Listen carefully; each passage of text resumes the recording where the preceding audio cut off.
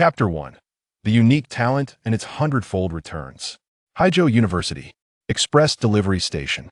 After waiting for over 3 months, the login helmet has finally arrived.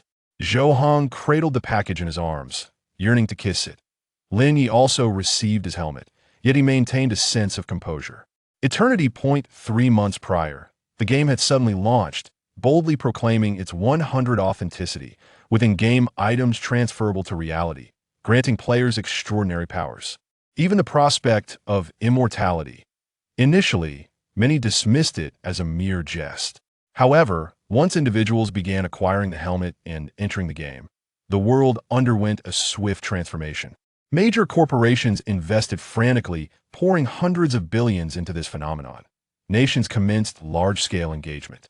From that day onward, the online rush for the login helmets was incessantly sold out within seconds.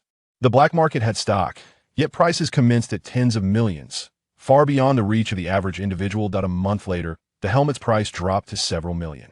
Lin Ye still found it unaffordable. It was only recently that the market price plummeted to around 30,000. After a discussion with Zhou Hong, they resolved to clear all their online debts in one go, finally managing to purchase the helmet. The helmets are now cheaper when we log in. The novice village will surely be packed. At this point, Lin Ye quickened his pace back to the dormitory.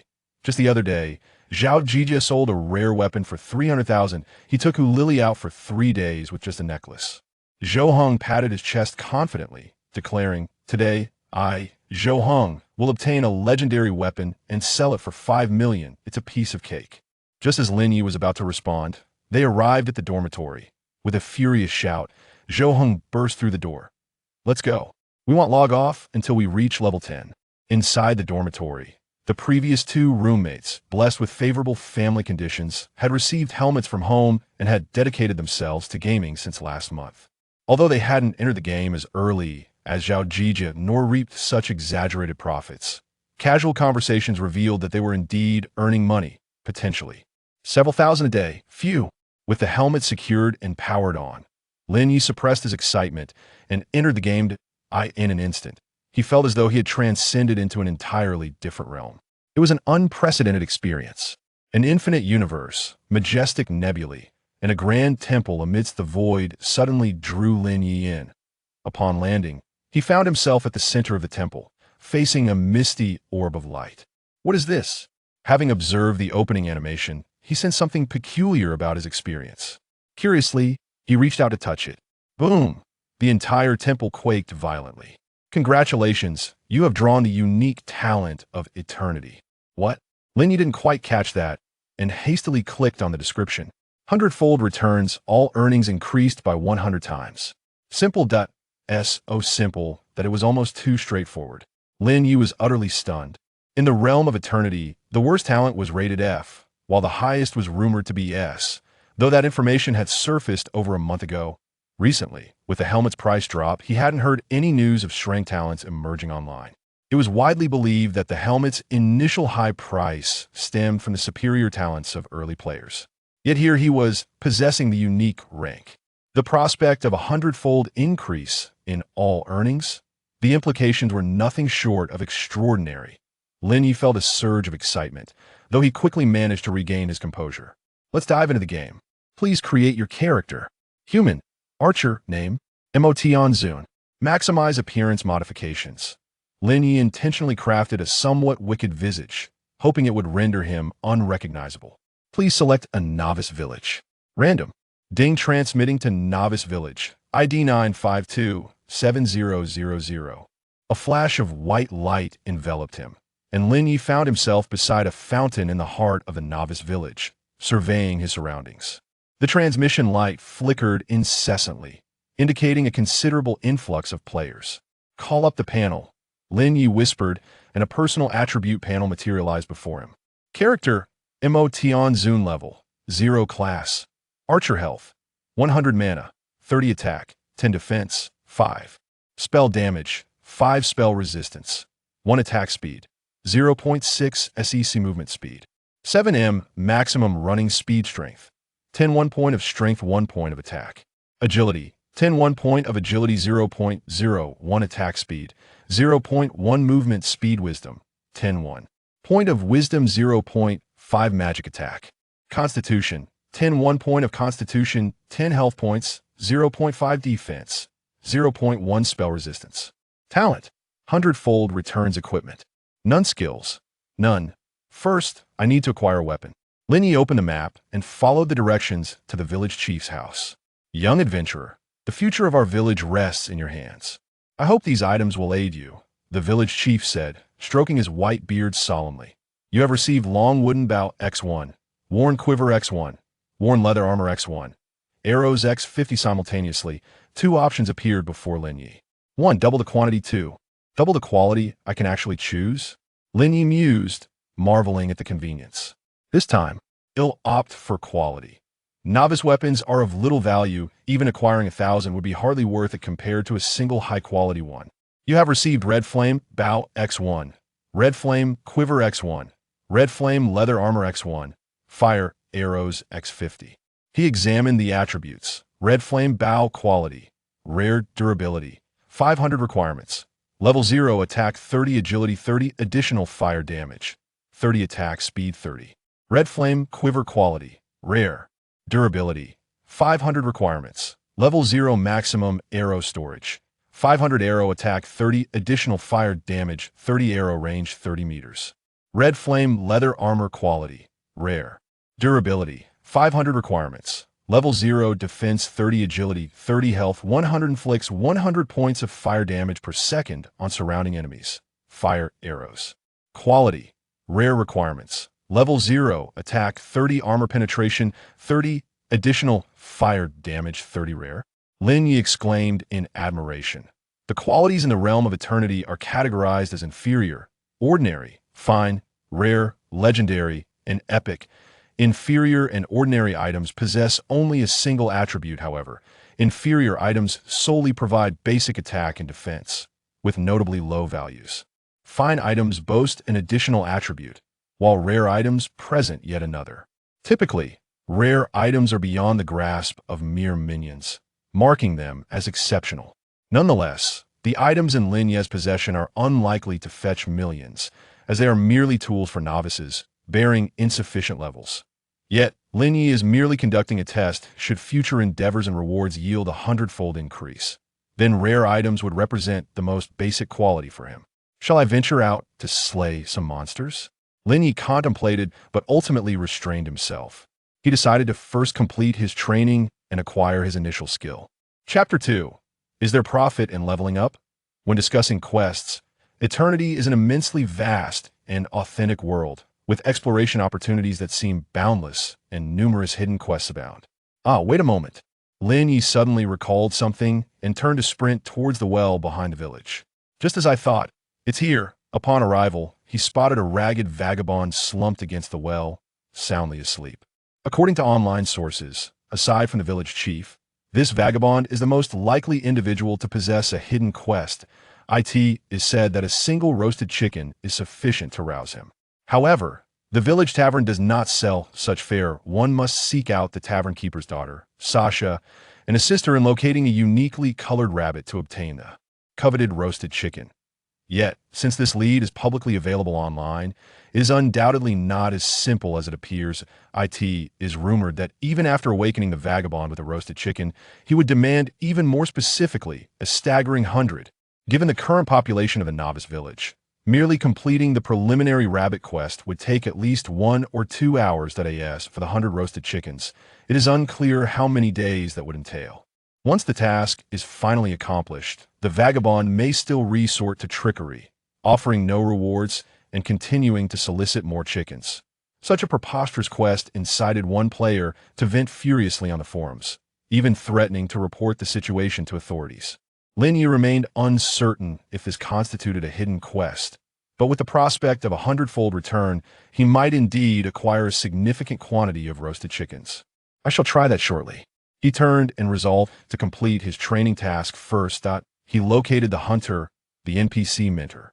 Young one, the archer is a profession that requires both talent and diligence. Only through relentless practice of your archery can you hope to capture your prey. Yes, I understand, Lin Ye replied. Very well, let me assess your talent. Proceed to that area and practice shooting at the target returned to me once you have achieved 10 consecutive hits. The training ground featured 5 targets, with many players engaged in practice, yet numerous failures were evident. After all, the archer's training task is considered one of the more challenging among several professions. However, Lin Ye was well prepared. He had selected his profession 2 months prior and had practiced extensively in the school's shooting club. Although the weapon he wielded was different, with slight adjustment, he would quickly regain his proficiency. With a continuous draw of the bowstring, each arrow found its mark. With precision, swiftly, the task was accomplished. The hunter nodded in satisfaction, remarking, "You possess a certain talent, yet diligence remains indispensable. Go forth and never forget to practice daily. Beep task completed. You have earned 50 experience points and acquired the skill, basic shooting." A choice reappeared before Lin Ye. Can I select separately? Experience at 100-fold quantity, skill at 100-fold quality? Is that possible? Lin Ye immediately opted for separation. Beep, you have gained 5,000 experience points. You have acquired the skill, elegant shooting. Opening the skill interface, elegant shooting quality, rare requirements, none current level. 1 requires a bow-type weapon attack speed, 30 movement speed, 30 moving shot, allows attack while in motion. With accuracy equivalent to normal attacks, the attributes at level 1 are already this high, and it includes a moving shot. How impressive! Lin Ye had previously studied archers, understanding that the ability to perform a moving shot typically required a class advancement, and the skill book was exceedingly expensive. Beep, you have leveled up. You have received 5 free attribute points. Another prompt appeared before Lin Ye. What? Points earned from leveling count as rewards too? I can only say, this is divine. After a brief moment of hesitation, Lin Ye ultimately chose quantity. After all, when it came to attributes, 100-fold quality meant that 1 point was equivalent to 100 points in terms of quantity. The distinction seemed negligible. Beep, you have gained 500 free attribute points. Beep, you have leveled up. You have gained 500 free attribute points. You have leveled up. You have gained.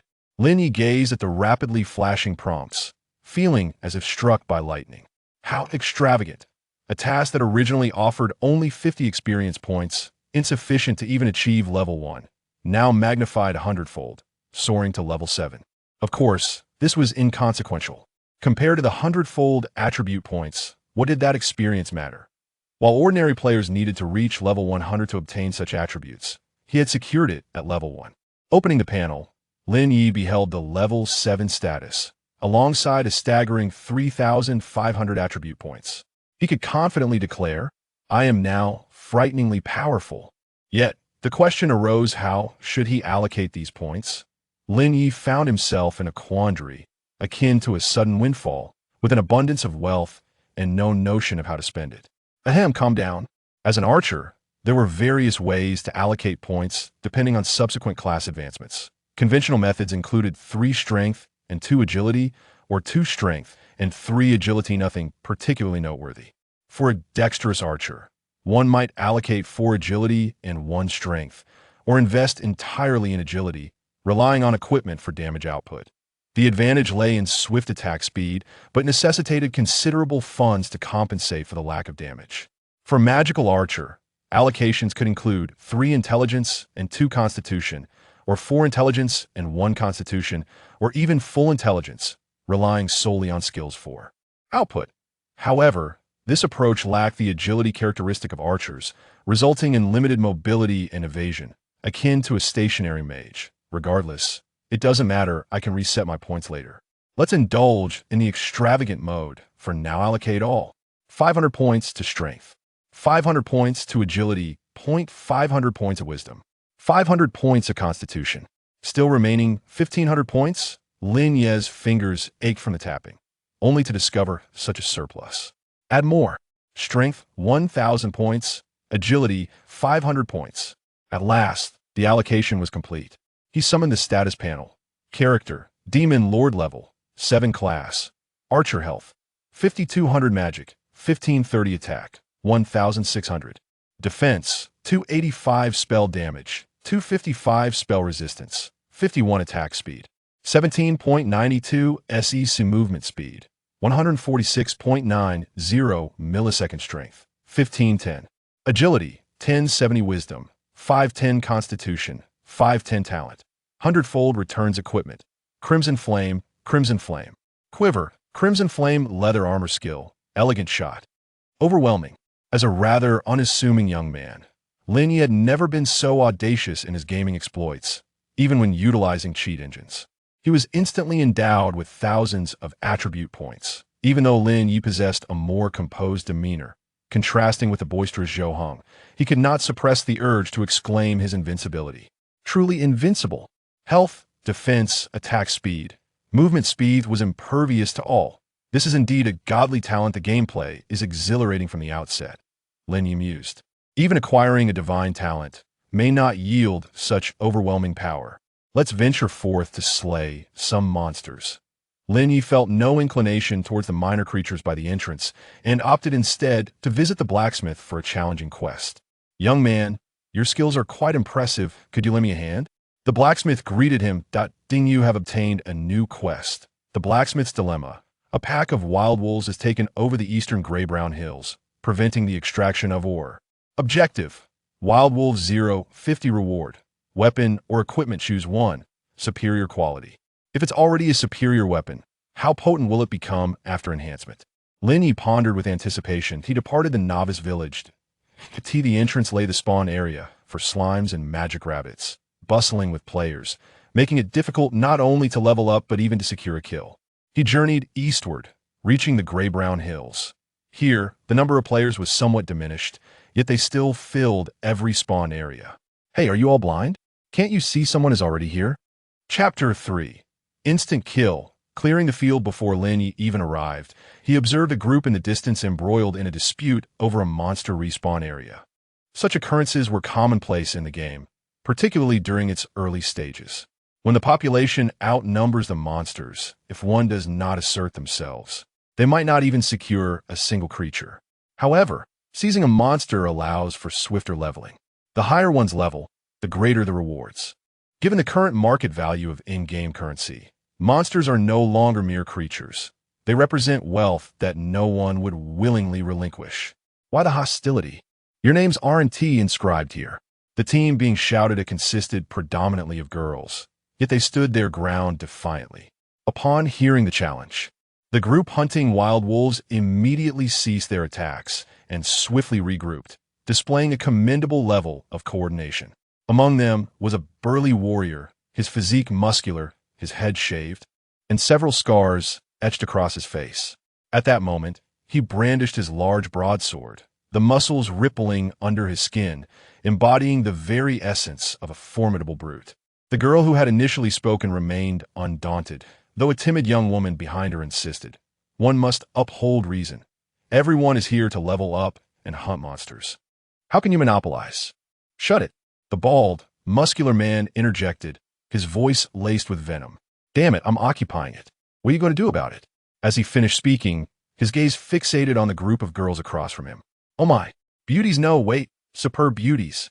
Upon closer inspection, the four girls possessed figures that were nothing short of exquisite, each radiating a unique charm.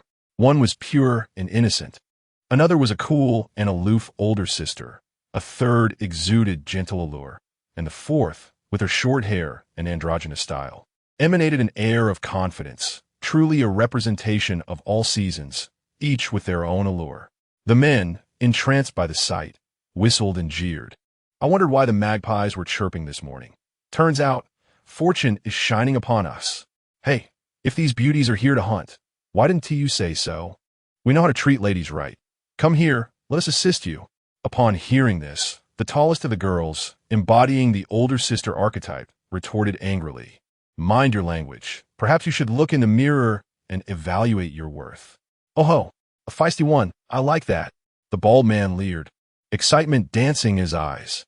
We monopolize these wild wolves all day, but never a wild girl. Perhaps today we shall indulge ourselves. Another chimed in. I've heard that in eternity, there's no protection. It's exhilarating, and it's mostly rookies. Sounds like a thrill. The group laughed more lewdly, while the girls, seething with anger, took action. With a swift motion, a magic sphere was hurled forward. Smack! The bald man, caught off guard, was struck squarely in the face, blood erupting from the impact. and his health plummeted dramatically, nearly leading to his demise. Lin Ye silently marveled at the considerable prowess of this mage.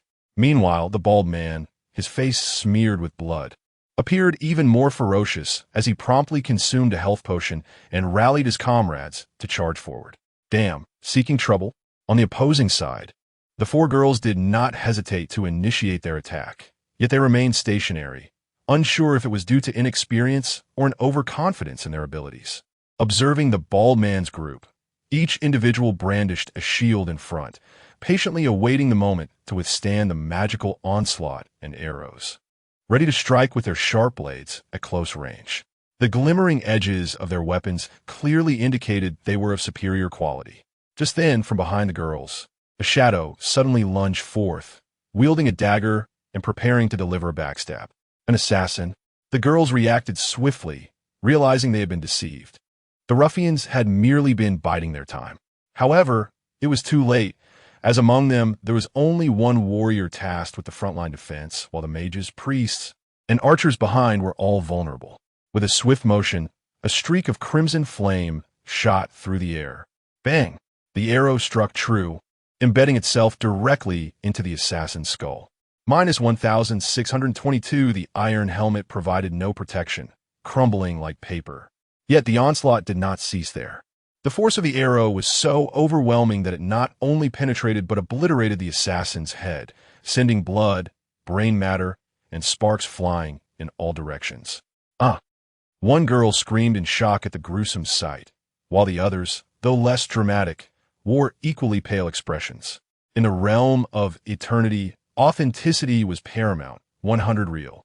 The scent of blood wafted through the air, mingling with the lingering warmth of the flames. "Who ambushed us?" the bald man exclaimed. But before he could turn to locate the assailant, an arrow lodged itself in his chest. A fiery arrow pierced through his heavy armor. Minus 1,540, another instant kill. Damn, is there a master among them?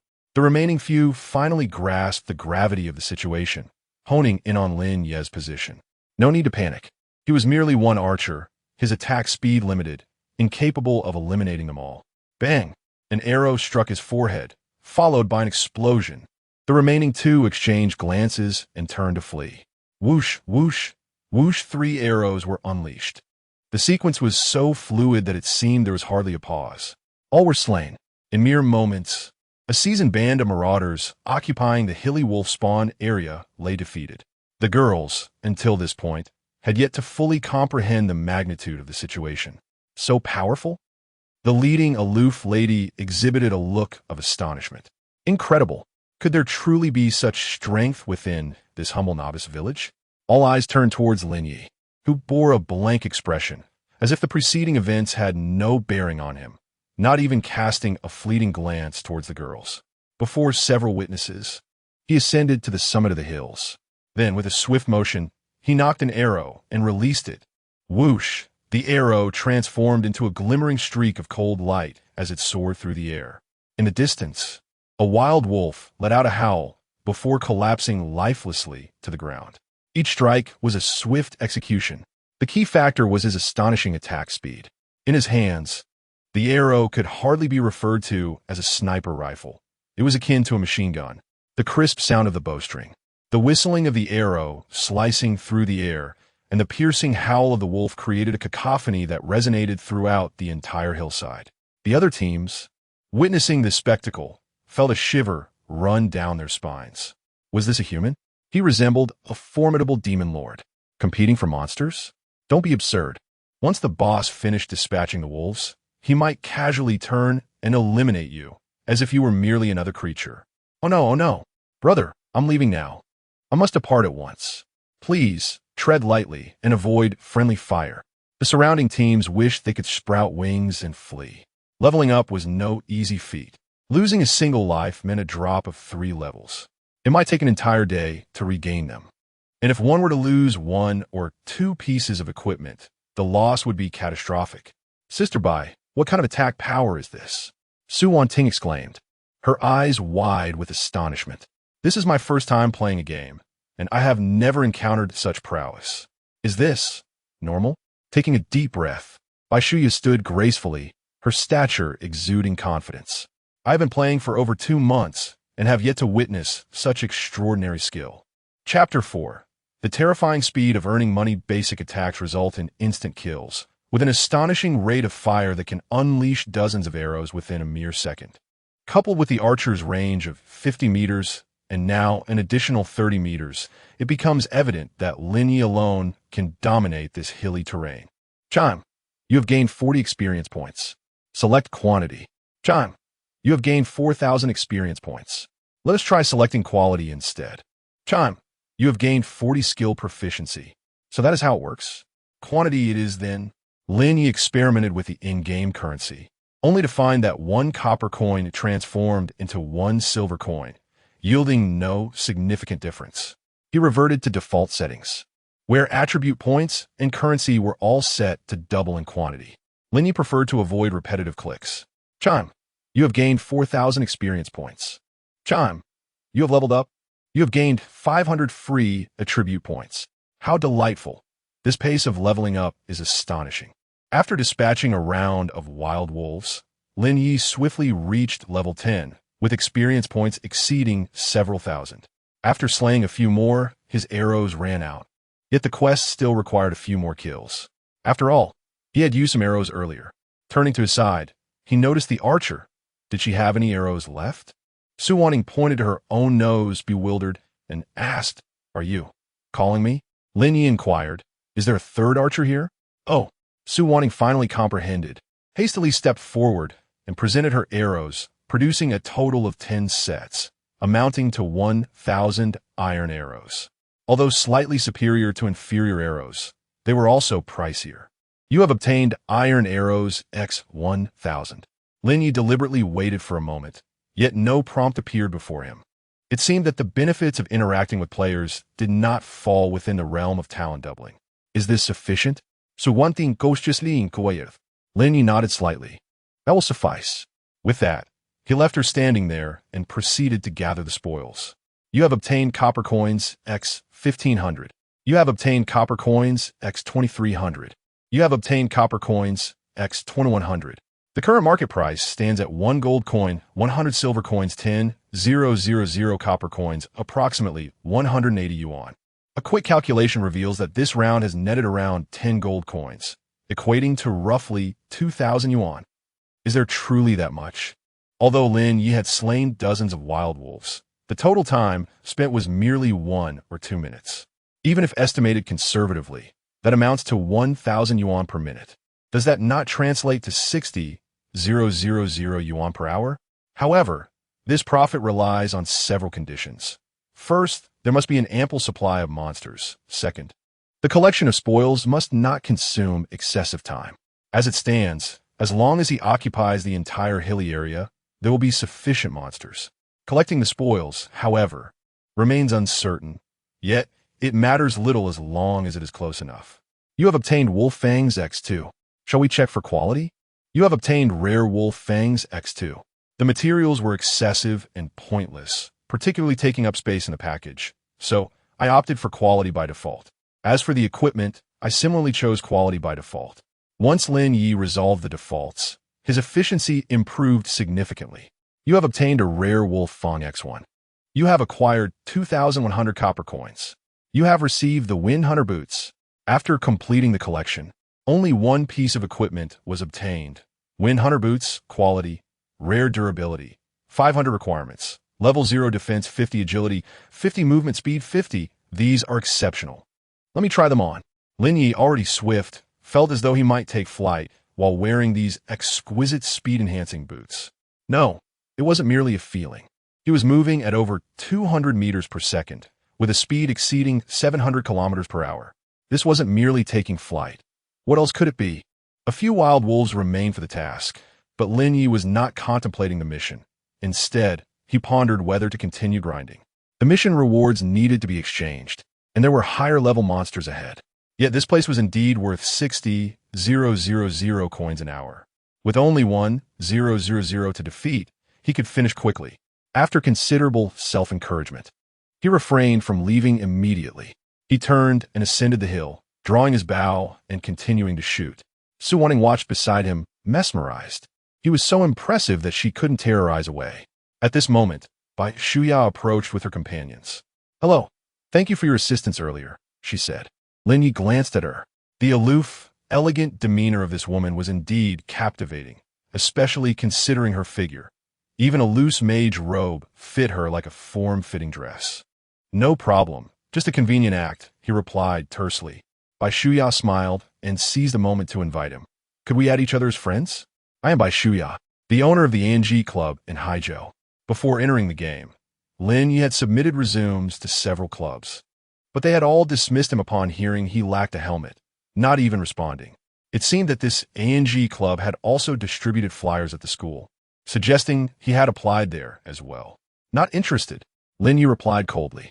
Bai Shuya's eyes widened in disbelief, frozen in place. Not interested? Did he even feel a hint of aversion? What was going on?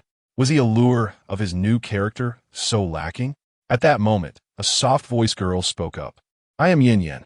I wonder if I could add you on WeChat? Perhaps we could share a meal together one evening. It would be our small gesture of appreciation." As she spoke, Yin Yen stepped directly in front of Lin Ye, their gazes locking. Her deep, enchanting eyes sparkled like stars, creating ripples that captivated the soul. "Just a simple meal. Would that be all right?" she asked softly, her voice gentle and fragrant. To be honest, Lin Ye was susceptible to this charm, yet he maintained a stoic expression and turned his gaze away, replying, "No need, it's too far." "That's all right. We can come and find you." Yin Yin responded without a hint of hesitation. "I don't have WeChat, but a phone number will suffice." Yin Yan's eyes sparkled with anticipation. Any man would surely hesitate to break her heart. Alas, today she encountered Lin Ye. His earlier indifference was merely a fleeting gesture, entirely unrelated to them, and there was no need for further elaboration. Cold, unfeeling, yet, rather than disdain, Yin Yan's gaze brimmed with affection, her slightly pursed lips and furrowed brow betraying a hint of unrequited longing. "I truly apologize for the intrusion," she uttered. At this, the last of a trio, a strikingly androgynous beauty with a chic short haircut, could no longer contain herself. "Hey, are you even a man? Lady Yin has invited you to dinner, and you still hesitate? Who do you think you are?" Before Lin Ye could respond, Bai Shuyan interjected sharply, "Xia Mo, come back here." But President Bai Xia Mo protested, her brow knitted in frustration, clearly agitated. Yet, she could not withstand Bai Shuyan's reproachful gaze and reluctantly retreated. "I'm sorry. She didn't mean it. She's just overly impulsive. Please don't take it to heart. If you need anything, you can always reach out to the Haizhou ENG Club." With that, she grasped Xia Mo and turned to leave. As the owner of a club, such humility was her utmost limit. When others offered no respect, she had no retort, but she would never linger in an awkward situation. Yin Yin cast a lingering glance back, a tinge of reluctance evident, before following suit. The trio returned to the novice village in a huff. "President Bai, that guy has no sense of tact, does he?" Xiaomo couldn't help but remark. "And you, Sister Yin, how could you? Is that fellow truly so handsome that he has captured your heart?" "I fail to see it." A soft chuckle escaped Yin Yin. "What can you discern, you tomboy? In terms of skill, is he lacking? In wealth, I have no need. As for character, I am drawn to that cold, domineering demeanor." "What is wrong with that?" "Fine, y concede." Xiaomo had no retort. Bai Shuyan chimed in, given his prowess in the novice village. His talent must be extraordinary, perhaps even S rank or higher. Indeed, he is likely here to level up his secondary account. Furthermore, his refusal to add friends or engage with Yin suggests he wishes to conceal his identity, fearing exposure upon meeting. "All right," Xia Mo admitted to her earlier oversight. "So, President Bai, what should we do now? Continue leveling?" "Absolutely," Bai Shuyan affirmed. "We 1T compete with him. Let us find another location to grind, perhaps the swamp for crocodiles." "Where's Wanting, by the way?" Chapter 5, 3 million experience. The gray-brown hills. Lin Ye surveyed the area, only to discover that someone had lingered behind. "Why didn't you leave?" Ah Su Wanting exclaimed. Her delicate face instantly flushed a shade of pink. She had been so engrossed just moments ago. "Why didn't my sisters call for me when they left?" I shall leave now." Su Wanting, overwhelmed by embarrassment, could barely lift her head. Yet, Lin Ye suddenly found her somewhat familiar. Upon closer inspection, he realized she bore a striking resemblance to the campus belle he remembered, at least a 9 out of 10 match. So wanting? The campus flower of High University for 2 consecutive years, a figure of admiration, the pure goddess in the eyes of countless boys. Lin Ye was in the same department as her, though they had never exchanged a word. He recognized her, yet she certainly did not know him. So there was no need for concern. Wait, did you call for me? Su Wanting abruptly turned around, her face still adorned with a rosy hue. Her dazed expression utterly charming. Why not? There are no outsiders here, Lin Ye remarked with a subtle smile. It was surprising to see the esteemed campus belle display such an endearing shyness. Do you have some time? I suppose I have a little bit of time. Su Wanting hesitated before responding. There are quite a few spoils here. If you assist me in gathering them, I can help you gain some experience, Lin Ye suggested. This was not merely an attempt at idleness. It was a test. Given his rapid pace in defeating foes, the burden of simultaneously collecting items was rather daunting. If this approach proved effective, it would significantly enhance efficiency in the future. All right, then, Su Wanting replied softly. Her head bowed, her lips curving in a suppressed smile. Am I just earlier? Sister Bai and Sister Yin had sought to add him as a friend and request his phone number, only to face rejection. Now he wishes to form a team with me? Could it be that he harbors a slight affection for me? The mere thought sent a flutter of excitement through Su Wanting's heart. Lin Ye observed her standing there, motionless. No way. The campus belle is quite astute. She doesn't seem foolish. Hey, Su. A little greedy cat. Have you forgotten something? Lin Ye pointed toward the nearby scattered loot, offering a gentle reminder. Su Wanting startled back to reality, feeling as if she could dig a hole and bury her head in shame. Avoiding Lin Ye Gaze. She spun around and hurried off to collect the spoils. Oh, Su Wanting, are you infatuated? He invited you into the team for work. How could you let your imagination run wild? On the other side, Lin Ye adjusted the loot collection mode to grant all items to the team leader. Ding! You have obtained 2,300 copper coins. You have acquired a rare wolf, Fong X1. You have received. Excellent. Lin Ye watched as his in-game currency surged, feeling quite satisfied. As for experience, it was more than sufficient. He could afford to share some without a second thought. Su Wanting was joyfully collecting her spoils when Bai Shuya's voice call came through. Where are you? Didn't you say you would stick with me in the game and not fall behind? I. What do you mean I? Hurry back to the novice village. But, Sister Bai, I'm currently in a party leveling up. What? Bai Shuya exclaimed in astonishment. How can you level up alone? Wait.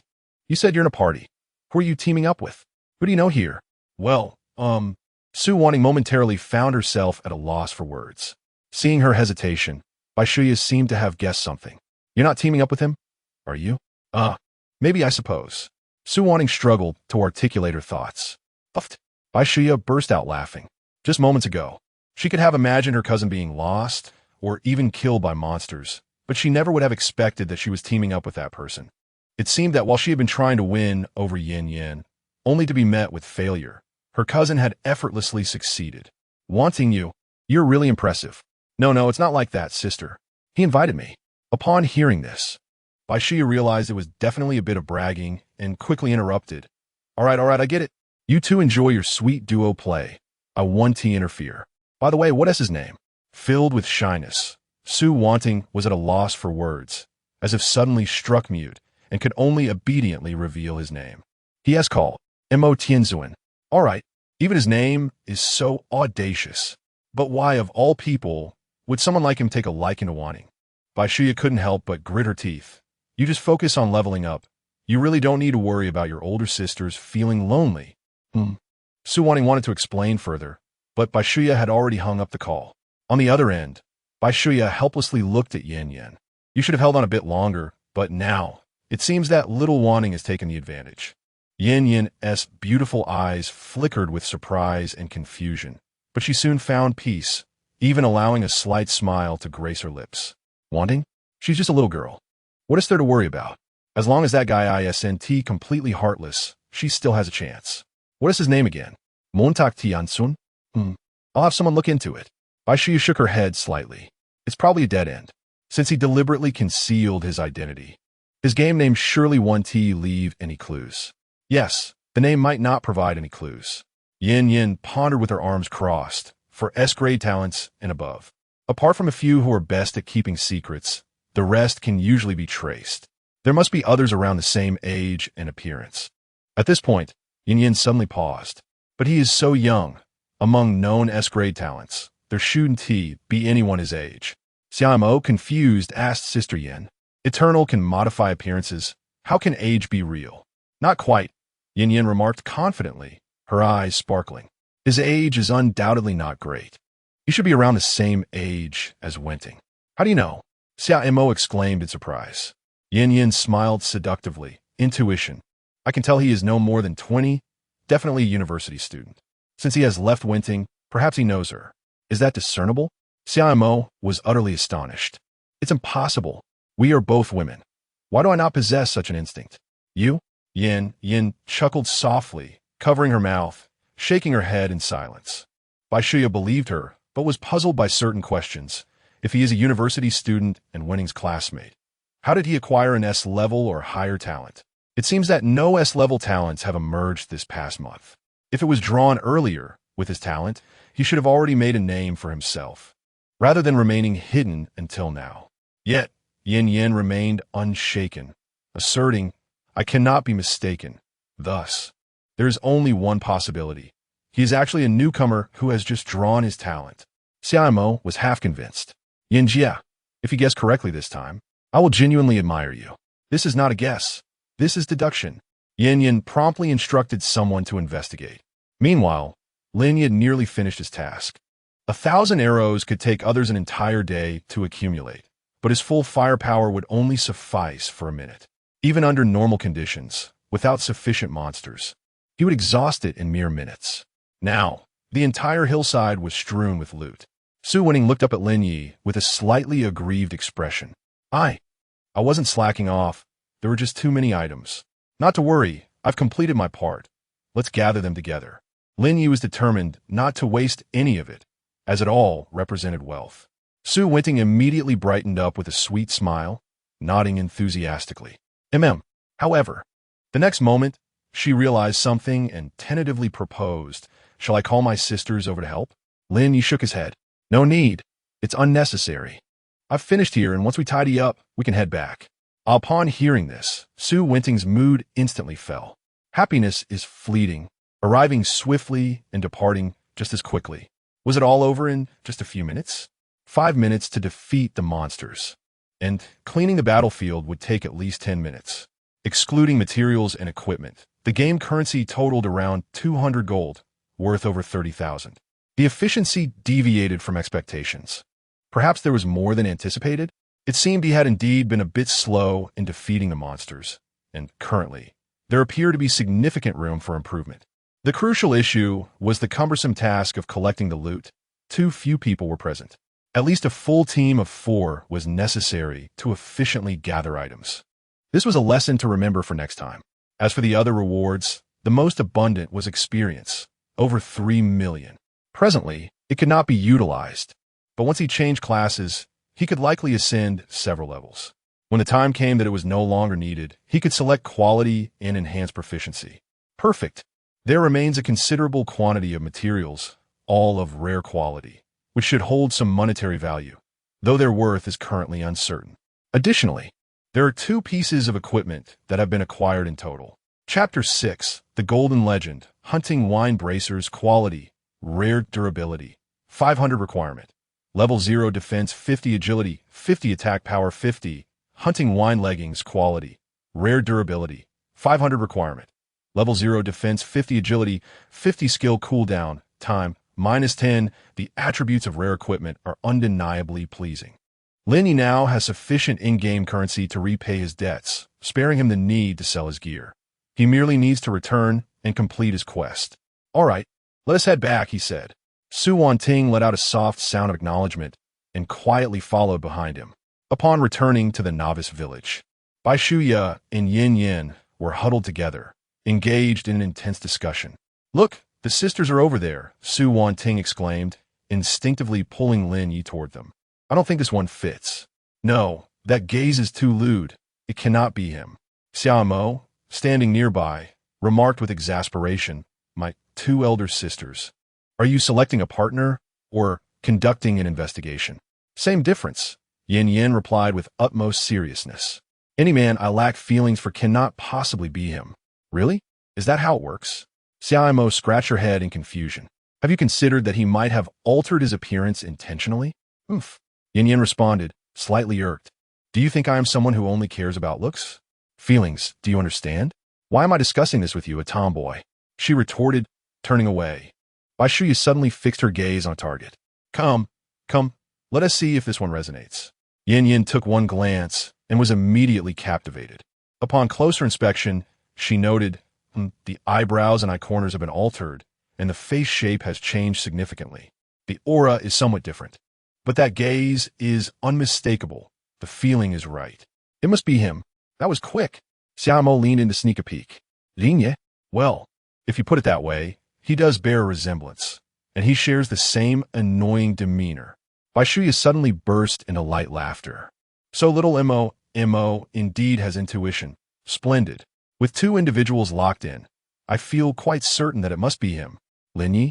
I shall see how you escape my grasp. Linye, overhearing, felt as though he might bleed from the ears. What is happening? Is the altered appearance made of paper? Exposed in mere minutes? Is there something amiss here? He cast a sharp glance towards Su Wanting. You recognize me, don't you? What? Su Wanting appeared taken aback, her eyes filled with confusion. I don't recognize you at all. Though the schoolbell's gaze was exceptionally pure and clear, Lin Ye found himself at a loss. If you haven't recognized me, how do they know who I am? Them? Su Wanting glanced at her sisters, then at Lin Ye. Even I am unaware. How could my sisters? A soft chuckle escaped Bai Shuya's lips as she observed the two in a standoff, unable to contain her amusement, doubling over in laughter. Yin Yan's gaze was entirely fixated on Lin Ye, a mixture of astonishment and delight illuminating her expression. I knew I wasn't mistaken. Xia Montauk, impressive, raised her thumb in admiration. Truly remarkable. Just a glance, a mere expression, and he could deduce his youthful age and possibly recognize Wanting. The ability to identify the true essence behind a transformed appearance with such ease is astonishing. I yearn to learn. Is that true? Pray tell.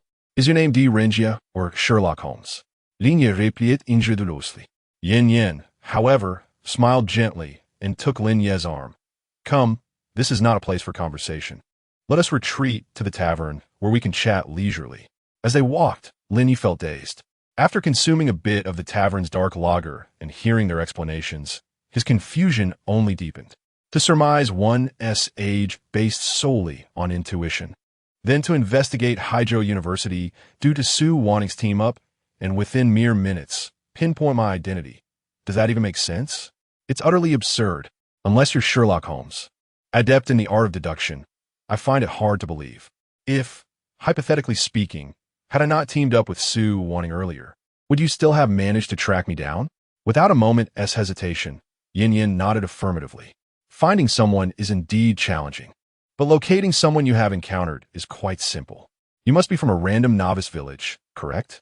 Although labeled as random, there is a high probability of clustering individuals from the same region together.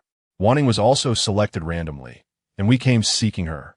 Thus, geographically, you cannot be far from Wanting, and starting our search for university student from Haijiao would undoubtedly lead us to the nearest high university. Time-wise, it aligns perfectly. Goodness, you truly are Sherlock Holmes. Lin Ye rubbed his temples. If it's convenient, could you ensure my information remains confidential?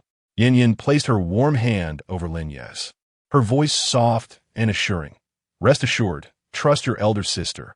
I will not permit any outsiders to learn of your identity today. At her words, Bai Shuya's body trembled slightly. She was aware of her sister's capabilities, but had never witnessed her in the realm of romance. To her surprise, she had already achieved such an impressive level of competence. All right, I believe you. Lin Ye had no choice but to trust her. To express disbelief now would only invite exposure. So, are you free tonight? Yin Yan's beautiful eyes sparkled mischievously as she inquired. University students aren't attending classes much these days, right? At 7 in the evening, I'll come to the school to fetch you. It's settled then, shall we? Lin Ye glanced at Su Wanting, pondering whether he could convincingly claim there were evening study sessions at school. Ultimately, he decided that sincerity would serve him well. After all, he had little of value to deceive them with, as long as he kept his abilities under wraps. He nodded, no problem.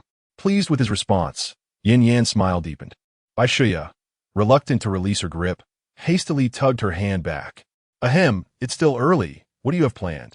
Lin Ye took a deep breath, finally organizing his thoughts. First, I will submit a task, then proceed to advanced training. After that, I shall likely depart from the novice village. Bai Shuya blinked in surprise, exclaiming, You're level 10 already? So close. Lin Ye realized he had misspoken and quickly corrected himself. However, Su Wanting, who was nearby, opened the team panel and remarked, But I just saw you at level 10. Lin Ye glanced at Bai Shuya and Yin Yan, forcing himself to remain composed as he replied, Yes, I must have leveled up too quickly and not noticed. Regardless of whether they believed him, he had no choice but to proceed as such. With a giggle, Bai Shuya exchanged a knowing glance with Yin Yan, their joy radiating as if they had never smiled before. After a hearty laugh, Bai Shuya managed to adopt a serious demeanor and said, Master Demon Lord, rest assured, we will not pry into your matters. There is no need for you to feel anxious. Yin Yan, her beautiful eyes sparkling, placed a hand over her heart and declared with admiration, Indeed, Master Demon Lord, you are our supreme sovereign. Every piece of information about you shall forever remain a secret in our hearts. We would never reveal even a single word to outsiders. Puff. Ha.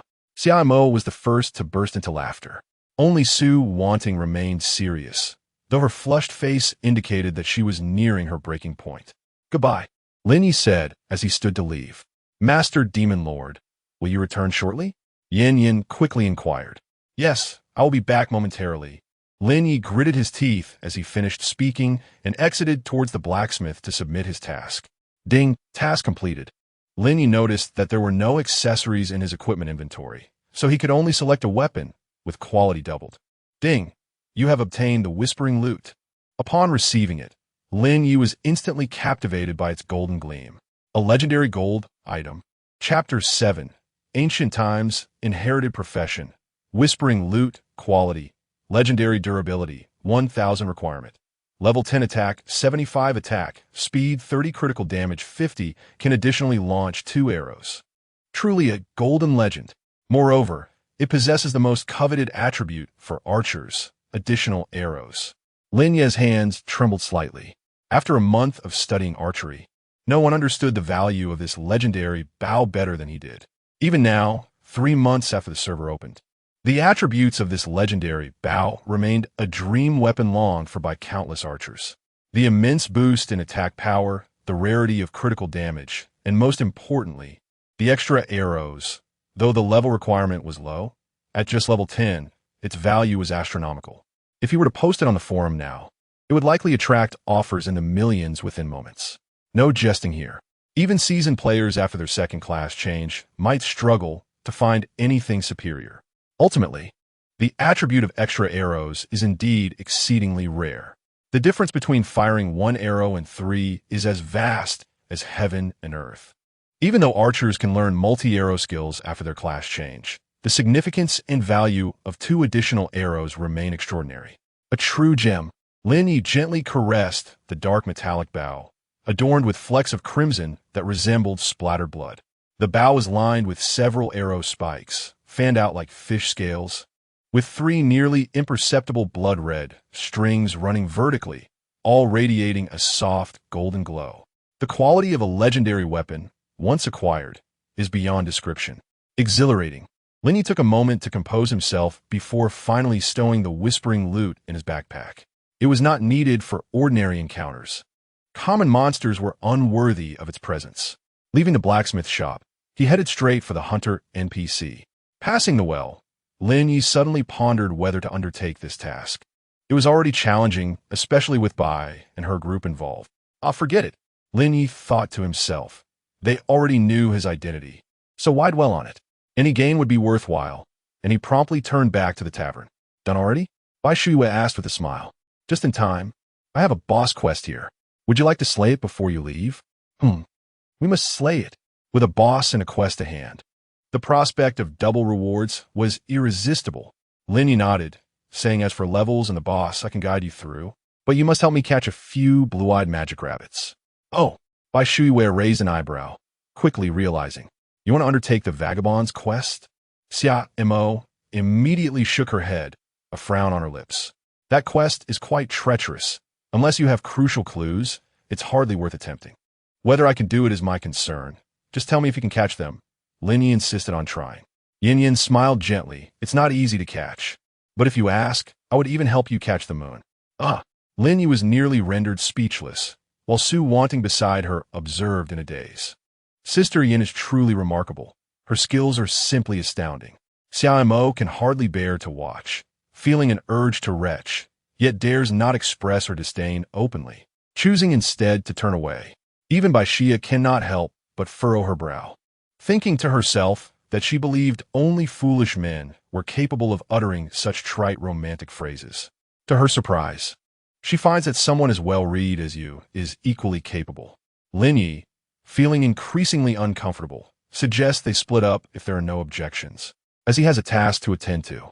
He steps outside to locate the hunter NPC and receive an advanced quest. Youngster, your progress is impressive. Now, proceed to that area and execute a rapid succession of 100 shots with an accuracy exceeding 60. You must not pause, otherwise it will be deemed a failure. The hunter instructs. Lin Ye approaches the advanced training target, which is situated over 50 meters away and considerably smaller. Achieving a 60 accuracy rate is no small feat. Lin Ye knocks an arrow. With a resounding twang, the bowstring vibrates, and the arrow is released. Lin Ye accelerates his movements, seamlessly retrieving arrows, drawing the bow, and shooting in one fluid motion, leaving behind almost an afterimage. In the air, the arrows align in a near-perfect straight line. Despite a few misses, his accuracy consistently exceeds 80. The novice players nearby watch in astonishment. What on earth? Is that a bow or a Gatling gun? Did I choose a false profession? Why am I so different from him? Incredible. Don't ask me why I'm playing on my knees. You do the same. A group of archers gazes at his rapid-fire technique, filled with a mix of shock, envy, and longing. Oh, dear heavens! Why must I witness such an extraordinary rate of fire? What if I can never achieve that level? It would be unbearable. Lin Ye turns in to report his task. The hunter, equally astonished, takes a moment to collect himself before exclaiming, Excellent. I knew I had not misjudged you. You are a rare-born archer, truly deserving of the ancient legacy. What? Everyone present heard that. The ancient legacy? Could it be a hidden profession? It must be. Why do you never mention this ancient legacy, despite my frequent offerings of meat and wine? I believe I am the one who is truly the rare-born hunter. No, it should be me. The group of archers descends into a frenzy. Yet the hunter pays them no mind, instead producing an ancient-looking arrowhead from his pocket and solemnly placing it in Lin Ye's hands. Ding! You have acquired a new quest. Ancient Legacy. Archer. Follow the arrowhead's guidance to seek the relics of ancient archers. Objective. Ancient Relics 01. Reward. Legacy Profession. Archer, a legacy profession? Lin Ye's heart races at the revelation. This is the rarest existence among all professions in eternity. The mentor, with a countenance of profound relief and glimmering hope in his eyes, urged, Go forth, young one. I have faith that with your capabilities, you shall surely uncover the ancient relics and resurrect the glory of the archers. Notification, advanced training task completed. Lin Ye beheld his rewards. He opted for quantity and proficiency in quality and skills. Your elegant shot has garnered 100,000 proficiency points. Skill upgraded. Skill upgraded. Skill. Notification. You have acquired a new skill. Chapter 8. The Uniqueness Task. Chime. You have acquired a new skill. Elemental Burst Arrow. Lin Ye opened the panel to examine the upgraded skill. Exquisite Shot. Quality. Rare requirements. None current level. Tem Axe requires bow-type weapon attack speed 60 movement speed 60 mobile shooting. Allows for attacks while moving. With accuracy comparable to standard attacks. At max level, attributes are doubled, truly swift. Elemental Burst Arrow. Quality. Rare requirements. none level. 1 active skill bow type weapons only cost 15 mana points cooldown. 5 seconds harnesses the power of elements through magic to infuse arrows, dealing 120 physical damage and 200 elemental damage. Upon impact, the arrow causes an explosion, inflicting 70 secondary damage on targets within a 3-meter radius. Activating fire damage. The explosion has a 30% chance to inflict a burning effect on the target. Activating frost damage. The explosion has a 30% chance to inflict a slowing effect on the target. Activating lightning damage. The explosion has a 30% chance to inflict an electrifying effect on the target. Activating wind blade damage. The explosion has a 30% chance to inflict a bleeding effect on the target. A skill with dual damage is quite remarkable, and it additionally offers elemental effects. Lin Ye stored the quest items and returned to the tavern. Only Bai Shuya and Su Wanting were present. They must be catching rabbits for quite a while. Should we take on the boss quest first? Lin Ye inquired. If just a few are sufficient, then we can wait a moment, Bai Shuya responded. Is it really that quick? Lin Ye remarked, having read online about the difficulty. Bai Shuya fixed her gaze on Lin Ye, her eyes ablaze. It is challenging. But once you speak, regardless of the difficulty, we will devise every means to accomplish it. For a moment, Lin Ye was at a loss whether to express gratitude, genuinely concerned about what audacious statement she might make next. Noticing Lin Ye's silence, Bai Shuya playfully poked Su Wanting beside her. Look, our esteemed classmate seems a tad bashful. Sister Su Wanting, unsure of Lin Ye's embarrassment, was truly blushing, her cheeks turning crimson to her neck. Lin Ye, thick-skinned, feigned ignorance. Just then, Yin Yin and the others returned. Trade. A total of 9 blue-eyed magic rabbits. These are quest monsters, their numbers are scarce, and their respawn rate is slow. We finished gathering them just now. If we need more, it would likely take over an hour, Xiaomo explained. It's all right, this should suffice. Lin Yi stood to undertake the quest, leaving a message. Please wait a moment. I will be back shortly. 9. Achieve it or not, it matters not. Lin Yi had initially estimated needing 10 for a neat 1,000 to observe any changes in the quest. However, with time pressing, he chose not to squander it. In the backyard, he encountered the boss's little daughter, Sasha. Big brother, my little bunny is lost. Could you help me find it? Lin Yi accepted the quest and promptly completed it. Wow, thank you, big brother.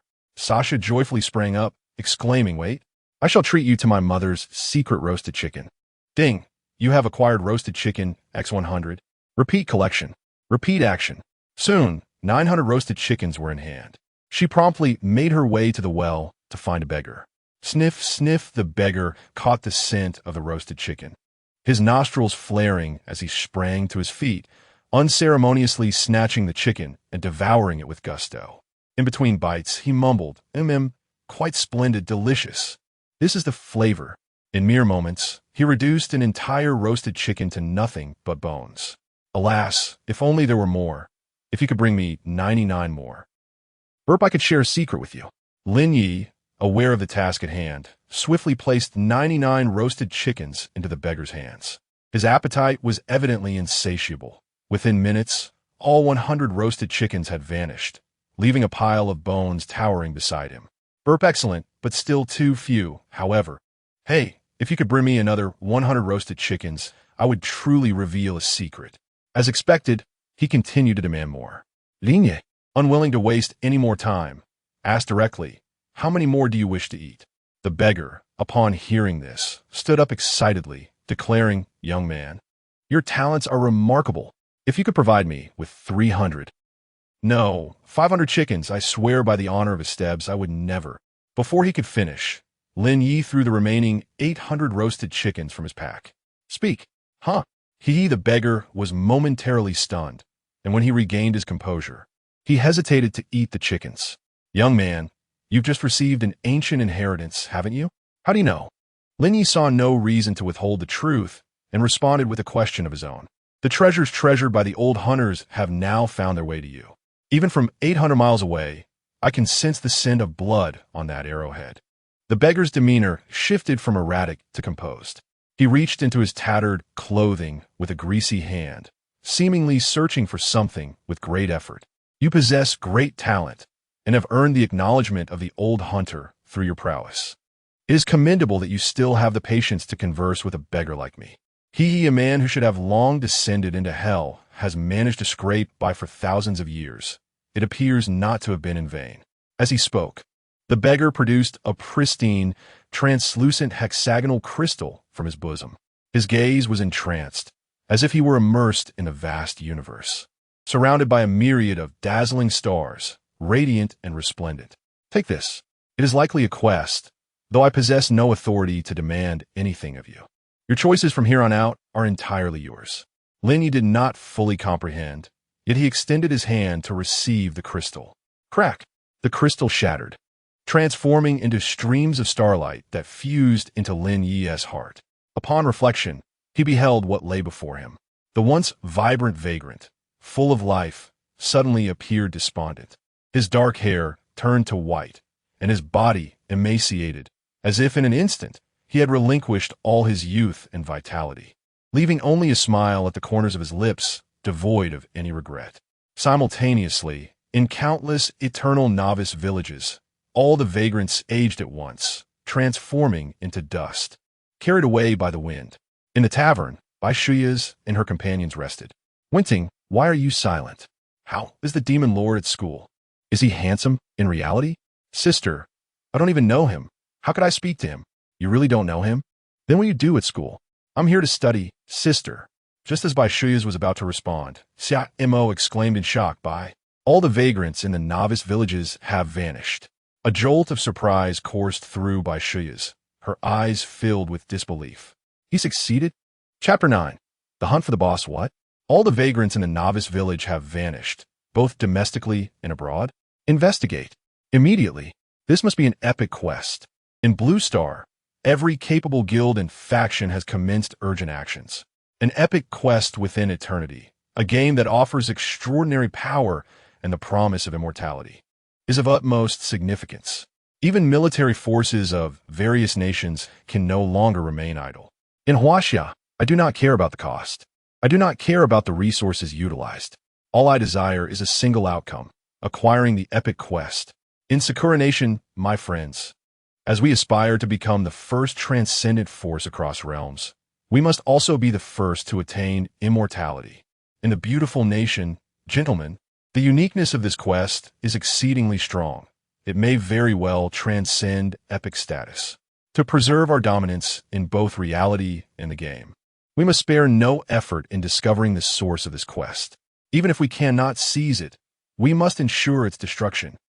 In eternity, within the novice village, Lin Ye watched as the vagrant before him disintegrated into dust, while the crystal in his hand had also seemingly vanished. Ding! You have obtained the Time Wheel Star Key, unlocking the hidden quest chain, the Forgotten Civilization. Quest chain. First link. Follow the guidance of the starlight to locate the star river lost within the seams of time. Reward. Unknown. Penalty. Due to the uniqueness of this quest, failure results in the permanent disappearance of the quest, along with the deletion of the player character. All shall revert to zero. Tasks with higher rewards are undoubtedly more challenging. This is a given. However, the notion that failure would result in character deletion is alarming. Furthermore, why was he entrusted with this task in the first place? Lin Ye's mind raced, quickly piecing together several clues. Firstly, the difficulty of the task was exorbitant. The vagrant required someone capable of gaining the hunter's approval, someone of considerable strength. Secondly, the process of the task was intricate and could not afford any errors, necessitating an individual with remarkable patience and astonishing perseverance. By themselves, these requirements could have been accomplished by various players over the span of months. Yet, to combine them is sheer nonsense. Would an S-class talent player spend their days in the novice village catching rabbits to deliver roast chicken? Absolutely not. Even if it were merely for dozens of hours, such a feat is impossible. Time is of the essence. With a new server just launched, every moment is precious, and time is a commodity that cannot be bought. If Lin Ye were to linger in the novice village for an entire month, even with full knowledge of the process, he would be unable to complete the quest. Now, the quest has been accepted, but the pressing question remains, how to proceed. Indeed, even the decision to undertake it is in question. That can wait for now. After all, without a single clue, what is there to consider regarding difficulty? Returning to the tavern, Bai Shuyan and others promptly pressed him into a seat, their expressions filled with astonishment. Bai Shuya ultimately reigned in her myriad of questions and finally declared, "We shall not inquire about the task's clues or processes. If you require assistance, we are willing to help without expectation of recompense." Lin Ye perceived the daunting complexity of the task at hand, noting the absence of any leads. Should she seek their aid, financial compensation would undoubtedly be necessary. "Appropriate, indeed," said Yin Yin, grasping Lin Ye's hand with eyes full of admiration. "It is our honor to serve the esteemed Demon Lord. How could we dare to seek any reward?" Once again, Lin Ye found herself rendered speechless. Bai Shuya, feeling exasperated, promptly pulled her dear friend back, stating, "Do not heed her fanciful words. For such a unique task, the mere opportunity to participate is the greatest reward." "What leads you to deem this a unique task?" Lin Ye inquired, perplexed. Xia Mo candidly replied, "Because all the vagrants from the novice village have vanished. This will surely cause much anxiety among many, as tasks of this caliber often come with a prefix. Epic." Yin Yan's expression also grew somber. "Demon Lord, please remember to keep this confidential. Those large corporations, prestigious guilds, and expansive groups have entered a frenzied stage of competition.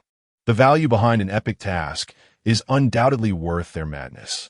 And foreign entities as well." Bai Shuya interjected, "Those foreign intelligence agencies are the most ruthless. From equipment to task information, they will stop at nothing to obtain high-value assets, even resorting to kidnapping and assassination."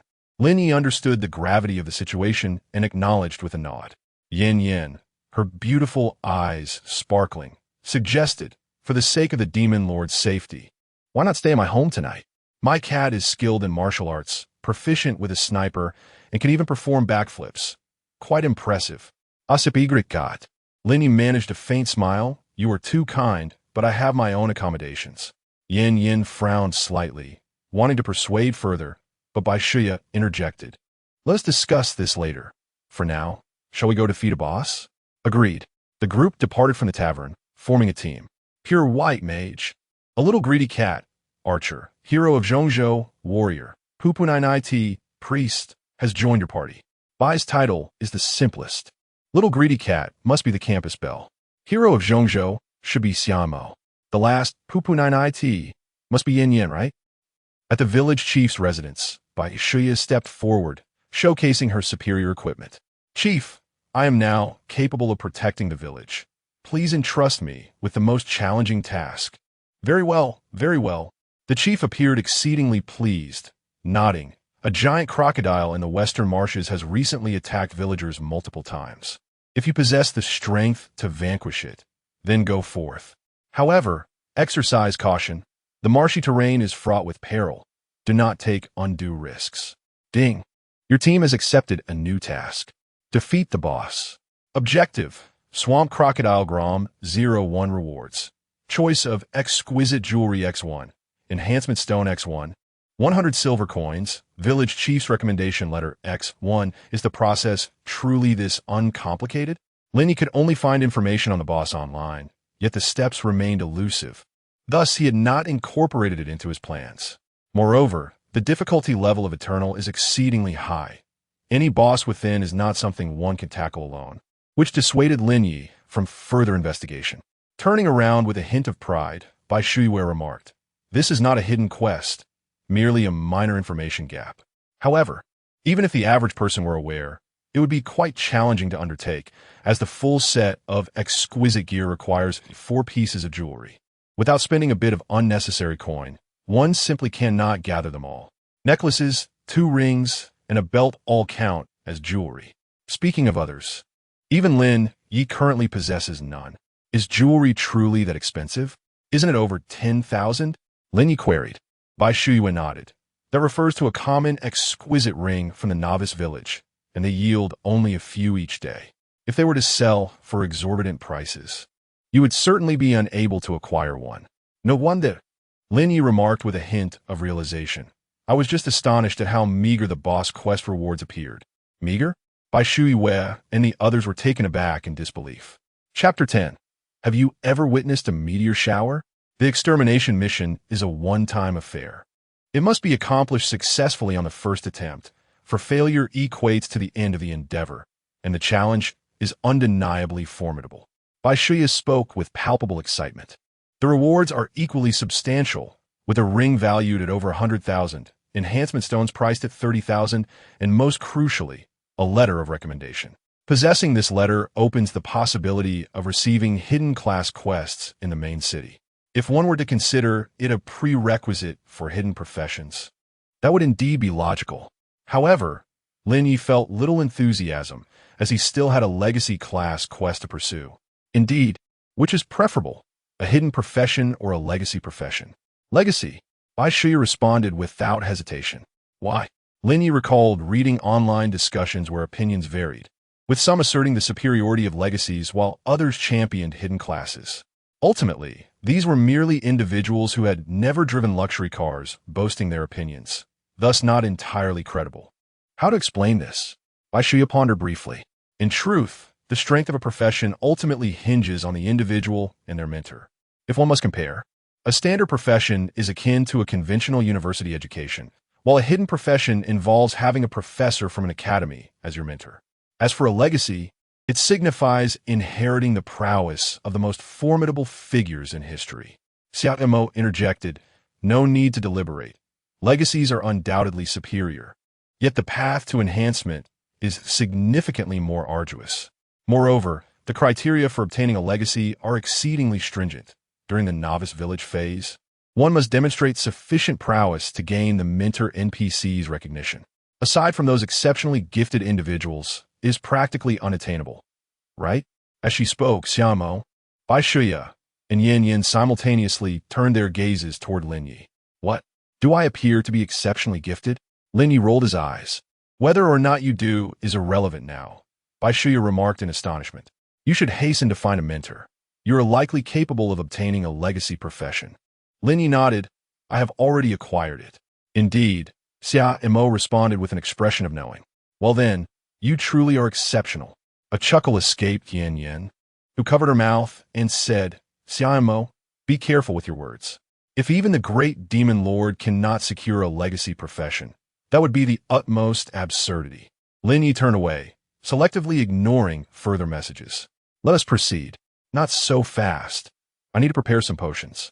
Do you not need to replenish your arrows? Bai Shuya inquired. Then let us go together.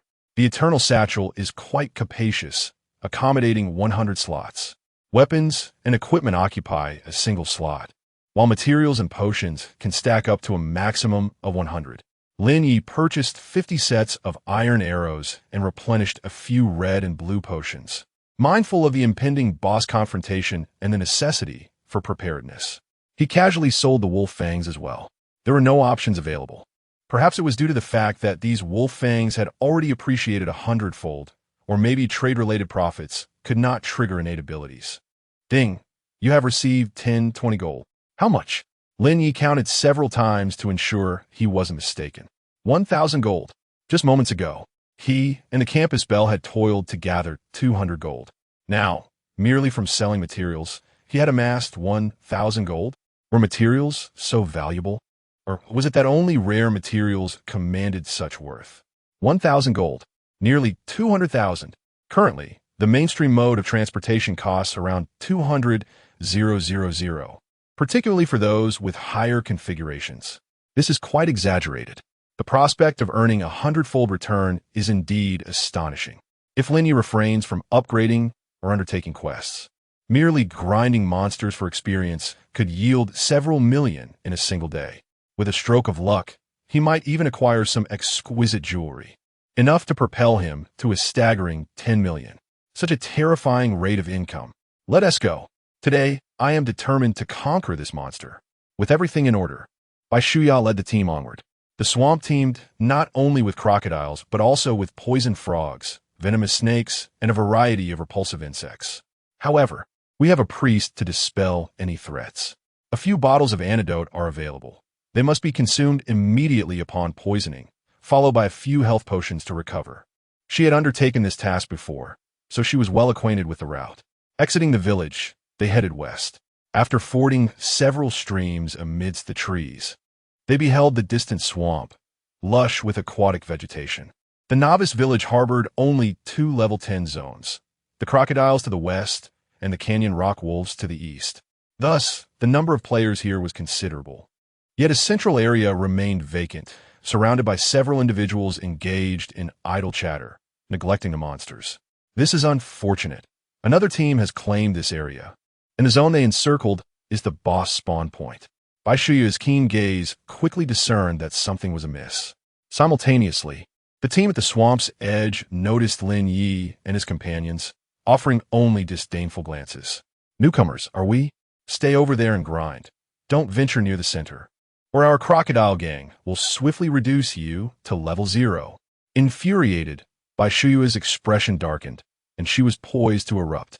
Observing this, Su Wanting hurriedly intervened, saying, Sister Bai, it's all right. We can gain experience on the outskirts just as well. Before she could finish, an arrow, cloaked in flames, soared through the air. Whoosh crack! The piercing whistle of the arrow coincided with the sound of a player's head exploding. Minus 3,702. Instant kill. Su Wanting, astonished, turned her head to see Lin Ye already releasing another arrow from his bowstring. Whoosh, whoosh, whoosh. Arrows flew in rapid succession, each one resulting in a player collapsing lifelessly to the ground. Well done. Xiaomo was the first to speak. These ruffians, emboldened by their slight power, act as if they own all the resources of eternity. The anger that had just ignited in Bai Shuya was swiftly extinguished, for her ire was limited to confronting the crocodile gang. However, the wrath of the demon lord was indiscriminate. It mattered not whether one belonged to the crocodile gang. Today, daring to stand here was a grave mistake. In the distance, the members of the crocodile gang noticed the commotion. They had no time to be astonished, for in the blink of an eye, a dozen of their number had perished. Who the hell dares to invade our territory? Snarled one, filled with rage. Get them. Kill. A throng of crocodile gang members surged forward, appearing to number in the hundreds. Here lies the novice village, where exquisite equipment is scarce and levels remain fixed. Yet, among those daring to venture forth, who does not rely on sheer numbers, but does sheer quantity truly hold any merit? Is a speed of 23 attacks per second merely jest? Lin Ye, with arrows incessantly igniting in his grasp, harnessed the fire element to set his arrows ablaze. With unyielding determination, he unleashed a barrage. In an instant, a torrential rain of searing fire descended upon the swamp. However, this inferno fell horizontally. Lin Ye, unperturbed, jaset aiming. With his left hand, he slowly maneuvered his bow, unleashing arrows from the far left of the swamp to the far right. Within 100 meters, be it man or beast, any entity towering over a meter was inevitably pierced by the blazing arrows. Such a horrifying spectacle rendered the members of the crocodile gang pale with fear. What is happening? Is that fellow wielding a fabric shredder or a Gatling gun?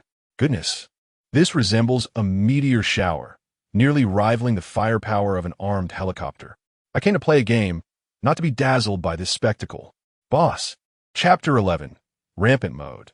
The first million before him lay a rain of fire, and the leader of the crocodile gang was truly on the verge of madness. Gritting his teeth, he exclaimed, Brother, could you at least share your name? It would help us distinguish between gratitude and grievances in the future. Lin Ye glanced at the distance, noting that it was over 100 meters away. Who is your brother? Those playing dead should refrain from speaking. With a swift motion, Lin Ye propelled himself forward, transforming into a mere shadow. The swamp had a U-shape, imposing a deceleration effect of up to 50. Yet for Lin Ye, who possessed the speed of flight, a reduction from 200 meters per second to 100 meters per second was still unmatched. In the next moment, Lin Ye appeared before the leader of the crocodile gang, his arrow poised against the man's forehead. Bang! The arrow was released, and his head burst apart. All the members of the crocodile gang stood in stunned silence. What was happening? The muzzle was pressed against a man's forehead. How could an archer dare to kill like this? Holy SH. He is too violent. Boss, I'm just a student. Bang! Another arrow. Another head exploded. Lin Ye had no inclination to engage in further conversation with this group. One word sufficed. Kill. He unleashed a flurry of arrows, a meteor shower of death. This time, the members of the crocodile gang were aware enough to attempt an escape. However, no matter how fast they ran, they could never outpace the arrows, especially in the depths of the swamp, where their movement speed was severely hampered. They could hardly escape. In a matter of moments, over 100 members of the crocodile gang lay lifeless in a pool of blood, with none surviving. Onlookers from the swamp stood frozen, mouths agape in disbelief. Holy cow! They're all dead. Terrifying. Is this the power of a true master? So exhilarating. I want to delete my account and restart as an archer. This master is incredible. Such a beautiful kill. These scoundrels from the crocodile gang, who had long monopolized the boss spawn points and bullied us casual players, have finally received their just desserts. On behalf of all players from the novice village, I extend my gratitude to this master. The crowd erupted into applause, clapping fervently. Everyone feared that if their applause was not loud enough, they might soon hear the sound of their own heads exploding. Lin Ye, indifferent to the commotion, simply wished to be left undisturbed as he activated his monster-slaying mode. Any swamp crocodile daring to show its head would be met with a swift arrow, instantly slain. Ding! You have gained 210 proficiency points. You have gained 210 proficiency points. The experience was sufficient for now, a means to enhance skills through proficiency points. Meanwhile, Lin Ye was captivated, her eyes shimmering with ripples of admiration. Our Lord Demon Heaven is simply too formidable. He is so manly. His boyfriend energy is off the charts. With a chuckle, Bai Shuiwei covered her forehead and remarked, "Though you may be a bit infatuated, I must concede this time. You are right. Lord Demon Heaven's dominance is utterly unreasonable. For his enemies, it is terrifying, but for those by his side, it is nothing short of a delight. Truly, such enjoyment." Su Wanting felt her heart fluttering, biting her lip and silently resolving, "No, this time I must learn from Sister Yin. If I like something, I must strive for it. I cannot just sit idly by." Xiao observed the infatuated expressions of the others and could only helplessly rub her forehead, reminding them, "Ms. Bai, are we here to level up or to admire men?" "Huh? Oh, right. Bai Shuang finally snapped back to reality and led the group to rendezvous with Lin Ye. "When does the boss respawn?" Lin Ye inwitted. Bai Shuang furrowed her brow. "Typically, it respawns twice a day, but given the way they have gathered their members, it should be soon." "That's fine. Lin Ye can wait. After all, I need to level up my proficiency." Since they were waiting for the boss, Lin Ye wondered why they had vacated this area instead of farming. He noticed that there were plenty of monsters in the central region. Surely they weren't just left for show? Insufficient strength, Bai Shuang stated plainly. Killing regular monsters too frequently will spawn elites, and even if all the elites are defeated, they will respawn when the boss appears. Normally, the boss area must be controlled. Otherwise, too many elites will only increase the difficulty without enhancing the rewards. I see. Just a little tip for boss farming, but it's not significant. I personally do not mind the challenge. The experience is leveling up so quickly. Although Xia Mo found Lin Ye rather unlikable, she had to admit that the Demon Lord was indeed formidable in farming. The speed and efficiency were such that they didn't even need to lift a finger, and soon, she noticed Su Wanting had already taken the initiative to collect the spoils. "Ah, our Wanting is indeed gentle and virtuous, understanding the value of frugality. Whoever marries you in the future will be quite fortunate." Bai Shuang joked. Su Wanting's ears flushed a deep red, and she shyly replied, "Sister, what are you saying?" Do not be shy. Every young lady will eventually marry." As she spoke, Bai Shuang provocatively glanced at Lin Ye. "May I ask, does the Demon Lord need a wife? Perhaps I can introduce Wanting to you? Look at our High University-S campus goddess. She has the figure, the looks, and most importantly, she is pure and lovely, so virtuous and charming. If you have extra space at home, why not take her in? Which side are you on?" Lin Ye was speechless, shooting her an incredulous glance. "I farm quickly. She can hardly keep up with collecting. Must we collect everything?" Xia Montak remarked, noting the scattered copper coins and crocodile skins among the loot, genuinely questioning the necessity of picking them up. "Yes, we must." Lin Ye had come to farm money. How could that be overlooked? The will of the demon lord is our desire. Lin Ye replied with a faint smile and immediately ran to assist. Wait, what? Xiaomo stared in disbelief. Isn't it a bit unusual for the esteemed young lady of the Yin family to engage in such work? Indeed, everything is for the esteemed demon lord. Bai Shuya playfully joined in, leaving Xiaomo with little choice but to comply, and she sulkily returned to her tasks. Ding! You have acquired 4,200 copper coins. You have obtained a rare alligator hide X1. You have received the ring of strangulation. Wait a moment. Lin Ye seemed to glimpse a piece of jewelry and promptly opened his inventory. Ring of strangulation, quality, rare durability, 500 requirement. Level 10 critical strike, 5 attack power 50. There is a 10 chance upon attack to trigger a level 1 skill, strangulation. Strangulation increases attack speed by 30 and attack power by 30, lasting for 1 second. A critical strike ring, additionally endowed with a triggering skill. Quite formidable indeed. Lin Ye donned it without hesitation. No wonder the ring commanded such a high price. Its attributes were truly exceptional. A 5 critical strike rate is no trivial figure. Critical strikes are the essential core of damage output. For any class focusing on attack speed, achieving a 100 critical hit rate is the ultimate graduation goal. Ding! Skill leveled up. Lin Ye glanced at the notification. At this rate, he would reach maximum level in just a few minutes. Active skills gain 1 proficiency point per use, while passive skills earn 1 proficiency point per kill. Following this rule, accumulating 100,000 proficiency points would require at least a month. Although Lin Ye's proficiency gain was slower than completing quests, it was still significantly faster than a typical player. Moreover, he could now farm gold, materials, and equipment. Alas, this pace was still too slow. After a brief session of farming, Lin Ye began to feel the scarcity of monsters, his gaze sweeping over the marshland. There were monsters respawning in that area, albeit in lesser numbers.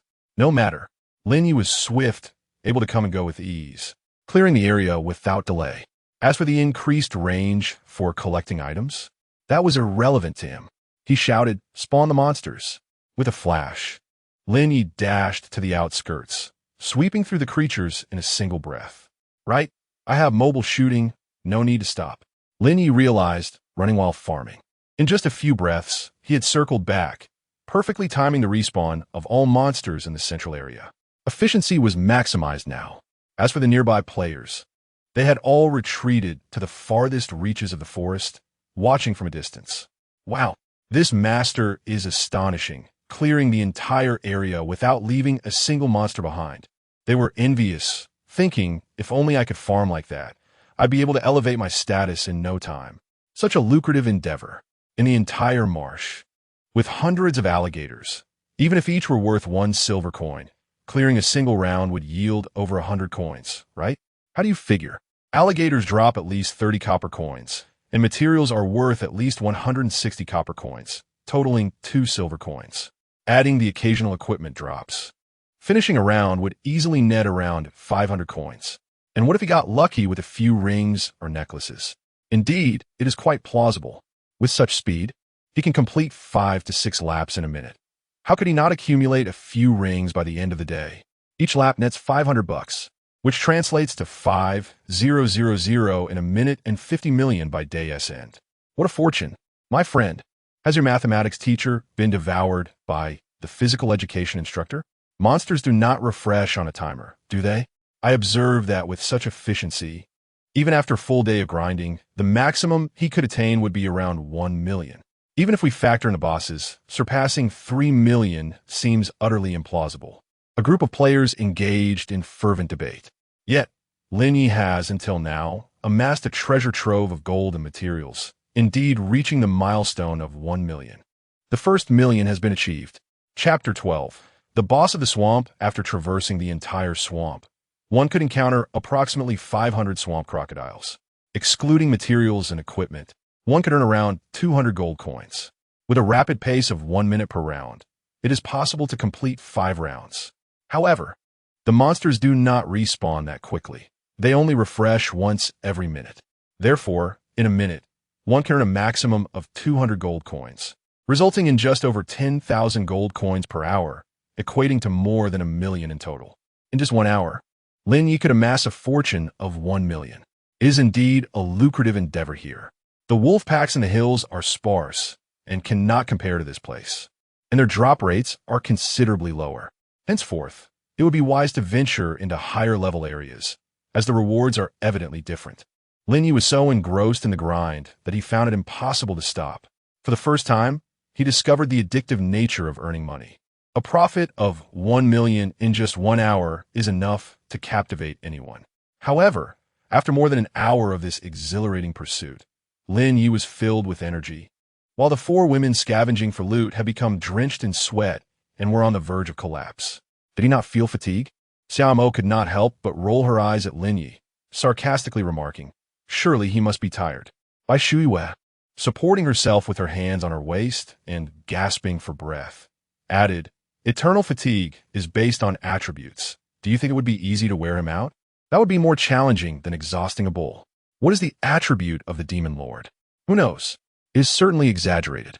Xiaomo wiped the beads of sweat from her forehead, lamenting, "The swamp terrain here is exceedingly challenging. Even I, a warrior, struggle to endure. I truly do not understand how you all manage to persist. No, I cannot go on. Let me catch my breath." With that, Bai Shuiwei collapsed into the swamp's water plants with a splash. Yin also reached her limit, but Su Wanting had not yet taken a break and decided to push through a little longer. The 2 women, panting heavily, moved laboriously through the swamp. What is going on? Lin Ye noticed that the gold in his pocket had ceased to increase and finally realized the situation. Where are the others? Xiaomo pointed to the collapsed Bai Shuiwei, letting out a helpless sigh. "Lord Demon, I implore you, grant them a moment to breathe. If you have any anger to unleash, direct it at me. However, they're physically weak, and if this continues, they may truly be worn out." Lin Ye had not anticipated that their fatigue levels were so low. Upon glancing at Bai Shuiwei, the esteemed owner of ANG Club, lying helplessly in the mud, he felt a pang of sympathy. "All right, let us rest for 10 minutes. "What? 10 minutes? Xiaomo initially thought he was concluding the session, only to realize that it was merely a brief intermission. Meanwhile, Su Wanting and Yin, upon hearing that they could rest, almost simultaneously leaned back and flopped into the swamp. Lin Ye exclaimed, "Is it really that dramatic?" Xiaomo rolled her eyes. "What do you expect? This is a swamp, with movement speed halved and stamina consumption doubled. The eternal terrain restrictions are truly terrifying. No need to say more. You will understand in due time." Indeed, that makes some sense. Lin Ye felt no immediate sensation. Yet, as a precaution, he promptly accessed his panel to allocate an additional 500 points to his constitution, 500 to agility, and 500 to strength. This should suffice for a day's endeavor, right? He pressed on. The eternal spoils would remain untouched, and retrieving them after their rest would yield the same result. Xiaomo, observing his continued combat, gritted her teeth and resolved to join him. However, behind her, shadows began to stir beneath the murky waters of the swamp. The boss had respawned. Xiaomo immediately called out, drawing her shield for defense, proclaiming, "Elites first. If we do not eliminate them within 60 seconds, the boss's strength will double." Elites? Lin Ye had dispatched foes too swiftly to notice where the elites were lurking. Turning his gaze back, he saw the swamp crocodiles surfacing one after another, rising with imposing stature. These were elite monsters, their size twice that of the ordinary crocodiles. Coupled with their ever-increasing numbers, they formed a formidable and intimidating sight. Especially concerning was the largest shadow lurking beneath the water, poised to strike unexpectedly. This was dire. There were too many elites. Xiaomo furrowed her brow. The swamp crocodile boss would enter a state of rage, and as time passed, its rage attributes would escalate. With so many elite minions, if it reached an extreme level of fury, we might. Before she could finish her thought, 3 fiery arrows soared past her, striking 3 elite monsters in succession. -6,000 and 10-6,000 and 22-6,050. Bam, bam, bam. The 3 elites, barely standing, were obliterated by the arrows. Xia Montag was momentarily silenced. Elites can be dispatched in mere seconds? 6,000 damage? How can a newcomer inflict such high damage? She distinctly recalled the previous attacks from the Demon Lord being only in the range of 2 to 3,000. Had he used a skill? It didn't seem likely. Wait, how did 3 arrows appear in unison just now? As Xiaomo turned back, whoosh, 3 more arrows zipped past her. Following that, a barrage of arrows erupted from Lin Ye's hands. The skill Massacre activated. A faint crimson glow enveloped him. Attack speed and damage surged once more. Subsequently, an even more ferocious meteor shower rained down upon the heart of the swamp, unleashing indiscriminate destruction. The previously tranquil waters transformed into a sea of flames within moments. Hundreds of elite monsters perished before they could even utter a cry. 60 seconds? Too much time. From the appearance of the elite monsters to their annihilation, Lin Ye required merely 1 second. Xiaomo stood in stunned silence, not solely due to the terrifying meteor shower, but because of the bow in Lin Ye's hands. A legendary bow, it appeared to be. The whispering string? Hiss! Xiaomo sharply inhaled, her eyes wide with astonishment. Wasn't he a university student? How could he afford such a legendary weapon? Wasn't he this a novice village? How could such a legendary weapon come into existence? It is beyond comprehension. By quickly look, he wields the lamentation lyre. Xiaomo helped Bai Shuai to her feet. No, Bai Shuai murmured wearily, devoid of any strength. Yet in the next moment, she caught sight of Lin Ye and the bow he held. What is that? Xiaomo replied, the lamentation lyre, a legendary bow. Where did it come from? Xiaomo rolled her eyes by. That is a question I too wish to know. Suddenly, Bai Shuai gasped in shock, instantly regaining her senses and sprang to her feet. Simultaneously, with a resounding explosion, the surface of the swamp erupted as the swamp giant crocodile, Grom, finally emerged, towering over 10 meters and enveloped in a faint red glow. All elite foes lay vanquished. He appeared prematurely, raging from the onset. The swamp giant crocodile, Grom, lunged from beneath the water, its massive form surging forth, aiming directly at Bai Shuai and Xiaomo. Its gaping maw, over 3 meters wide, revealed rows of razor-sharp teeth capable of obliterating a small car in an instant. Elemental explosive arrow. Lin Ye unleashed his newly mastered skill. Thwack! The arrow was released. 3 arrows, imbued with scorching flames, soared through the air, striking the gaping maw of the swamp giant crocodile, Grom, in mere moments. Minus 13,500 critical hit. Minus 7,200, minus 7,720. The boss's health bar plummeted, losing a fifth of its total. Boom! The arrows detonated, all 3 exploding simultaneously. Minus 6,200, minus 6,430, minus 12,020 critical hit. The monstrous jaws of the swamp giant crocodile were rendered a gruesome mess, its colossal body propelled backward from the force. Yet before it could hit the ground, dozens of arrows descended upon it. Thwack! Thwack! Thwack! The boss remained suspended in mid-air, riddled with arrows. Minus 4,820, minus 9,855 critical hit. Minus 4,700, minus 4,699. A flurry of damage numbers surged above the boss's head. Xiaomo merely blinked in astonishment. Suddenly, she heard a ding by her ear. Your team has slain the swamp giant crocodile, Grom. Your team has completed the quest. Defeat the boss. Is it over? Xiaomo uttered in disbelief. Even the swamp giant crocodile, Grom, could not fathom how his demise had come so swiftly. From a moment it unleashed its attack to its abrupt demise, was there even 3 seconds? No. It was hard to say if there were even 3 seconds from the moment the elites respawned. What is happening? I couldn't even last 3 seconds? What? The boss has arrived? Su Wanting, hearing the notification, struggled to rise from the swamp, brushing off her weary face, anxiously searching for the boss. Hey, where did the boss go? Chapter 13. The Extraction of Gold. The Rhapsody of Magic, is it dead? Su Wanting first displayed a look of astonishment, followed swiftly by a tinge of regret. I played the game for the first time, faced my first boss. Yet I didn't even catch a glimpse of what the boss looked like before it was all over. Indeed, the players observing from a distance in the small grove shared similar sentiments. They were positioned quite far away, and all they witnessed was a shadow leaping from the water, only to be instantaneously obliterated. What a remarkable maneuver. Typically, it took the crocodile gang at least half an hour to subdue a boss. Yet, behold how the expert dispatched it with such swiftness. The damage exceeded 10,000. With dozens of attacks per second, that amounted to hundreds of thousands in output. Goodness, who could withstand such a force? Further away, the members of the crocodile gang felt their legs weaken. Boss, is there an issue with our plan? We agreed to ambush when he was engaged with the boss, but now... Damn! The leader of the crocodile gang wanted to exclaim. How was I to know? If I had known he could defeat the boss so swiftly, I wouldn't have come. This was absurd. This individual must possess an S-grade talent. No, it must be an SSS-grade talent. Otherwise, such extraordinary prowess would be unattainable.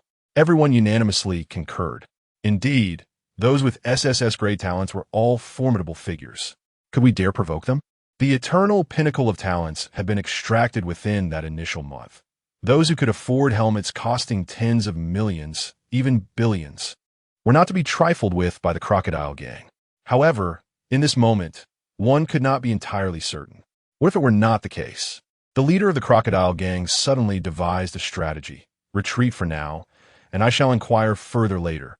Meanwhile, Lin Ye had arrived beside the boss's corpse. A crucial touch, and perhaps I shall extract some gold. All rewards doubled in quality. Ding! You have obtained Gold X122. You have acquired the Wild Growth Belt. You have obtained the Rhapsody of Magic. You have received the Wild Growth Leather Armor. You have learned the skill, Frenzied Strangulation. You have learned the skill, Deadly Assault. You have obtained Rare Giant Crocodile Skin X1. You have obtained Rare Giant Crocodile Teeth X3. You have acquired the Stardust-infused Giant Crocodile Heart X1. So many items. Over 100 gold alone. Lin Ye examined each one. Wild Growth Belt, Quality, Rare Durability, 1000 Requirement. Level 10 Constitution, 50 Health, 300 Size, Increase 10. It can increase my size as well. Intriguing. Lin Ye donned the belt, and his height surged dramatically. Originally at around 1 meter 80, he now stood nearly 2 meters tall, with all parts of his body proportionally enlarging by 10%. Yet, his presence seemed to amplify beyond mere numbers. Quite splendid. He continued to inspect his findings. This must be a spell book, right? Golden? Legendary. Lin Ye's eyes sparkled with excitement. Magic Rhapsody, Quality, Legendary Durability, 1000 Requirements, Level 10. Mage Spell Damage, 70 Wisdom, 30 Spell, Cooldown Reduction, 30-30 Chance to cast a single target spell again. Fortune smiles upon me. During my last encounter with a boss, I struck gold. Although I employed a hundredfold quality enhancement, I still managed to acquire exquisite equipment. Lin Ye, being no mage, cannot utilize it, yet it holds significant monetary value. Legendary grade equipment, irrespective of its lower level or the absence of unique weapons like the Whispering Bow, should fetch a handsome sum. I shall continue my examination. Wild Growth Leather Armor, Quality, Rare Durability, 1000 Requirements. Level 10 Constitution, 60 Health, 400 Increase Size 15. Does this provide even more size enhancement than the previous belt? Lin Ye is uncertain of the effects of increased size, yet the other attributes are commendable. I shall don it. Next, I encountered 2 skills. Frantic Slaughter, Quality, Rare Requirements. Level 10, Warrior Attack Power 30, Attack Speed 30. For every 10 enemies slain, gain 1 layer of Frenzy status. Increasing attack power and speed by an additional 3, stacking up to 10 layers. Fatal Assault, Quality, Rare Requirements. Level 10, Warrior Active Skill Cooldown, 30 seconds cost. 25 mana points, spin and launch a charge at a target within 10 meters, dealing 70 physical damage to all enemies in the path, with the ability to initiate a second charge upon landing. This passive functions similarly to Slaughter, but adds an extra layer of status. The charge is a mobility skill and appears exceedingly useful. Lin Ye feels a pang of envy. However, as a non-warrior, I can only watch in longing. Lastly, I discovered several materials. A giant crocodile heart tainted with stardust? What would this be? Lin Ye is perplexed, as no explanation accompanies it. Meanwhile, behind him, Bai Shuya and others gazed in astonishment as Lin Ye's stature, surged beyond 2 meters, his form expanding dramatically. Sister, is the magic celestial sovereign about to mutate? Su Wanning exclaimed in astonishment. No, that is the effect of rare equipment, Bai Shiya replied, biting her red lip and frowning. However, I recall that such exceptional attributes should not emerge from novice village gear. Xiamo scoffed, rolling her eyes. One can only say that his luck is somewhat monstrous. Lin Ye remained oblivious to their conversation. Xiamo could not help but raise her voice again. Hey, although we did not battle the boss and will not be sharing the spoils, at least let us glimpse what you obtained. Our curiosity piques. She too wished to know about the equipment. Upon finishing his inventory, Lin Ye finally heard her. Turning around, he revealed the wild growth gear already adorned upon him. Its effects were too pronounced to conceal. The remaining items appeared few, all to be sold, so he decided to display them all. As Xia Mo beheld a row of purple items, her gaze fell upon a solitary golden legend nestled among them, causing her spirits to plummet. With gritted teeth, she exclaimed, "What a stroke of luck! This is utterly absurd. Is that the melody of magic?" Bai Shiya's eyes sparkled at the sight of the legendary weapon, her excitement palpable, and it's at a 30 full roll. This is simply exquisite. She longed for it. Bai Shiya's main character was also a mage, yet she found herself hindered by the second transfer trial. Thus, she decided to level a secondary character, partly to accompany her cousin and partly to explore an alternative magical path. The melody of magic was tailor-made for her new character, and she had been on the lookout for it recently. However, the market offered scan options, either lacking in roll value or priced exorbitantly. Yin, perceiving her sister's expression, instantly recognized her thoughts. She stepped forward, linking her arm with Lin Ye's, and softly suggested, "Look, Bai is practically entranced by you. Don't tease her. If you're not going to use this item, perhaps you should sell it to her." Lin Ye was a loss for words. How can you say I'm fishing when you both are the ones eager to see this? Yet, selling was inevitable.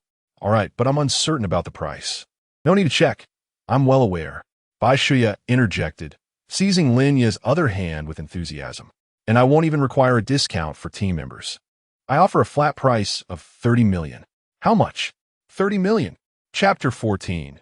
32 million. When a team acquires equipment, members are certainly given priority to purchase, and they enjoy a discount, typically set at 20%.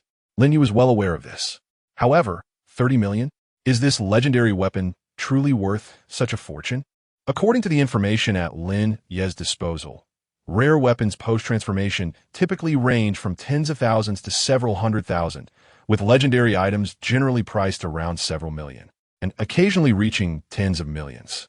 The Whispering Bow commanded such a high price solely due to its exceedingly rare attributes. Yet, this weapon surpasses even the Whispering Bow in cost. Noticing Lin Ye's silence, Bai Shiya mistakenly assumed he found the price too low and promptly clarified, "My Lord Demon Sovereign, I assure you, I speak only the truth, and the price is fair. Although the full roll of Arcane Rhapsody is indeed out of stock, I have included a premium of 10 million. Even at the auction house, it would not fetch a significantly higher price." So it's a matter of roll value? Lin Ye understood, yet he felt an overwhelming sense of helplessness as he rubbed his forehead. "I have no issues with the price, but could you please act a bit more reasonably? Just call the name without any unnecessary embellishments." Naming me Demon Sovereign was never meant for social interaction. It turned out to be a series of social blunders. Even Lin Ye's resilience was beginning to wane. "Very well, my Lord Demon Sovereign," Bai Shiya responded cheerfully upon realizing a deal was imminent. "Shall we proceed with a cash transaction? Game currency is also acceptable, but that would have to wait until we reach the main city." Cash it is. Lin Ye had no need for game currency, as he had ample in his inventory and was hoping to sell it. "Wait," Xia Mo suddenly interjected. The others turned to see her hesitantly whispering into Bai Shiya's ear. "Oh," Bai Shiya understood. "My Lord Demon Sovereign is an archer. You likely don't require the skills." "Do you?" Lin Ye replied. "Do I need the skills?" Bai Shiya nodded. Xia Mo intends to follow the Berserker path, so skills are indeed necessary. Moreover, these 2 skill books are quite sought after. Would 2 million for the package be acceptable? Agreed. Lin Ye had no objections. The Eternal System was remarkably convenient.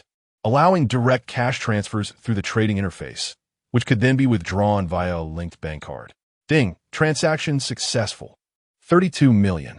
The funds appeared in his account almost instantly, providing Lin Ye with immense reassurance. Though it may not signify a leap across social classes or financial independence, it could certainly be deemed a stroke of overnight wealth. Splendid. From this day forth, I shall indulge in a bowl of soy milk, pouring it with delight. Before him, Bai Shuya held a tome radiating a soft golden glow in her left hand, silently reciting an incantation. Whoosh! A magical orb soared forth, immediately followed by the activation of the Rhapsody effect, resulting in a second magical orb being released almost without pause. Multiple spell casts. Lin Ye suddenly realized the reason behind the exorbitant price of this legendary weapon. For archers, rapid fire is no simple feat. How could spells be cast in succession?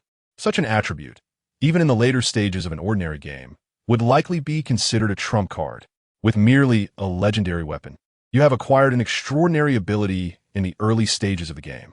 In a realm where the very fabric of the world is altered, common weapons fetch prices exceeding thousands. Yet, for a singular, unparalleled legendary weapon, the price is a mere 30 million. What more could one desire? Bai Shuya suddenly turned her head, confidently tousling her hair with a slight upward curve of her lips, saying, "How about it? Isn't my prowess impressive?" Su Wanting, though unable to comprehend, felt a profound sense of awe. Meanwhile, Xiaomo had also mastered her skills, executing a series of spinning assaults that splashed water from a marsh, propelling herself 10 meters away in the blink of an eye. With a swift reversal, she returned to the group, her excitement evident in her expression. "All right, you two. No need to show off," Yin Yin teased. "With the boss defeated, we should all be level 10 now. We can head back to turn in our quests and call it a day." Linye glanced at the time. It was just past 5. "Shall we continue for a bit longer?" With a dramatic backward lean, Bai Shuya flopped back into the marsh, rolling around as she exclaimed, "No, oh, great demon lord. I beseech you, spare me. I truly cannot go on, not even for a moment." Su Wanting had never witnessed her usually aloof cousin in such a playful state, and the stark contrast was almost too much to bear. Lin Ye, though he had accumulated some wealth, remained grounded. After all, an hour of farming here could yield 1 million. Even without assistance in gathering loot, several 100,000 should be expected. "Why don't you head back first?" "I'll—" Before he could finish, Yin Yin's small hand pressed against his mouth, her beautiful eyes filled with pleading. "My dear demon lord, this time, I truly cannot continue. Can we wait until next time?" "I promise." Su Wanting nodded vigorously in agreement. "Aren't you all planning to have dinner? It would be unfortunate to get caught in traffic later." Yin Yan's eyes sparkled as she seamlessly added, "You're right, I shall set off right now." Lin Ye's heart skipped a beat. "Are you serious?" Just as he was about to decline, he was met with Yin Yan's expectant gaze. "Just tell me the location, and I can go alone. There's no need for you to run back and forth." Yin Yin grasped Lin Ye's arm, her voice sweetly insistent. "Wanting is also at Haijiu University. We should go together." Lin Ye found himself somewhat amenable to the idea, as there was a familiar face involved, albeit not one he knew particularly well. However, Su Wanting's face flushed instantly, her lips trembling slightly. Is that really all right? Yin Jia, I still have self-study tonight." Her voice dwindled as she glanced at Yin Yin, yearning for Bai Shuya's intervention, only to be pulled closer by her. "Let's all go together. Today it's my treat at the Bund," Bai Shuya exclaimed, dragging Su Wanting along, seemingly fearful of being summoned back to continue working. Since the moment Yin Yin captured Lin Ye, she has not let go, pulling him back to the novice village. At the village entrance, the leader of the crocodile gang, resembling a subordinate, bowed low behind a newcomer clad entirely in white. It was Feng Xiao. Chi Feng remained silent, merely nodding slightly, prompting the crocodile gang leader to rally his subordinates and encircle the village entrance, blocking the path of Lin Ye and his companions. "Who let this dog in?" Lin Ye pushed Yin Yin aside, drawing the whispering bow from his back, ready to take action. "Wait." Chi Feng's lips curved into a confident smirk as he leisurely spoke. "You must be the demon lord. I am from the Chi Tian Guild." Whoosh! 3 fiery arrows shot forth. Bang! Chi Feng's head exploded on the spot. The crocodile gang leader and those beside him met the same fate, their heads likewise engulfed in flames. You. The members of the crocodile gang were left dumbfounded. Do you know who that was? Lin Ye's expression remained impassive. Does a dead man need a name? Before the words faded. The handcrafted whispering bow unleashed dozens of fiery tongues in rapid succession. Arrows rained down like stars, swiftly annihilating the remaining members of the crocodile gang. Bai Shuya and the others were left in shock. Xiaomo, holding her forehead in exasperation, remarked, that person was Qi Feng, the second son of the Qi Tian group. And then, Lin Ye retorted. Chapter 15. The Bounty Ah? For a moment, Xiaomo thought he had not comprehended her words. So she elaborated. The Qi Tian group possesses formidable strength and established a significant presence in eternity quite early on. This Feng Xiao, if memory serves, his main account reached level 100 last month, and he is likely on the verge of a third promotion now. In eternity, characters are assigned a profession upon creation, marking the first promotion. However, skills are not fully learned and require players to seek mentors in the main city for further vocational training. Even with hidden or inherited classes, they remain branches within the original profession. A warrior cannot simply become a mage. Subsequently, players undergo a second promotion at level 50 and a third at level 100. With each promotion, players receive additional bonuses and extra attribute points for leveling up. A second promotion grants 6 points per level, while a third offers 7 points. Thus, the higher the promotion, the greater the strength. Of course, the difficulty of promotion quests is substantial. Reports suggest that many players struggle even with the standard difficulty quests at level 10, let alone the hellish challenges presented by second and third promotions. However, Eternity does not feature a level leaderboard, leaving players unaware of the current levels of the most powerful individuals. From rumors alone, it appears that some elite players have already surpassed level 100. A third promotion signifies immense power, yet Lin Ye remained perplexed about their intentions. It was merely a game. Why concern oneself with others' actions? What did it matter if someone else was exceptionally strong? Eternity, however, is no ordinary game. Xia Montak asserted, gritting her teeth. This is a real world, and they possess myriad methods to deal with you. Even if it is just a bounty, players and NPCs alike will relentlessly pursue and eliminate you. Lin Ye could not help but chuckle. Do you mean to say that if I had not killed him just now, he would have come over to shower me with gifts? Just moments ago, you were grinding levels in the hills. Do you think that if you had refrained from killing, a few idle words would have made others yield the space to you? Gulp. Xiaomo's pupils constricted sharply, leaving her utterly speechless. Bai Shuya had remained silent, contemplating the consequences and how to conclude the situation. However, it now seemed she, like Xiaomo, had erred in judgment. Yin Yan's eyes sparkled as she resolutely declared, the Demon Lord is always right. If they dare to block our way, especially in alliance with the Crocodile Gang, it is evident that they harbor ill intentions. Indeed, even if they had noble intentions, they should not obstruct the path of the Demon Lord. Blind fools. Meanwhile, Qi Feng had sprinted from the resurrection point, venting his fury as he approached. Demon Lord, are you out of your mind? I came to find you as a favor. If you fail to appreciate it, I could easily. Lin Ye allowed him to rant, waiting for the moment his foot crossed the village threshold. Boom! A fiery arrow was loosed with swiftness. Bang! It struck true, delivering another headshot. Well then, now we can enjoy some peace. Yin smiled charmingly and remarked. He died consecutively twice, unable to log into his entire account for a whole day.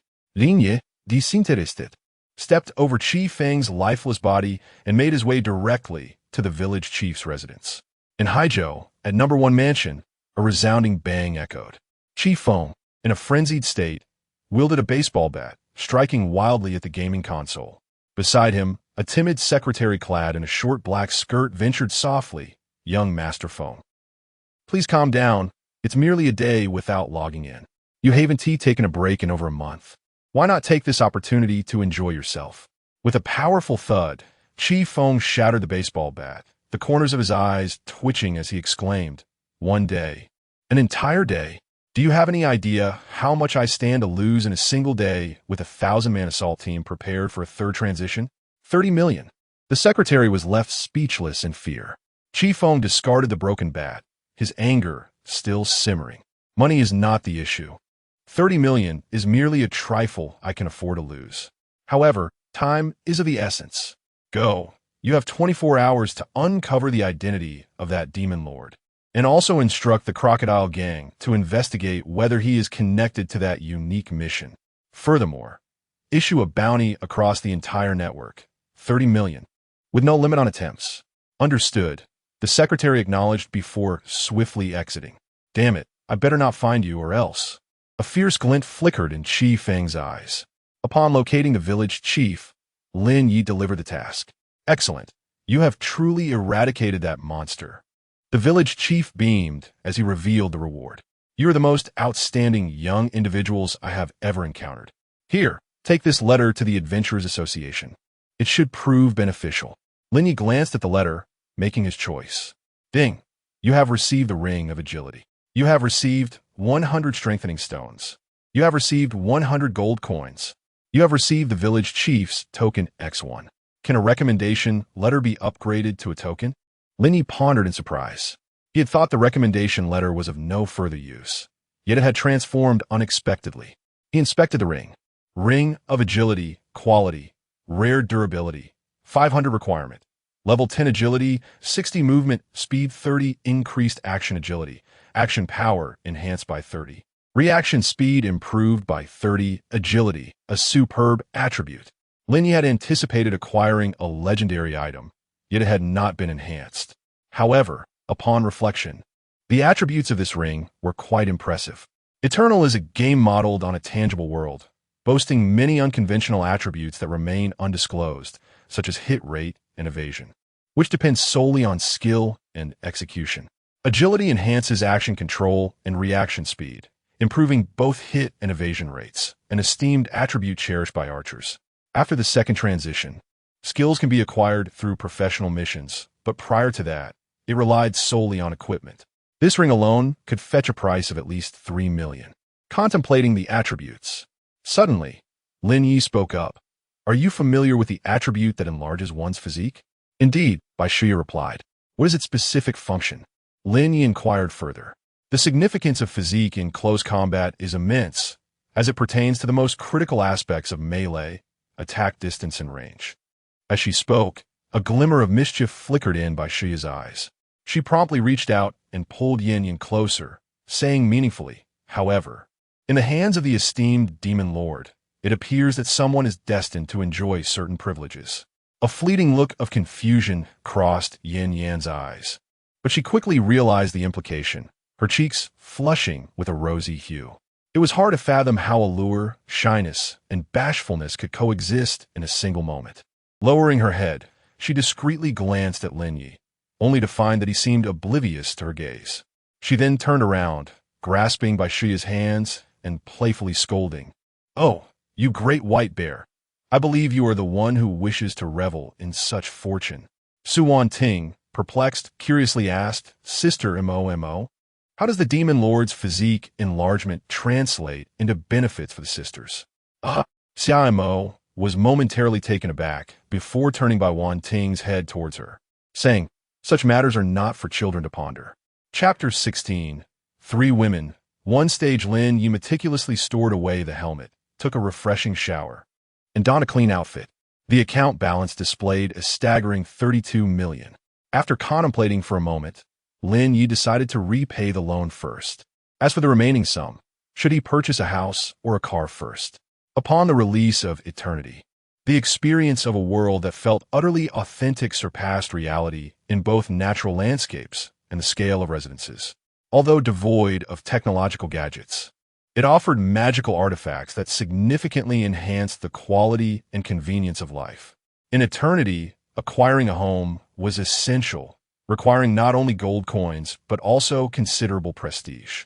The current housing supply in the main city was limited, and prices were on the rise. Securing a property would undoubtedly yield profit. As for reality, it seemed imperative to invest in a home, and that needed to happen sooner rather than later. Lin Ye surmised that continuing his studies would soon become impossible. Thus, a residence was necessary. The urgency lay in reality, while the need for a home in eternity was less pressing.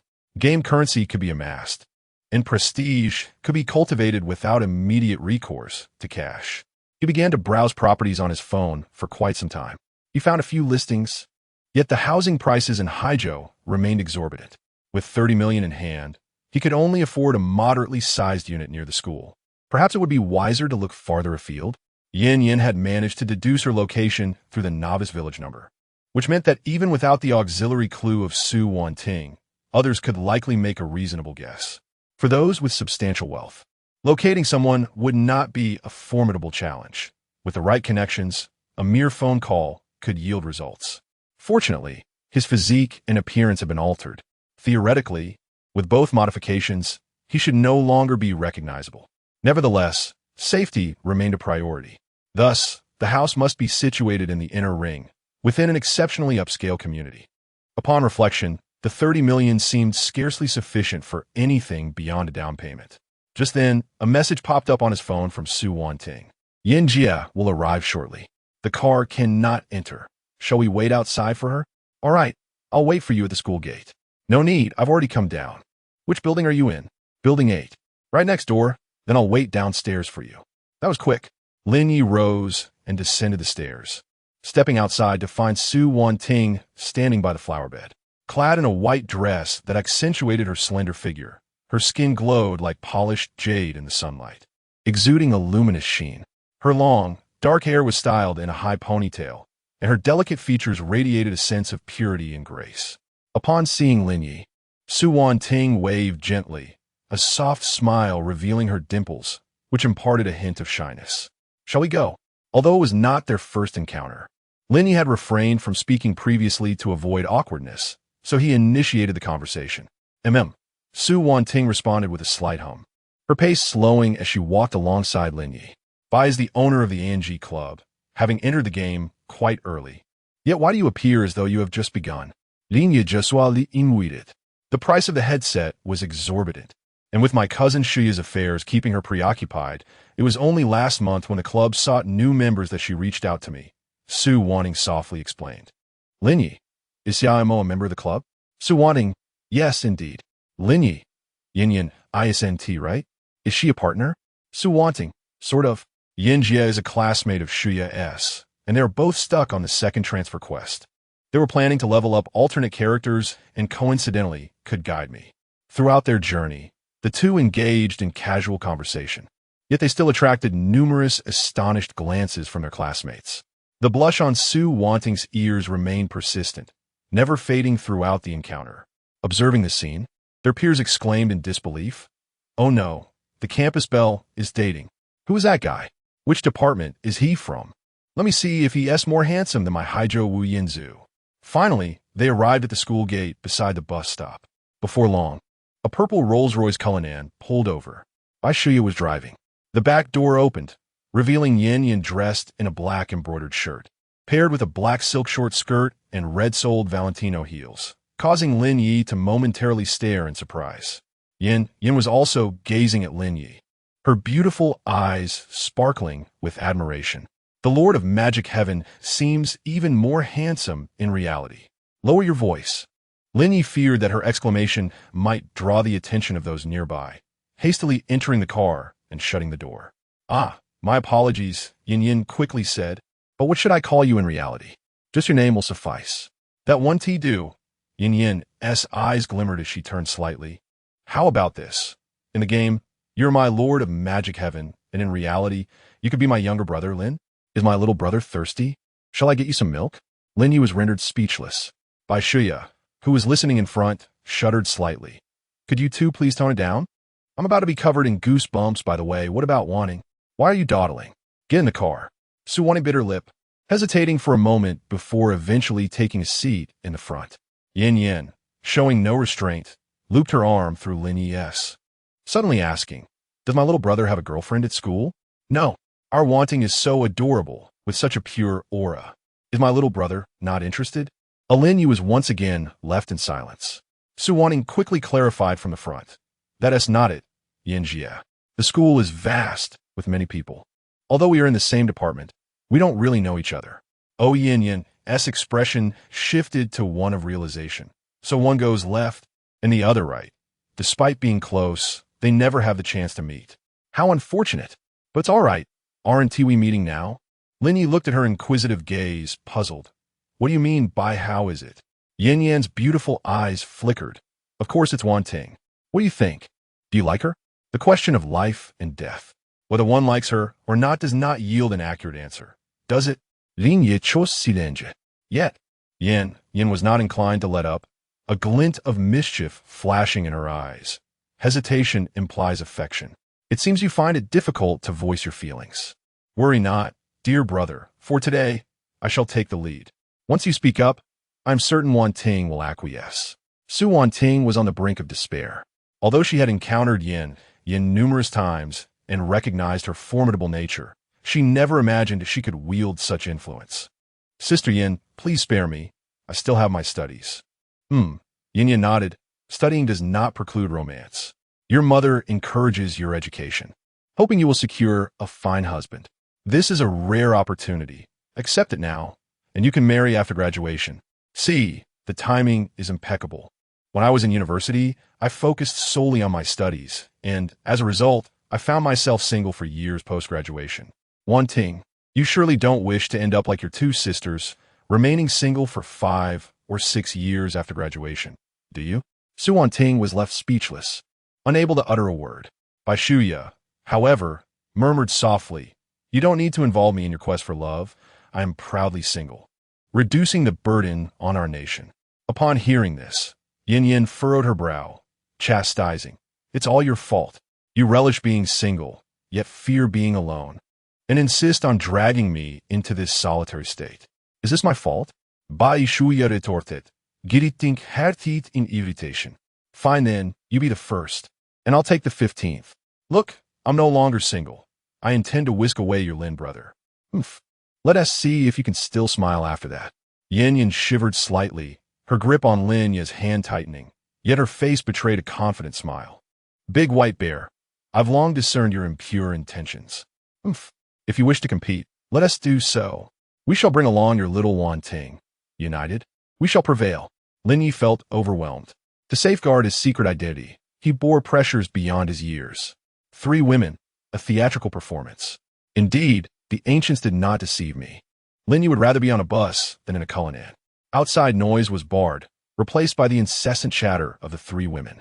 As for the view outside, despite the dusk and dim light, it was evident that they had entered a residential complex. Were it another neighborhood, Lin Ye might not recognize it. However, the Bund S. Thompson Riviera was exceedingly renowned. Didn't we agree to dine out? Yes, we are dining. However, the Italian restaurant Big White Bear mentioned has no available tables, and dining out can never compare to the comforts of home. Yin replied with utmost seriousness. Chapter 17. Purchasing a home. Intoxicated and unfazed, the elevator ascended directly to the duplex, devoid of any embellishments. It is said that acquiring this residence would require no less than 100 million. Otherwise, it would remain unattainable. In the past, Lin Ye would not have had the audacity to even glance at such a property. However, now that he finds himself with financial means, he is less perturbed by the price, even though it still eludes his grasp. Nevertheless, he can afford to rent and, with a little more time, to accumulate wealth. Ownership seems feasible. Indeed, this community aligns perfectly with his criteria. It is distanced from the school, yet situated in the heart of the city, with security measures that are beyond reproach. The property's primary selling points are safety and privacy. The environment is splendid. Are there any rental units available? Lin Ye inquired casually. Are you in need?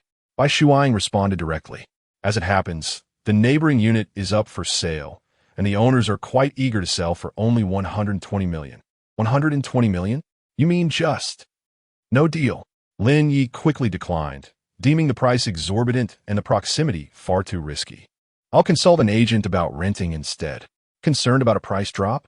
Bai Shuang speculated. Not at all. Currently, the market is tight due to the new funding issues from Everlasting. Properties in this location will never depreciate unless the world itself were to implode. Before Bai Shuang could finish her thought, Yin Yin abruptly tugged her away. It's better not to purchase now. If you fancy it, I have 4 or 5 vacant rooms available here for your brother to choose from. In that instant, Lin Ye felt an even greater sense of peril. I believe what President Bai said holds merit. Perhaps purchasing is indeed the better option. Then let us proceed today. I will assist you in making arrangements. Bai Shuang, unusually enthusiastic, shook off Yin Yan's grasp and reached for her phone to make the call. Lin Ye's heart skipped a beat. Are you truly serious? Is it so simple to buy something worth over 100 million? In a brief moment of distraction, Bai Shuang swiftly negotiated with a neighboring homeowner. Done. What do you mean done? Lin Ye's mind went blank. What have you accomplished? The house, of course. The negotiations are complete, Bai Shuang replied. Wait. Lin Ye felt dizzy, pressing his forehead as he frowned. Is there even a possibility that I am purchasing a house without having uttered a single word? You said you wanted to buy, so I negotiated on your behalf. The price was convenient, Bai Shuang stated matter-of-factly. The deal has been made. They are quite amenable, covering all expenses and reducing the price by 5 million. They even facilitated contact with the notary office so we can sign the agreement shortly, with a 30 million deposit due today and the remaining balance to be settled within a week. Wait a moment. Lin Ye's pupils dilated in shock. You mean we are signing the agreement today? Indeed, a simple notarization of the rights is all that is required. We can transfer ownership whenever it is convenient. Bai Shuang explained with remarkable ease. The situation unfolded as she described, astonishingly straightforward. An asset valued over 100 million was resolved with just a few exchanges. The efficiency was astounding, leaving Lin Ye with a sense of having been duped. Yet, the question remained, how could he possibly afford it? With merely over 30 million in his pocket, all of which had just been transferred by her, Lin Ye let out a sigh. Things were progressing remarkably swiftly. But had she ever considered what would happen if he lacked the funds for payment? It's no issue, she replied confidently. We have our esteemed Miss Yin here. I believe she would be quite willing to cover the cost, wouldn't she? A hint of smugness danced in Bai Shuya's smile. Yin Yin nodded affirmatively. Yet her gaze towards Bai Shuya was laced with a burgeoning animosity. It was unnecessary to make such a purchase. Now, not only had Lin Ye's money been squandered, but her plans for singlehood had also been thwarted. How dreadful! This woman was utterly nefarious. Ding-dong, the doorbell chimed. Su Wanning went to answer it, only to be greeted by a dozen waitstaff wheeling in carts. In no time, an opulent feast was laid out before them. Once the staff had departed, Lin Ye rubbed his temples and gritted his teeth. Just moments ago, you claimed dining out could not compare to a home-cooked meal. Yet here we are with a restaurant chef.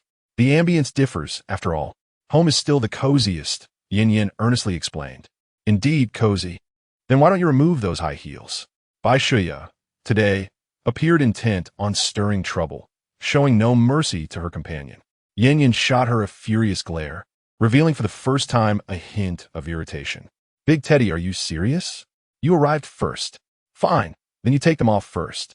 I'm not even wearing any. Lin Ye glanced down and noticed Bai Shuya was indeed barefoot, her delicate feet gracing the carpet. One could not deny that her feet were quite exquisite.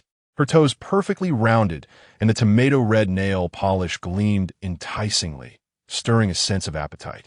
Ding-dong, the doorbell rang again. The neighboring property owner arrived, accompanied by the notary.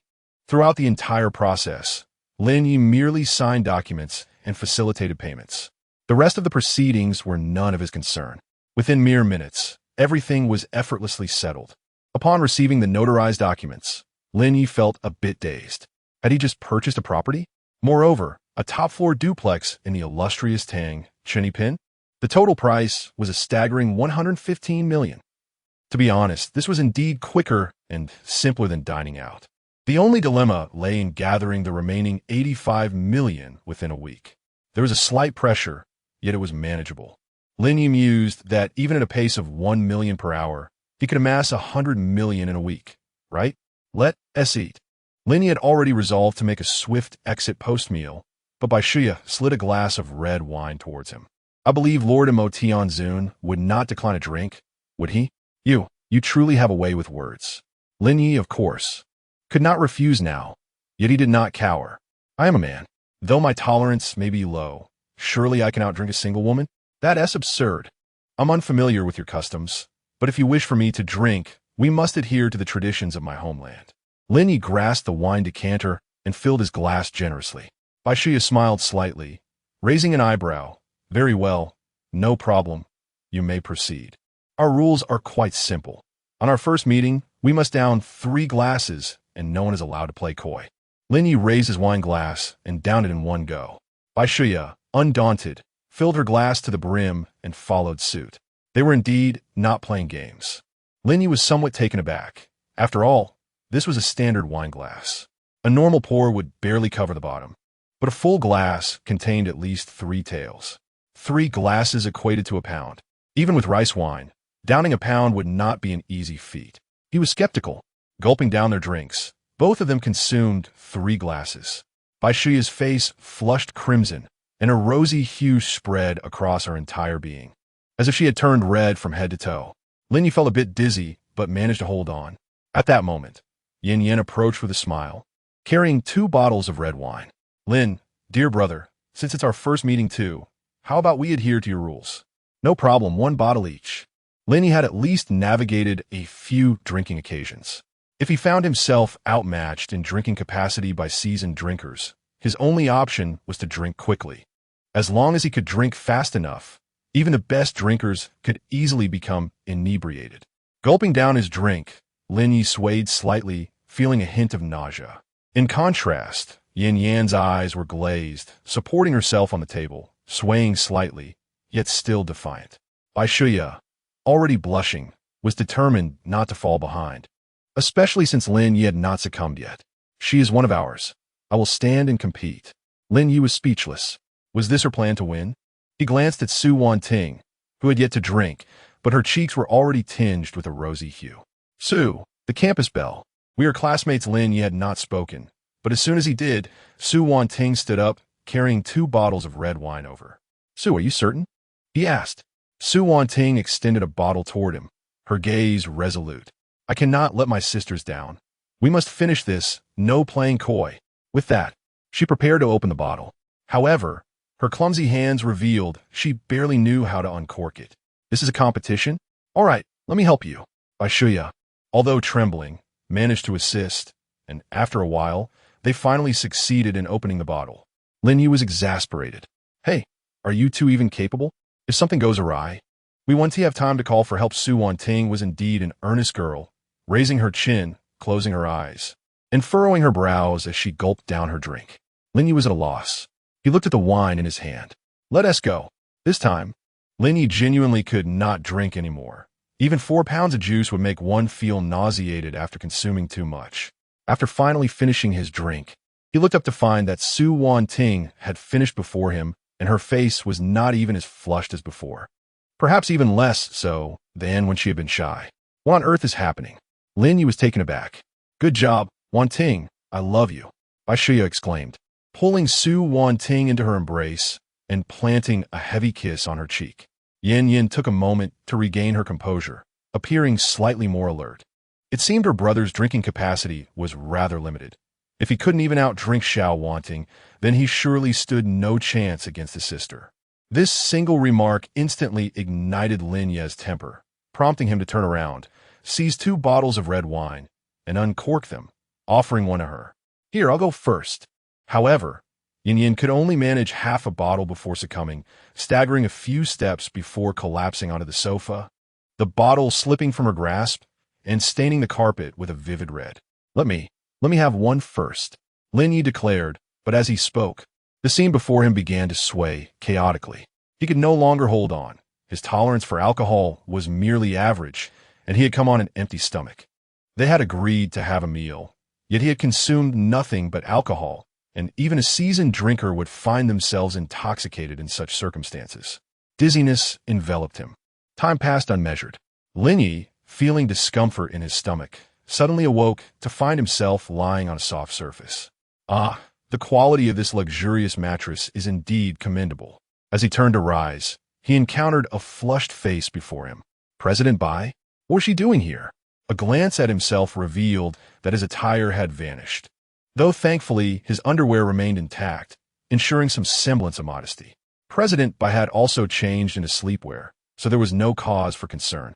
Just as he intended to quietly slip out of bed, a hand shot out from beside him, pulling Lin Ye back. Before him, Yin Yan's enchanting face was merely a centimeter away, her intoxicating fragrance mingled with the scent of alcohol, nearly causing Lin Ye to succumb once more. He could not linger. It was not that Lin Ye was less than beastly, but his body simply could not endure any longer. Carefully, he extricated himself and rolled out of bed. A quick glance around the bedroom revealed only a bathtub, separated by a transparent partition.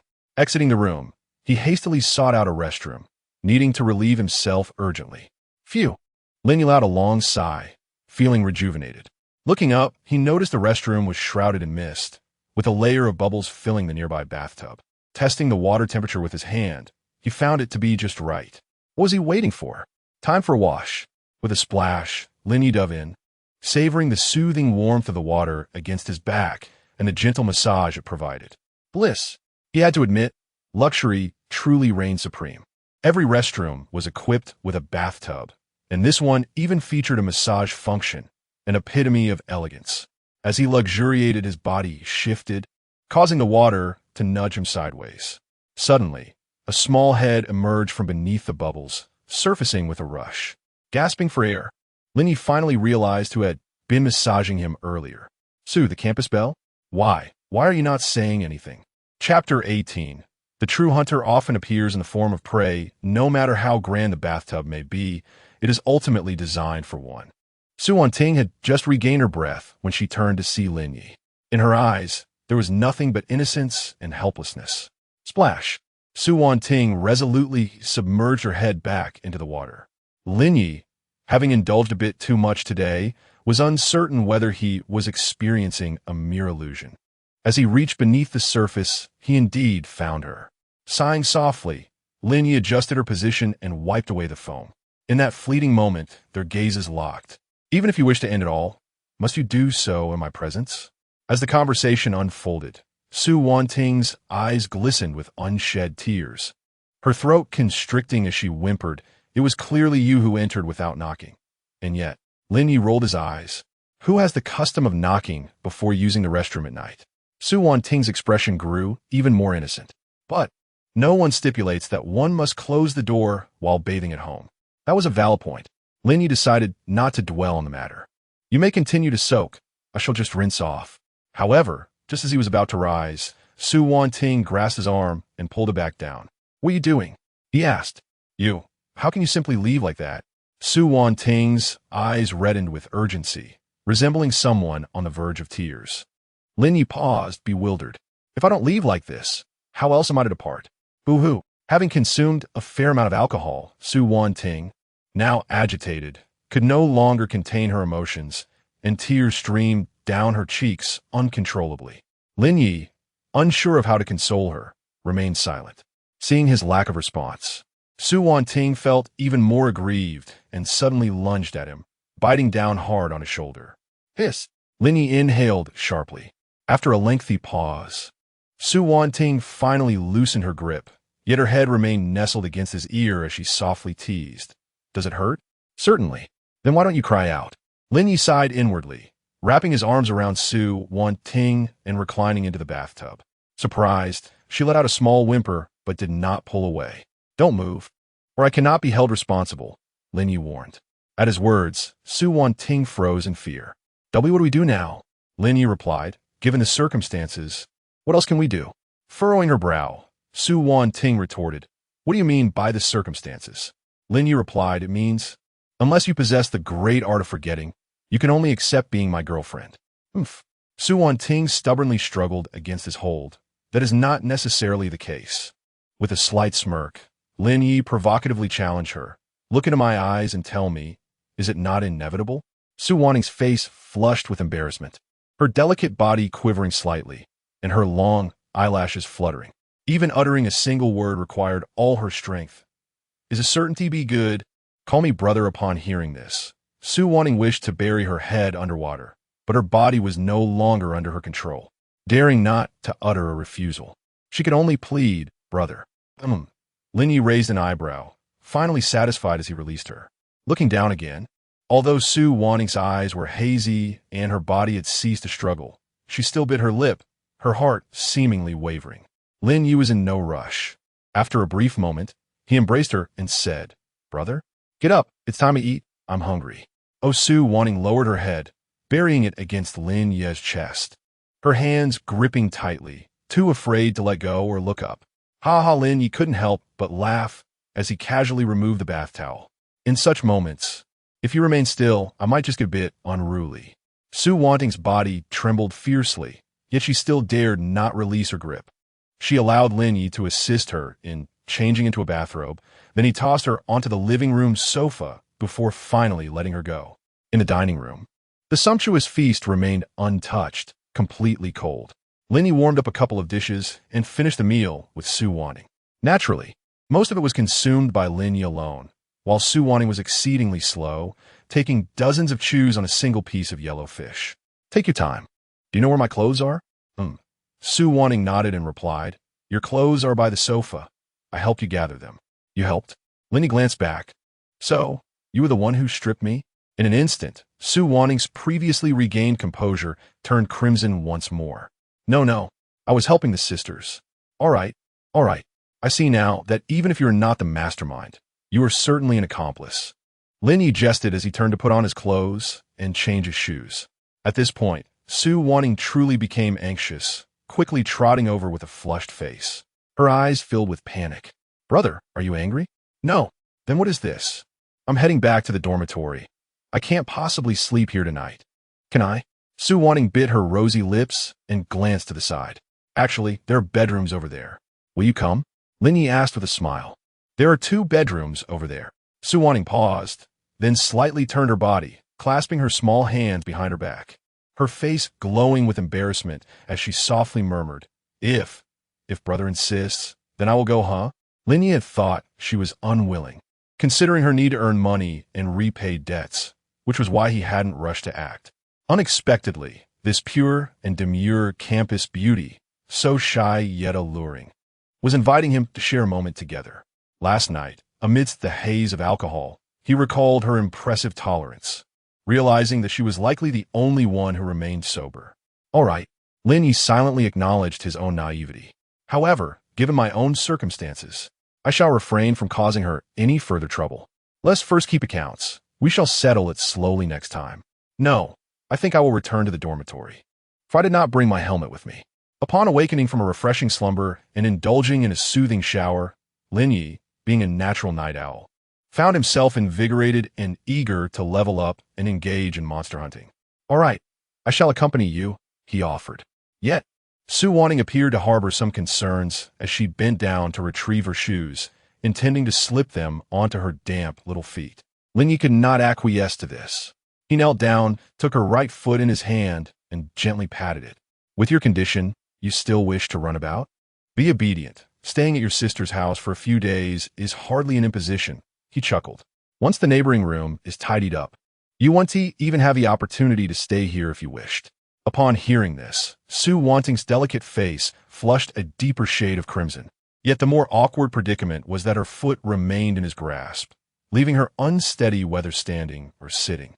Lin Ye, with a gentle pull, caused her to lose her balance, and she fell back directly into his embrace. Once they returned to the sofa, he finally set her down, though he hesitated to part with her foot. Unlike the slender and smooth feet of Baishuya, Su Wanning's were more petite, with veins clearly defined, exquisite and translucent. As she struggled to withdraw, each toe stood out distinctly, blushing a soft pink reminiscent of cherry blossoms. "This simply cannot be. I must pluck one to taste." Chapter 19. The key of the time, will a soft murmur escape from the depths of Su Wanning's throat, causing her to instantly straighten up before curling back onto the sofa, trembling slightly. Time passed, and even after Lin Ye departed, she remained in a state of disarray. "Little girl, he's gone now, so why linger in reminiscence?" With a jolt, Su Wanning sprang upright. Before her, Baishuya and Yin Yin wore playful expressions as they regarded her. "Ah, Sister Yin, how come you're awake?" With a gentle sigh, Baishuya leaned against Yin Yan's shoulder. "My home has been pilfered by this little sprite. If I were to continue pretending, I would surely end up as a fool." "Pretending? Su Wanting exclaimed, realization dawning upon her. I wondered why you seemed so inebriated today. Your tolerance is usually quite commendable. Or else what? Bai Shuya replied, eyes glimmering with a hint of exasperation. Should I truly let him drink until his stomach is perforated and he requires hospitalization? Yin Yan's beautiful eyes sparkled with curiosity as she inquired, now, let us discuss the matter at hand. How did it feel? Su Wanting's cheeks flushed, and she quickly turned her head away. Well, it wasn't much. He is quite kind, and it wasn't intentional. Indeed, I know. It was all your doing. Bai Shuya nodded repeatedly, a self-deprecating smile gracing her lips. It seems that my years of singlehood have a reason. If even you surpass me, I may very well be destined to remain alone forever. How pitiful. Su Wanting pressed her lips together, sitting up like a well-behaved child, her large eyes blinking in confusion, utterly unsure how to respond. Seeing her like this, Yin Yin chuckled. I was inquiring about your feelings just now. As for his character, do you think I'm unaware? With this line of questioning, Su Wanting found herself even more at a loss for words. Conversely, Bai Shuya secretly lamented, Yin Yin, can you explain how it is that two stunning beauties found themselves in bed, with an additional little girl on the sofa burning with fever, and yet he managed to escape? What went awry? Yin Yin rolled her eyes at her. Had it not been for your meddling today, I wouldn't have allowed him to slip away. Now it's my fault? Bai Shuya retorted, growing annoyed as she pulled Su Wanting closer. All right then. Next time, I shall refrain from intervening, but I worry you may struggle to keep up with our little Wan Ting. Yin Yin smiled confidently. Then let us put that to the test. Upon returning to school by taxi, Zhou Hong was still burning the midnight oil. However, judging by the disarray of his desk, he must have taken a break for dinner. Lin Ye had no intention of waiting for them to venture into the main city together. After all, by proceeding first, he could commence the tasks and earn money ahead of them. In the novice village, even in the dead of night, the streets were bustling, often more lively than during the day. Looking up, the eternal night sky was adorned with 3 moons, the largest a vibrant blue, the smallest a deep red, and the middle one a pristine white. According to experts' calculations, the proportions of the 3 moons should, in fact, be reversed. It is merely the issue of distance that gives rise to their varying appearances to the naked eye. Moreover, the orbits of these 3 moons are highly elliptical, meaning their sizes fluctuate dramatically with distance. According to the background lore, the denizens of eternity believe that magical power emanates from the azure moon, while malevolent forces derive from the crimson moon. The white moon, on the other hand, serves as the custodian of order, binding the 2 extreme moons to prevent the world from descending into chaos. Consequently, this has led to the emergence of the 3 most formidable factions in the realm of eternity: the Magical Association, the Order Alliance, and the Crimson Sect. As Lin Ye gazed at the starry sky, lost in thought, he turned to seek the village chief and depart from this place. At that moment, a sudden jolt reverberated through his chest, as though something within him was emanating a rhythmic tremor. Simultaneously, a dim star in the sky seemed to respond, flickering and radiating a brilliance far beyond its usual light. However, to the untrained eye, it remained imperceptible. Yet Lin Ye found himself greatly alarmed. Turning his gaze skyward, an inexplicable sensation washed over him. It was as if that distant star, light years away, was winking at him. Indeed, it seemed to be winking. Could it be sending me a message in Morse code? That would be absurd. Taking a deep breath to calm his mind, Lin Ye recalled the final words of the vagabond. Pursue the starlight? Without further contemplation, he resolved to follow the glimmering light. After a brief moment, Lin Ye appeared to attune himself to the rhythm of the stars blinking, moving forward, onward, until he found himself amidst a dense thicket of aquatic vegetation. To his astonishment, he realized he had returned to the very heart of the swamp where he had once battled the boss during the day. The colossal crocodile that should have respawned here seemed to have vanished without a trace. The tranquil surface of the water mirrored the starry sky, with only the ripples created by his arrival disrupting the celestial tableau, rendering it somewhat unsteady and indistinct. Nevertheless, that star which had seemingly winked at him remained unmistakably vivid. Indeed, this was the destination. Lin Ye discerned a change in the rhythm of the stars blinking, confirming his arrival. Yet what purpose did this serve?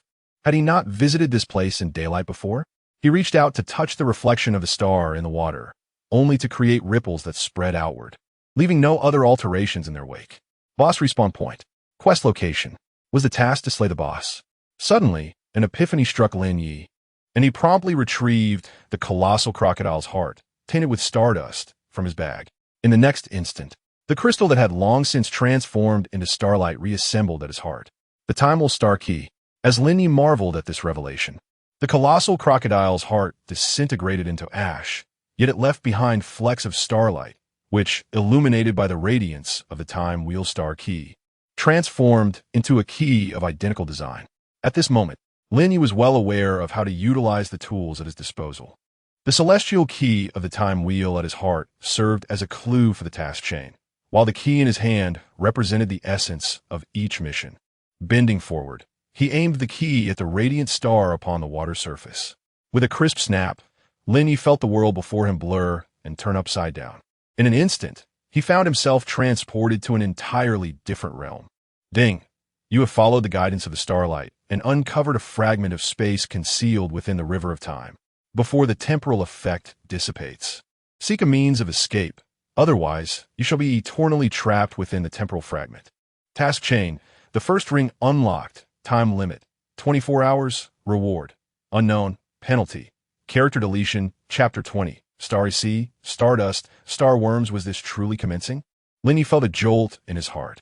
He had yet to decide whether to undertake this quest, as the penalties for character deletion were exceedingly severe. Had it not been for the burden of several tens of millions in loans, Lin Ye might have shrugged it off entirely.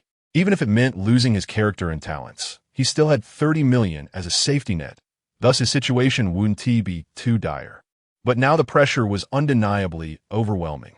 Before him lay a realm of darkness, illuminated only by distant specks of starlight. Above, the sky was a fragmented tapestry of stars. Below, the ground was a chaotic mosaic of destruction. With the aid of the starlight, he examined the shattered surface and discerned that it was not merely pocked with holes. It appeared to have flowing rivers. However, from those waters emanated a singular message: danger. Lin Ye did not believe that this bore any relation to the starry rivers within the quest. This was a fragment of time and space. The areas left in ruins could only be the turbulent streams of temporal chaos, could they not? Even with his attributes maxed out, it would be imprudent to venture into such treacherous terrain. Panel. Character, Demon Lord. Level, 10. Class, Archer. Health, 12,000. Magic, 1530. Attack, 5,693. Defense, 715. Spell damage, 255. Spell resistance, 118. Attack speed, 33. 6 seconds. Movement speed, 427 meters second. Critical rate, 10. Base 5. Critical damage, 200. Base 150. Strength, 2010. Agility, 1720. Wisdom, 510. Constitution, 1130. Talent, hundredfold returns. Equipment, Lamentation Harp. Crimson Flame Quiver, Ring of Strangulation, Ring of Agility, Belt of Wild Growth, Leather Armor of Wild Growth, Arm Guards of the Hunting Wind, Trousers of the Hunting Wind, Boots of the Hunting Wind. Skills, Elegant Shot, Elemental Burst Arrow. Upon reviewing his attributes, Lin Ye's heart eased slightly. At the very least, this panel offered some assurance. Considering his attribute points, even a player at level 100 would pale in comparison. The distant sound of rushing water reached his ears, reminiscent of ocean waves. It was time to begin. Lin Ye resolved to approach the shoreline cautiously, striving to keep his distance from the temporal fragments. Fortunately, there were no monsters in sight for the moment. Before long, Lin Ye beheld the sea. Yet, it was not an ordinary ocean, it was a celestial sea. Countless stars, ensnared by the torrents of time and space, resembled glimmering glass marbles, drifting with the ebb and flow of the temporal tides. Occasionally, collisions would occur, erupting into dazzling bursts of light, as terrifying energy instantaneously unleashed, casting forth streams of flame and searing matter, akin to a magnificent fireworks display. Lin Ye understood the catastrophic ramifications of two suns colliding, yet he felt no trace of that energy. The currents of time and space concealed everything. Only the stars that were occasionally thrust from the torrents, momentarily breaking free from their aquatic embrace, revealed their true formidable nature. Lin Ye dared not venture any closer. The starry sea, with just a casual wave, could sweep him away. Even a mere splash could be terrifying, let alone the celestial bodies entangled within those waves. If one were to crash down, who could withstand it? Just as he was about to turn away, the distant starry sea began to recede. Was it the tide? Lin Ye pondered. Following this, the exposed beach shimmered with dazzling starlight. This brilliance was the residue left behind by countless collisions of stars, remnants of celestial bodies shattered by the relentless onslaught of the starry sea. Surely, this substance must be of the highest quality, although Lin Ye had never seen it. The remnants of stardust, after being polished by the currents of time and space, should undoubtedly be exquisite. However, how could he possibly acquire it? The beach, though now laid bare, still bore traces of the temporal currents. Even a slight touch could be perilous. Lin Ye felt it was impossible for him to even attempt it. Yet before him, a new development unfolded. From beneath the stardust-laden beach, creatures encased in heavy shells suddenly emerged. Stardust beetle level, 30 health, 28,000 physical attack, 1, 700 magic damage, 850 defense, 2, 200 magic resistance, 3, 500. Lin Ye glanced at their attributes, internally exclaiming at their absurdity. This creature's stats were exponentially stronger than a level 10 boss. And in terms of numbers, the beach was teeming with them. There were at least 1,000 in sight. They seemed oblivious to Lin Ye, or perhaps disinterested, as they busily foraged for the remnants of stardust, voraciously consuming it. Elimination was certainly necessary, but alas, his supply of arrows was limited. Lin Ye felt a pang of frustration. He had embarked on this mission utterly unprepared, with only the leftover arrows from previous encounters, totaling just over 1,000. He would have to give it a try. Firmly grasping an arrow, he readied himself. Whoosh! The fiery light of the arrow sliced through the night, striking the stardust beetle and exploding in a flurry of starlight. -3, 720. The damage was registered. The stardust beetle had noticed Lin Ye. It was difficult to ascertain if it had eyes atop its head, but its movements indicated its anger. Scuttling forward with its numerous appendages, it charged at Lin Ye with alarming speed. Its attack power was formidable, and the scouting feature only revealed basic stats. He had no idea if this creature possessed any skills. Lin Ye quickly assessed his escape route, carefully retreating until the beetle was clear of the stardust-laden beach. Only then did he make his move. Whoosh, whoosh, whoosh. 3 arrows were loosed simultaneously. Bang, bang, bang. -3, 155, -3, 408, -7, 0, 2 critical hit. The stardust beetle was sent tumbling, its limbs flailing in the air as it struggled to regain its footing. A grin crept across Lin Ye's face as he unleashed a flurry of arrows, swiftly dispatching the creature. Lacking experience? Yet, in the place where the stardust beetles met their demise, remnants glimmering with celestial light remained. Lin Ye intentionally lured them out to slay them. Firstly, the temporal currents near the beach were perilously treacherous, rendering it unsafe to approach. Secondly, there was a concern that such creatures might launch a collective assault. It has now been confirmed. They could be vanquished. Ding, you have obtained a fragment of time X1. You have acquired Stardust Coins X1, is that all? Lin Ye recalled that the materials are typically selected by default quality. Is this truly the extent of what he receives? He opened his inventory. Neither material bore any annotations, nor was there any elucidation. Searching through forums yielded no relevant information. If this task had never been undertaken before, then it was highly likely that the associated materials had never appeared. Lin Ye was aware that the materials must possess some utility. He just remained uncertain of their purpose. He decided to attempt doubling the yield once more. Drawing back his bowstring, he lured another creature forth to slay. Although the efficiency was lacking and the process slow, it was undeniably safe. Bang! The stardust beetle was struck down by an arrow from afar. Ding! You have obtained Shards of Time X100. You have acquired fragments of Stardust Coins X100. It appears there is no distinction. Thus, he opted for quantity. Lin Ye continued his assault, dispatching them one by one. Before long, as the sound of crashing waves intensified around him, the tidal forces of the starry sea surged back. The stardust beetles, which had just been feeding, now flailed their limbs, burying themselves beneath the sand. If these materials were indeed quest items, then having slain 10 of these creatures would be equivalent to others defeating 1,000. That should suffice. Lin Ye prepared to depart. However, the tide surged with unusual ferocity this time, with an increasing number of colliding stars. The energy released from these collisions seemed to attract something. They surged amidst the temporal chaos, whimsically capturing the fragments and dust left in the wake of the stellar collisions. Chapter 21. The Monolithic Golem and the Forgotten Village. Stardust Jellyfish level. 30 health. 8,600 physical attack. 1,200 magical damage. 3,850 defense. 600 magic resistance. 800 while the magical damage is significantly higher. Both health and defense have diminished considerably. A straightforward observation. However, the question remains, how does one vanquish such a creature amidst the cosmic sea? Lin Ye knocked an arrow and released it. Thwip! The flaming arrow seemed to effortlessly pierce the water, yet upon entering the temporal flux, it vanished as if it had never existed. Indeed, this approach proved futile. Yet Lin Ye refused to concede, opting instead to observe. Patience was imperative for this task. Otherwise, success would remain elusive. As the tides surged, Lin Ye retreated cautiously. At the zenith of the cosmic turmoil, crashing waves finally dislodged a few stardust jellyfish, sending them crashing to the ground. Lin Ye had waited long for this opportunity.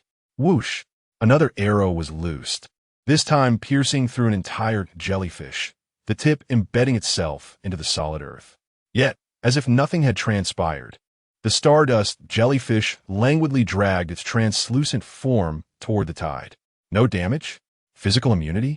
But my attack isn't solely physical. Lin Ye scrutinized the creature's attributes once more.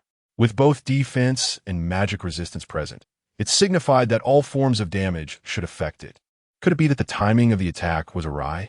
Within the temporal stream, he could not strike. Even upon landing, he remained unable to inflict harm. Thus, there remained but one possibility. A spark of realization flickered in Lin Ye's eyes as he recalled that fleeting moment when the jellyfish was flung from the waves, its body appearing momentarily opaque. Was it only vulnerable during that brief interval?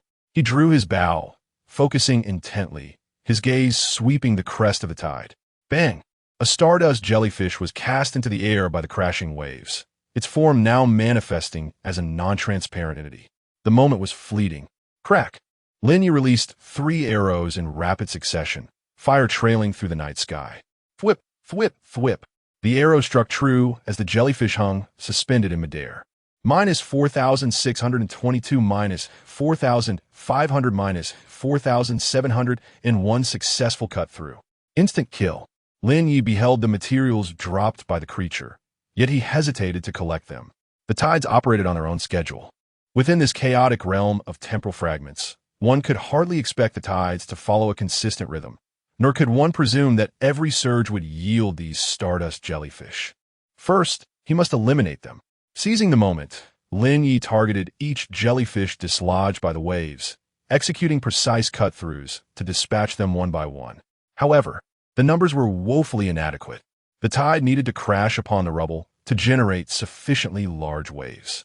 Out of 10 attempts, only once or twice might yield a jellyfish. With Lin Ye's skills, he missed none, yet had only managed to defeat a mere dozen. As the sounds of the cosmic waves gradually subsided, the crashing surf ceased, and the stardust jellyfish vanished along with it.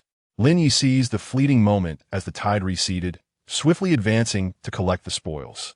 Ding, you have obtained 1,300 fragments of void shards. You have acquired 1,300 stardust coins. It was nearly sufficient.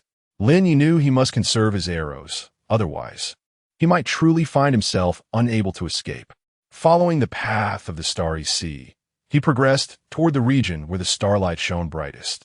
After several minutes, he encountered a towering cliff that obstructed the vast expanse of the starry ocean. Approaching the front, Lin Ye discovered a narrow path that led up the cliff. Simultaneously, to his left, there was another route, surprisingly paved with fragments of stardust, extending toward a distant hillside. Upon closer inspection, he perceived a flicker of light wavering in the distance. Could there be someone there? Linye muset inyardli, astonished. In this place, was there an NPC? He decided to investigate. Following the stardust path to its conclusion, he arrived at a small village enclosed by stone walls, which appeared to have but a few houses within.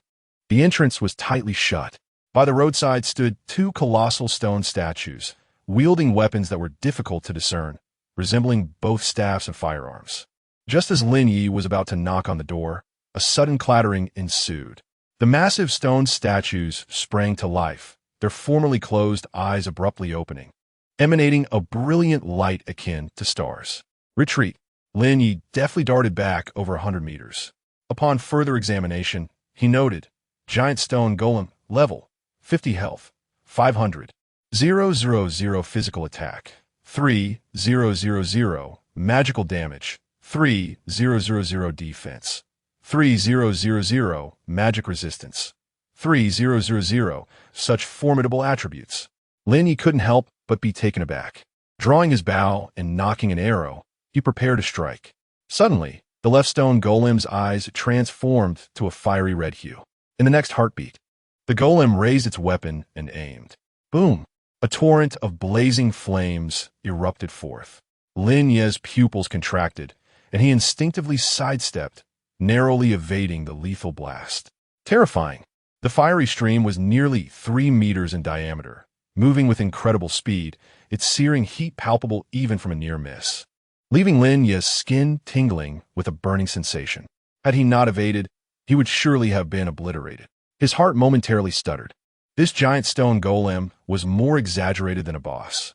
Its attributes were monstrous, and its skills even more so. Before Lin Ye could fully comprehend the situation, the right golem also sprang into action, its eyes shifting to a pale blue as it unleashed a chilling wave of frost from its weapon. Hut, hut, hut. Lin Ye executed a series of rapid retreats, utilizing his superior speed of over 400 meters to create distance from the icy onslaught. Looking up again, he observed that everything touched by the frost was rendered immobile, a bone-chilling aura slowly dispersing under the starry night, sending shivers down Lin Ye's spine. One unleashed flames, the other ice. How splendid! The two giant stone golems, working in tandem, had indeed conjured a duality of fire and ice. Lin Ye assessed the distance with acute precision. The attack range of 500 meters surpasses that of any archer by several folds. Truly monstrous. Lin Ye gritted his teeth in silence. What is the procedure for this task? Could it be that I have failed to acquire a crucial item? Should I retreat? Lin Ye had but one life and one account. He had no intention of recklessly confronting it. However, there was no path of retreat. On the Star Sea beach, there were monsters to slay, but they would offer him no advantage. No experience to gain. No equipment to drop. Circumnavigating the village. If monsters appeared further afield, should he engage them or not? Each arrow used was one less in his quiver. If he encountered monsters and slew them, yet they yielded no items, and he remained unable to enter the village, then without supplies, his fate would be sealed. It was time to gamble. Lin Ye still possessed over 700 arrows. Calculating his output, he should be able to take them down. But the condition was that he must not perish. Taking a deep breath, Lin Ye understood that without supplies, there was no retreat. Whether he died sooner or later, it would ultimately be death. He charged forth. With a swift motion, he covered 100 meters in a single bound. Yet the giant stone golem's vigilance extended even further. Fiery currents and icy blasts erupted simultaneously, executing a crossfire assault. Precise. Lin Ye's speed had reached an astonishing level, leaving only an afterimage. Yet the golem could still accurately track him and control its weapons in pursuit. With agility unmatched, Lin Ye unleashed his utmost speed. In 3 strides, he closed in on the attack range. Drawing his bow, he executed a mobile shot. 3 arrows flew forth, striking the right golem's chest with a resounding impact. Minus 2,850, minus 2,911, minus 6,200, critical hit. Boom! Elemental explosions erupted, flames cascading forth as secondary damage followed. Lin Ye had no time to assess the effects. He had to remain vigilant against danger while maintaining a relentless barrage of arrows. Fortunately, his speed was sufficient. Moreover, his reflexes allowed him to control this velocity while also evading attacks. The relentless barrage continued, firing 30 times per second. Lin Ye became a veritable torrent of metal. In the blink of an eye, the giant stone golem's health plummeted dramatically, falling below half. Creak, creak. The golem withdrew its assault, its weapon reassembling in its grasp as an unusual azure light shimmered in its eyes. Zaps of lightning erupted from its body. A second phase transformation? Prepare to meet your end. Lin Ye shouted, maximizing his attack speed. Arrows transformed into a deluge, shattering the creature in an instant. Despite the opponent's formidable defenses, he unleashed over 100,000 DPS in mere seconds. Without the interference of frost, Lin Ye pivoted to target the fire golem, alleviating much of the pressure. And in a single breath, he circled back. Boom! The fire golem crumbled under the rain of arrows. Ding! You have destroyed the guardian of the Forgotten Land. Yet, where was the reward? What was happening? Lin Ye pondered it, perplexed. Suddenly, a sharp voice erupted from the city wall. Oh no, it is a mutated demon. Chapter 22, An Epic Quest. The mythical treasure chest. Demon? Or mutant?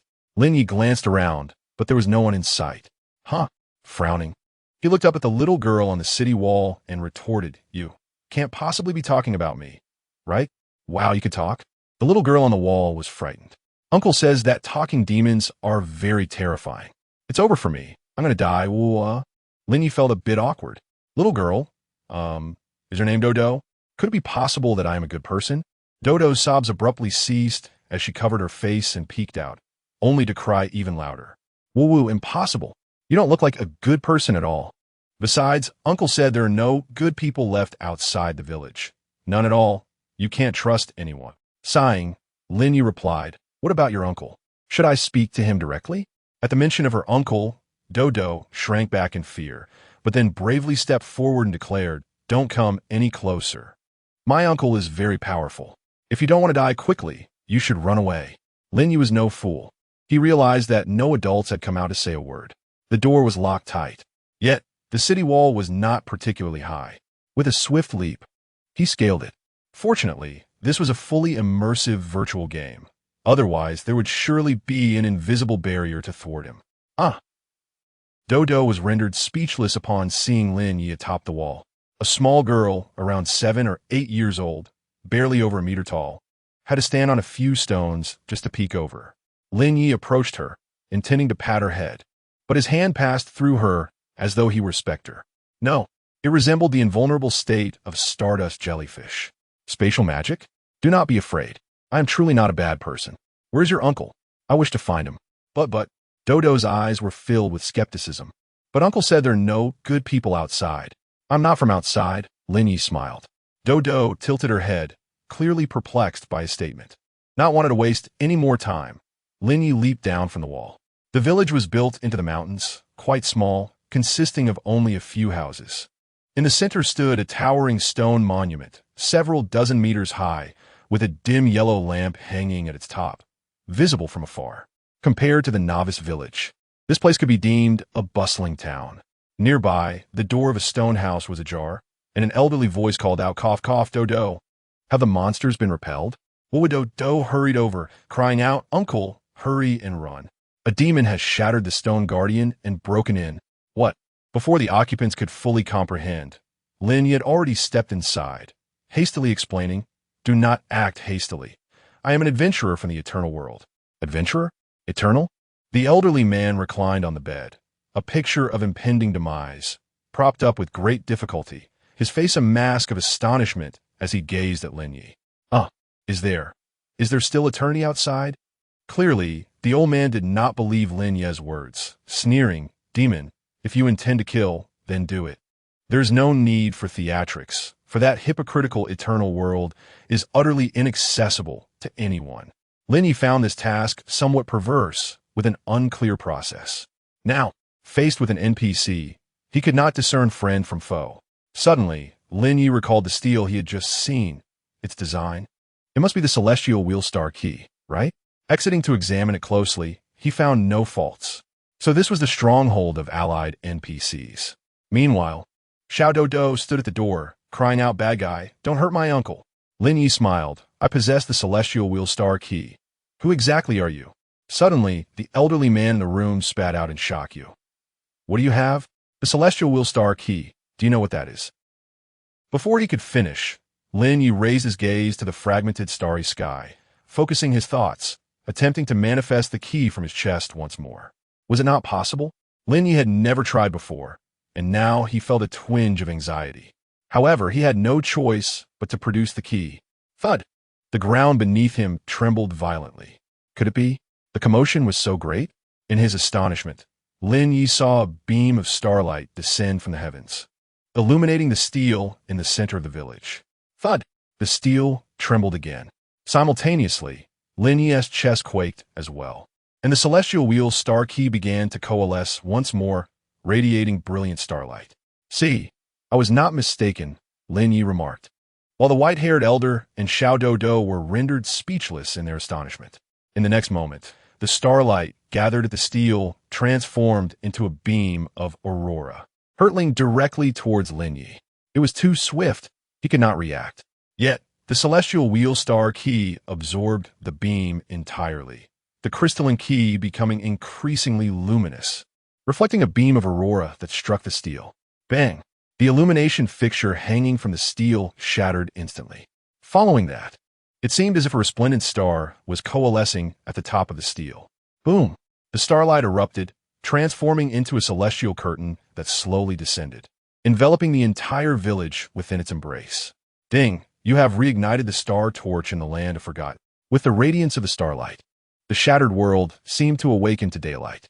The once tumultuous sea of stars gradually calmed under the soothing glow. Ding! You have discovered the galaxy lost within the crevices of time. Quest. The Forgotten Civilization. First ring completed. Completed? Lin Ye was taken aback, hastily closing all notifications to check his rewards. Ding! You have acquired ownership of the land of Forgotten. Is that all? After Lin Ye entered, he had scarcely received any rewards, and now that the task was completed, he found himself merely granted ownership of small village. What the hell? For such a challenging mission, if you were to change personnel, they likely wouldn't even cast a glance at it. And now you tell me the reward is this shabby village? Lin Ye was on the verge of cursing. What am I supposed to do with this village? It's a struggle just to come here, each time requiring the defeat of a boss to craft a key. Furthermore, its critical location is in a novice village, rendering it utterly disposable. System announcement. The Demon Lord has discovered the forgotten land within the rifts of time, erecting the Star Tower amidst the fabric of time and space. The novice village ID 952-7000, adrift in the temporal cracks, has received guidance from the Star Tower and will be integrated into the eternal world within 24 hours, becoming an inseparable part of it. During this period, the novice village will no longer accept new players. Existing players may log off freely, but cannot leave. The Demon Lord has completed an epic task, earning a personal prestige of 10,000 points and receiving 1 epic treasure chest.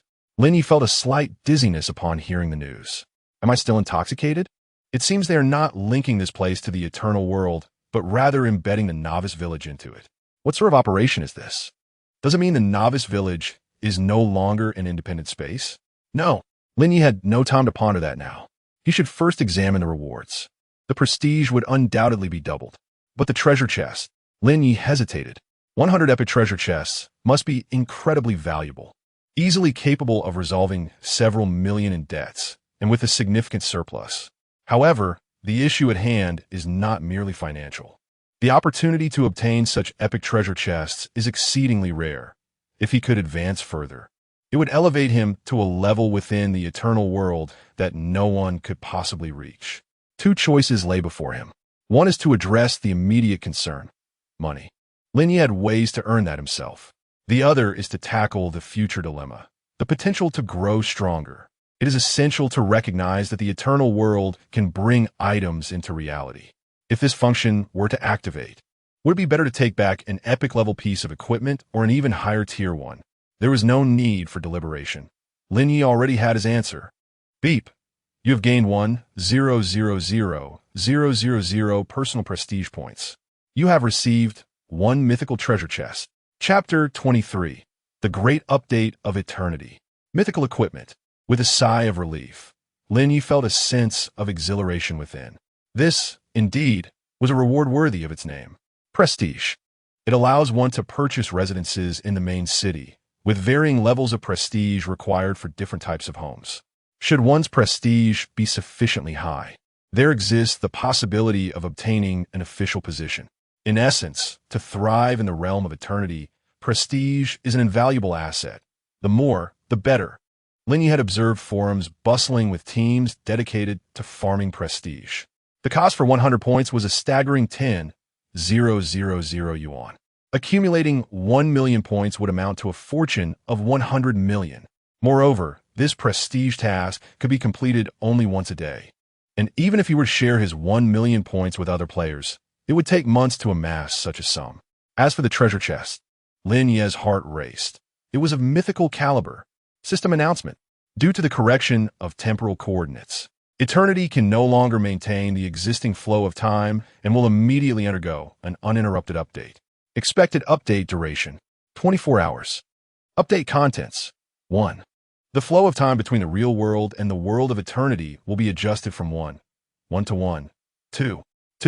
Dungeon functionality will be activated. 3.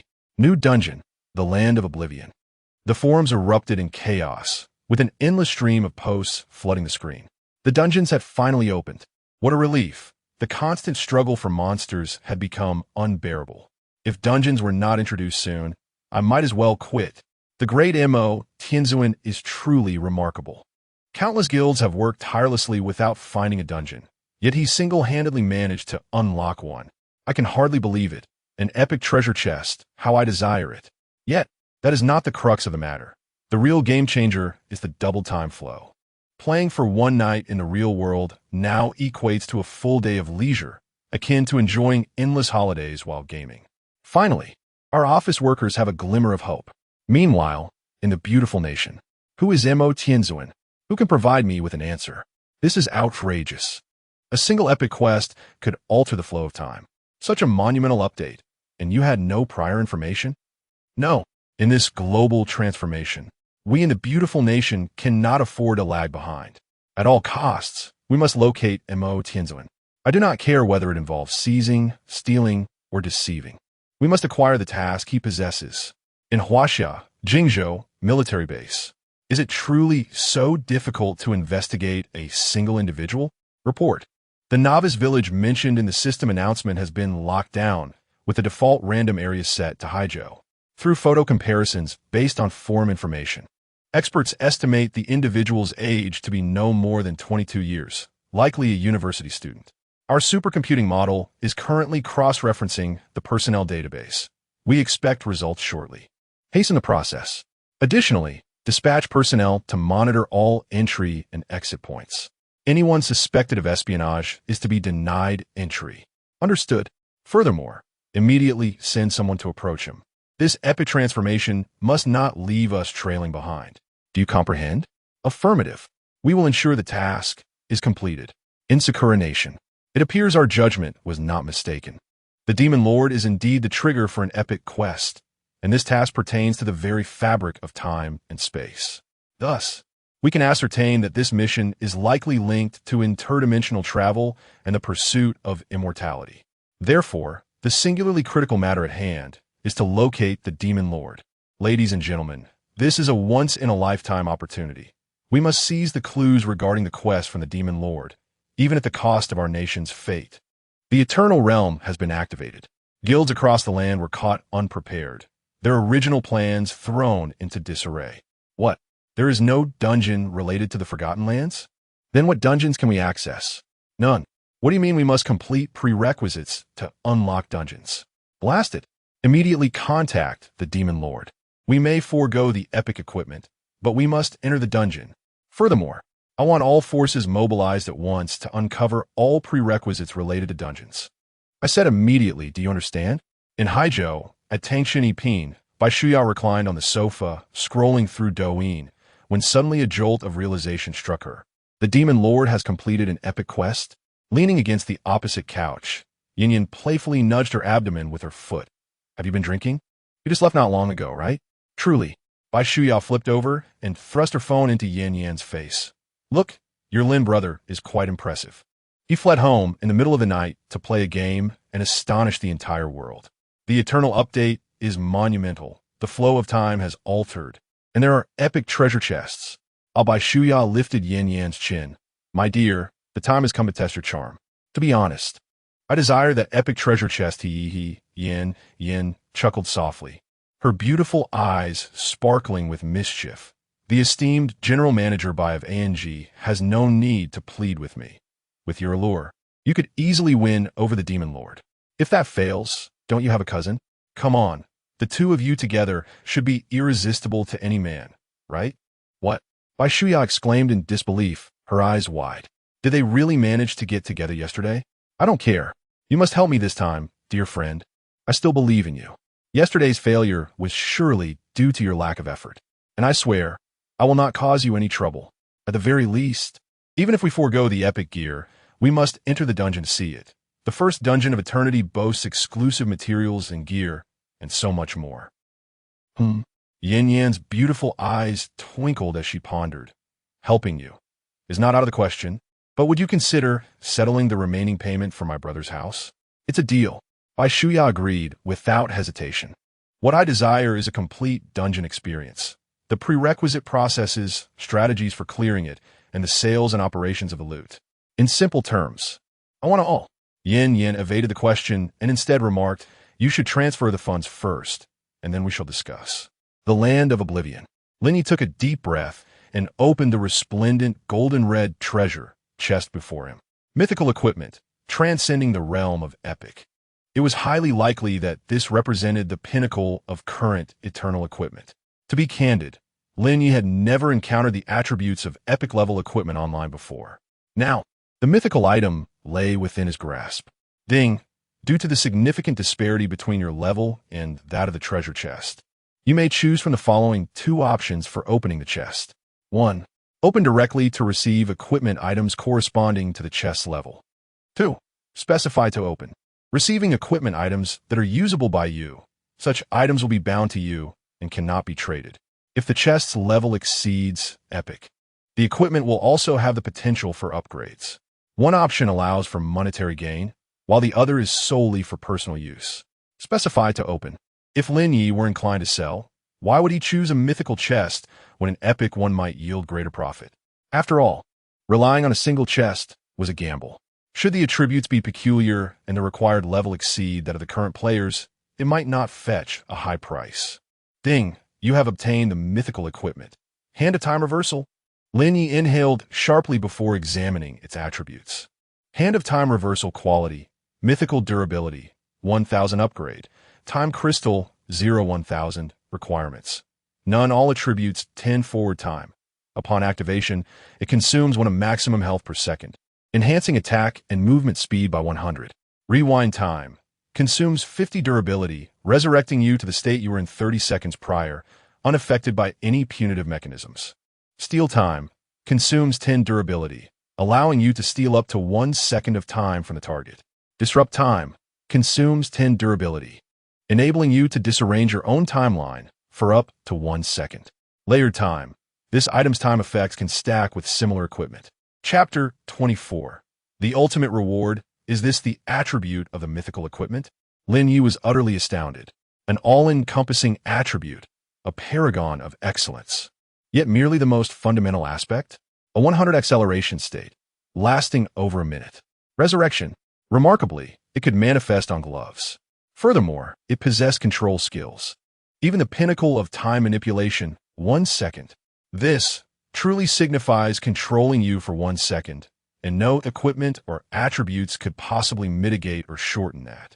As for disrupting one's own time, it must indeed offer an absolute evasion, regardless of how lethal the enemy's strike may be.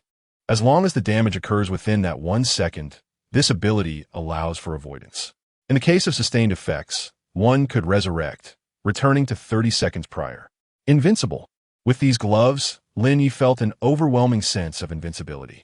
As for the final attribute, a sudden tremor coursed through Lin Ye's heart. Could it be the effect I am imagining? Let's test it. Without removing his original gloves, Lin Ye donned the time reversal gloves. Indeed, there were no conflict prompts. They seamlessly overlapped. 2 pairs of gloves? An additional piece of equipment? Lin Ye was certain that even among the mythical series, these time reversal gloves were indeed the CR de la CR. Any equipment capable of resurrection is exceptional, and those endowed with absolute control are even more so. Moreover, they do not occupy an equipment slot, allowing for an additional piece to be worn. Even more terrifying was the fact that they could be upgraded. 1,000-time crystals? Lin Ye had never encountered this material, but it would undoubtedly be found in due course. Meanwhile, upon witnessing the descending starlight, the white-haired elder was overwhelmed with emotion, tears streaming down his face. Without hesitation, he crawled from his bed to Lin Ye's side. Master of the stars, sovereign of the eternal, you have returned at last. For countless years, we have never forgotten or forsaken your will. We have always believed that the eternal emperor would never abandon his most loyal subjects. Little Dodo was perplexed, unable to grasp why her uncle was so fervently agitated. The elder, however, pulled her close, whispering urgently, "Dodo, come here quickly. The light of the eternal emperor will protect you." Lin Ye was equally bewildered. Were the NPCs in this realm not quite sane? I know not whether the eternal emperor resides here, but need to ascertain if there exists a way for you to leave this place. The elder bowed his head, speaking earnestly. The emperor is eternal and immortal. Wherever the subjects of the empire dwell, they bask in the radiance of the emperor. You, who wield the star key of time, are the embodiment of the eternal emperor, the undying guardian of the empire, and the heir of the Sturbs family. Please forgive my fervor. We have exhausted all resources in our wandering, and we truly cannot endure any longer. My Lord Sturbs, allow me to unreservedly offer you my unwavering loyalty. For now, only you possess the power to rescue us, the wandering homeless, and only you can guide us back to the Empire. Sturbs? The name feels somewhat familiar to Lin Ye. If memory serves correctly, the vagrant uttered this name before his demise. He must indeed be the heir of the Sturbs family. However, that is of little consequence now. He is dead. What truly matters is that I sought your guidance on how to depart, yet you request that I lead the way.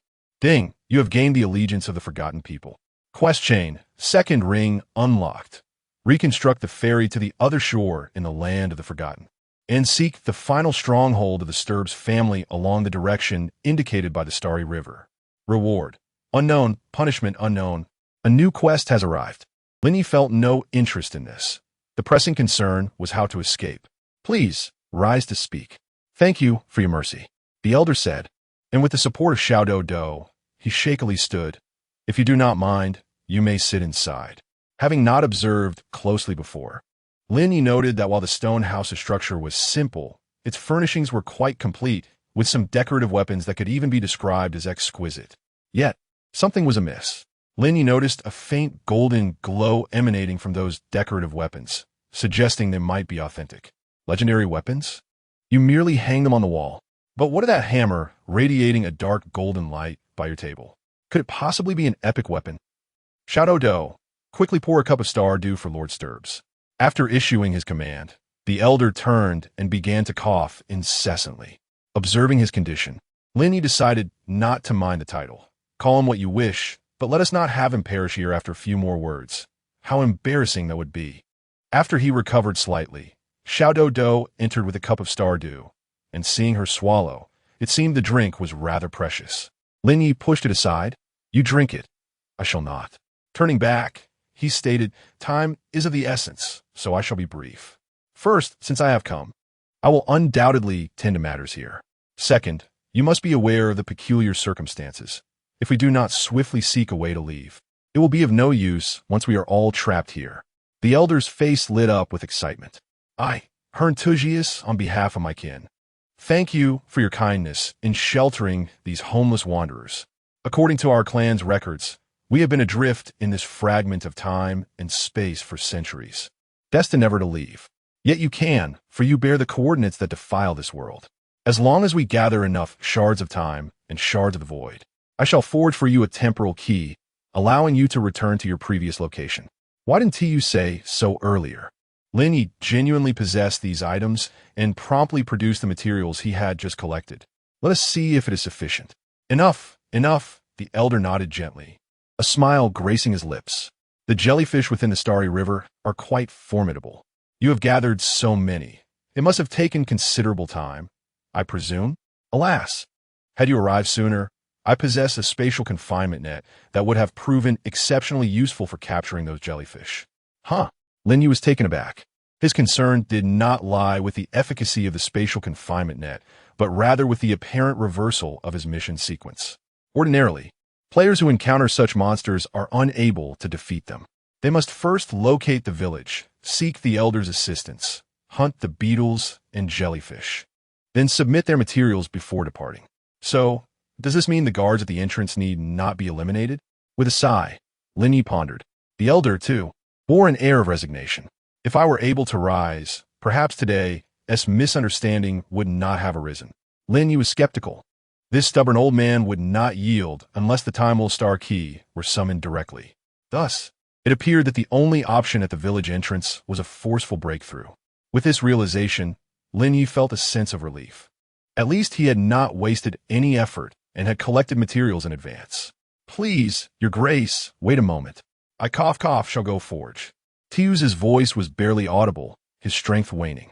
Relying on him to forge anything might result in exhaustion before he even produced a single item.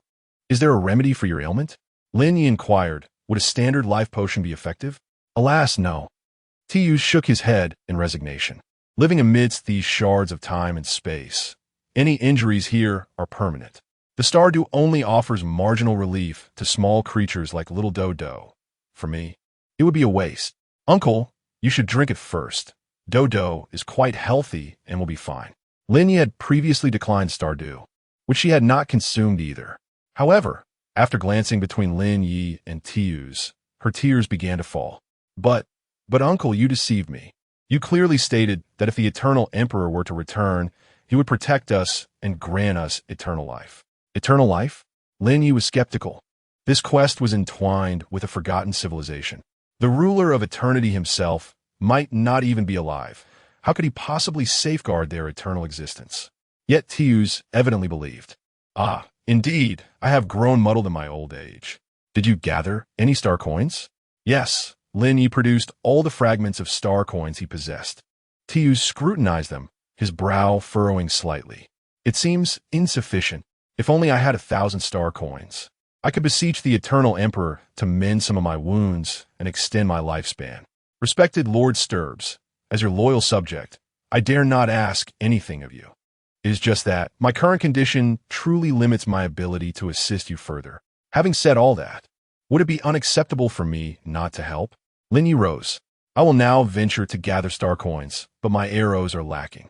I see that your weapons seem adequate. Kindly allow me to select a few fine ones. Tuxius chuckled and shook his head. Everything here is merely for show. I doubt there is anything that would catch your eye. However, I do have some rare materials in reserve. Should you require arrows, I believe I can muster the last of my strength to craft a quiver for you. Upon hearing this, little Dowdu appeared visibly concerned. Uncle, are you sure you can manage? Indeed, as long as you consent, I shall drink this cup of Stardew, and I should regain my vigor, Tuxius assured confidently. Very well, commence at your discretion, Lin Ye replied, not particularly desiring it, but merely curious about the high-quality goods Tuxius had mentioned. Tuxius took the Stardew and downed it in one gulp, his pallid complexion instantly acquiring a hint of color. He then grasped the monumental hammer resting on the table and pushed open the back door. Lin Ye followed him inside, only to discover a uniquely designed forge sparkling with starlight, surrounded by an array of various forging tools. Tuxius set the hammer aside and opened a chest, searching for materials. At a glance, Lin Ye was captivated by the dazzling treasures within the chest. The materials were nothing less than legendary, with several items even of the dark gold epic tier. Incredible. It turned out he had misjudged the situation. The ultimate reward for this task was, in fact, this forgotten land. Chapter 25. The Void Quiver of Thushius. As Thushius busied himself crafting equipment, Lin Ye drew little Dodo closer and inquired with a smile. Are there others in the village? Yes. Dodo nodded before shaking her head. But the uncles and aunts are all asleep. They cannot move or speak. Indeed, if there were even one capable person in the village, they would not allow this young girl to ascend the city walls alone. Are these people dead? Not necessarily. Do they possess strength akin to Thuscius? Is highly likely. However, there is no urgency to investigate at present. After all, the land of oblivion is now ours. Furthermore, the second phase of the mission involves rebuilding the ferry here, which means the people in this place will undoubtedly be of use. Otherwise, relying solely on myself and Thuscius would lead to an interminable endeavor. Once the ferry is established, we will also require a vessel. Crafting a ship capable of navigating the currents of time and space is no trifling task. Thus, the core NPC, Thuscius, is of paramount importance. His survival is non-negotiable. Dodo, do you have any more Stardew? Please fetch a few more cups for your uncle. There is none left. Dodo shook her head sorrowfully. The place where the Stardew condenses is guarded by a fearsome monster. The ant who used to gather it fell asleep some time ago. Woo, it's all Dodo's fault for being useless. If only I were as powerful as my aunt, able to evade attacks and collect Stardew. A boss. Perhaps. There isn't time to deal with that now. Moreover, earlier little Dodo indeed utilized a spatial ability. Is this a unique skill of theirs? Or can players learn as well? Lin Ye realized that there were still many areas in the land of oblivion yet to be explored. However, that was a matter for another time. The immediate priority was to obtain equipment to gather materials and sustain Thuscius's life. At present, Thuscius' craftsmanship was remarkably adept. He was exerting his last reserves of energy, and his entire demeanor had transformed. It was as though standing beside the forge granted him absolute dominion over this realm. Especially as his hammer struck down rhythmically, it seemed to warp the very fabric of space to his will. Lin Ye was entranced, only snapping back to reality when Thuscius presented him with a quiver crafted from dark purple leather. Thank you. Lin Ye began to leave, suddenly feeling a misalignment. Wait, what I lack are arrows. What use is a quiver to me? Ha ha ha, Thuscius laughed heartily. Rest assured, my lord, in this fractured time and space, is far more valuable than 1,000,000 arrows. Lin Ye opened the attributes. The Void Arrow Quiver, Quality, Epic Durability, 5,000 requirement, None maximum arrow storage, 1000, 000 arrow attack, 300 arrow skill damage, 100 arrow attack range, 100 meters when attacking or utilizing shooting skills, void arrows are consumed. Void arrows quantity, 30 acquire 1 void arrow every 0.1 seconds. In an environment rich in spatial energy, the condensation speed is enhanced. Void arrows form from the skin of a unique spatial creature known as Kector.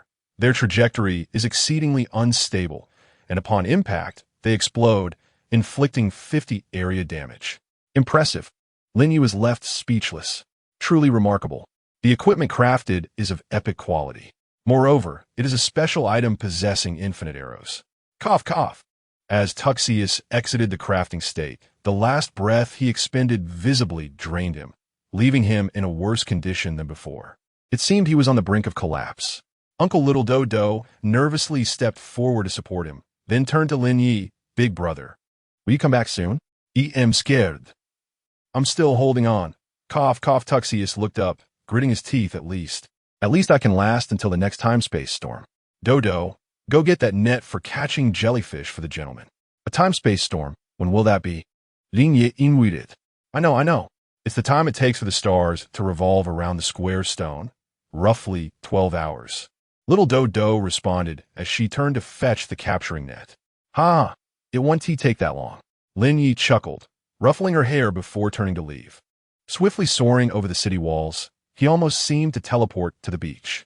The starry sea tide was in a state of tranquility, awaiting the inevitable. Before long, as the tide receded, the stardust beetles began to emerge from the sand. Kumos! Lin Ye pulled the strings of the lamentation harp.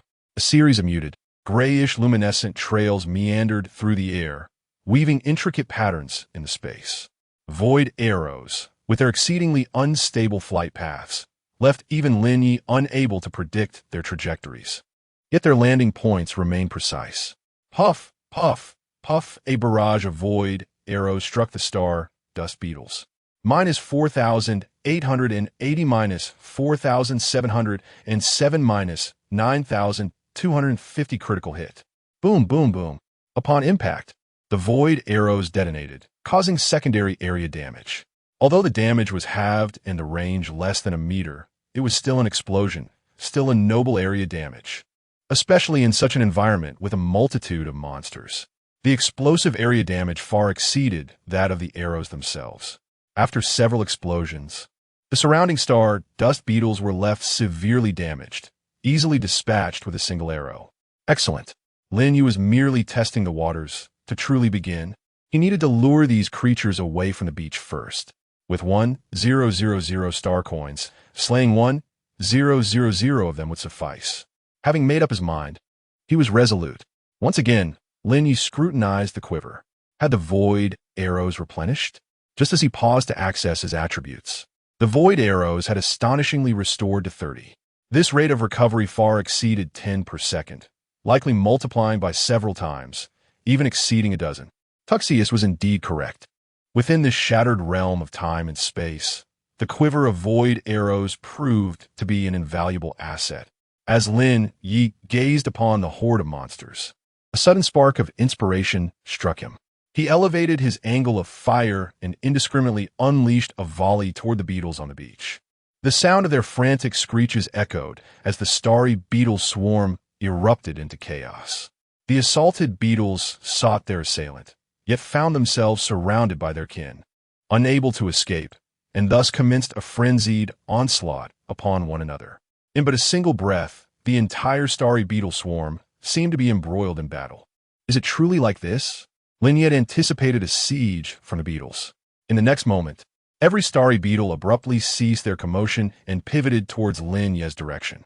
Then, with a cacophony of clicks, the carapaces of the beetles unfurled, revealing pairs of shimmering, cicada-like wings. Alas, Lin Ye was taken aback. However, the now airborne beetles indeed surged toward him. The swarm comprised not merely hundreds, but thousands of densely packed flying beetles. Kill! Lin Ye unleashed his full arsenal, the arrows transforming into a torrential storm aimed at the swarm. The explosions reverberated through the air as wave after wave of void arrows detonated, causing clusters of beetles to plummet.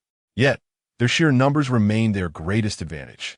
Even if Lin Ye could slay hundreds each second, it constituted merely a fraction of their formidable legion. Once they acquired the ability to fly, Lin Ye found himself encircled in mere seconds. Hiss! Lin Ye inhaled sharply, utterly unprepared for such a scenario. He turned to fire, creating a breach amidst the swarm with the explosive void arrows. He swiftly darted into the cleared space, attempting to break free. As he moved and shot, precision became unnecessary. The explosions of the void arrows were the pivotal source of damage. Yet, the crazed beetles relentlessly gnawed at him. -820, -1055, -1102 each bite inflicted significant damage, causing Lin Ye's health to plummet. He consumed a health potion. Futile. The novice village's red potion could restore a maximum of 500 health, merely 100 per second. Consuming it was akin to doing nothing at all. Explosive arrow. Lin Ye activated his skill. The dual explosions finally carved out a path for him. He paused to catch his breath. Increased movement speed proved ineffective. He could not break free. Agility held no value, as there was no space to evade.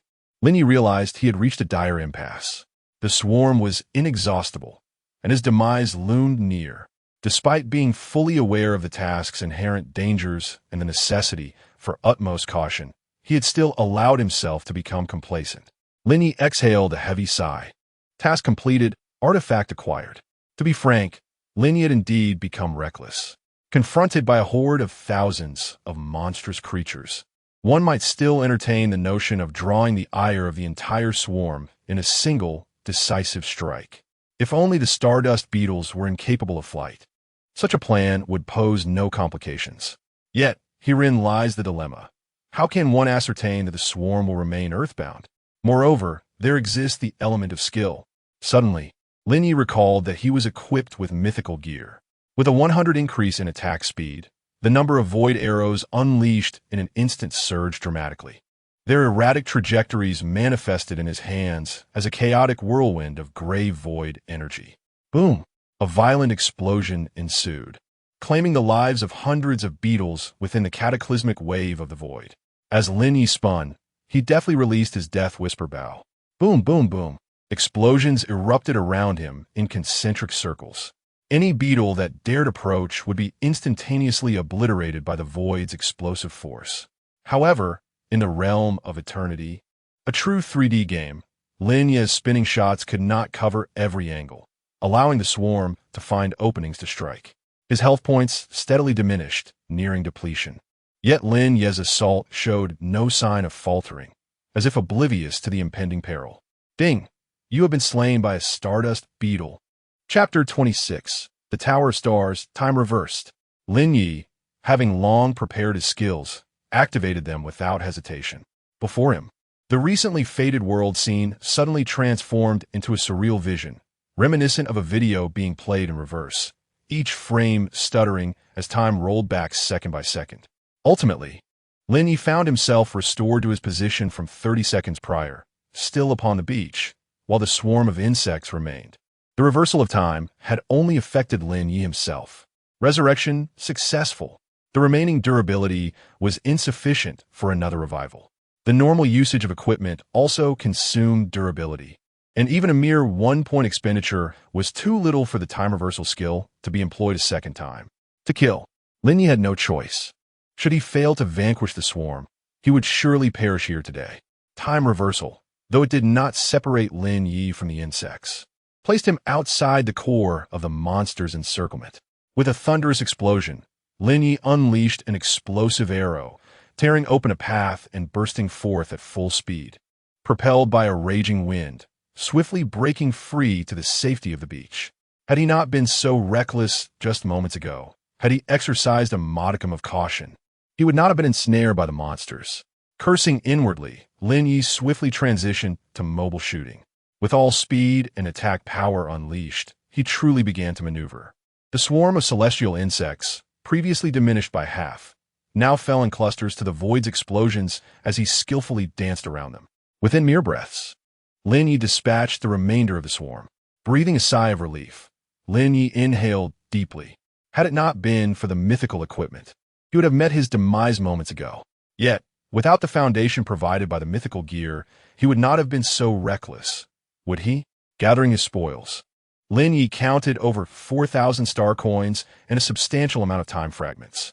Additionally, he discovered a new material, the remnant wings of time insects. Surely, Thuscius would know how to utilize this. Upon returning to the village, Lin Ye found Thuscius and little Dodo had just arrived at the steel, having not yet settled down. Brother, did you encounter any problems? Dodo asked nervously. No issues, all resolved, Lin Ye replied, producing 1,000 star coins.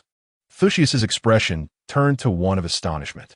Truly, you are the heir of the Sturbs family. Only those who command time could possibly disregard the assault of the insect swarm. Correct? You knew all along? Why did you not say so? Did you think I could handle it calmly? Lin Ye responded, somewhat exasperated. First, let's tend to the injuries. Thuscius nodded gravely, his eyes shimmering with excitement. Please, Your Grace, activate the Tower of Stars using the star key of the time wheel. Eternal Emperor, shine upon all. Yet as your most loyal subordinate, I lack the qualification to directly beseech the Emperor. Lin Ye placed his hand upon the steel. Instantly, a simple operational interface materialized before him. Celestial Tower, quality. Inferior upgrade requirements. Star coins 0-10 million. Temporal crystals 0-1,000. Temporal core 0-1. Estimated revenue.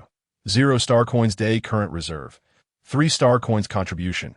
Infinite protection. 100 star coins day healing. 1,000 star coins. Restores all injuries and conditions. Resurrection. Unknown. Only applicable to souls residing within the tower. Current resurrection targets. Hern Riddle. Savina. Elisha. Hern Cassius. Scora. Virox. Teleportation. Teleportation array not constructed. Cannot be used. Cross dimension. Celestial Tower quality insufficient. Cannot be used. So many functions? Lin Ye initially thought this was merely a tool for prayer, but upon closer inspection, the Celestial Tower is indeed the heart of the Forgotten Land. The list of those eligible for resurrection likely comprises those who have succumbed to slumber, as mentioned by Dodo. With a casual tap, Lin Ye selected one. Resurrect Turn Riddle, cost 38,000 star coins. Switching to another. Resurrect Savina, cost 128,000 star coins. Indeed, the prices vary. Lin Ye realized that his current star coins were insufficient and he needed to gather more. He decided to grant permission to Tius. There he was, prostrated before the celestial tower, fervently offering star coins while chanting praises of the Emperor's magnificence. In the next moment, the star coins in his hand transformed into streams of light and were drawn into the celestial tower. Immediately after, a beam of light enveloped Tius. To the naked eye, his frailty and illness vanished, his emaciated form rapidly restoring to robust musculature. In an instant, he transformed from a decrepit old man into a strong, upright blacksmith in his prime. Uncle Dodo joyfully leaped to Tius's side. Thanks to the Emperor's benevolence, thanks to the generosity of Lord Sturbs. Tius's eyes brimmed with tears of excitement. He could scarcely believe he had been granted a second chance at life. Turning to little Dodo, he said, "Do not cry, child. With Lord Sturbs by our side, we shall all receive the Emperor's protection. I will now earn star coins. It won't be long before everyone can be resurrected." Will the ants be able to speak again? Little Dodo exclaimed with delight. That's wonderful. I want Annie to teach me how to collect Stardew. This time, I will surely learn it well. Lin Ye furrowed his brow slightly and pondered before asking, Tius, with your strength, how many star coins can you gather each day? Tius chuckled. I do not possess your temporal abilities and cannot fend off the onslaught of the swarms, but I excel at capturing jellyfish. During the brief lulls in the storm, I can gather at least 100 or 200 star coins a day. Lin Ye was taken aback. You are capable of wielding an epic great hammer. How could your earnings be so meager? Tuxius could no longer find humor in the situation, scratching his head awkwardly. My lord, I am not a combat profession. Capturing jellyfish requires waiting for the high tide. A successful catch of several dozen is commendable, while during a single high tide, one might capture over 1,000, yielding a few dozen star coins, but it demands considerable skill. Coughing lightly, Lin Ye understood. He realized that without a hundredfold return, unless he could swiftly annihilate the swarm, progress would inevitably be slow. However, something felt amiss. With your spatial abilities, shouldn't you be able to eliminate all the beetles in one strike? Tuxius, visibly alarmed, quickly shook his head. My lord, I truly am not a combat profession and lack such techniques. Even if I could, it would be unwise to utilize them here, as the spatial environment is exceedingly unstable. Deploying large-scale attacks could easily incite spatial turbulence, resulting in a temporal tsunami that might prevent us from venturing outside for decades. Lin Ye frowned inwardly, sensing the complexity of the situation. Observing his concern, Tuxius reassured him, Do not worry, my lord. We can first amass 1,000,000 star coins to resurrect Elistia. She is a combat profession and the strongest shadow hunter among us. Not only will she be able to earn star coins, but she can also eliminate the monster on the cliff, thus providing us with abundant starlight each day. 1,000,000? Are you proficient in arithmetic? Lin Ye was truly impressed. In such circumstances, development must begin from the most economical options, reviving one person at a time. Even an additional ally could significantly alter the daily income of star coins. Wait, Lin Ye suddenly grasped the concept. The Forgotten Land, an instance. Thus, apart from myself, other players should also be able to enter. In terms of resource farming, I doubt anyone could surpass the players from our Great China region. Your plan is flawed. Heed my advice, refrain from venturing out to farm, and focus on guarding the village while I manage the rest. Lin Ye pondered for a moment before activating the Star Tower. This place also possessed a teleportation function and a cross-border ability. Do you know how to use it? Tuxius nodded. Once the teleportation array is established, although we remain within the chaotic flow of time and space, we can create stable coordinates, facilitating easy travel to the desecrated land. If you have allies, they can also be teleported here without needing the time will star key. As for the cross-border ability, it is a privilege bestowed by the Eternal Emperor to the Starry family, a means of supreme dominion over the stars, beyond my comprehension as an ordinary citizen. I only know that, according to ancient legends, the Starry family conquered the vast cosmos using their cross-border capabilities, bringing the Emperor's radiance to every star. The teleportation function aligned closely with Lin Ye's expectations. However, the concept of cross-border was something he had never anticipated.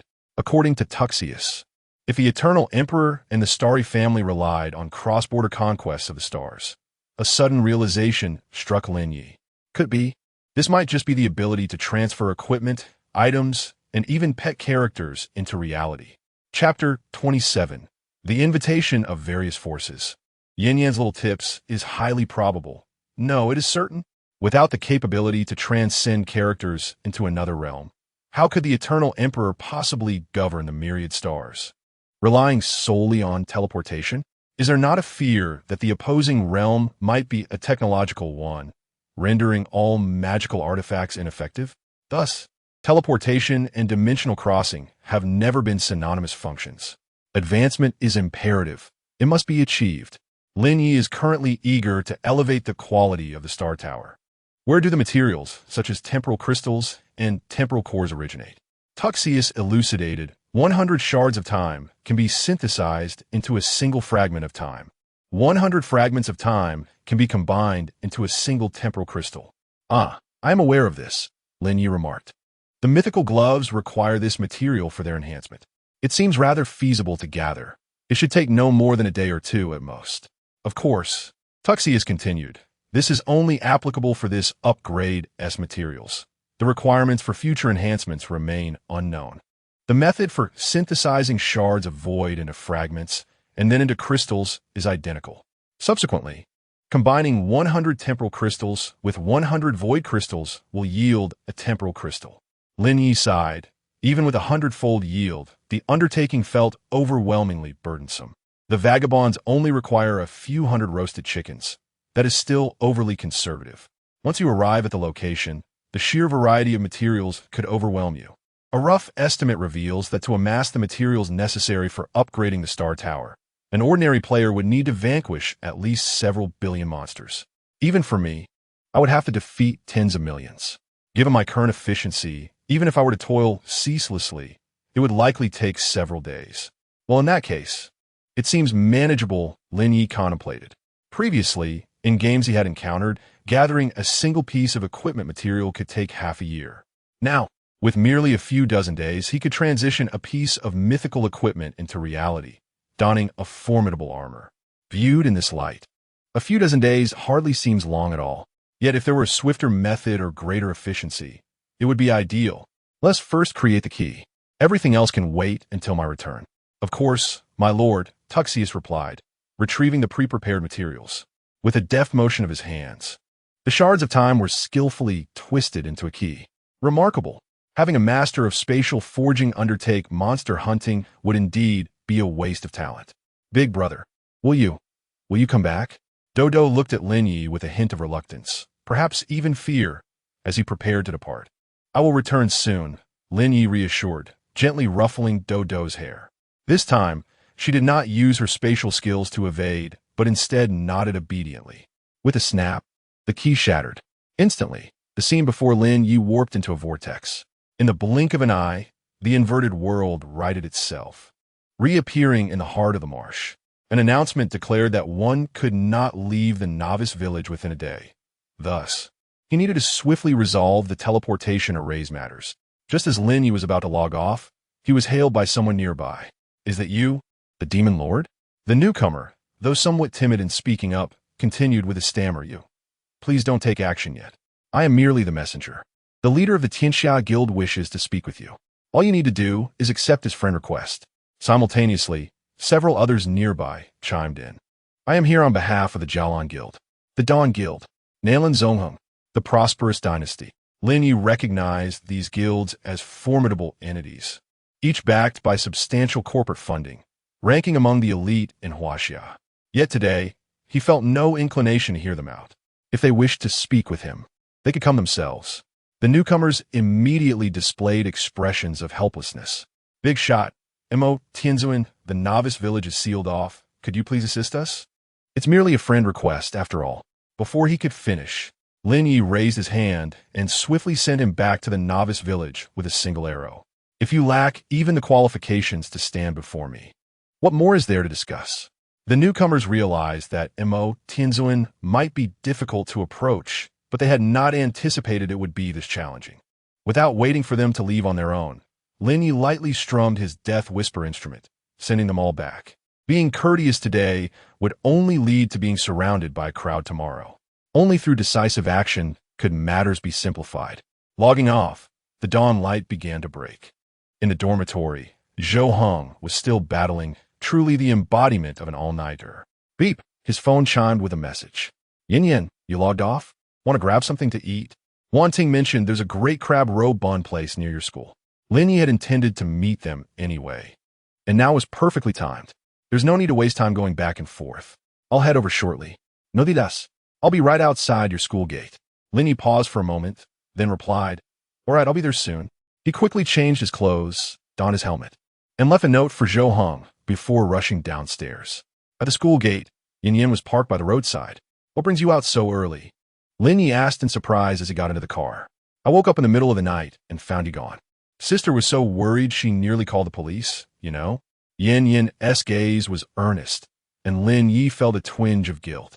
But then he recalled, I distinctly said goodbye to Wan Ting when I left. Yin's beautiful eyes sparkled as she tossed her hair back, teasingly saying, Couldn't you have greeted your sister as well? With that, the image of their previous night's encounter flashed in Lin Ye's mind, and he thought, once that greeting was exchanged, there might be no turning back. Putting that aside, you must have something on your mind to come here so early? Yin nodded gently, starting the vehicle while explaining, since the announcement yesterday, I doubt any guild in Huaxia has managed to sleep well. My sister has some understanding of their methods, and when they become desperate, there are no limits to their actions. Thus you see, how can an older sister feel at ease knowing that her younger brother is living alone outside?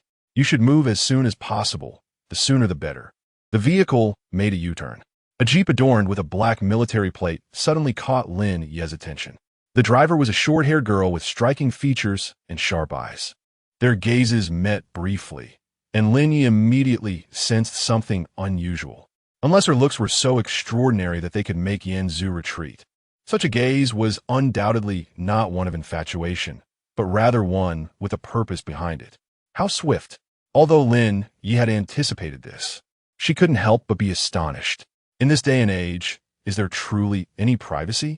For the authorities, if they wish to investigate, there is nothing they cannot uncover. Lin Ye glanced at the back window, and upon confirming that the other party had not pursued them, she felt a slight sense of relief. Yin also noticed that military vehicle had followed them momentarily, but had not pursued further. It seemed they had merely identified certain targets, and were now monitoring them. As she spoke, Yin gently grasped Lin Ye's hand. Not everyone possesses the same perceptiveness as an older sister, able to recognize you at a mere glance, huh? Lin Ye couldn't help but smile. Yin raised her beautiful eyes and continued, Do you doubt it? I truly recognized you at first sight, I believe. I truly do. Lin Ye, not wanting to dwell on this, decided to focus on completing the task at hand, stating directly, Let's head back. I need to find Mr. Bai.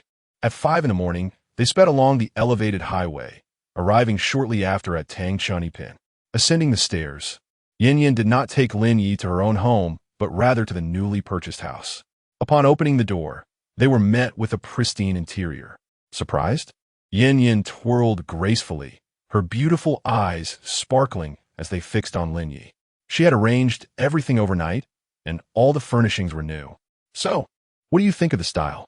Lin Ye, though not particular about such matters, found the warm tones quite comfortable overall, but it seemed inappropriate to move in now without having settled the final payment.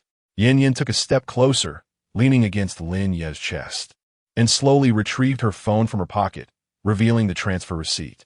85 million. Just a glance at the number revealed the nature of the transaction. Lin Ye's brow furrowed. You've already paid the money? Yin nodded gently. Just as Lin Ye was about to speak, he saw Yin unfastening her coat. Lin Ye sharply inhaled, taken aback. This scene was one he had viewed countless times on Douyin. However, if he were to rate all the outfits seen on Boyfriends, he would still give Yin a solid 99 today. Leaving 1 point off was merely to prevent her from becoming too proud. Upon closer inspection, her entire ensemble was both alluring and playful. The black silk camisole accentuated her curves beneath the hallway light, subtly reflecting and outlining her pleasantly plump figure. The ultra-short skirt, designed with a high waistline, maximized her charm. A pristine white strapless blouse elegantly accentuates her delicate collarbone and graceful curves, while the petite necktie adds a touch of academic charm. Most striking is the velvet choker adorning Lin Ye's neck, for which dangles a small golden bell. Lin, have you thought about how to reward your sister? The sound of a gulp escapes Lin Ye, his lips curling into a mischievous smirk. There will be no reward, only punishment. With a swift motion, Lin Ye grasped the small necktie at her chest and pulled her into his embrace. The bell chimed melodically amidst the sudden movement. Taking a deep breath, Lin Ye's voice emerged from the depths of his throat, raspy yet commanding. Have you prepared to face my wrath for making decisions without my consent? Chapter 28. The Land of Oblivion. Nightmarish difficulty. Lin Ye's delicate frame trembled slightly, her enchanting eyes gazing deeply at Lin Ye, ripples of emotion dancing within them. Just as she was about to speak, her lips were sealed. Her lengthy eyelashes fluttered a couple of times, and after a brief moment of surprise in her beautiful gaze, it quickly transitioned into a dreamy state, gradually closing. Lin Ye's level was indeed not high. From the beginning, he was unilaterally outmatched by Lin Ye. However, she merely seized the opportunity. Her actual experience was limited. Once Lin Ye became somewhat familiar, he swiftly coiled his strength and launched a counterattack. After a considerable time, Lin Ye could no longer endure and gently tapped in surrender. "Mha!" Lin Ye released her, but encircled her waist with his arms. At that moment, Lin Ye's charming face was flushed with crimson, her beautiful eyes filled with shyness, yet daringly gazing deeply at Lin Ye.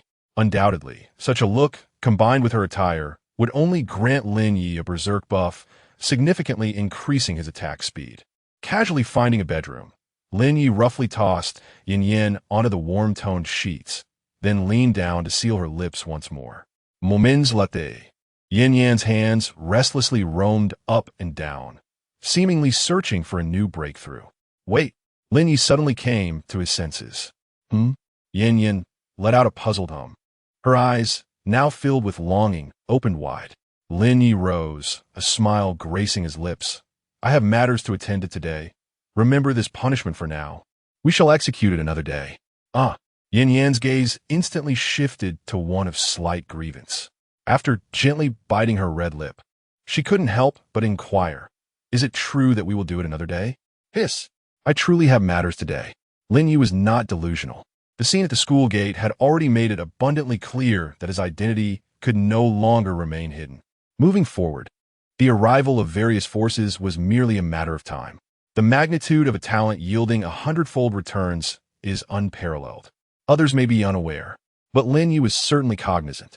Once exposed, while he wouldn't necessarily become a mere test subject, the notion of freedom might become a luxury. Eternity is of utmost importance. If it were merely about interests, it would only lead to covert and overt conflicts. But now, eternity involves the crossover of equipment and items, a transcendent power that could potentially lead to immortality. The sole solution to the problem is clear. One must first transcend. Truth resides solely upon the edge of the sword. Dignity is only within the cannon's range. Is Bai Zong available? I truly have matters to discuss with her. Lin Ye turned to wash his face, contemplating. You and Wan Ting must come as well. I will guide you in a dungeon. A dungeon? Lin Ye's eyes widened in surprise. Although this was a commitment she made to the Great White Bear, was she in it for the dungeon? It was merely over 80 million. It was not as if she lacked that. The reason she exerted such effort was to shake off the Great White Bear, that unwelcome light bulb. After all, as a result now, Lin Ye licked the corner of her lips, savoring the moment before she finally said, all right, I will call her over. By the way, since we are embarking on this dungeon run, shall Wan Ting and Xiao and Mo join us if they are free? Yes, 5 is just perfect. Bai Shuya and her companion were next door and had not been asleep. They simply strolled in. Upon entering, Bai Shuya fixed her gaze on Lin Ye, even sniffing the air, clearly eager for gossip but unable to uncover anything, looking as frantic as a cat scratching at a door. Turning her head, She noticed Yin emerging from the bathroom, dressed in fresh sleepwear, her hair damp. Bai Shuya's mind seemed to struggle with comprehension. So soon? Hadn't they just returned a few minutes ago? Oh, my apologies. Forget I said anything. At the sight of her expression, Lin Ye's demeanor darkened.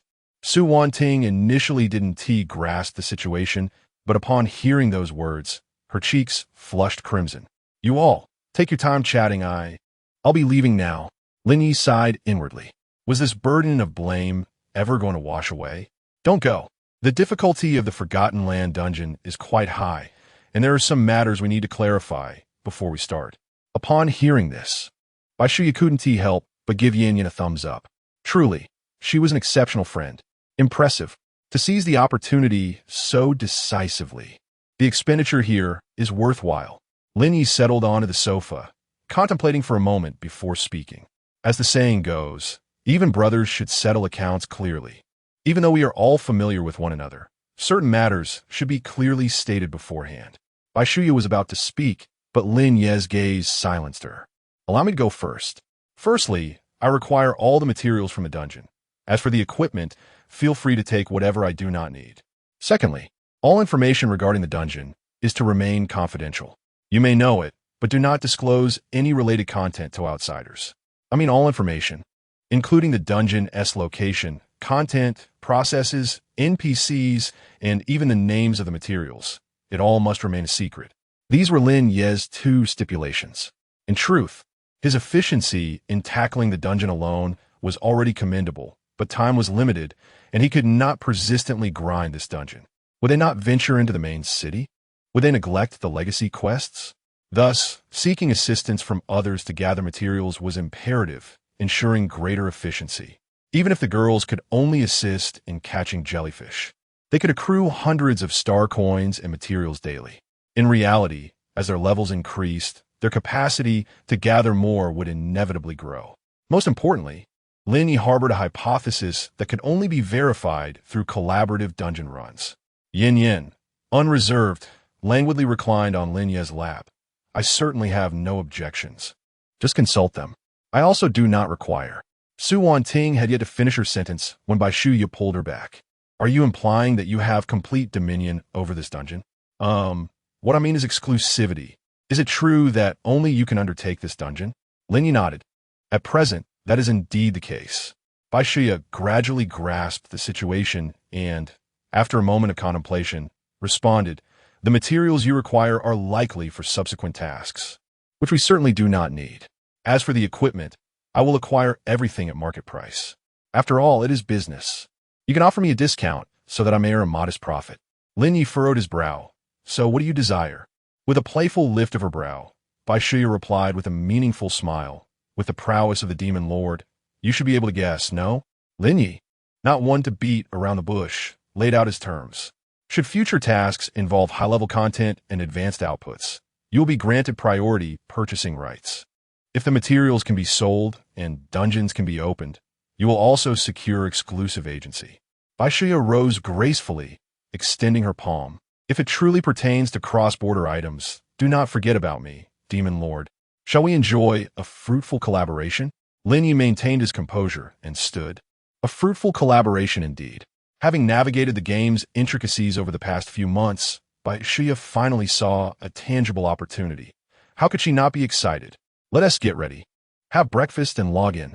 Today, I shall personally don a chef's hat and allow you to savor the culinary artistry of a 3-star Michelin master. Lin Ye cast a glance at her.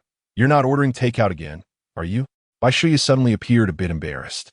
Lin Ye, recognizing her demeanor, decided to take charge. Never mind, I'll handle it. I'll just call Xiamo over. Why would she come over when she can log in from home? Bai Shuya questioned, puzzled. For confidentiality, Lin Ye casually explained as he headed to the kitchen. It must be said that Yin was quite adept at her tasks. Even at dawn, she managed to tidy the house and prepare an abundance of ingredients. However, Lin Ye had no time for complexity. A simple breakfast of fried eggs, bacon, and toasted bread, accompanied by some milk and cereal, would suffice. Bai Shuya, having not eaten the previous night, would not reheat the cold feast from yesterday. Now, with the tantalizing scent of sizzling eggs wafting through the air, she rushed to Lin Ye's side. her eyes fixated on the food, nearly drooling. Wow, your culinary skills rival those of a Michelin master. I must say, I envy Miss Yen. She is in for a treat. Lin Ye dismissed her enthusiasm with indifference. Yet, Bai Shia approached him with a sheepish expression. I apologize for my earlier comment. 3 minutes is indeed quite impressive, isn't it? Lin Ye paused, his grip on the frying pan faltering as he shot her a piercing glance. It seems any explanation now would be futile. Very well, next time, I shall let you try it yourself. All right, Bai Shia blurted out, only to immediately regret her words, hastily shoving a slice of toast in her mouth. That was just an illusion you should forget. Lin Ye chuckled inwardly as he swiftly completed breakfast. The group gathered to eat. 15 minutes later, having just finished their meal, Xia Mo arrived. Everyone was ready. Let us log in. Lin Ye engaged in monster clearing at the center of the swamp, awaiting Yin Yin and the others. Just in time, the swamp crocodile respawned. 1 arrow, and it was vanquished. The recently unveiled equipment is somewhat lacking, devoid of legendary items. A few rare pieces are of no use to Lin Ye and will be handed over to Bai Shia upon her arrival. As for the dungeon, is it situated right here? Bai Shia, like an inquisitive child, gazes around in wonder. This time, Lin Ye does not require the guidance of Starlight. Wielding the heart of a giant crocodile and concentrating the time wheel star key upon his chest, he swiftly secures the dungeon key. Activate. Ding. Your party is about to enter the dungeon. The Forgotten Land. Please select the difficulty level. As the developer of this dungeon, all difficulty challenges are unlocked. 1. Easy 2. Normal 3. Hard 4. Challenge 5. Insane 6.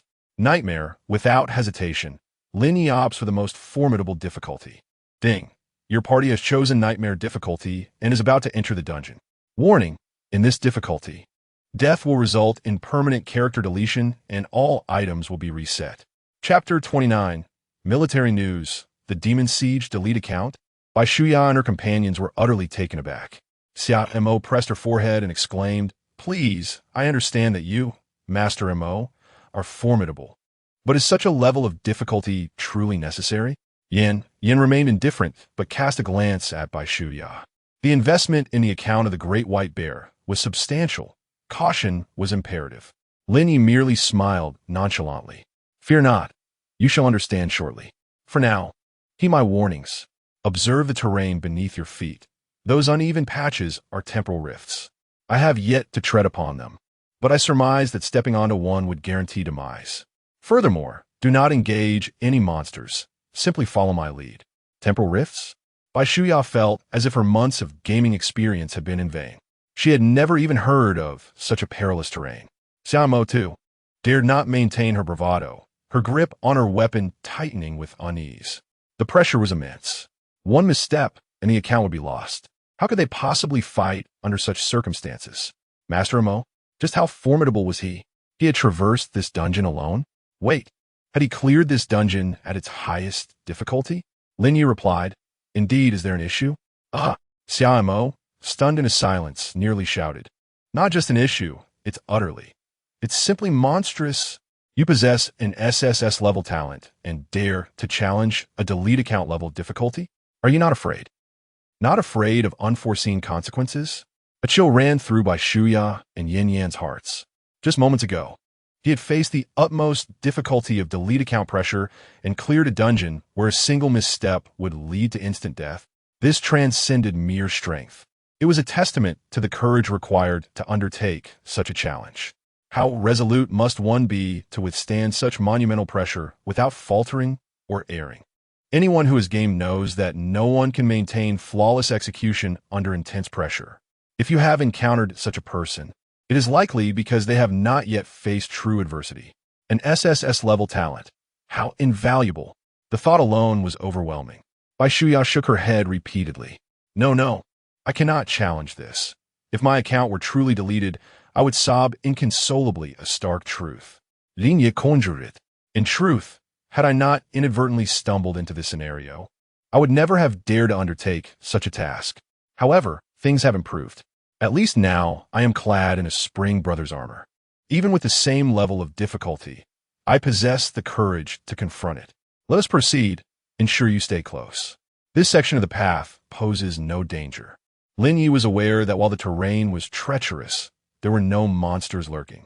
The group had just begun to move when a voice echoed. System announcement. Axe completed a legendary quest, unlocking the dungeon, Tyrone Ruins. Bai Shuya's expression shifted dramatically. So soon? Lin Ye could not fathom her astonishment. Others had been in the game for quite some time. Surely they were prepared, right? Once the dungeon feature was activated, it seemed rather ordinary to enter without delay. Bai Shuya, however, shook her head gravely. That's not the case. After you opened the dungeon yesterday, the chat groups erupted with excitement. Shuezhan Jiangshan declared that they must be the first to clear the dungeon. Lin Ye furrowed his brow slightly. I've heard of Shuezhan Jiangshan, but their ranking doesn't seem particularly high. Yin Yin, standing nearby, tugged at him. They're a military guild, typically low profile, yet their strength is formidable. The resources and combat capabilities they possess are incomparable to those of ordinary guilds or corporations. When they make such a statement, it is essentially a covert power struggle against foreign forces. The beautiful nation, Sakura, Europa, and even a neighboring Han country are all vying for supremacy in eternity, and they seemingly possess insider information regarding the rewards for being the first to clear the dungeon. Bai Shuya added, the Noble Legion is one of the 9 major guilds in North America. Their leader, the golden-haired Yax, is a billionaire and a CEO of one of the 7 tech giants in reality. This time, with the significant investment from the beautiful nation in the eternal transformation, coupled with their inherent advantages, if they seize the initiative, the rest will merely have to look up to them. As they spoke, a new notification popped up. System announcement. The Qin Iron Cavalry has completed a legendary mission and opened the dungeon, the Empire's Grief. Upon hearing this, Bai Shuya's furrowed brow finally relaxed a fraction. This is the president of Shuezhan Jiangshan, rumored to be a military magnate and a legendary warrior. Lin Ye was not particularly interested in these matters, but was greatly intrigued by the dungeon's rewards. Let us disregard them. We should focus on our own dungeon. Ding! Bai Shuya's communicator buzzed, and upon glancing at the name, her brow furrowed once more. As she answered, she was momentarily taken aback and leaned closer to Lin Ye's ear. The Qin Iron Cavalry wants to speak with you. I'm not sure how he knows I know you, but he specifically requested you. Will you take the call? Recalling the military vehicles he had seen that morning, Lin Ye realized there was no evading this. Sure, go ahead. Bai Shuya activated the speakerphone. Moten Zun, I am from the Qin Iron Cavalry. Today, I am not representing anyone. I merely wish to have a casual chat with you, if you don't mind. I'm not busy at the moment. Please continue. Have you tried the dungeon in the Forgotten Lands? How difficult is it? It's manageable. The Qin Iron Cavalry paused for a moment and then laughed heartily. Manageable means you can clear it. I am here in a personal capacity. The military has its own affairs, which do not concern me. I simply wish to know if you can complete the dungeon before North America. Lin Ye pondered for a moment. If I understand correctly, you seem to be suggesting that you are uncertain about your ability to clear the newly opened dungeon? Ha ha ha. The Qin Iron Cavalry laughed heartily. I am certain I can clear it, no matter the effort required, but time is not on our side. According to intelligence, Yak's dungeon appears to be of an exploratory nature and slightly less challenging. Our current instance is of the combat variety, and it stands as the most formidable among battleground types. Although it aligns with our expertise, we truly lack an advantage in terms of completion time. As descendants of Yin and Huang, if anyone possesses the capability to clear it, do so without delay, at the very least. Let not the rewards fall into the hands of outsiders. Upon hearing this, Lin Ye couldn't help but smile at the thought of his own instance. The difficulty of exploration tasks is not necessarily lower. How can one ascertain victory or defeat without engaging in battle? The Qin cavalry paused momentarily, then bellowed, excellent. Your temperament suits the military perfectly. Ha ha, since we've struck a chord, allow me to elaborate. The minimum difficulty for the first clear reward is set above difficult. The rest is up to your discretion. Lin Ye expressed his gratitude and ended the communication. The other party's unexpected straightforwardness revealed much. Different instances exhibit vast disparities in difficulty. They are embarking on the Empire's Grief, which, as the name suggests, is significantly more challenging than relic exploration. Lin Lin Ye seemed to have noticed something and redirected his gaze into the distance. Beneath the twinkling stars, a multitude of shadows traversed the area, their sheer numbers enough to send shivers down one's spine. Upon closer inspection, the creatures within the shadows stood over 3 meters tall, exhibiting a humanoid form, yet adorned with horns and covered in pitch-black scales, their eyes glowing a crimson red. Inferior demon level, 50 health, 30,000, physical attack, 3, 600 magic damage, 0 defense, 2, 200 magic resistance, 1, 100. It appears that Little Dodo was indeed correct. Demons truly exist. But why have the monsters not detected us? Just as Lin Ye voiced his thoughts, he gazed in the direction of the shadows, his heart suddenly racing. Oh no! A demon siege. Chapter 30.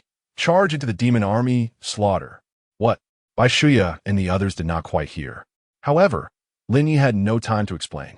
The Forgotten Land had scarce star coin reserves, and Thuxius's combat prowess was mediocre. With 2 powerful guardians already vanquished by him, they could not hold out for long.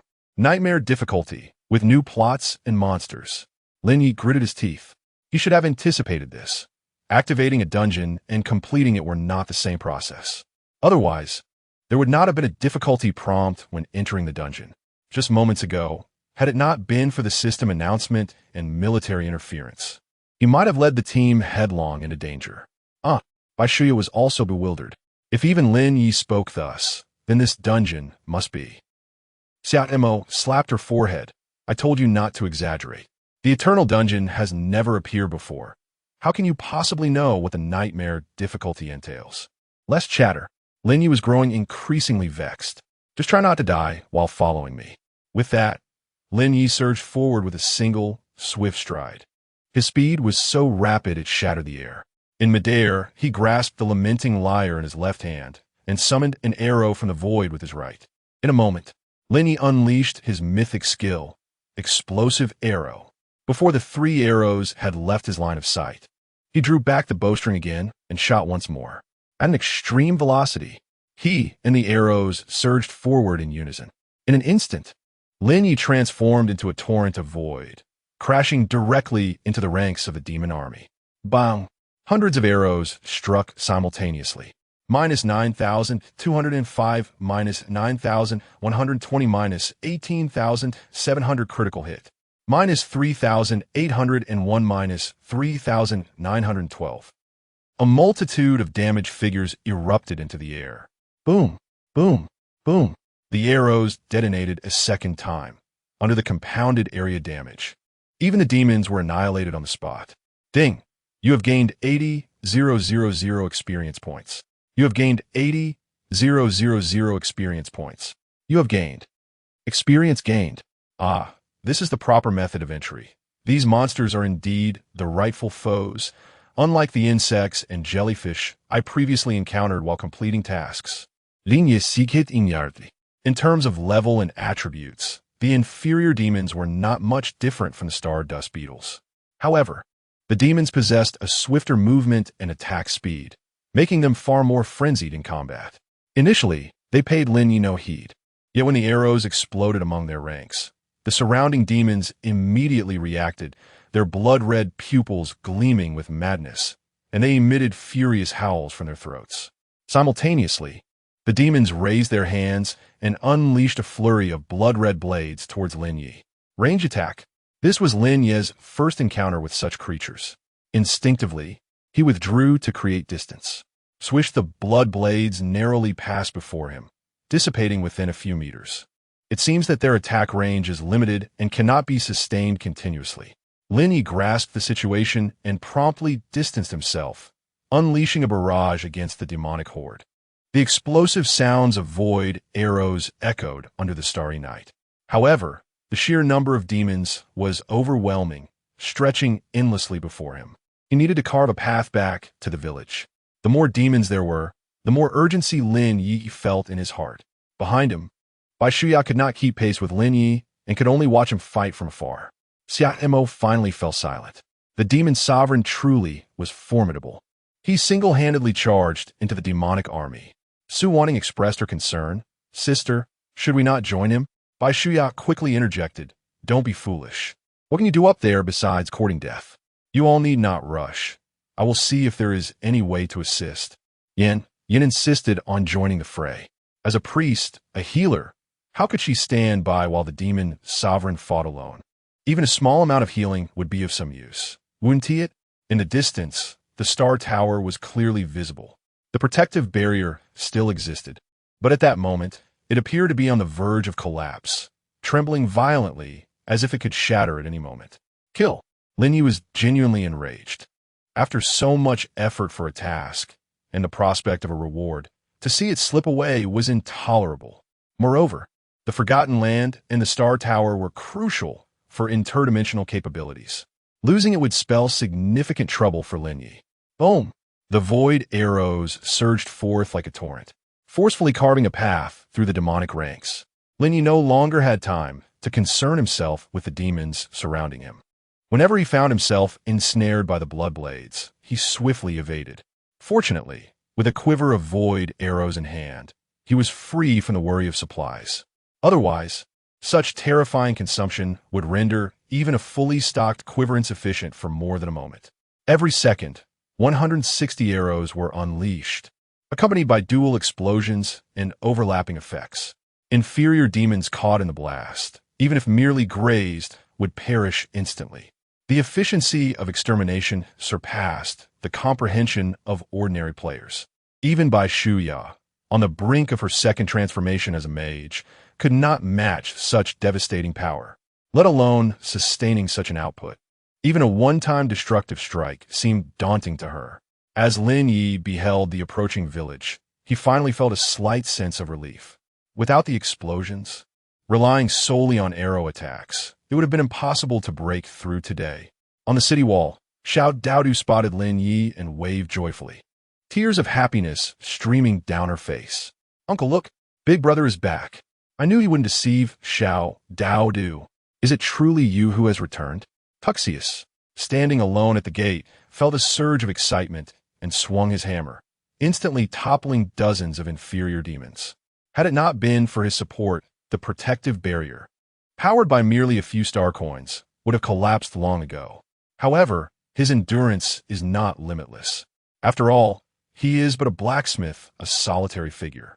If he continues to expend his strength and vitality throughout the ordeal, death is inevitable. At this moment, his health bar has already diminished significantly. Boom! Lin Ye unleashed a powerful explosive arrow, piercing through the last of the demons before him, swiftly moving to the entrance. "Phew, that's done. Leave the rest to me." Lin Ye retrieved the remaining star coins and tossed them to Tuxius. "At your command." Tuxius wasted no time. He accepted the coins and turned to open a spatial gate within the protective barrier, leaping inside. With the support of the star coins, the protective sky soon stabilized. "Tuxius, keep an eye on this spot. I will charge out and slay from the outside."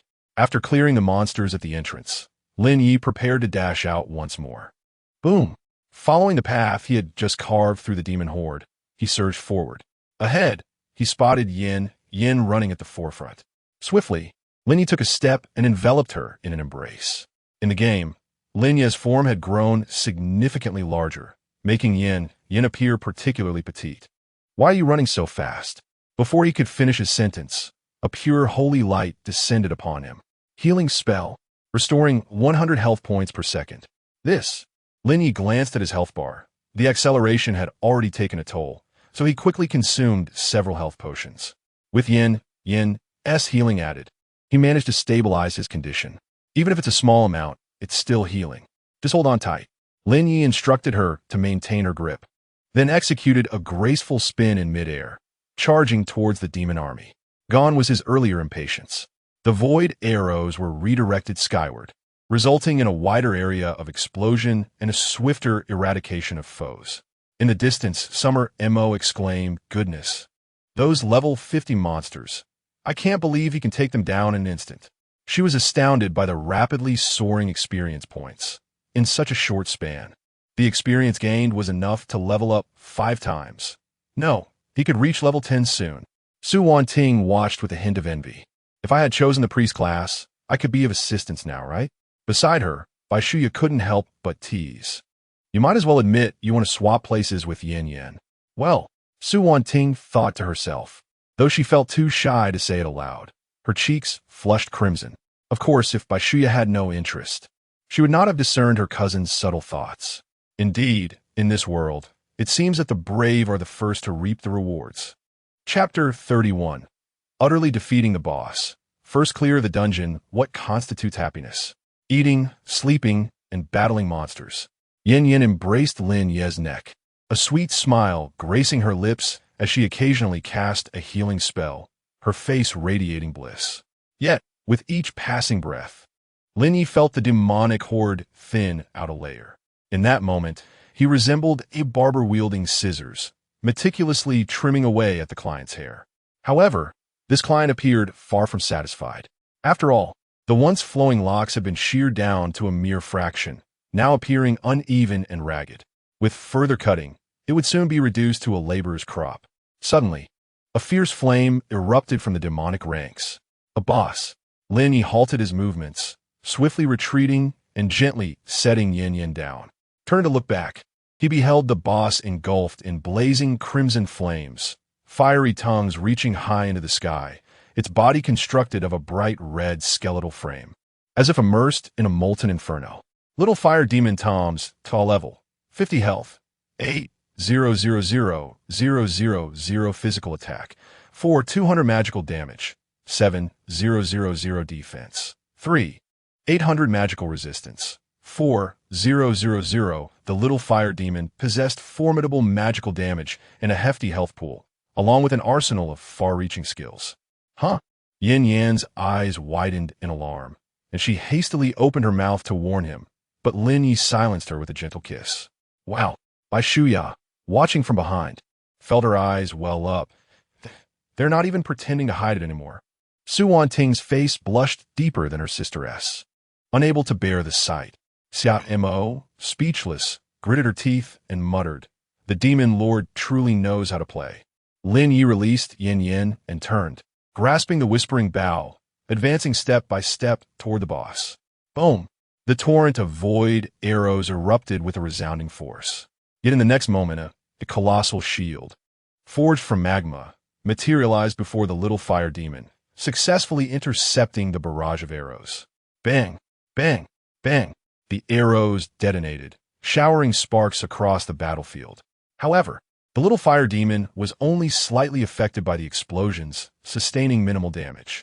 Roar! The little fire demon unleashed a furious howl amidst the chaos of the void torrent. Damn human, this is not your domain. State your name, and I shall grant you a more dignified death. Lin Ye paid no heed. With a flicker of his form, he maneuvered to the side, attacking the boss while simultaneously clearing away the remaining lesser demons. Gurgle! The little fire demon was evidently enraged, its shield proving inadequate to fully block the arrows coming from multiple directions. Boom! Boom! Boom! Amidst a cacophony of explosions, damage numbers soared. -3,102, -3,007, -3,155, -6,211 critical hit. With a health pool of 8 million, the little fire demon would certainly not be fazed by such minor scrapes. However, one could not withstand such incessant nicks, each occurring hundreds of times within mere moments. As the health bar of the little flame demon plummeted rapidly, it swiftly lost a third of its vitality. Curso mans, cursa, cursa, cursa. Amidst the frenzied shrieks, the little flame demon unleashed a barrage of fireballs from its palms, hurtling towards Lin Ye. Dodge! From the very beginning, Lin Ye had maintained a safe distance, with arrows capable of striking from a maximum range of 150 meters. It was evident that while the flame demon's magma fireballs could reach such distances, their speed was no match for the arrows. Moreover, the trajectory of the fireballs lacked the extreme unpredictability of the void arrows. Thus, Lin Ye found it rather simple to evade, gracefully weaving through the magma fireballs with ease, almost as if strolling through a garden. In mere moments, the little flame demon's health was decimated by more than half. Finally driven to madness, the little flame demon abandoned all regard for the arrows, ceasing its attacks. Perish! You shall die without value. With a resounding boom, magma erupted from the little flame demon, raining down like a meteor shower. Bai Shuya gasped, about to shout a warning to flee, when Lin Ye elegantly pointed with his left hand, commanding, freeze. Instantly, the little flame demon was immobilized, its body frozen in place, even the recently erupted magma suspended in mid-air, as if time itself had been captured in a photograph. Then, the void arrow in Lin Ye's hand transformed into a torrent, crashing directly into the little flame demon. The arrows struck true, one after another. Boom, boom, boom. The second wave of explosions erupted. In a heartbeat, the little flame demon's health bar vanished entirely. Your team has slain little flame demon Tomschuo. Your team has completed the dungeon. The Forgotten Land. Dungeon settlement in progress. It was only when the system notification appeared that the little flame demon was released from its frozen state, bursting into ashes with a loud bang. Bai Shuya trembled, her eyes wide with astonishment. What was that skill? Su Wanting blinked, having never seen nor understood it, yet it seemed extraordinarily powerful. System announcement. Magic Heaven Sovereign has cleared the dungeon. The Forgotten Land for the first time on Nightmare difficulty in 3 minutes and 17 seconds, receiving an SSS rating. Magic Heaven Sovereign has received the first completion rewards: 10,000 personal prestige points, 1 legendary gem, 1 legendary skill, 1 legendary treasure chest, 1 S-level talent scroll. Magic Heaven Sovereign has cleared Nightmare difficulty for the first time, receiving additional rewards: 10,000 personal prestige points, 1 SS-level talent scroll. The players in Eternity were left in stunned silence. A direct clear, and on Nightmare difficulty, the highest level? Goodness. Magic Heaven Sovereign's formidable surge is bound to send all major guilds into a frenzy. With treasure chests and talent scrolls at stake, I'm envious. Goodness. This first completion reward must have netted him several billion. Several billion? Are you dreaming? An S-grade talent. Do you have any idea how many powerful figures covet it? To speak of recent events, just last month, a guild offered a staggering 1 billion for an S-grade talent, yet the deal remains unfulfilled. Now, regarding this SS-grade talent, what price would be appropriate for its sale? No sale. The answer is a resolute refusal, regardless of value. Meanwhile, the Daqin Iron Riders stared at the system announcement, utterly bewildered. Did he truly accomplish this so swiftly? The crucial detail is that he achieved it on Nightmare difficulty. The more Daqin Iron Riders pondered, the more perplexed they became.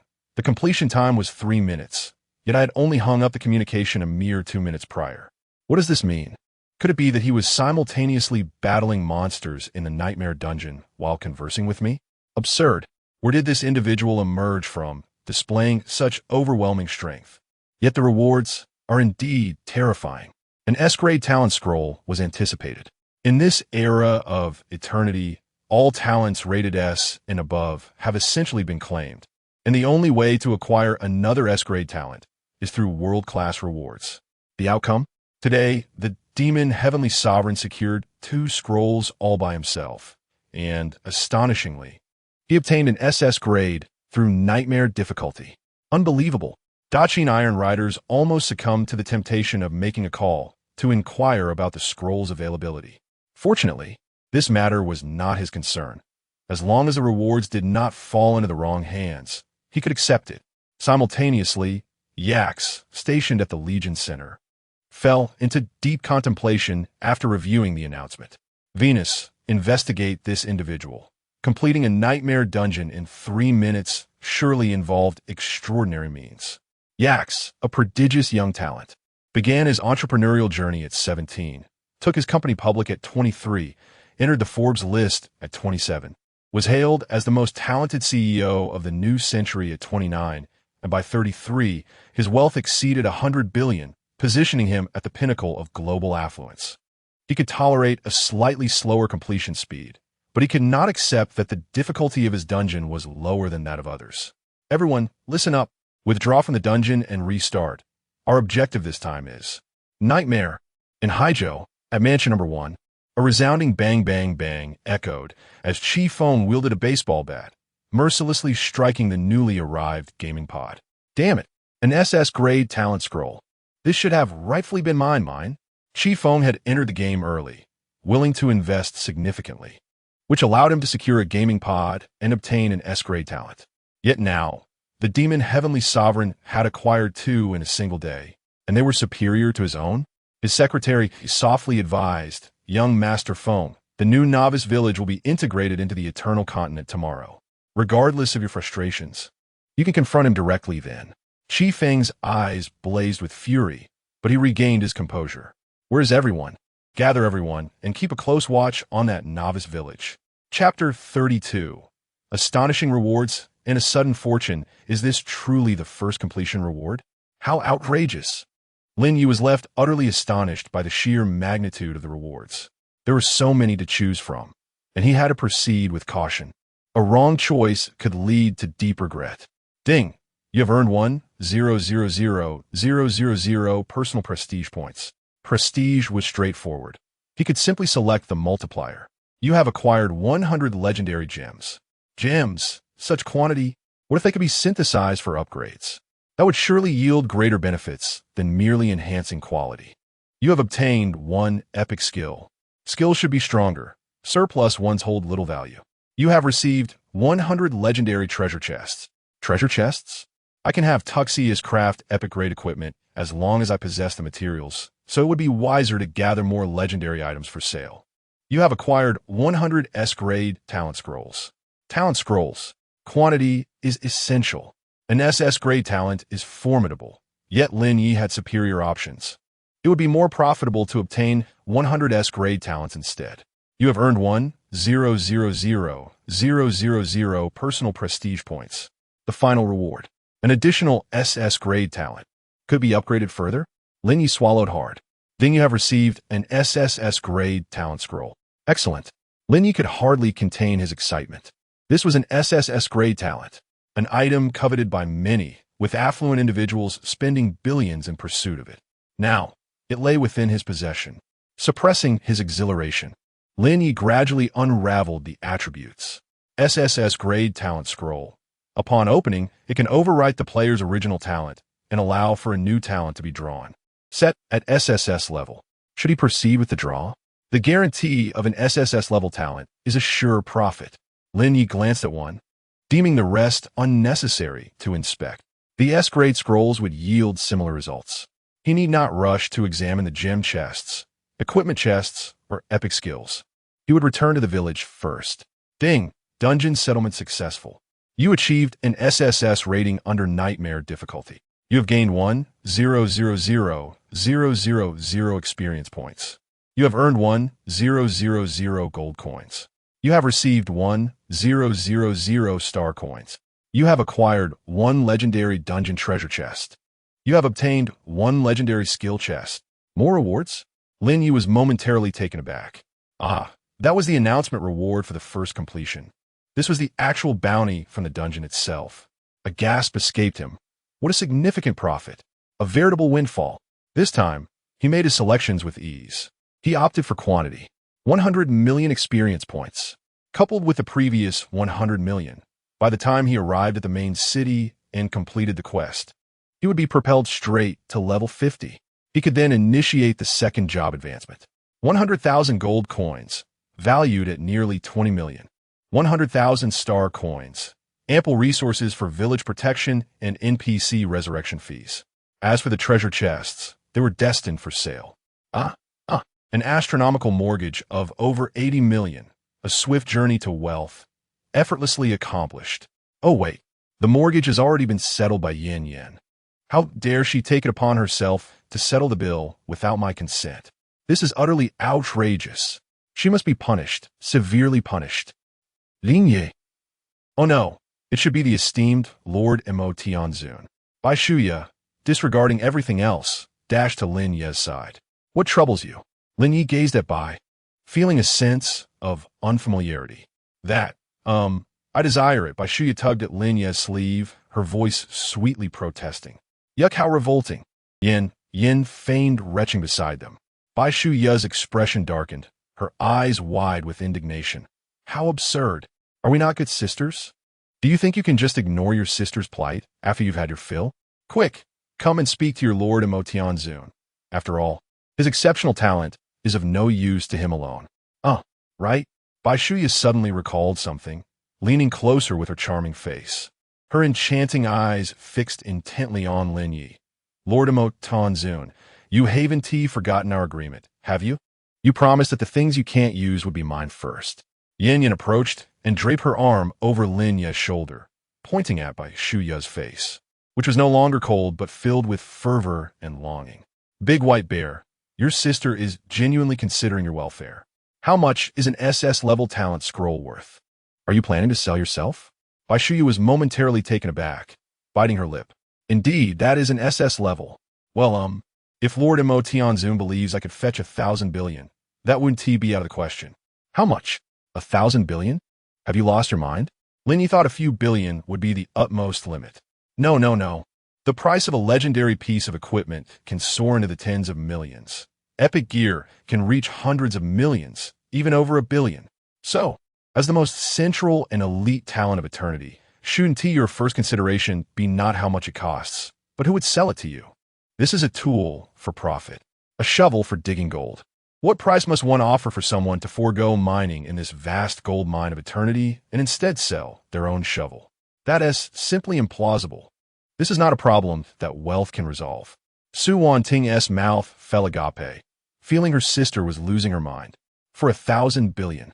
Although that is a substantial sum, could it be that she is not motivated by money, nor by talent, but simply wants to sell herself? Su Wanting expressed her strong skepticism. Yin Yan's beautiful eyes sparkled as she leaned towards Lin Ye's ear, whispering, "This proposition sounds rather appealing, you know. Bai, a single noble for over 20 years, is quite valuable.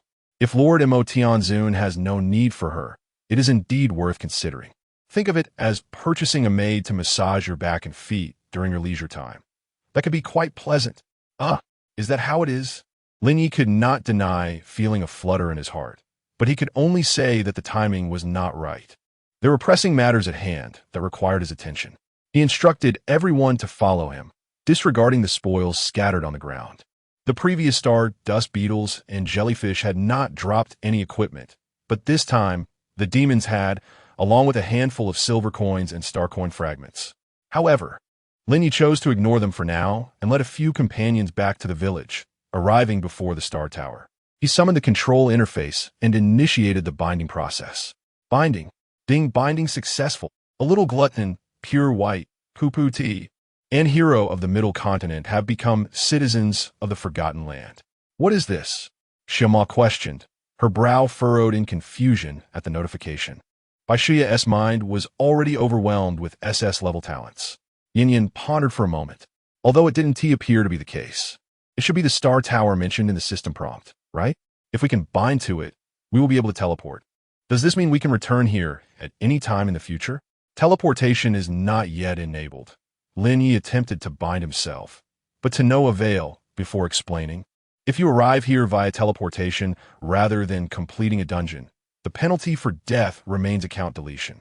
However, after binding to the star tower, you will be able to resurrect here upon death. What about Wanting? You should go outside and gather a few spoils. Just pick up one of each, he instructed. Su Wanting nodded and turned to carry out the task. Bai Shuya eagerly raised her hand. I can also help. Why can't I join in? Lin Ye rubbed his temples, thinking to himself, don't rush. There will come a time when you'll wish for a break. Before long, Su Wanting returned with the spoils. Lin Ye pointed out, select the option to contribute and place everything you just collected into the offering. Ding, a citizen of the Forgotten Land, a little glutton, has selflessly contributed 100 star coin fragments. Simultaneously, an opportunity to amplify rewards by 100-fold appeared before Lin Ye. Chapter 33. Is the territorial income not considered revenue? Indeed, Lin Ye had come to test this feature. The first successful completion of the dungeon was merely incidental. The Forgotten Land is his own territory. Thus, one may inquire, does the income derived from one's territory equate to personal revenue, and can it be doubled? The answer is undoubtedly affirmative. However, there lies another question. Lin Ye withdrew 1,000 star coins from his pocket. Little Dodo approached and opted for healing. Big brother, Dodo is perfectly fine. No need for healing. Lin Ye gently patted her head twice. Dodo, be obedient. Go ahead and choose. Only then did little Dodo walk to the Star Tower and select healing. Yet this action drew a disapproving gaze from the nearby Tugius, who exclaimed with exasperation, "Little Dodo, it's one thing for the outsiders to disregard the rules, but do you not understand them as well?" "Huh? I've been scolded by Uncle." Little Dodo promptly knelt on the ground, furrowing her brow as she mimicked Tugius, stammering out praises to the Emperor's grandeur. Fortunately, this was merely a formality, and the Eternal Emperor was indifferent. The healing beam descended, enveloping little Dodo in starlight. Her body had no substantial issues, rendering the healing largely superfluous. However, this time, the radiance of the healing was noticeably diminished compared to Tugius's previous experience, seemingly weakened. Tugius, upon noticing this, erupted in anger. "Did you see that, little Dodo?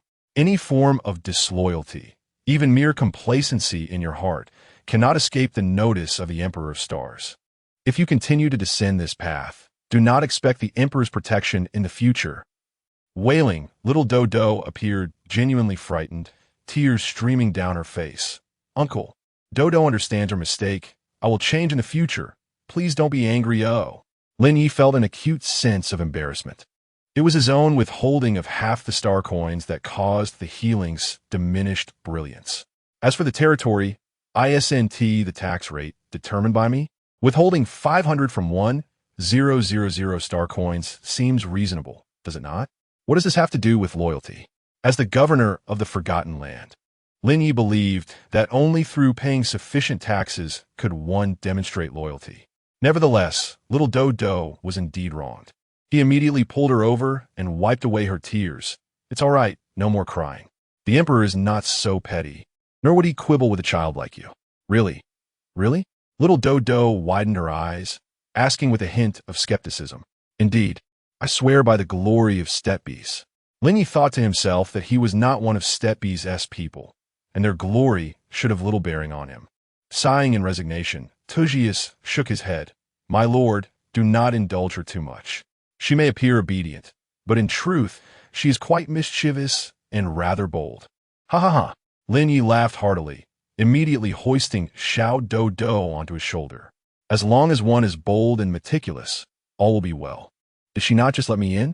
Xiao Dodo's little face flushed crimson, and she hastily covered Lin Ye's mouth with her hands. "Big brother, please don't say that. I promise I won't wrong good people again." Today, Lin Ye experienced a wave of prosperity and successfully managed his territory, which buoyed his spirits. As long as he could double his gains, the progress of upgrading the Star Tower would be swift. He turned to Bai Shuya. "Aren't you supposed to be working? There are so many spoils outside. Do you not want them?" "Of course," Bai Shuya exclaimed, immediately dragging Xiaomo and Su Wanting out. "Hey!" Su Wanting glanced back. "Sister Yin isn't here. She is no longer the Yin's sister you once knew." Bai Shuya retorted angrily. "She has changed. Now, all she sees are men, forgetting the sisterhood we once shared through thick and thin." "Oh!" Yin, who had just caught up, overheard this. "Really? So, my reputation is that good? Then I'll leave this task to you. I'll 1T compete with you." "No, please." Bai Shuya instantly regretted her words and turned back to embrace Yin. "Sister," Bai Shuya called out affectionately, immediately adopting a sorrowful expression on the brink of tears. "I realize my mistake, truly, out of the kindness in your heart. For the sake of our 20-year friendship, please assist me this once. It's not that I lack the funds. It's just that the SS-level talent is exceedingly rare and no one is willing to sell it. I truly have no other recourse but to seek your help. If you can help me secure this talent, I will grant you any favor you desire in the future." Yin couldn't help but chuckle, covering her mouth with a proud smile. "Since you are so sincere, I suppose, considering our years of friendship, I shall help you one last time." Bai Shuya was so moved she nearly wept, immediately wrapping her arms around Yin's slender waist and planting a deep kiss on her cheek. "I knew it. You will always love me." Ding. Constructing the teleportation array requires 500,000 star coins and 5 time-space crystals. Lin Ye glanced at his backpack. He lacked sufficient funds. Even if the others collected all the spoils, they wouldn't gather 500,000 Moreover, the time-space crystals were the more significant concern. Although the requirement was modest, only 5, such materials were not dropped by demons. They could only be acquired by slaying beetles and jellyfish to collect fragments and gradually synthesize them. However, beetles were easy to kill, while jellyfish posed a challenge. Lin Ye furrowed his brow, contemplating. He decided to temporarily abandon the teleportation array and instead open the resurrection list. Resurrecting Hein Liddell successfully, consuming 38,000 star coins. Boom! A brilliant starry light ascended from the tower, swiftly descending into a distant stone house. Liddell, Tuxius, witnessing the scene, immediately understood that Lin Ye had utilized the resurrection function and fell to his knees in tears at Lin Ye's feet. Gratitude for the Emperor's benevolence and your lordship's generosity fills the air. However, the little one upon my shoulder grew impatient. Dear brother, look, that is Auntie's house. Is she awake? She should be, came the response. Wonderful. I shall go learn from Auntie and gather starlight dew. The little one insisted on descending, and Lin Ye allowed her to do so. Tuxius informed Lin Ye and proceeded forward. Before long, the little one returned, leading a young woman with dark green curls. Without preamble, she knelt before Lin Ye. Pharmacist Hern Riddle, I have the honor of meeting your excellency, and I pledge my unwavering loyalty. Lin Ye's eyes brightened at this revelation. The cost was indeed quite modest. Having assumed she was merely a gatherer, he was astonished to discover she was a pharmacist. To his surprise, this locale harbored medicinal ingredients. Please rise, Lin Ye urged, intrigued. I apologize, Your Excellency. Within the fragments of time and space, nothing can be cultivated. Riddle lamented. Not so. Tuxius interjected. Previously, that was true, but now we possess the Star Tower, the Emperor's protection, and with you here, anything becomes possible. Riddle paused, momentarily taken aback, before realizing, indeed, if you could expand the protective barrier to encompass a broader area under the Emperor's safeguarding, combined with some star coins and time-space crystals, I believe I could establish a thriving cultivation zone here. Lin Ye attempted a trial. Ding! Expanding the protective barrier requires a higher quality star tower. And Lin Ye fine ignorante. Yet, a spark of inspiration ignited within him. Tuxius, please introduce me to the village members. I wish to discern how we might expedite everyone's recovery. As Tuxius elaborated, Lin Ye's understanding of the realm of oblivion crystallized. This place represented a quintessential novice village setup, albeit not an ordinary one. For the NPCs possessed exceptional skill levels, suggesting it was a hidden novice village. Blacksmith, Hern Tuxius. Pharmacist, Hern Riddle. Seamstress, Savina. Mechanic, Hern Cassius. Tamer, Scora. Shadow Hunter, Alicia. Adventurer, Velox. From the perspective of resurrection costs, Pharmacist Riddle was the least expensive, with prices escalating thereafter. The combat profession Alicia required 1 million star coins, while the ultimate adventurer Velox demanded a staggering 30 million. If all these star coins were to be acquired solely through personal endeavors, Lin Ye couldn't fathom how long it would take. Even if he could engage in dungeon runs twice a day, considering the time flow doubling, yielding 4 attempts daily, the total returns would barely amount to several 100,000 star coins. Reviving all the NPCs would undoubtedly consume several months at the very least. Then, the Star Tower undergoes upgrades, and the construction costs for various related buildings all require funds, specifically the star coins, as gold cannot be used. Lin Ye's thoughts are straightforward. The first principle, to attain wealth, one must first construct roads. The teleportation array must be established as swiftly as possible. Lin Ye plans to delve into this shortly. Next comes the second principle, attracting investment and talent. Development is essential. One cannot remain insular. While Lin, you must contemplate the entry of foreign capital. Enticing players to work here is imperative. Within this, only a few details require attention. For instance, what rewards will players receive for gathering materials? The blacksmith Tuxius can craft equipment in exchange for materials from players, which is a lucrative proposition. Moreover, he can issue quests for players to collect time-space shards, rewarding them with some standard equipment. Coincidentally, the numerous legendary items Lin Ye possesses can be sold at a premium. He is not short on gold. What he truly lacks is star coins. A single legendary weapon could be priced at 100 time space crystals. At this rate, a player could toil for years without gathering enough. Yet Lin Ye has not restricted material trading. Some will farm and sell for profit, while others will purchase equipment to complete quests. It creates a flawless cycle. Once all equipment is sold, will the materials and star coins suffice for upgrading the Star Tower? I'm truly a genius. Territorial development is remarkably simple. As long as the number of NPCs and players increases, so too will 1's earnings. Ironically, as the game progresses, upgrades may occur at a faster pace, leading to greater cross-border capabilities. Although this model may not yield a hundredfold return, Lin Ye can still encourage contributions from players. They will utilize the teleportation array to battle monsters here, and I can collect a modest head tax from them daily. Surely that is reasonable. With this in mind, Lin Ye promptly attempts to adjust the Star Tower's panel, setting permissions for administrators, NPCs, and ordinary players accordingly. This way, the teleportation array can be activated.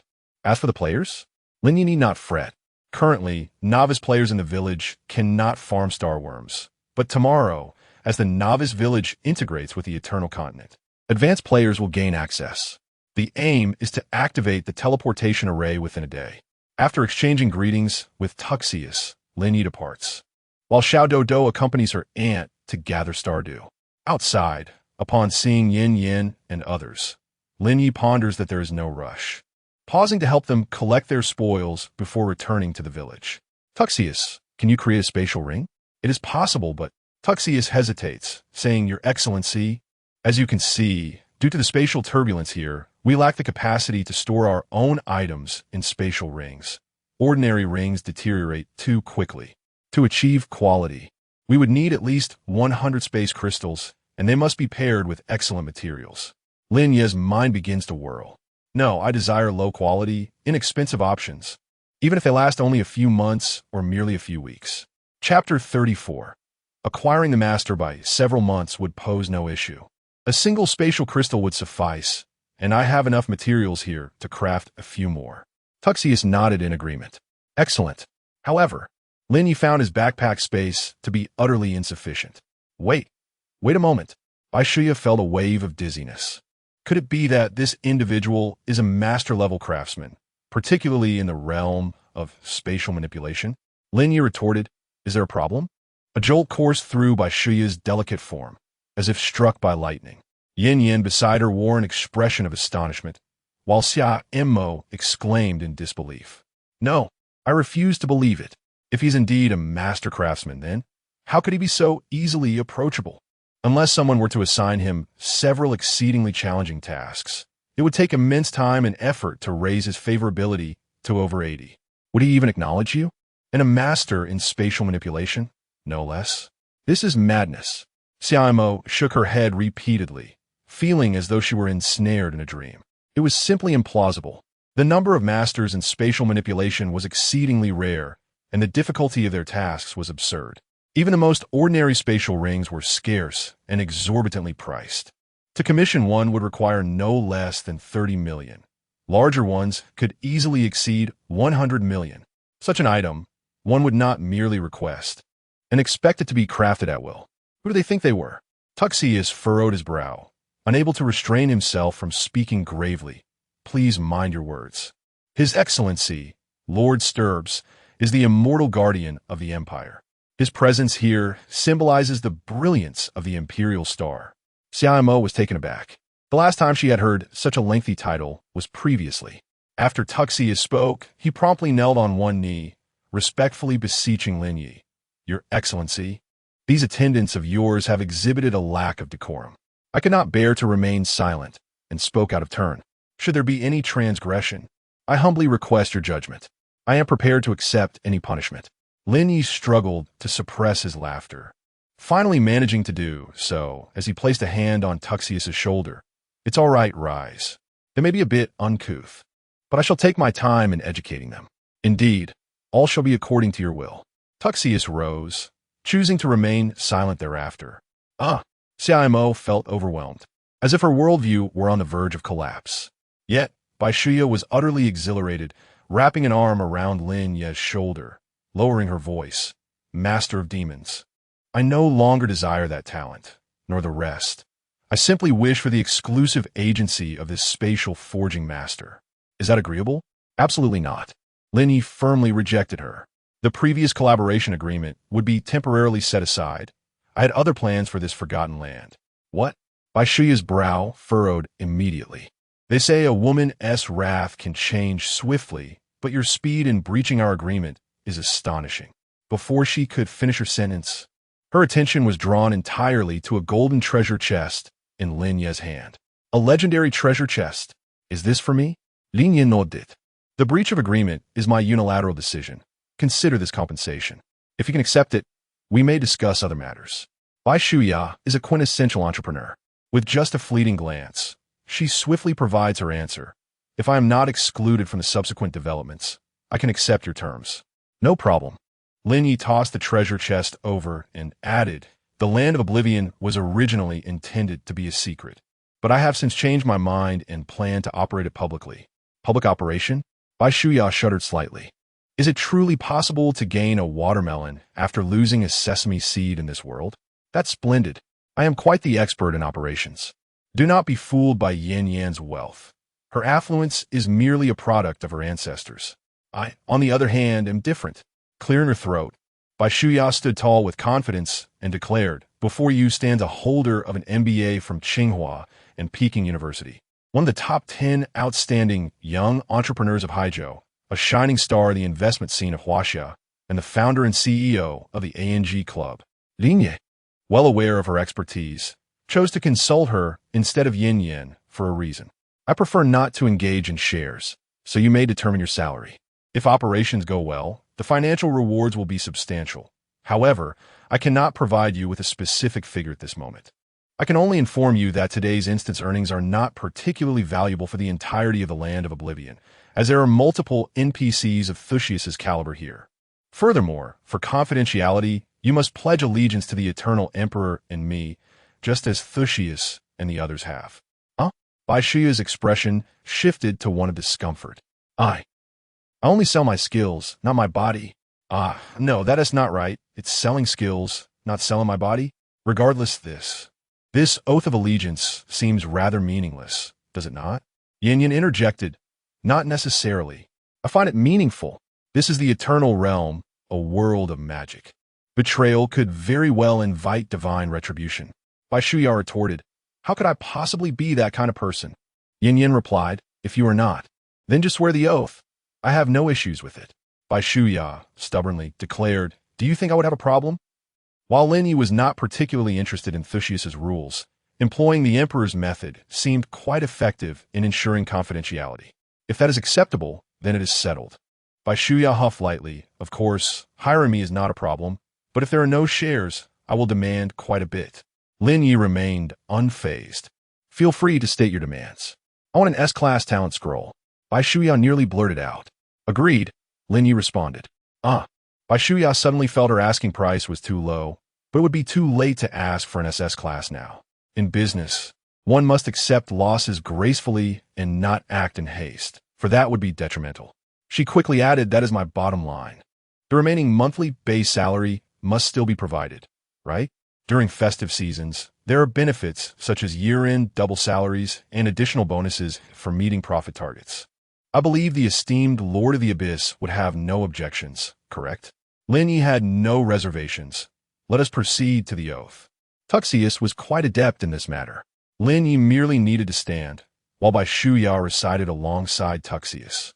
Above all stars, sovereign of eternity, I, Bai Shuya, pledge my unwavering loyalty to you. This is a matter of hierarchy. The first allegiance of the Eternal Empire must be to the Emperor, followed by the lords of the territories. The Emperor's representative, the immortal guardian of the Empire, heir to the Stebes family. Just as Bai Shuya concluded, she was about to rise when a sudden beam of starlight shot forth from the Star Tower, enveloping her entirely. Ding! Bai Shuya has become your direct vassal and may hold a management position within your territory, as Bai Shuya shares the same soul as Pure White. The Star Tower will retain only the identity of swearing allegiance. A similar notification appeared for both Lin Ye and Bai Shuya. Furthermore, The binding list on the Star Tower now reflected by Shuya's name, no longer her gaming alias Pure White. Both were taken aback. Lin Ye was astonished by the Star Tower's capabilities beyond his imagination, while Bai Shuya was incredulous that the oath of loyalty was indeed real and seemingly effective. Even binding their souls. Could it be? Divine punishment truly exists? Bai Shuya could only half believe this, but she felt no concern, as her integrity would shield her from shadows. Lin Ye presented her with an S-tier talent scroll and granted her certain management privileges within the Star Tower. Is this for real? Bai Shuya's hands trembled slightly. She was merely a B-tier talent in a magic domain. It was beyond her, as even with an early purchase of the helmet, it did not guarantee an S-tier talent. Luck is a fickle thing. She had often complained in the past, but could do little about it. Now, she had obtained an S-tier talent, something many struggled to acquire at the start, without needing to draw for it. It seemed that her fortune was not as dismal as she had thought, merely a matter of encountering the right opportunities. Is this truly for me? Xiaomo was astonished. That was indeed an S-tier talent. Among the most valuable treasures in eternity, especially in the current market, it was worth far more than when the helmets were initially sold, due to its scarcity and the cessation of production. The scroll Bai Shuya possessed was coveted by many nations, both overtly and covertly, and was won after Lin Ye triumphed in a dungeon challenge. Its worth was beyond mere currency. As for SS tier, such matters were jest-worthy. Discussing purchase would render one a fool, and they would certainly be met with disdain. Chapter 35, S-Class Talent. Epic skill. Do you truly wish for Lord Demon Tianzuan to break his promise? Bai Shuya glared at her immediately. Xiaomo was momentarily speechless. Of course, that was not her intention. It was merely that the price seemed rather insignificant. Yin, witnessing the scene, couldn't help but let out a soft huff, a hint of envy in her eyes.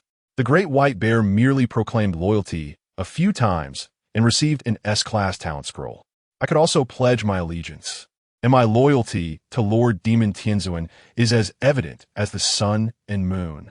Chuckling, Lin Ye jested, then go ahead and pledge your allegiance. You have a means. Yin's beautiful eyes sparkled. Without giving Lin Ye a moment to reconsider, she gracefully knelt and bowed at his feet. Master of the stars, the eternal emperor Yin having heard the same lines several times, her clever mind could hardly forget them, and now she recited them flawlessly. Ding! Yin has become your direct subordinate and may assume a managerial position within your territory. Lin Ye was taken aback by her earnestness. He swiftly pulled her into his embrace, both amused and exasperated, shoving an aptitude scroll into her hands. Well, just as long as you're aware. Don't go flaunting it. Second one, SS class. Yin was astonished and immediately declined. No, you already have one SS class. What use is another for me? Lin Ye raised an eyebrow, countering, are you truly refusing? Indeed. Yin gently kissed Lin Ye on the cheek, cheerfully exclaiming, sister was merely jesting. Your presence is enough for me. An SS class talent is far too precious. What would I do with it? The corners of Lin Ye's mouth lifted slightly. But this is not an SS class. Not? Yin queried. Don't you only possess? She opened the package and her entire being froze. SSSS. Oh. Yin quickly covered her mouth. This was utterly outrageous. The reward displayed in the system announcement had clearly been SS. Yet now it had transformed into Yin. Yin trembled slightly, gazing at Lin Ye. Are you certain you wish to give this to me? The item was already in her grasp. Lin Ye smiled calmly. An SSS class talent is indeed precious, yet it pales in comparison to the person before him. Furthermore, he was confident that he could acquire such scrolls again in the future. As the saying goes, a man's confidence is entirely derived from his strength and the depth of his bank account. Moreover, Lin Ye was still young and vigorous. He did not prefer to indulge in softness daily. Today, he must demonstrate to her what true strength means. So, do you understand your mistake now? Yin nodded vigorously, her beautiful eyes shimmering with tears. Biting her lip, she softly admitted, yes, I understand my mistake. I shouldn't have let you go this morning in the next moment. She returned the scroll. Lin Ye felt his heart race at her words, stating gravely, you still do not comprehend your error. It seems I must teach you a proper lesson tonight. Yin remained silent, her eyes brimming with an endless allure, as if challenging, "If you dare, come at me." "Very well. Just wait." Lin Ye silently gritted his teeth, retracting the scroll. It was only at this moment that Bai Shuya, Su Wanting, and Xiaomo finally caught their breath. An SS-grade scroll. If it were truly given, Bai Shuya might just faint from rage on the spot. Not because she did not obtain it, but rather because she regretted letting the opportunity to seize Lin Ye slip away to Yin Yin yesterday. "Sister Bai, what can an S-grade talent draw?" Su Wanting could hardly contain her curiosity. She had entered the game too late, drawing only the inferior F-grade talents with a mere few dozen base attributes. "Huh?" Bai Shuya pressed down her excitement, taking a deep breath. The initial draws using a helmet were random, but it was said that using a scroll would narrow the range to the respective class. Xiaomo's eyes sparkled as she leaned in to ask, "So, shall we draw now?" "Draw," Bai Shuya declared firmly, as if rallying her own spirit. She tore open the scroll, and a blaze of orange, gold, and crimson light flashed before her. Bai Shuya was utterly stunned. Su Wanting, eyes wide like a curious child, exclaimed, "What did you draw? Is it extraordinary?" "He wow ha ha." Bai Shuya displayed a proud smile, hands on her hips. "Could my luck possibly be lacking?"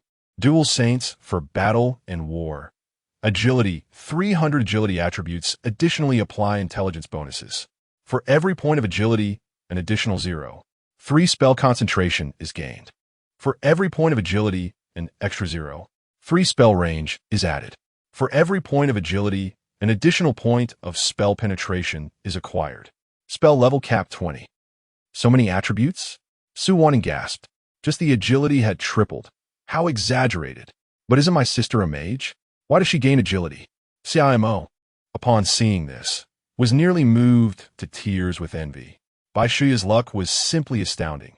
This was exceptionally rare, even among S-grade talents. Agility applying intelligence bonuses means 1 point of agility equals 2 points of attributes. Considering the enhancements, that 1 point of agility translates to 6 points of attributes. Just from these two aspects, it felt as though she could become invincible. Xiaomo could no longer contain herself, despairingly looking towards Lin Ye. "Might I ask, esteemed master of the demon realm, is it too late for me to kneel now?" However, to speak candidly, Yin Yin revealed a contemplative expression. This talent of the Great White Bear is indeed superior to those previously exposed S-grade talents, and not just by a small margin. Bai Shuya raised her chin coldly, her demeanor aloof as she declared, "If I were to take action, it would undoubtedly be extraordinary." Yin Yin chuckled. "Oh, wasn't it you who spent 50 million to purchase a helmet, only to go home and fuss about, ultimately drawing a B-grade talent?" Bai Shuya's cheeks flushed slightly, yet her head remained held high without a hint of diminishment. "Do not be jealous. You cannot compare to my luck. Is that so?" Yin Yan's beautiful eyes slightly lifted as she suggested, "Shall I draw one for you to see?" "No, please don't." Bai Shuya immediately faltered, hastily grasping Yin Yan's arm. "It's unnecessary, truly. Trust me, one exceptional draw in a single day is sufficient. Drawing more would only lead to a surplus." She was unafraid of others drawing, but she feared Yin Yan's draw. For Yin Yan possessed the genuine ability to procure an SS-level scroll from Lin Ye. Lin Ye remained silent, yet he was compelled to reassess the value of the talent scrolls in his possession. The attributes were exceedingly impressive, astonishing. Just the talent of Bai Shuya alone provided an extraordinary enhancement to her profession. The attributes gained from leveling up by 1 equated to that of 2 levels for others, supplemented by various rare bonuses. Naturally, this paled in comparison to Lin Ye, for his single level up was akin to that of 100 levels for anyone else. He opened his inventory, revealing 99 S-level talent scrolls within. If utilized wisely, these could truly alter the course of eternity. Moreover, in addition to talent, there were skills, epic skills. Activate. Ding. You have acquired the epic skill, Shadow Mirage. Chapter 36. Shadow Illusions and the Allure of Greed. Shadow Illusions. Quality. Epic requirements. None level. 1 active skill consumption. 300 mana points cooldown. 15 seconds summons a maximum of 2 illusions that replicate one's actions like shadows. Lasting for 5 seconds. The attack speed of the illusions is reduced by 50. The total damage dealt by the illusions is diminished by 50. Is there truly such a skill? Lin Ye had initially decided against activating it. After all, it was an epic-level skill. Better saved for after his class change or at a higher level to avoid wasting it. However, upon hearing Bai's commentary that the items summoned from the scrolls would align with one's profession, he couldn't resist the temptation to experiment. The result was nothing short of perfection. This skill seamlessly integrates with any class, and regardless of level, it remains applicable. In fact, the higher the level and the more advanced the class change, the stronger this skill becomes. Nevertheless, Lin Ye was more concerned with enhancing his monster hunting efficiency. With the ability to create duplicates, he truly hoped to activate the teleportation array today. As for equipment, there was no immediate need to open it. His current damage output sufficed. He would save the chests for later, perhaps to acquire star coins and fragment from players once the teleportation array was operational. Bai Yin and the operational strategies of the Forgotten Lands. Both of you focus on your research while I gather some materials. Professional matters are best handled by professionals. Lin Ye had never run a company nor possessed management experience. For now, he was merely outlining a general direction, and it was wise not to meddle in specifics. Xiao and Su Wanting accompanied him, collecting materials while also hoping to catch some jellyfish. A moment later, the group arrived at the beach. Has the tide receded? Lin Ye mused, this timing is impeccable. You two step back, further back, just a bit more, perfect. Crack. Lin Ye twisted his neck, preparing for action. Swish! Swish! As the tide withdrew, the star dust beetles scuttled out from the sand. This time, Lin Ye deliberately chose an expansive stretch of beach, and the swarm of star beetles before him was exponentially greater than before. He had forgotten to inquire with Tusi about whether mythical equipment could be repaired, and now it seemed resurrection was not an option. When faced with uncertainty, the solution was simple. Open the chests. Lin Ye resolved to be more prudent this time. Legendary chests. Let's open 7 first. If that proves insufficient, I shall open another 7. Ding! You have obtained a Ring of Greed. You have obtained the Battle Axe of Sister's Fury. You have obtained the Robe of Spruce Sorcery. You have obtained the Hat of Holy Radiance. You have obtained the Necklace of the Ranger's Oath. You have obtained the Helmet of the Coward's Nightmare. You have obtained the Armor of Bloodthirsty Frenzy. The equipment obtained from the chests was not restricted by profession. Any piece could potentially emerge.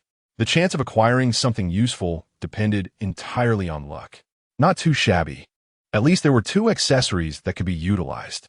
Lin Ye proceeded to examine their attributes. Greed's Desire, Quality, Legendary Durability, 1000 Requirement, Level 10 Agility, 80 Critical, Hit 8 Item Drop, Quantity, 20 Item Drop, Quality 20. Is this truly a piece of profit-generating equipment? Lin Ye chuckled. His original gains were already quite astonishing. With such enhancements, it would be absolutely remarkable. He promptly replaced his strangulation ring. As for the necklace, he decided to wear it for the time being. Oath of the Ranger, Quality, Legendary Durability, 1000 Requirement, Level 10 Attack Speed, 50 Movement Speed, 50 Restores 5 health points upon a successful attack. Extremely Bloodthirsty, life gained from stealing, hitting, and life leeching is doubled. This must be what is referred to as counterattack, Lin Ye mused. With my current attack speed and frequency, achieving 100 to 150 hits per second should pose no challenge, assuming an average of 5 points per hit. That translates to a life recovery of 500 to 1,000 points per second. After factoring in the bloodthirsty doubling effect, it amounts to an impressive 1,000 to 2,000 points per second.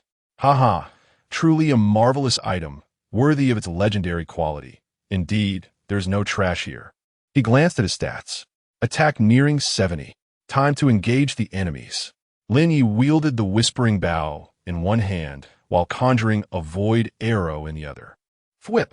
The arrow flew forth. 3 projectiles launched in succession.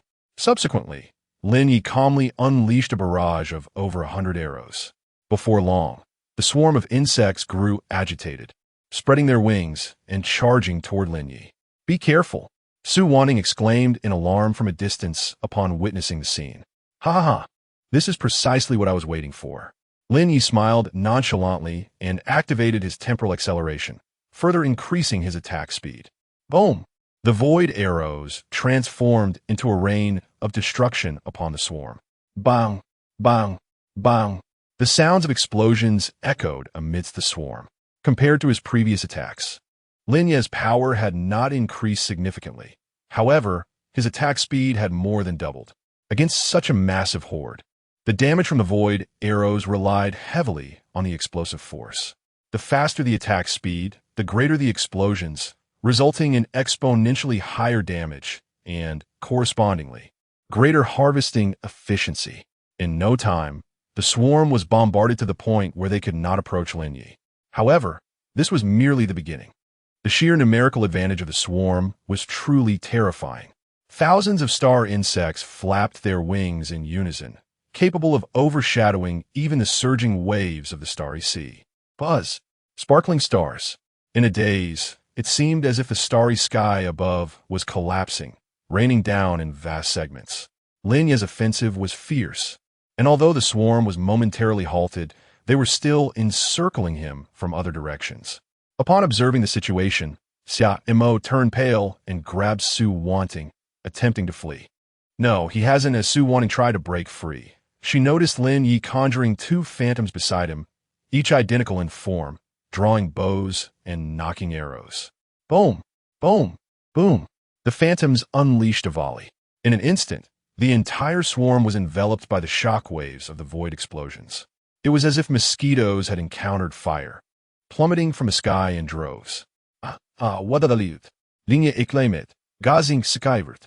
The life force consumed in that instant was entirely replenished by the necklace's restorative power, leaving him unscathed and capable of continuing unabated. Although the Phantom's attack speed was relatively slow, it merely lagged behind Lin Ye's by half.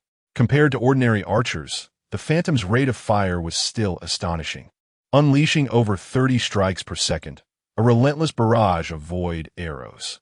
The only drawback was its lack of potency, particularly when facing formidable foes. The damage inflicted post-offense breach diminished significantly, and with further reductions in the second wave of damage, multiple detonations were necessary to secure kill. However, against a veritable swarm of insects, having a couple of additional avatars to unleash devastation not only deterred the horde, but also dealt substantial damage. Zaying Zuftli, Xia Montag gemacht. I told you there was no need to worry about the Demon Lord. Let us first ensure our own safety. It would be quite embarrassing to find ourselves overwhelmed later. Ding! Your skill is leveled up. Lin Ye opened the notification and noted that the proficiency required for the epic skill was indeed high. Even with such rapid execution, it had only just upgraded. Speed and damage increased by 1, while cooldown and duration remained unchanged. Lin Ye nodded thoughtfully.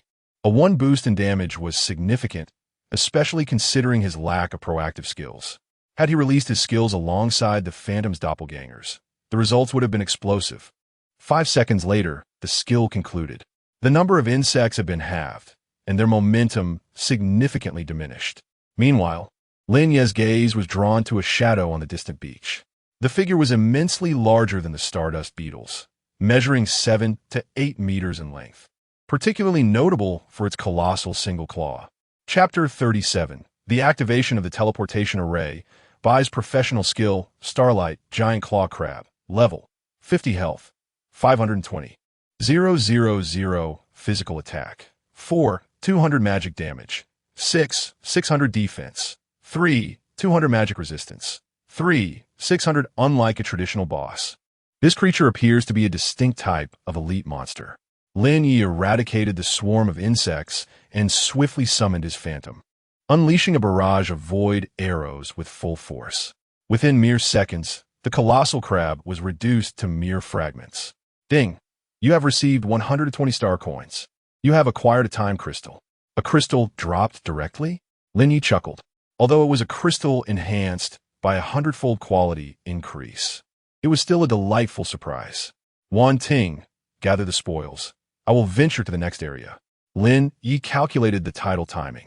If he acted with sufficient efficiency, he could also farm a smaller cluster of insects on the adjacent beach. As for the rewards, he estimated that the star coins would exceed 10,000, and the time crystals should surpass 100. Quite satisfactory. By the end of the day, he should have enough to cover the teleportation array's costs. 2 hours later, Lin Ye opened his panel.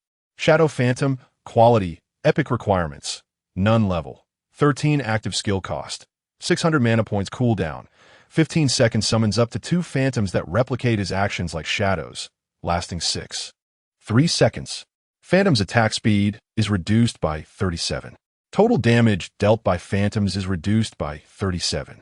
Skills of legendary quality and above are typically maxed out at level 20, yet this proficiency, Lin Ye could only express his astonishment. In just 2 hours, even for a rare skill, he could have maxed it out several times. Yet this epic skill still had a considerable distance to reach its peak level. Notarus. A bit more farming would suffice. Lin Ye had wanting assist in clearing out his backpack, which was nearing capacity once more. The crystal materials were ample, but he was still short on star coins. Beep beep, a message from Yin Yen. The time storm is about to arrive, according to 2 Shios. Understood. Lin Ye replied, summoning his phantom to swiftly clear the remaining insects before returning to the village with Wan Ting and the others. At 2 Shio's residence, the table was strewn with parchment, meticulously covered in tiny script, revealing by Shi's research endeavors. Meanwhile, Xiao Dodo approached, presenting a star due to Lin Ye. Big brother, this was personally gathered by Dodo. Haha, Dodo is so obedient, Lin Ye exclaimed as he accepted the offering. Stardew, life potion grade, legendary duration. 5 seconds restores 10 health and mana per second, defense increased by 10, magic resistance increased by 10, cures anomalies below legendary status, including poison, bleeding, freezing, burning, electrocution, coma, dizziness, and disability. Grants 50 resistance to anomalies above legendary status. A splendid item indeed. Lin Ye felt a twinge of reluctance as he drank, but upon seeing Dodo's eager gaze, he downed the beverage. It was icy upon entry, yet warmed his belly, leaving him with a sense of comfort. Quite delightful indeed. Dodo beamed with satisfaction, eagerly raising her hand, and exclaimed, Big brother, can Dodo come to collect Stardew every day from now on? Just as Lin Ye was about to consent, a thought struck him. Right, hadn't it been mentioned that the location of the Stardew was fraught with monsters? Moreover, this place doesn't seem extensive. From where did the demons emerge? Just as 2 Shio was about to speak, Bai Shio approached, unfurling a parchment in her hands. It was a map. Though the lines were simple, the markings were clear. The central area was a village. To the south lay the entrance to the dungeon. The east side was marked as the galaxy, though its true width remained a mystery, rendering its name as Sea of Stars equally fitting. Adjacent was a cliff, the site for collecting Stardew, which housed a formidable monster that 2 Shio and his companions could not comprehend, speculated to be a 2nd or 3rd tier boss, possessing certain spatial abilities, making it exceedingly troublesome. Bai Shio pointed at the map. As for the west, it was entirely an unknown territory, presumed to be the origin of the demons, possibly housing a demonic lair or fortress. Lin Ye recalled their mission. Their primary objective was to resurrect all the villagers, then swiftly develop and ultimately establish a ferry here, constructing a vessel capable of traversing the Sea of Stars for exploration. 2 Shio was suddenly taken aback, his excitement causing his beard to tremble. My lord, are you suggesting we return to the Eternal Empire together? Lin Ye nodded. 2 Shio immediately wiped away tears of gratitude, exclaiming, This is wonderful. We will no longer be adrift in this shattered space. In the past, their ancestors, under the clandestine task from Lord Temvar, breached the fabric of space, navigating the Sea of Stars, only to encounter a temporal storm that not only cost them their ship, but severed their ties with the Empire. The surviving crew sought refuge here, founding a village and exhausting all resources to construct the Star Tower. Yet they remained unable to feel the Emperor's radiance or receive protection. What clandestine task? Bai Shio inquired, intrigued by the backstory. 2 Shio's expression turned pensive, and he shook his head slightly. I apologize. My grandfather was merely a blacksmith, unqualified to engage with such secretive missions. However, if my lord could resurrect Captain Velox, he was a first-hand witness to the storm and the last guardian of the mission's secrets. 30 million star coins? The price of this secret is indeed exorbitant. Lin Ye wasn't in haste to inquire further, Instead, he removed his glove and handed it to Tu Xiao. Can this be repaired? Tu Xiu es bras fureux d'instant. The craftsmanship of time is not within my expertise, nor is it something we can forge. However, if it is merely a matter of repair. My lord, if you could provide me with additional time crystals to experiment with, it should be feasible. Excellent. Lin Ye was not one to be stingy in this regard. He immediately handed over several hundred crystals. To be honest, had it not been for the construction of the teleportation array, the time crystals he had just gathered would have sufficed to upgrade his gloves. Patience is key. The glove's current attributes are adequate, and it is imperative to retain enough crystals for durability replenishment. Otherwise, should an upgrade occur and the durability fails, it would result in a substantial loss. Meanwhile, Bai Shuya slid a few parchment scrolls across the table to Lin Ye. These contained the operational plans they had recently discussed. Your initial ideas were commendable, she began, but to implement them, many factors must be considered, such as what pricing would attract players, the risk-reward balance for quests, and how to allocate contribution points to retain professional teams. Lin Ye felt a bit overwhelmed at this point. You're the chief operating officer now, you decide. I'll leave it to you. Bai Shuya tucked the scrolls away, seemingly unwilling to elaborate further. I am not in favor of taxation, she continued, for we are merely a fledgling village with a few NPCs, which could easily provoke discontent. Instead, we can seek profit through pricing disparities. For instance, while the healing cost remains at 1,000 star coins for NPCs, we could raise the price for players. However, the steep cost of this feature may deter usage. The true treasure lies in the star dew. The legendary potion holds immense value, particularly for guilds currently tackling high-difficulty quests and bosses, making it a rare commodity. Therefore, if time permits, we should test the boss's capabilities and expedite their defeat to increase production. Otherwise, our current inventory is rather limited. At this juncture, Bai Shuya paused slightly. By the way, I have also revised your selfless contribution concept. Contributions are quite valuable to me. Lin Ye was taken aback and quickly replied, this could yield a hundredfold return. Everything can be altered except for this. Bai Shuya glanced over and continued to explain, the contributions remain intact. They are merely replaced with merit points. It's just a name change, allowing players to enhance their standing through quests and direct contributions. Additionally, rewards will grant privileges, such as crafting rights from NPCs, with profits centralized at the Star Tower. You will only need to withdraw funds daily, eliminating the need for constant back-and-forth trips. Oh, I see now. You truly are an expert.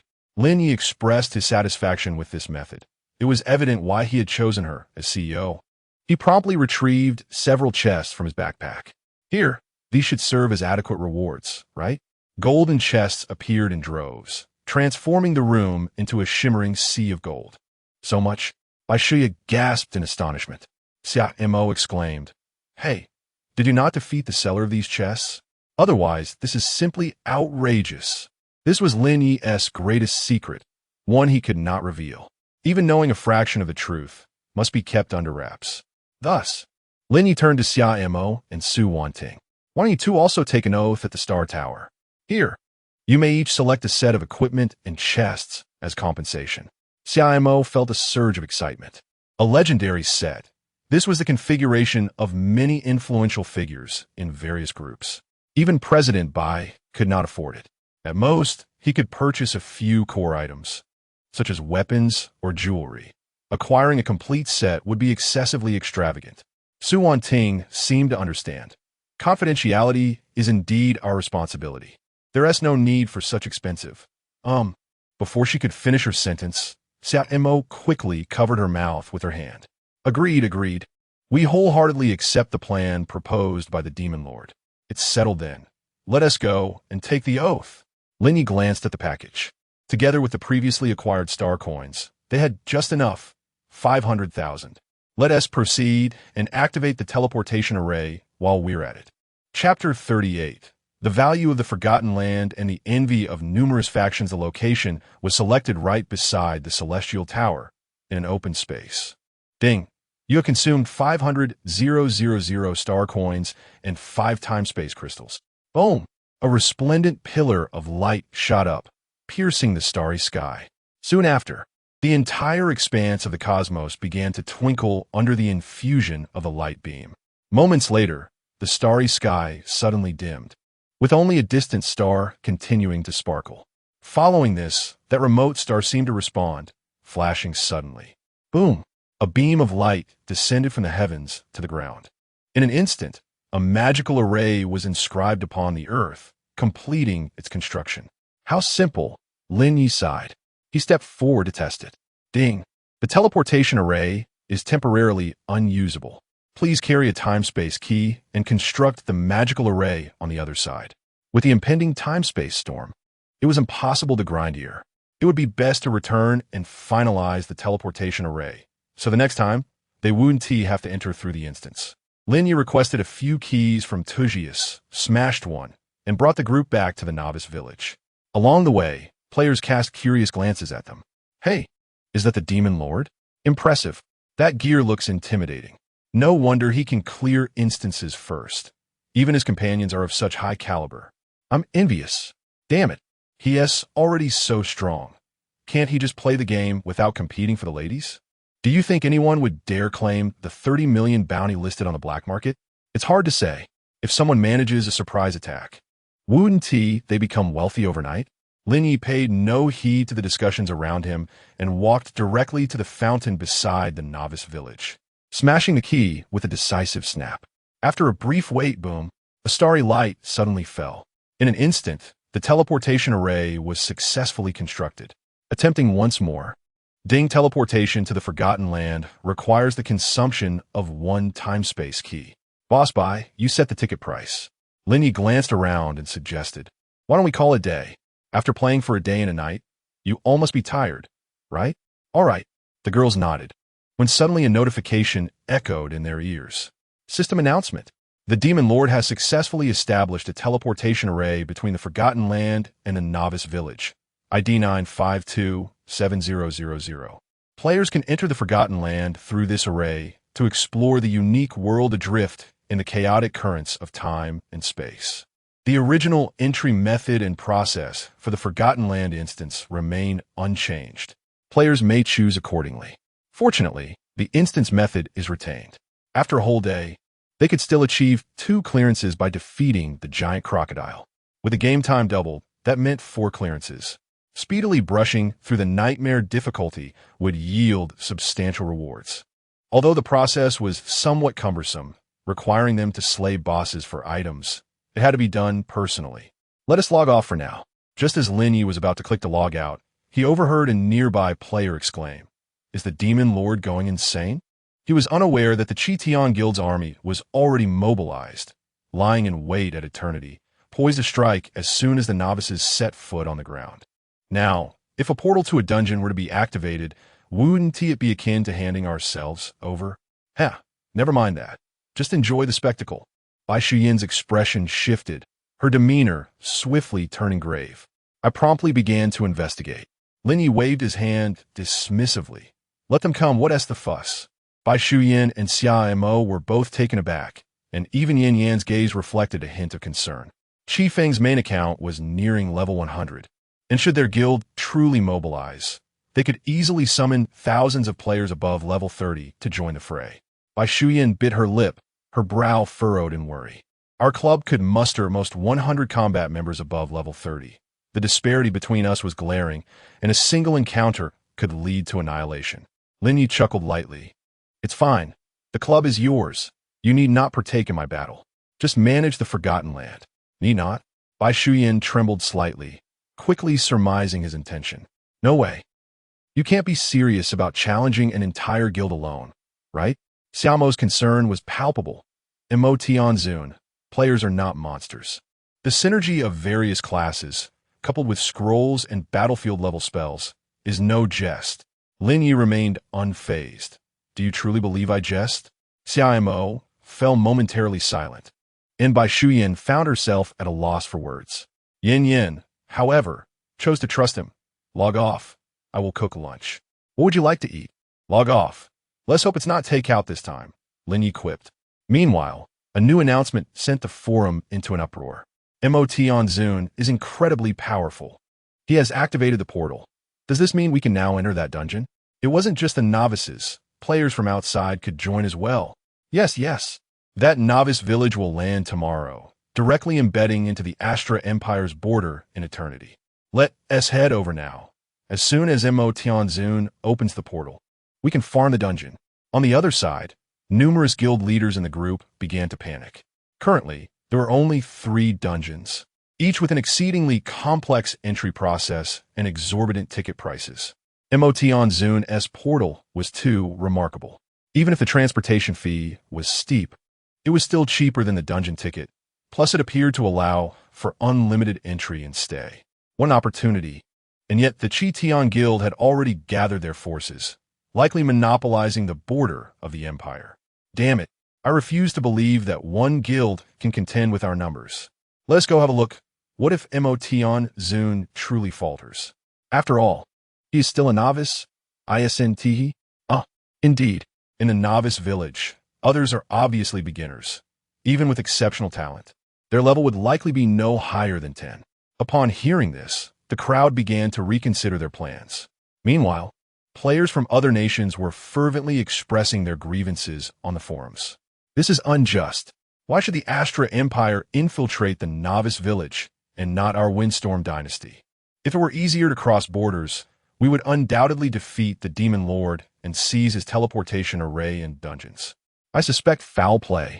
Perhaps the Demon Lord is merely a decoy orchestrated by insiders of eternity, exploiting insider information to voraciously plunder resources. How shameless! How despicable! I must report this. The authorities need to provide an explanation. Such remarks elicited laughter from the players of Huaxia.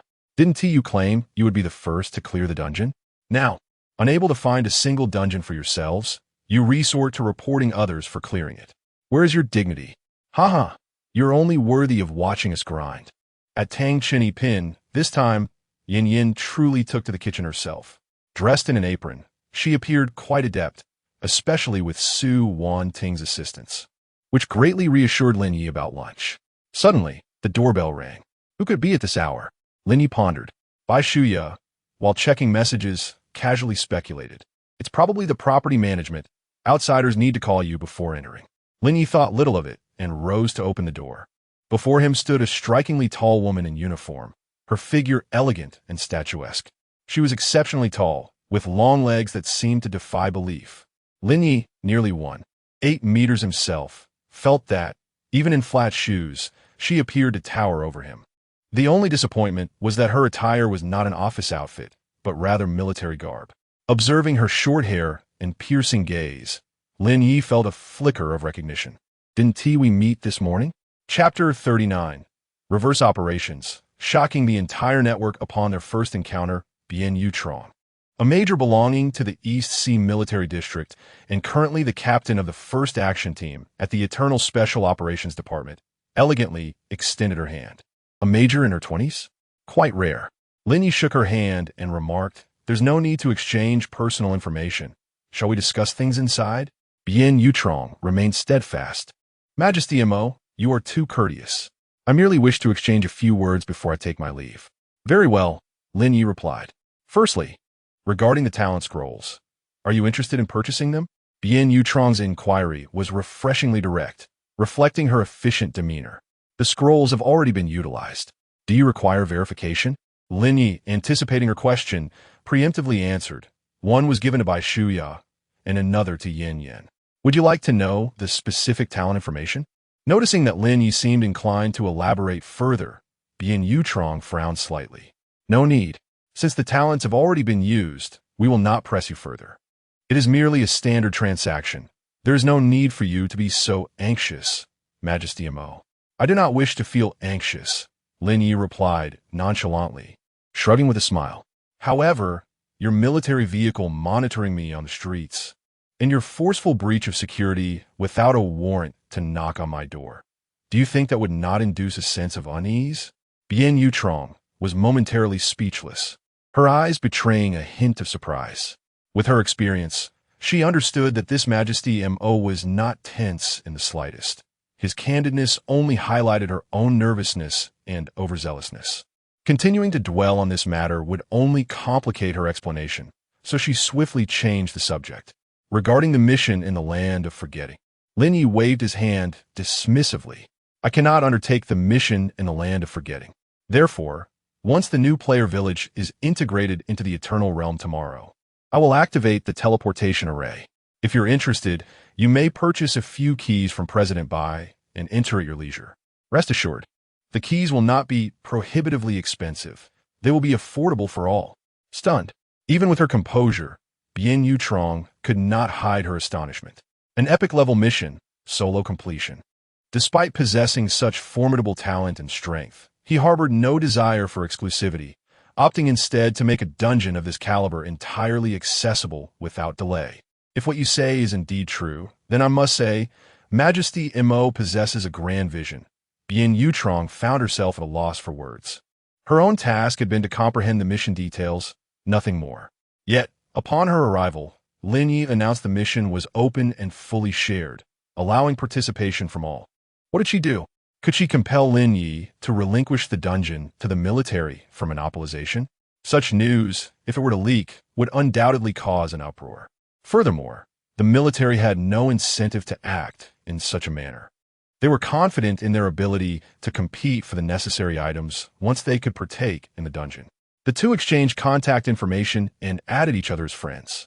Bien Yu Rong finally remarked, "One last thing, the Qi Tiangong has gathered at the borders of the empire. If you need assistance." Lin Ye promptly declined. "It's merely a routine game event. I can manage on my own, no need for help." Very well. Bien Yu Rong found herself at a loss for words and took her leave. However, as she walked away, an unsettling feeling crept over her. There was an inexplicable oddity to their meeting. It seemed that the task had been accomplished, even exceeded, yet it felt like a failure. They had met, yet it felt as if they had not met at all. Her presence today seemed irrelevant to the outcome. Upon closing the door, Lin Ye discovered Bai Shuya standing nearby, her strikingly beautiful face adorned with a barely perceptible smile. "I suspect the military did not anticipate your decision to publicly operate the instance. Their minds must be reeling right now. Also, regarding the sale of the keys, are you certain you do not wish to auction them? With a slight manipulation, you could profit billions." "No," Lin Ye firmly rejected. The quantity released in an auction would be too limited, and it would hinder his development. Money would not resolve that issue. Bai Shuya's eyes widened in surprise. Many claim to be indifferent to wealth, yet few can remain so when faced with sums exceeding 100 million.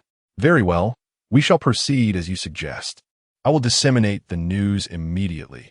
A multitude of players will converge at the Empire's borders, with all major guilds participating. The situation is so intricate that it cannot be dictated solely by a single Qi Tian group, which should alleviate some pressure." Lin Ye smirked. "What? Do I appear to be under pressure?" Bai Shuya paused, momentarily taken aback, then narrowed her alluring eyes slightly, scrutinizing him before softly sighing. "At this moment, I do somewhat regret having entrusted you to Yin Yan." "Huh? What do you mean by entrusted?" Lin Ye was momentarily stunned. Coincidentally, Yin Yan had also completed preparations for lunch. "Today you shall sample the chef's culinary skills. Steamed Australian lobster, steamed grouper, braised lamb chops, boiled prawns, boiled oysters, boiled greens, boiled eggs. Wait, that's tomato egg soup. And finally, a sashimi platter and fruit salad. What do you think?" The menu appeared entirely ordinary. Yet the methods of preparation were nothing short of extraordinary. Lin Ye couldn't help but laugh. Miss Yan's culinary prowess rivals that of a fine establishment. "I suspect she must be using a family secret recipe." "Indeed, how did you know?" Yin Yin replied cheerfully. "I hail from a family of healers. Our ancestors amassed their fortune through a single secret recipe." Lin Ye was skeptical, but Bai Shuya nodded in agreement. "This is true. Her family possesses more than just one or two treasure recipes." "Really?" Lin Ye was even more incredulous. The dishes were either boiled in plain water or served raw. The most complicated preparation was likely the tomato egg soup. "So, your plain water base truly contains a secret recipe?" Regardless, Lin Ye was genuinely hungry and began to eat. On the forum, a post from the ANG Club was directly pinned by players. "The dungeons are fully open, and keys can be purchased at will." Incredible! The entire Eternal Teleportation Array is limited and exorbitantly priced, with a single use costing over 1,000 gold coins. Yet, your dungeon teleportation fee is merely 100 gold coins? My heavens, is this a bargain? No, it is practically being given away. I declare that from this day forth, the Lord of Demons will be my eternal idol. Such nobility. I am truly moved to tears. Meanwhile, at the border of the Empire, in a small town at the foot of the Angus Mountains, a multitude of players congregated, many adorned with the insignia of the Chi Tian Guild. Is that guy Win Xiao out his mind? Is he really foregoing the 100 gold coin entry fee? The guild steward queried Jianfeng. Fool! Chi Feng scoffed, for even among fools, he was somewhat clever. As an ordinary person who happened to unearth the He Sure Bai, did he truly believe that he could remain unscathed by making it public? Laughable. Tomorrow, he will learn that the He Sure Bai can only be possessed by the strong. Jianfeng comprehended and laughed heartily. Win Xiao is magnificent. If we can conquer the dungeon and monopolize it, our power will soar to the pinnacle. Once the cross-border functionality is developed, it would not be impossible for you to truly claim the throne. Chi Feng bellowed with laughter, yet he offered a word of caution. You should refrain from such talk. The nerves of various nations are taut, fearing that someone might first obtain extraordinary power. If they cannot acquire it, they might even resort to destroying the eternal. Indeed, Win Xiao is correct. It is best to remain low-key when necessary. Jianfeng quickly acquiesced. Go! Arrange for the guild members to remove their badges. If this mission succeeds, everyone's points will be multiplied tenfold. Chi Feng commanded.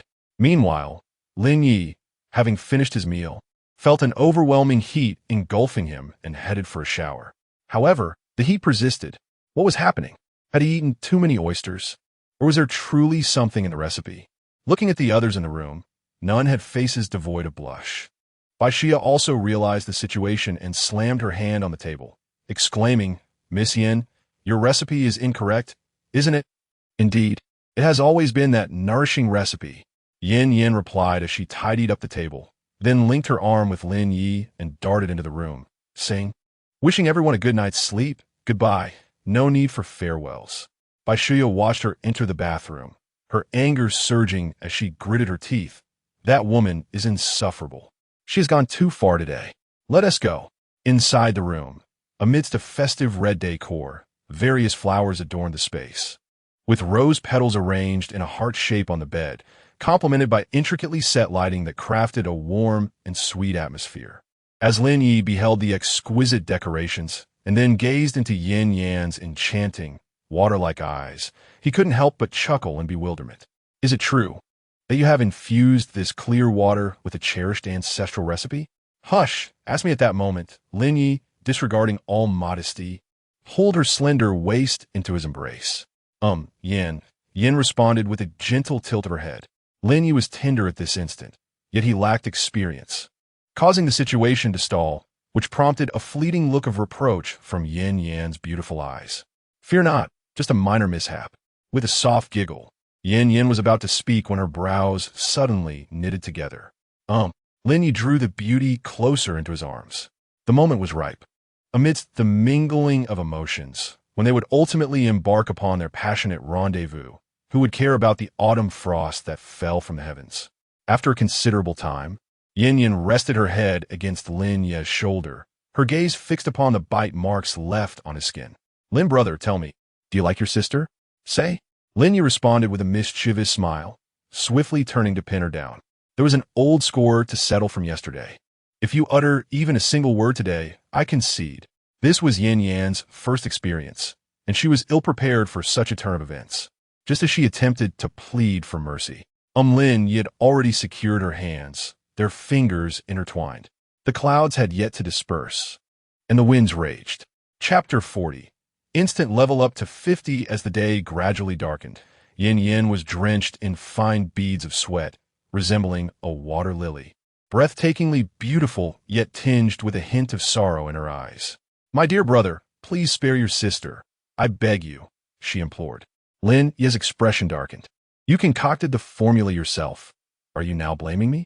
With a soft whimper, Yin squeezed out a few tears. Sister was wrong. I promise I won't dare again. Good brother, would you mind switching to another room for the night? Seeing her genuine demeanor, Lin Ye softened and decided against pressing further. He leaned down to kiss away her tears and sighed. All right, We'll settle the accounts tomorrow. He then stood up and left. Upon entering the adjacent room, he found Bai Shuya holding a paper cup pressed against the wall, eavesdropping. Huh? Bai Shuya was momentarily frozen in place upon seeing Lin Ye, her alluring eyes involuntarily drawn to him. Instantly, her already flushed cheeks deepened in color. You. But before she could finish her sentence, Lin Ye swiftly shut the door and bounded forward, silencing her with a kiss and hissing, "Shoo, what are you doing?" Before she could respond, Lin Ye carried her into the bathroom and closed the door.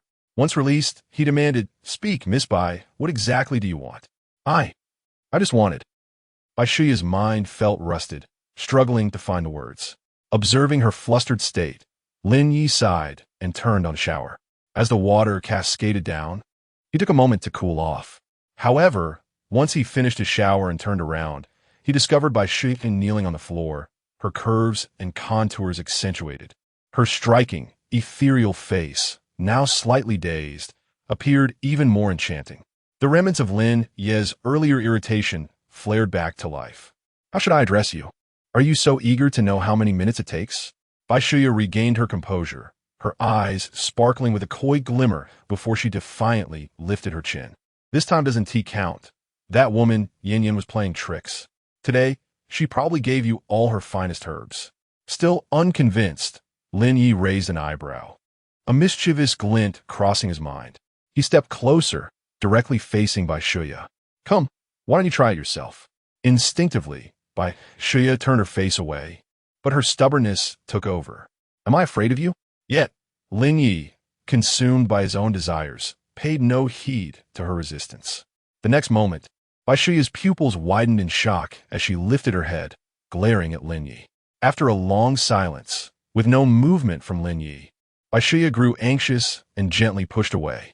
Taking a deep breath, she frowned and complained, "Are you even human?"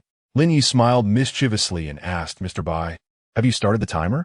Bai Shuya coldly snorted and retorted, "You're using medication whether you start the timer or not." Lin Ye replied, "Then what about next time?"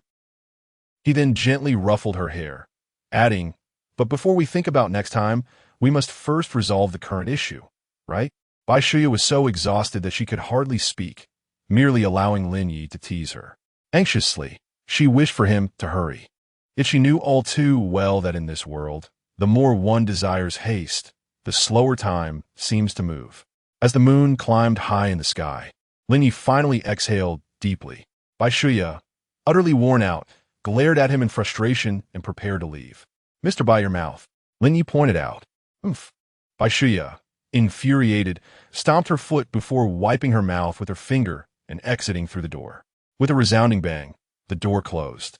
Leaning against the wall, Bai Shuya felt her legs weaken slightly. "What on earth am I doing?" she thought, exasperated with herself. Yet, her gaze inadvertently fell upon her fingertips, and after a brief pause, curiosity got the better of her, prompting her to lick them gently. Ugh, this isn't sweet at all. How deceptive. The next day, Lin Ye awoke to the pangs of hunger. Fortunately, Yin Yin and the others were already up and had prepared breakfast. Bai Shuya approached with an eye roll. "Didn't Team Miss Yin use the wrong formula yesterday? Why does it seem like a sleeping potion?" Lin Ye chuckled. "When a duck dies, it's only its beak that remains defiant." Bai Shuya's cheeks flushed with anger, and though she wanted to retort, she diverted the conversation. "It's past 10 now. The novice village completed its merger hours ago, but without imperial recognition, there's no PK protection, so the entire village is now considered a wild area. Do you understand?"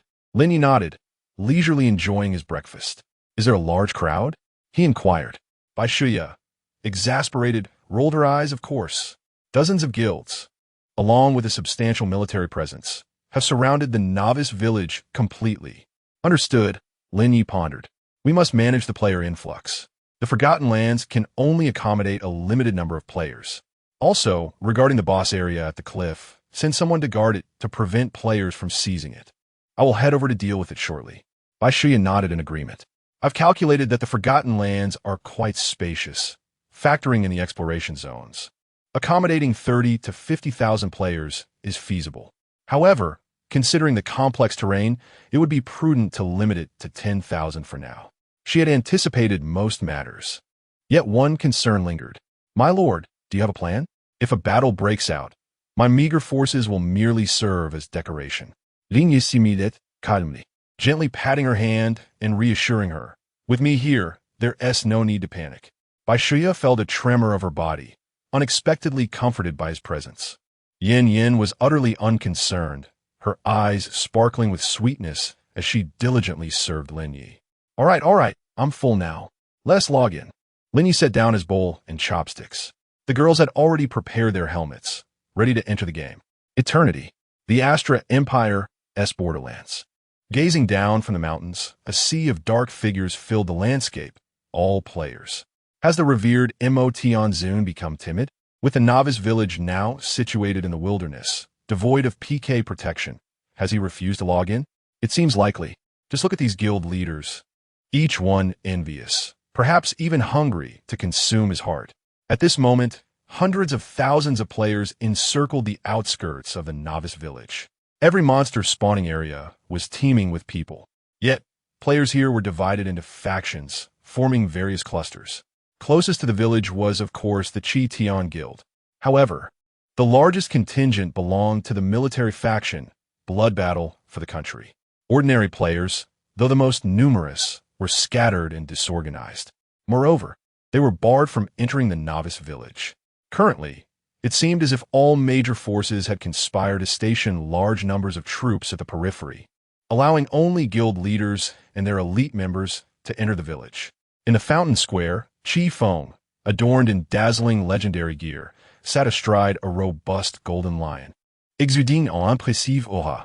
Beside him, Bien Yurong perched atop a black unicorn, clad in a dark, mystical armor, his presence truly remarkable.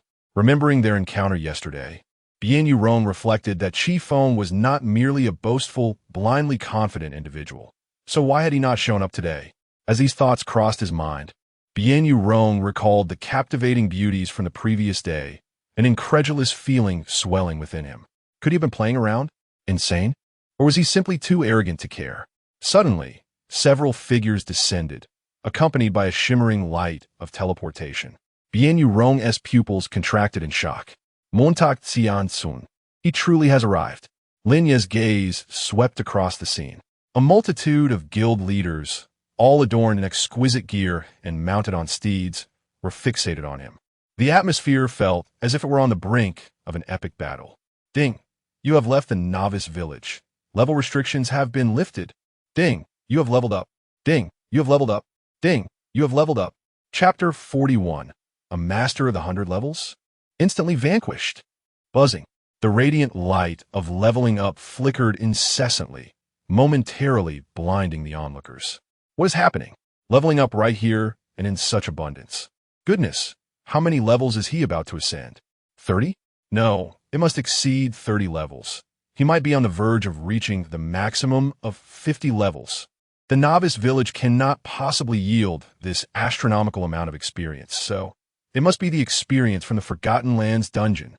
A wave of excitement coursed through the guild leaders' minds.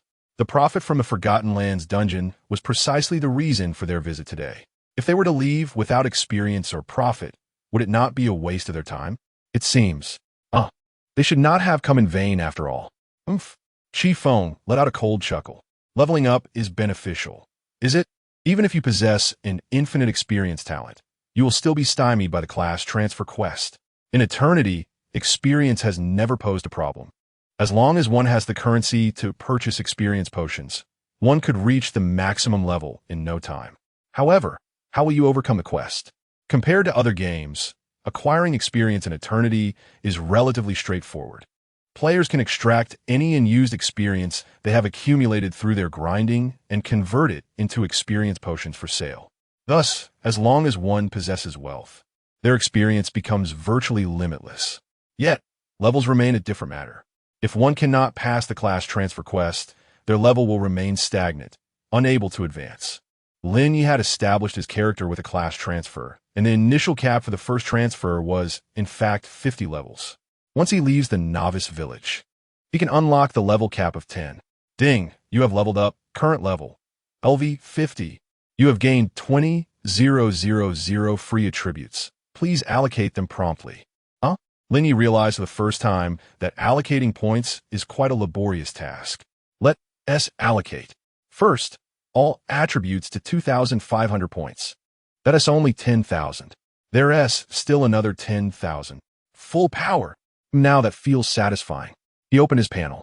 Character, Demon Lord, level 50, class, Archer, health 40, 630, magic 9, 933, attack 36, 578, defense 2, 146, spell damage 1, 656, spell resistance 339, attack speed 114, 7 seconds, movement speed 1, 389 m, critical rate 13, critical damage 200, strength 15, 961, agility 4, 371, wisdom 3, 311, vitality 3, 993, talent, hundredfold returns, equipment, hand of time reversal, lamenting lyre, Thushius void quiver, ranger's oath, greed's desire, ring of agility, wild growth belt, wild growth leather armor, hunter's arm guards, hunter's trousers, hunter's boots, skills, shadow illusion, elemental burst arrow, elegant shot, fountain square. In a moment, numerous guild leaders felt a surge of impatience. Yet witnessing the silence of others, they found themselves unable to voice their thoughts, allowing the atmosphere to stagnate. Lin Ye completed his preparations and then spoke. I apologize for taking up a bit of your time, but I trust no one minds? The time-space key is now. Chi Feng could not wait for Lin Ye to finish, immediately advancing on his majestic golden lion, boldly proclaiming, Devil Lord, you promised me access to the dungeon that day. Hand over the permissions at once, and I may spare your life. Upon hearing this, the crowd gasped in shock. Even Bien Yu Rong displayed an expression of astonishment. What is happening? The Devil Lord actually agreed to relinquish the dungeon? TSK, who interrupted another speech, Lin Ye se bro furovit, and he swiftly drew the whispering bow, conjuring arrows of void in an instant. Bang! 3 elemental explosive arrows shot forth in a flash. Their speed was so remarkable that not even an afterimage could be seen. Just as the arrows were released, the crowd noticed a change in Lin Ye's movements. Simultaneously, the 3 void arrows traced unpredictable trajectories in the air, ultimately striking Chi Feng at the chest. Bang! Minus 70, 772 critical hit. Minus 34, 008, minus 32, 113 3 arrows, totaling over 100,000 damage. Chi Feng's health plummeted drastically. Chi Feng managed to utter a single word in shock. Immediately following, a tremendous explosion occurred. Elements and void collided in a cataclysmic blast. Minus 17, 058, minus 20, 110, minus 46, 50 critical hit. Once again, 3 lines of crimson damage numbers erupted. 50,000 damage. Instantaneous. Silence. Stillness. The crowd's pupils constricted, unable to fathom what they had just witnessed. The Devil Lord raised his hand, and then, the battle concluded? Is this real? Those qualified to enter the village today were all guild elites. While others might be unaware of Feng Shao's prowess, they certainly were not. Level 100. Hidden class. Demon Swordsman. It was said that he was on the verge of completing his 3rd advancement quest, soon to join the ranks of legends. With his resources and strength, it would take him but a few days to reach level 150, and once he passed the trials, he would ascend to the pinnacle of legendary status, a being capable of challenging the sacred realm. And yet, to think this individual could be defeated in an instant. Can one truly believe that? Not to mention his exquisite legendary equipment. Could this level 100 demon swordsman truly be felled so easily? Hiss! The crowd gazed at Feng Shao's lifeless body, drenched in cold sweat, their scalps tingling with fear. Over 100,000 damage, an instantaneous eruption. Who knows just how immense the Devil Lord's attack power truly is? It is unfathomable, and that speed, simply otherworldly. Most of those present, over 90%, hadn't even caught a glimpse of Lin Ye's lifting motion.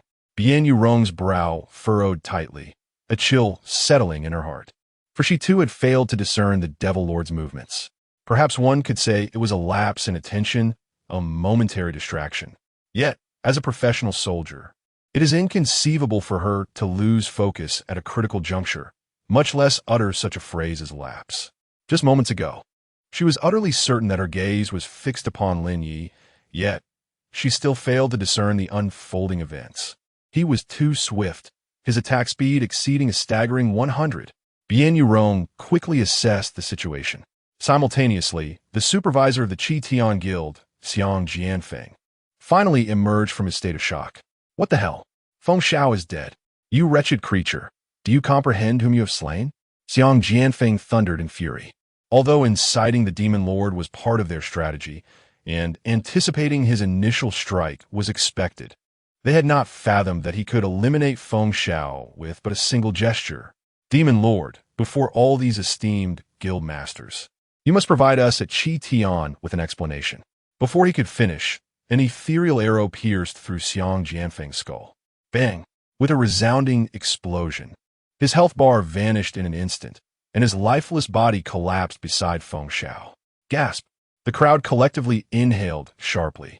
Moments earlier, while listening to the Demon Lord speak, they had perceived this young man as rather amicable. Now, they finally grasped the reason behind the title Demon Lord. To take a life required no justification. Merely interrupting his discourse was sufficient. Even a mere disdainful glance could warrant death. The crux of the matter was that if he desired to kill, he could do so at will, leaving ordinary players with no chance to retaliate. Even someone as affluent as Feng Xiao, at level 100 and adorned in golden legendary gear, was instantly vanquished upon mere contact. What then could they do? Clap! Lin Ye clapped his hands together, a genial smile gracing his features. I sincerely apologize for the interruption caused by a few pesky flies just now. It delayed us slightly. I hope everyone can overlook it as we proceed. Clearing his throat, he continued, the teleportation array is right here. It can be activated with a time-space key, allowing a maximum of 5 individuals to be transported at once, with a fee of 100 gold coins, a fact everyone is already aware of. The specific sale will commence in 10 minutes. As he spoke, Lin Ye surveyed the dense throng outside the village. However, due to the overwhelming enthusiasm of the crowd, the capacity of the Forgotten Lands was limited. Therefore, today's sale of keys will be capped at 1,000. I trust everyone can understand. Naturally, this figure will gradually increase in the future, so there is no need for haste. I have completed my statements. Does anyone have any questions? Gulp. The crowd swallowed hard, pondering. You commence with murder, and even if there were questions, do you think I would dare voice them? Truly. A wave of silence enveloped the crowd until Bien Yurong suddenly spoke. If there are indeed 1,000 keys, I, Blood War Jiangshan, will purchase them all. Shop at 42, va? The elite legion of 3,000 charge into battle. Upon witnessing the Blood War Jiangshan's audacious claim to monopolize, despair enveloped the hearts of the onlookers. What to be done? Their military backing was formidable.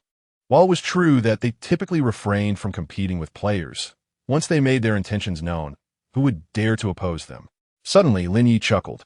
I almost forgot to mention a rule. To prevent monopoly, the sale of the time-space keys is limited. Each guild may purchase a maximum of 10 keys. 10 keys? Do you take us for fools? Does the Shengshi dynasty appear to lack a few thousand gold coins? The leaders of various guilds yearned to acquire more.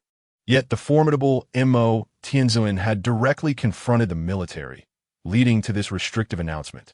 If they dared to voice their discontent now, it was uncertain whether they would suffer immediate repercussions, but they would undoubtedly provide the military with a pretext to ensure Blood War Jiangshan's monopoly, leaving them unable to procure even a single key. Meanwhile, within the heart of Bien Yurong, a tempest of anger brewed. What does this mean? If I remain silent, you shall too. Is this not a deliberate provocation?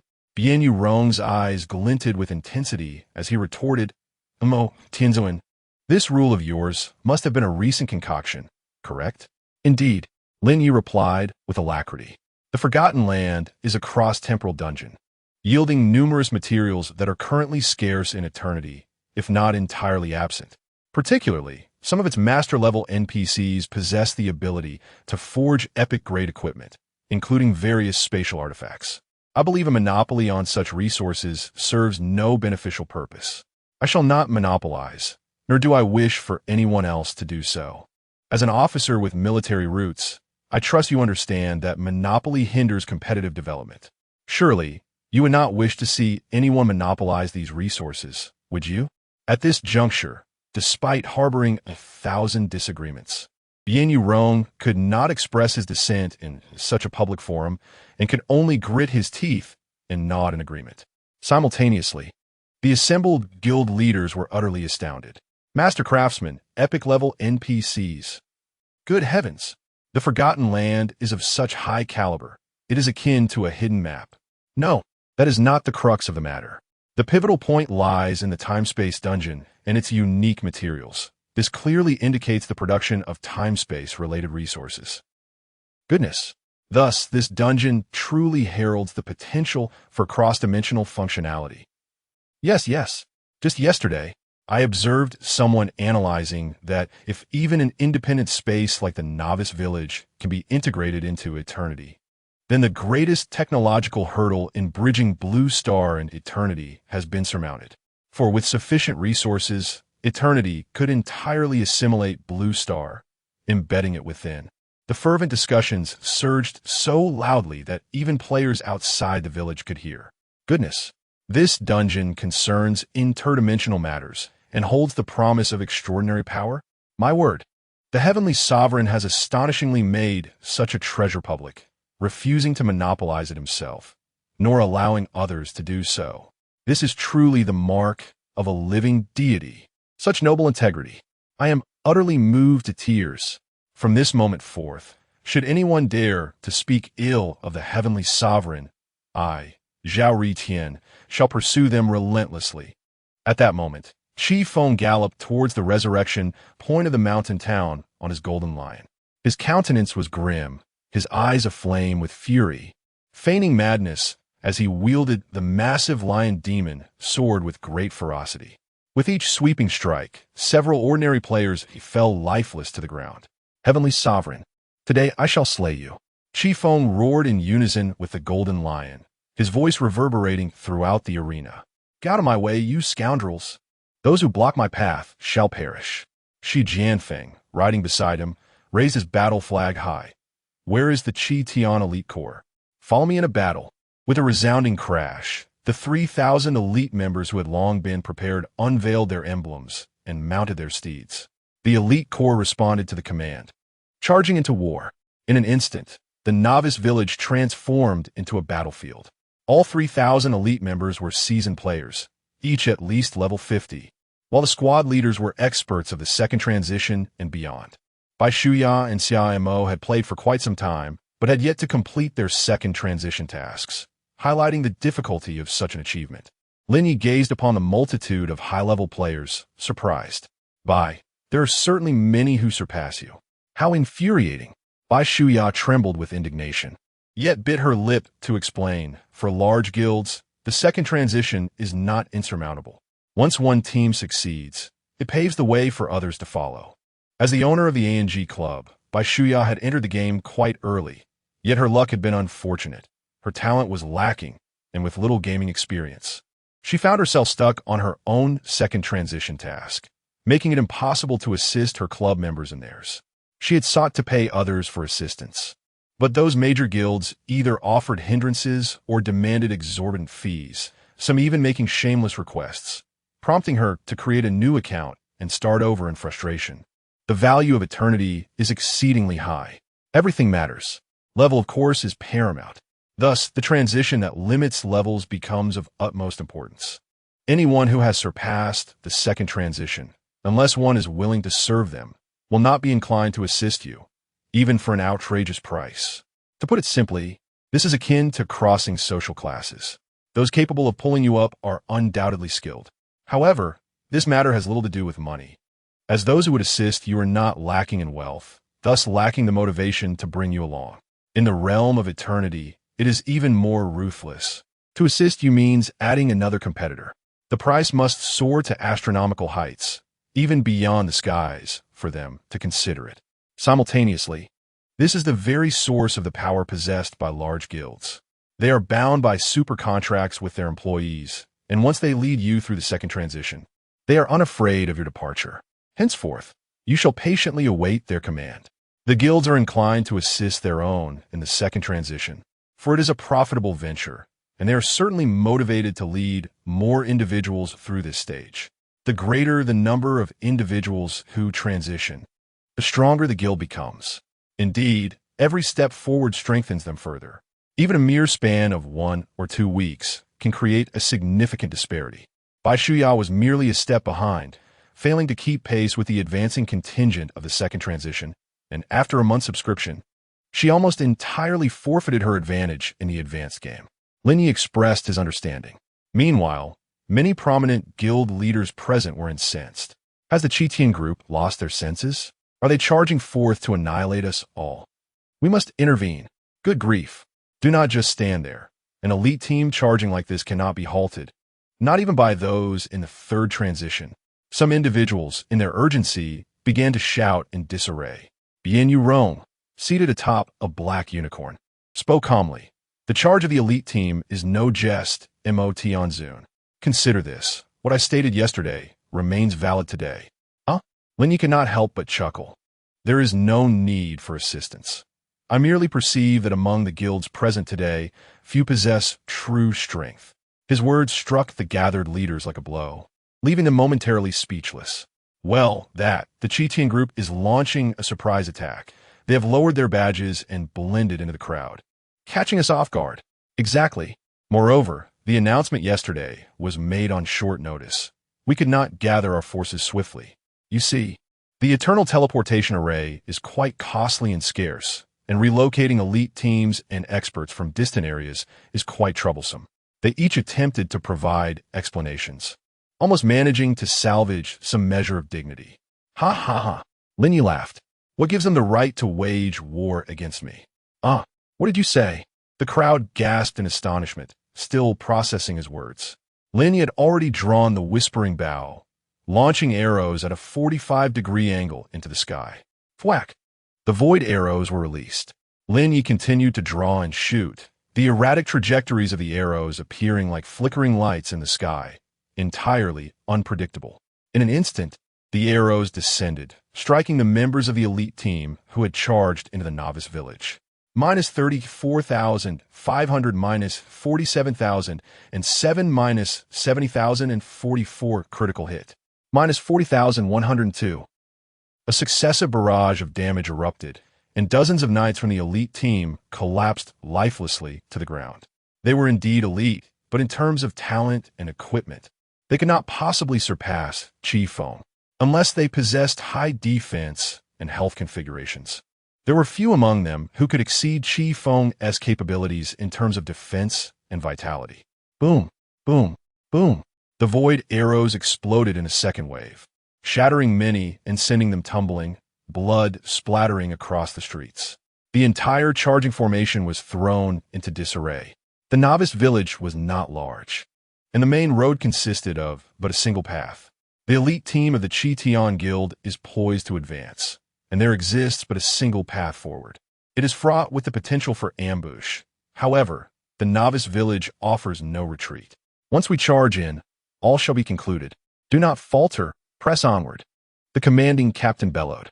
He is merely an archer, and such wide-ranging arrow range skills cannot possibly be sustained. Victory awaits us once we breach their lines. Brothers, this time we shall reap tenfold the points. What are we waiting for? Jianfeng's voice rang out from behind, urging. The first to breach shall receive 100-fold in points. Whoever slays the demon lord shall be rewarded with a staggering 10 million in cash. Roar! Fresh from their previous bout of casualties, the elite team was invigorated.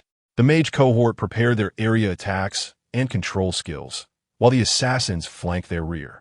The formation dispersed, adopting combat formation B. Charge! Chapter 43. The True Man in 7 Seconds, Fountain Square. The guild supervisors have begun to retreat, displaying a hint of panic. The formidable reputation of the Mage Corps is undeniably powerful. This indicates that the opposing side possesses at least 5 full teams, comprising over 25 second-tier mages. In the realm of eternity, Most magic-based classes struggle during their first transition, primarily due to exorbitant costs. Their attack range pales in comparison to archers, while their damage per second (DPS) falls short of assassins. Their area of effect is mediocre, compounded by lengthy cooldown times, and their resource consumption is prohibitive. Regardless of whether they are leveling up, battling monsters, or completing quests, they often find themselves in a state of financial deficit. However, upon reaching the second transition, mages acquire numerous passive skills that enhance their magical damage, reduce cooldown periods, and expand their range, along with the ability to learn ultimate spells. Their attack range exceeds 100 meters, and their area of effect spans over 50 meters. In 2 dimensions, their capabilities elevate to a Tier 1 standard, with a significant increase in damage. By specializing in various schools of magic, they can achieve sustained damage, high burst potential, and exceptional crowd control, embodying both offensive and defensive prowess. This indeed defines a mage. This truly epitomizes an elite. Naturally, if only one elite mage exists, their contribution is minimal, merely providing a slight efficiency boost during boss battles or when clearing minor enemies. But what if there are many? Can you withstand a simultaneous onslaught of ultimate spells from an entire team of mages? Have you ever experienced the duality of fire and ice? The searing inferno and the chilling frost. It is commonly referred to as a slow roast, a true torment. In such circumstances, sheer numbers become irrelevant. As long as the mage core unleashes their ultimate abilities, a team of archers can effortlessly dismantle you without sustaining any damage. Thus, the number of mages in a guild often directly determines its tangible strength. Everyone is striving to cultivate them. Yet, the difficulty of nurturing mages is well known to all. While quests can be undertaken, mages are inherently fragile, frequently succumbing to death during high-difficulty tasks, often rendering them unable to play for an entire day, left merely to stand idly. 3 months into the launch of Eternity, only large guilds and a handful of elite combat groups have managed to establish a mage core. Among those present today, very few possess such high-end configurations. As for those who brought a mage core, none could be found. The destructive power of the mage core is formidable, yet the investment is substantial. Thus, guilds cannot afford to squander resources and must ensure that they undertake high-value missions to recoup their costs. Currently, the teleportation arrays in Eternity are exceedingly expensive and scarce. Consequently, the time cost of assembling a mage core could easily exceed 10 million in cash. Meanwhile, Lin Ye is paused at this moment. Can others remain untroubled? Little glutton, toss some arrows over here. Lin Ye had genuinely overlooked resupplying. Having become accustomed to the void arrows, he completely forgot what supplies were. Departing from the land of oblivion, the rate at which void arrows are generated falls far short of the consumption rate. With a production of 2 sets per second, even if his quiver were to be filled, it would only sustain him for 50 seconds of full output. Little glutton? Su Wanting was momentarily taken aback before realizing he was addressing her. Her own stock of arrows was limited, having only sent over a dozen sets. I will go buy some now. Su Wanting immediately realized that this was far from sufficient. Bai Shiya also needed to accompany them. However, Lin Ye decisively stated, "That's enough." With a swift motion, he cracked his neck and a confident smile graced his lips. The farce was about to conclude. With a flick of his wrist, he summoned the shadow illusion. Bang! Lin Ye drew the wailing bow, and arrows surged forth like a tempest. Simultaneously, the illusions on both sides unleashed their bows, releasing a barrage of arrows. In an instant, darkness enveloped the sky. A deluge of arrows filled the air, resembling ominous clouds descending upon the city. The true storm had arrived. What is this? Both the elite team leader and Xiang Jianfeng questioned in unison. On the opposing side, was there truly an entire regiment of elite archers? Otherwise, could someone explain the sheer volume of arrows raining down? Within a second, hundreds of arrows were unleashed. Is such an attack speed achievable by a single individual? If so, what manner of being could he be? In that moment, the members of the elite team raised their heads, gazing up at the arrow storm. The pressure weighed upon them like Mount Tai atop their heads. Only those who had faced Lin Ye directly could comprehend the true terror of his offensive prowess. Now, they could only hope. This is a standard attack. Just a standard attack, not a skill. The damage isn't excessively high. Remain calm. Raise your shields. The first arrow struck, piercing straight through the knight's shield and embedding itself in the opponent's heart. Following closely, the rain of arrows descended. Thud, thud, thud. The knights of the elite team on the street were the first to be turned into a sieve. -32, 440 -70, 111 critical hit. -78, 000 critical hit. -42, 041 -22, 014 -27, 000 damage numbers exploded forth. While the fluctuations were significant, none fell below 10,000. The swiftest knights were transformed into a porcupine within 2 seconds. The mage team, still in the midst of their incantation, met their demise a second later, obliterated by the arrow storm.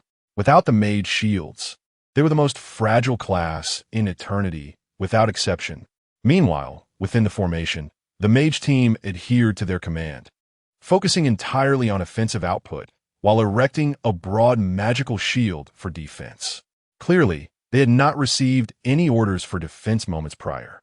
As for the assassins concealed within the streets, they were not as fortunate in surviving, as the arrows were laced with void explosions. Boom, boom, boom, boom. From a fountain to the entrance of the novice village, nearly everything lay within the coverage of Lin Ye's arrow storm, with particular emphasis on the main thoroughfare, where the firepower was even more intense. 7 seconds, a pinnacle of explosive power. Lin Ye abruptly ceased his assault. The string of the wailing bow shimmered in a dark crimson hue, emitting wisps of smoke. This was no jest. Such violent output nearly compromised the durability of this legendary bow. Looking across the battlefield, arrows littered the ground, and rivers of blood flowed freely. Even those few who remained standing were merely propped up by the sheer number of arrows embedded in them, not out of resilience. Without at least 10,000 in defense and 1,000,000 in health, their fate was sealed. You are unworthy to survive the baptism of this rain of arrows. Is the farce truly over? In a state of shock, Bien Yurong could not help but exclaim softly, "It is indeed finished. The elite team of Qi Tian has been utterly annihilated." The battlefield's brutality was beyond anything she had witnessed in war documentaries. Even the infamous Verdun, known as the meat grinder, could not compare to such a terrifying display of firepower. 7 seconds. Bien Yurong counted, at most 7 seconds. Within this brief span, Lin Ye unleashed over 2,000 arrows upon the novice village. No, it is highly probable that the number exceeds 3,000. As a scout and a special forces veteran, she possessed a level of battlefield intuition and expertise that was rare among ordinary individuals. Hiss! Bien Yurong's pupils constricted sharply, a chill running down her spine. This one man is equivalent to an entire organized crossbow battalion. Terrifying. His output surpasses that of a professional military crossbow unit. How can one contend with such prowess? Onlookers, the guild leaders were left dumbfounded. At this moment, they could only assert their disassociation from the true powerhouse. The only genuine overlord and man among them is Mo Tianzun. If you cannot withstand his onslaught of violent output, you are unworthy to hold your head high before him. Want to negotiate? Perhaps discuss matters amidst his rain of arrows? You can hardly even stand. Does he regard you as mere speed bumps? Meanwhile, players outside began to feel relieved. Thankfully, my rank is too low to enter. Otherwise, I would have been turned into a sieve on the spot. Mo Tianzun is incredibly strong. I sense he is on the verge of invincibility. Truly. Brothers, be bold. Cast aside your doubts. Such ferocity. What boss could withstand such output? No wonder he can clear dungeons in mere minutes. If I possessed his strength, I would surpass him in speed. A monster. We are all novices. Yet how can he be so extraordinarily powerful? I suspect he is using cheats, and I have evidence. At the entrance of a novice village, Chi Feng, riding a golden lion, stood in stunned silence. An elite force of 3,000. Completely annihilated? Is this something one person can achieve? Impossible. In eternity, death rarely leads to the loss of equipment unless inflicted by a notorious red-named player. However, That does not imply that no items drop. Before her lay the corpses of 3,000 elite players. The value of the equipment dropped alone surpassed hundreds of millions. Even if no equipment was lost, the durability damage would be immense, with repair costs soaring. Of course, such losses pale in comparison to the decline in character levels and skill levels, merely trifles. Dying once results in a loss of 3 levels. An elite team losing a few hundred members is not a significant setback. Their overall strength remains relatively intact. However, a complete annihilation would inevitably lead to a decline in overall power, causing a substantial decrease in the entire guild's income. A catastrophic loss. A mere calculation reveals losses of at least several hundred million. The Chi-Tian Guild has truly suffered a devastating blow this time. Damn it all, it's all your fault. Chi-Feng glared fiercely at Lin Ye, his eyes ablaze with fury, baring his teeth as if he longed to devour him whole. Yet, he refrained from advancing. Do not presume you have truly triumphed. I have declared your demise today, and you shall meet it, as Chi-Feng roared. He retrieved an exquisitely crafted device from his hand, resembling a grenade. Bien Yurong was immediately taken aback, exclaiming, "Spatial bomb?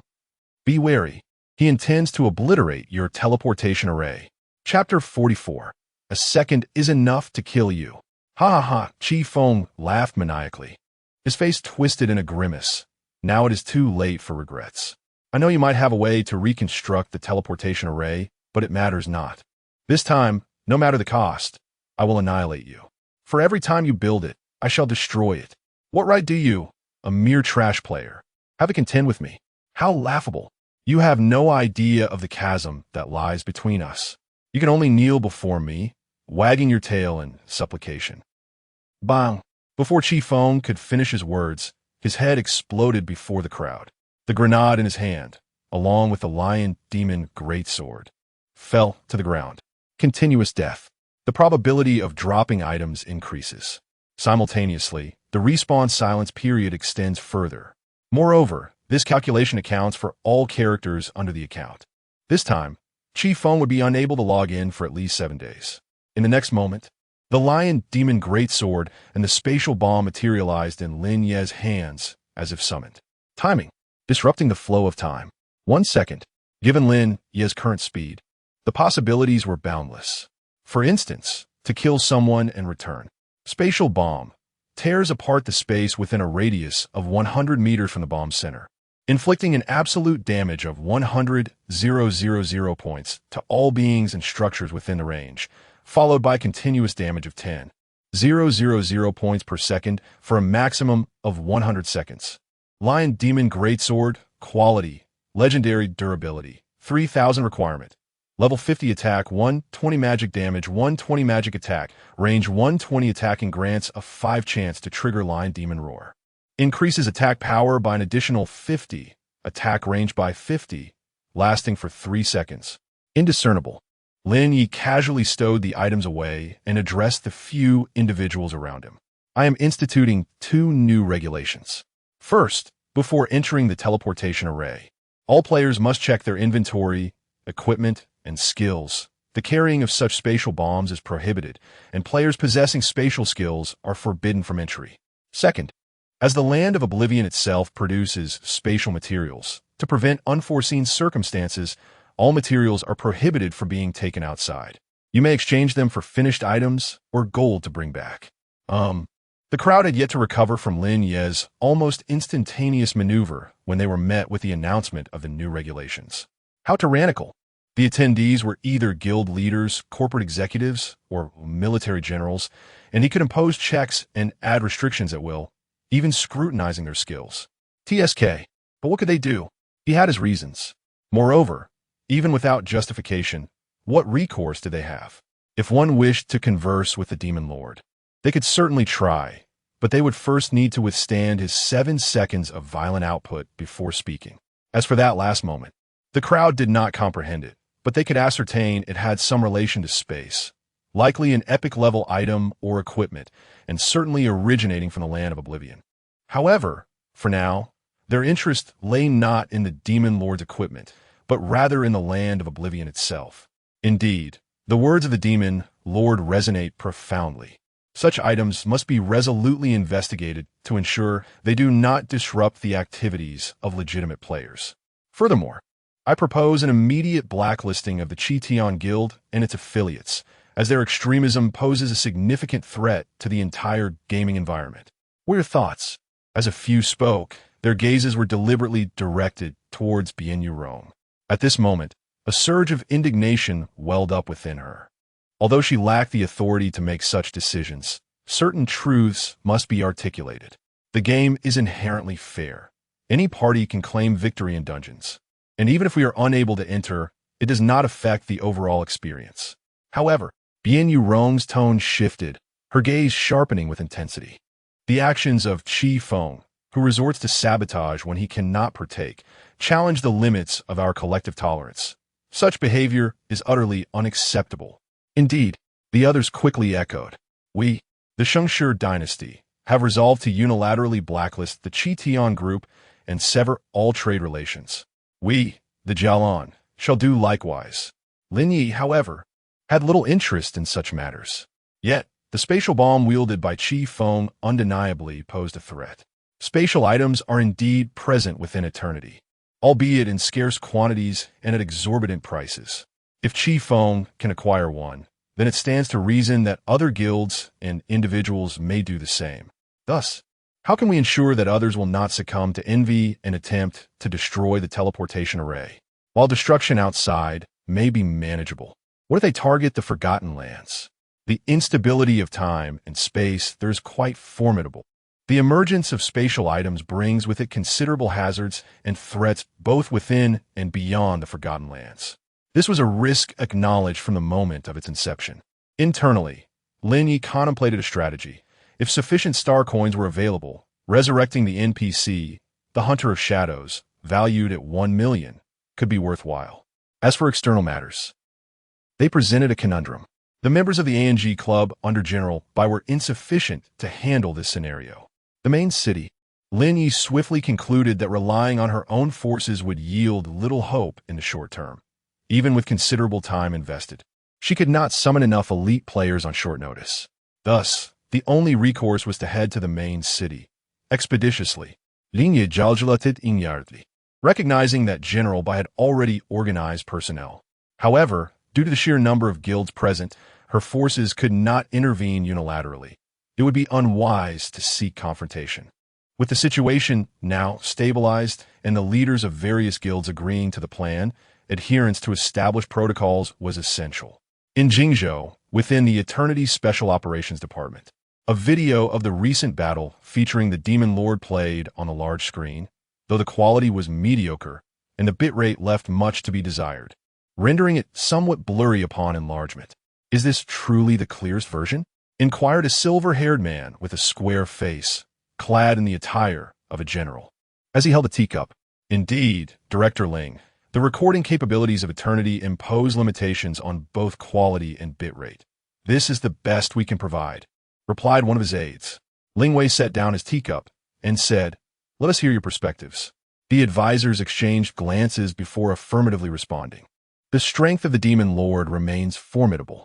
At present, his talent is at least SSS level, with exceptionally high attributes and mastery over skills related to time and space, rendering his combat power extraordinarily impressive, nearly on par with Major Qin. Beyond his personal prowess, he has control over the land of Oblivion, which is evidently situated within a unique spatio-temporal realm, capable of producing materials, tools, and skills pertinent to such dimensions.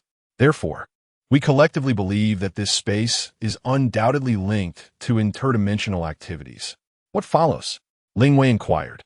The emergence of interdimensional functionality may either serve as the main storyline of the mission or act as an ancillary reward. However, all current leads remain firmly in the grasp of the Demon Lord. The advisors presented their reports. Concurrently, based on the information at hand, we have reason to speculate that the Demon Lord's opening of the Land of Oblivion is a response to the excessively high difficulty of the task, an inevitable choice born of circumstance. He is currently operating on an internet platform model, which entails low costs, extensive coverage, rapid deployment, and does not provoke attacks from numerous factions, even altering the dynamics between opposing parties, causing the guild to compete against other forces. This strategic maneuver can be deemed an overt scheme, exceedingly formidable. Lin Ye nodded slightly, a smile gracing his lips. Ha ha! How could the emergence of an eternal new star at this juncture be merely encapsulated by a superficial background investigation? Indeed, the advisors confirmed in unison. Our objectives align with those of the Demon Lord. Since he possesses the capability to undertake this mission, we too can participate throughout, rendering any extraneous actions unnecessary. We simply need to ensure that Major Bien makes an appearance to monitor the situation. Lin Ye did not inquire further and granted approval for the proposal, then mused. Interdimensional engagement is indeed a high-stakes gamble. We are not at liberty to choose, nor are other nations. Although we currently hold a slight advantage, we must remain vigilant.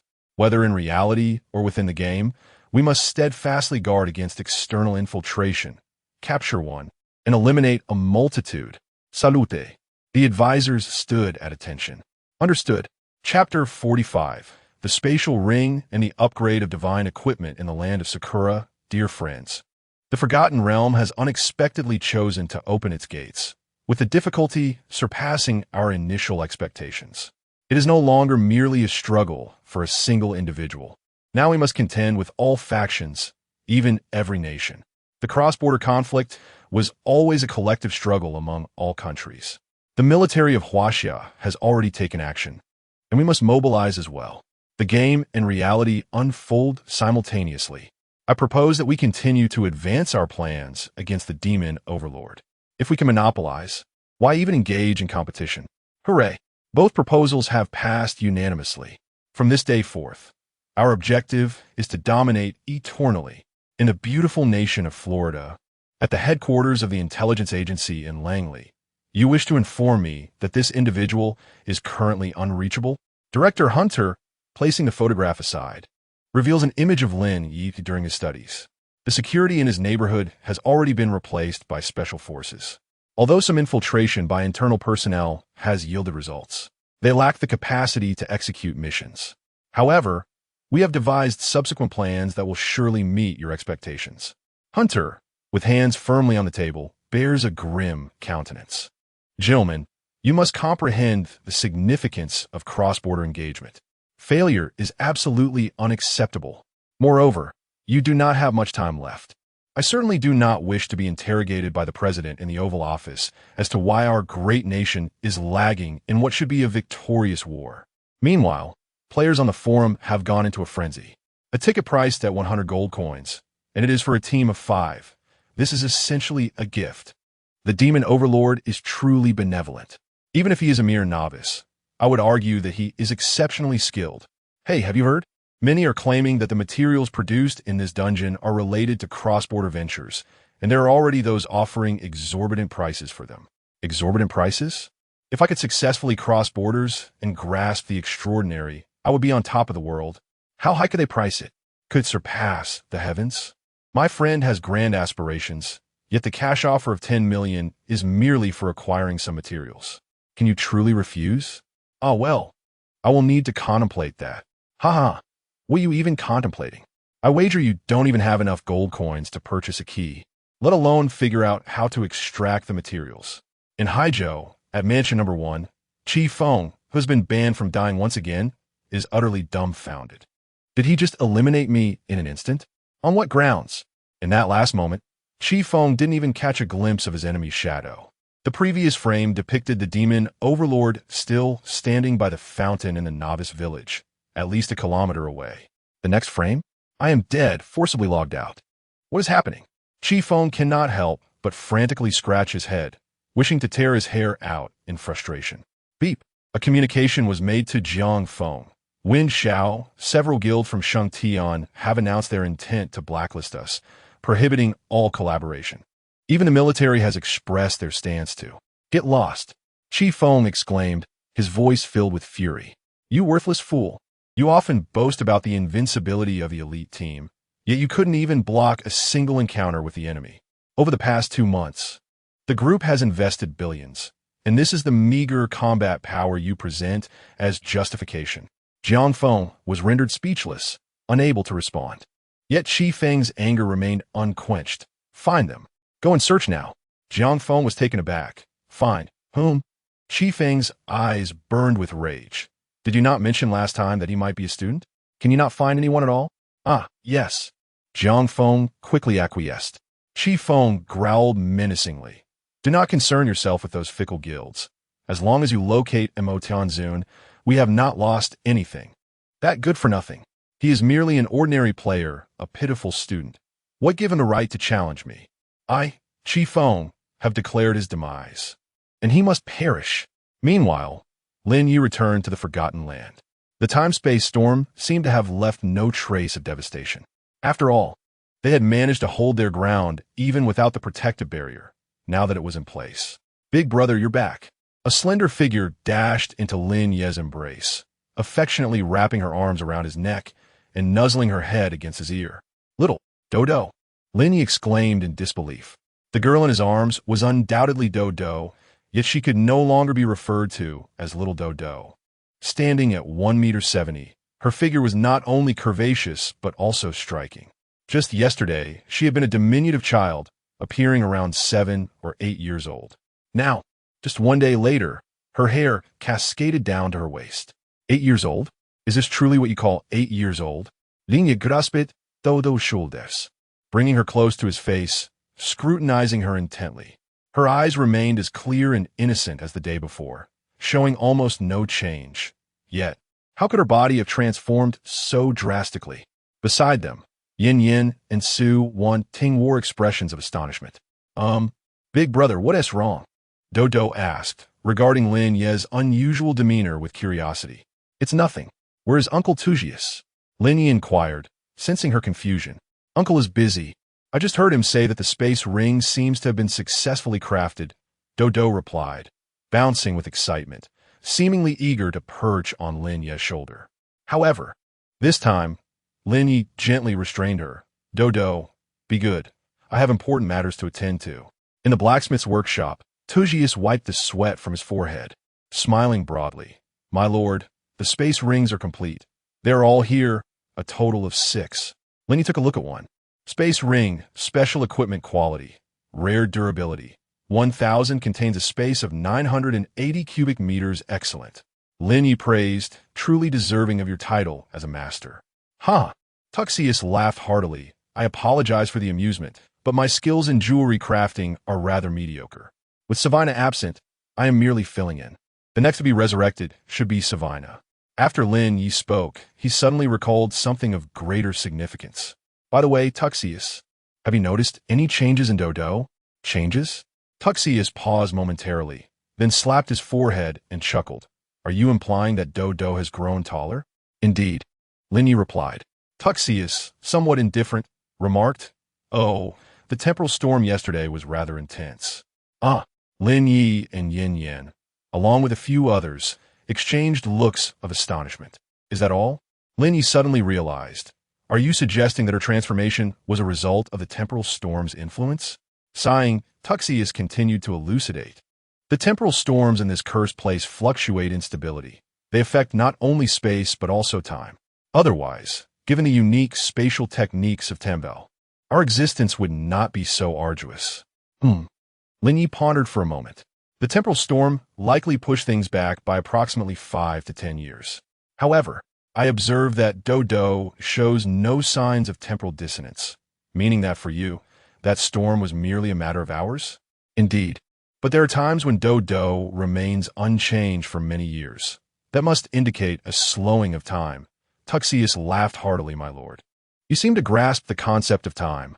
I believe you understand the situation better than I do. I understand? Thank you, but I scarcely comprehend anything. However, Lin Ye contemplated the second link in the mission chain, which involved locating the last bastion of Sturbs. If the inhabitants here wield spatial abilities, then Sturbs must command time. The Eternal Empire. For the first time, Lin Ye acknowledged this name. An empire that governs both time and space. Their claim of eternity is not mere bravado, but a straightforward depiction of reality. My lord, there's still plenty of crystals left, but I am out of materials. Tuxius handed over several hundred spatial crystals. Lin Ye examined them. he still had a sufficient supply of temporal crystals, just enough to upgrade his gloves. No need to conserve. After the upgrade, he would investigate the creature at the cliff's edge. 1,000 temporal crystals were expended. Ding! Upgrade of the Hand of Time, reversal successful. Chapter 46. The Vacant Void Beast, Hand of Time reversal, quality, mythical durability. 2,000 upgrade. Crystal of Time, 0-10,000, requirements. None all attributes, 30 forward time. Upon activation. Consumes 1 of maximum health per second, enhancing attack and movement speed by 150. Reverse time. Consumes 45 of durability. Resurrecting the user to the state 60 seconds prior to death, unaffected by any punitive mechanisms. Time theft. Consumes 8 of durability, stealing up to 2 seconds of time from the target. Time distortion. Consumes 8 of durability, disrupting the user's timeline for up to 2 seconds. Time overlap. This item's time can overlap with similar equipment. Remarkable. Lin Ye silently pires. After the upgrade, durability would automatically replenish, allowing continuous use of the resurrection armor without cooldown as long as he had sufficient crystals. No, with a 45 durability consumption, if he was prudent, he could resurrect twice right now. Behind him, Bai Shuya approached. Can we create the key now? Yes, Lin Ye replied, having completed his tasks. He cautioned, Tujius. You may be rather busy lately, but the opening hours here are limited each day. At least during the time-space storm, we must clear the area. Your kindness is overwhelming. Serving you is our greatest honor, Tujius replied sincerely. Such words left Lin Ye feeling almost embarrassed. After reiterating a few points of caution, he set off alone towards the cliff. From a distance, it seemed so close. Lin Ye ran for nearly a minute, yet he still had not reached the foot of the mountain. No yoke. He truly sprinted for over a minute without even reaching the base, let alone climbing up. What speed was this? Over 1,000 meters per second. He should have covered dozens of kilometers by now, yet it felt as if he hadn't moved closer at all. As the saying goes, a distant mountain exhausts the horse, but this was excessive. Wait, this isn't merely a distance issue. Lin Ye realized. No matter how far this place was, it should not hinder his movement unless there was a problem with space. Just think about it. A seemingly modest cliff blocking the roaring Star Sea. Tujius must have chosen to reside here because it can withstand the tides and storms of the Star Sea. Turning back, without spatial abilities, Lin Ye suspected that even if he ran here for a lifetime, he would never escape. His reverse time, Lin Ye exclaimed softly, activating his temporal skill forcefully. In an instant, the fabric of time and space began to warp before him. Lin Ye remained motionless, yet the time surrounding his body rewound to 60 seconds prior. He hoped he hadn't truly run for a minute. Otherwise, without spatial abilities, entering was easy, but exiting would be a challenge. He might have to call for rescue, and even then, who could guarantee they would find him? The loss of durability was inconsequential. That could be replenished. However, any unforeseen mishap was unacceptable. Turning back with a few quick sidesteps, Lin Ye returned to the novice village. Thankfully, he had made it out.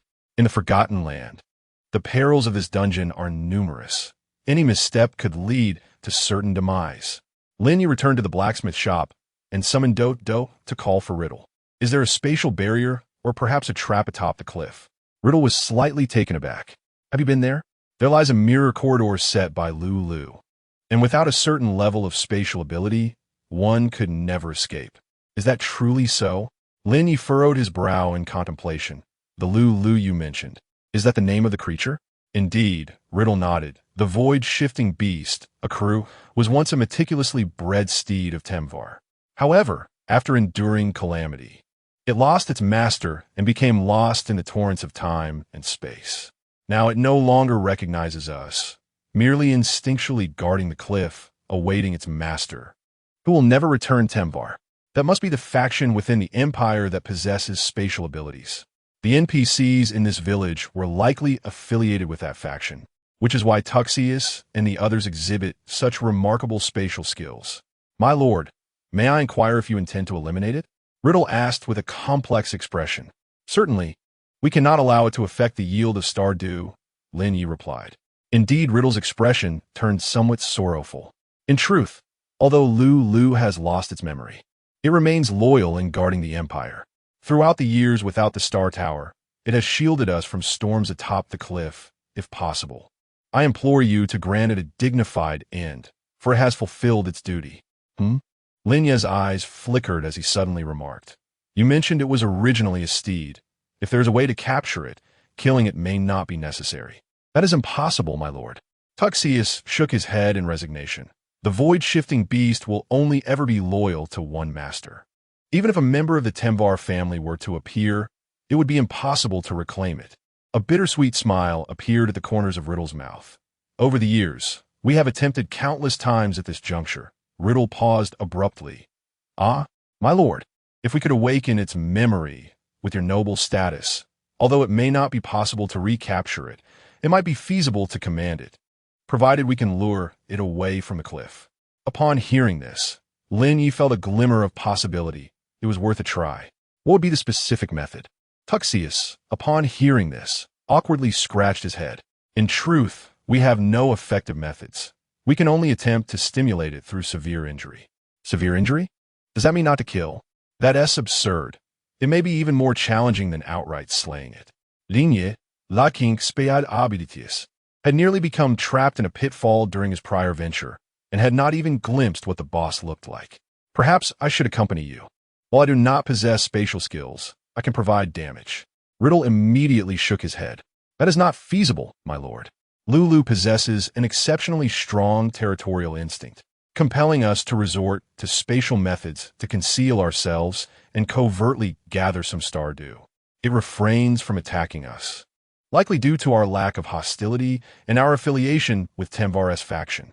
However, should our numbers increase, it would undoubtedly provoke Lulu's wrath, significantly heightening the challenge.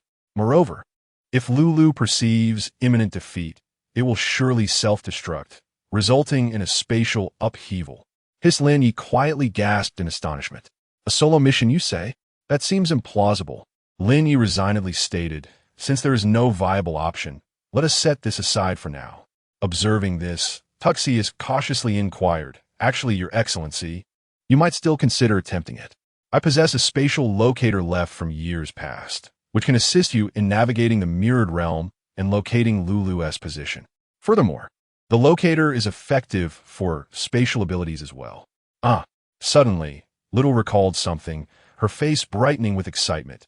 Indeed, Your Excellency, since Lulu was created by Temvar, utilizing similar spatial powers may prove ineffective against it. However, if we could harness temporal abilities, the likelihood of success might be greatly enhanced. Chapter 47. The Disobedient Dog. A simple beating will suffice. It turns out they all learn from the same master. The techniques cannot be broken. Lin Ye took the locator, which turned out not to be an antiquated artifact, but rather a compact radar with a clear screen. It displayed all spatial fluctuations in the vicinity, along with precise numerical values. Currently, it registered at 32 points, lingering in the yellow zone, indicating that the space itself was perilous. This is worth a try. With the locator, at least I won't become trapped. Even if I cannot subdue it, I won't face death and can safely retreat. Of course, the durability of the mythic gloves and the death whisper bow needs replenishing. First, I shall head to the beach to gather some fragments, then consult Little about Lulu's skills. Only when everything is prepared shall I set off again. This time, I will ascend the mountain. The locator immediately emitted a rapid alert. The screen revealed that I was no longer on a mountain path, but rather traversing a corridor composed of mirrored space. Advancing meant retreating, and retreating meant advancing. No matter how swift my pace, escaping this mirrored corridor was impossible.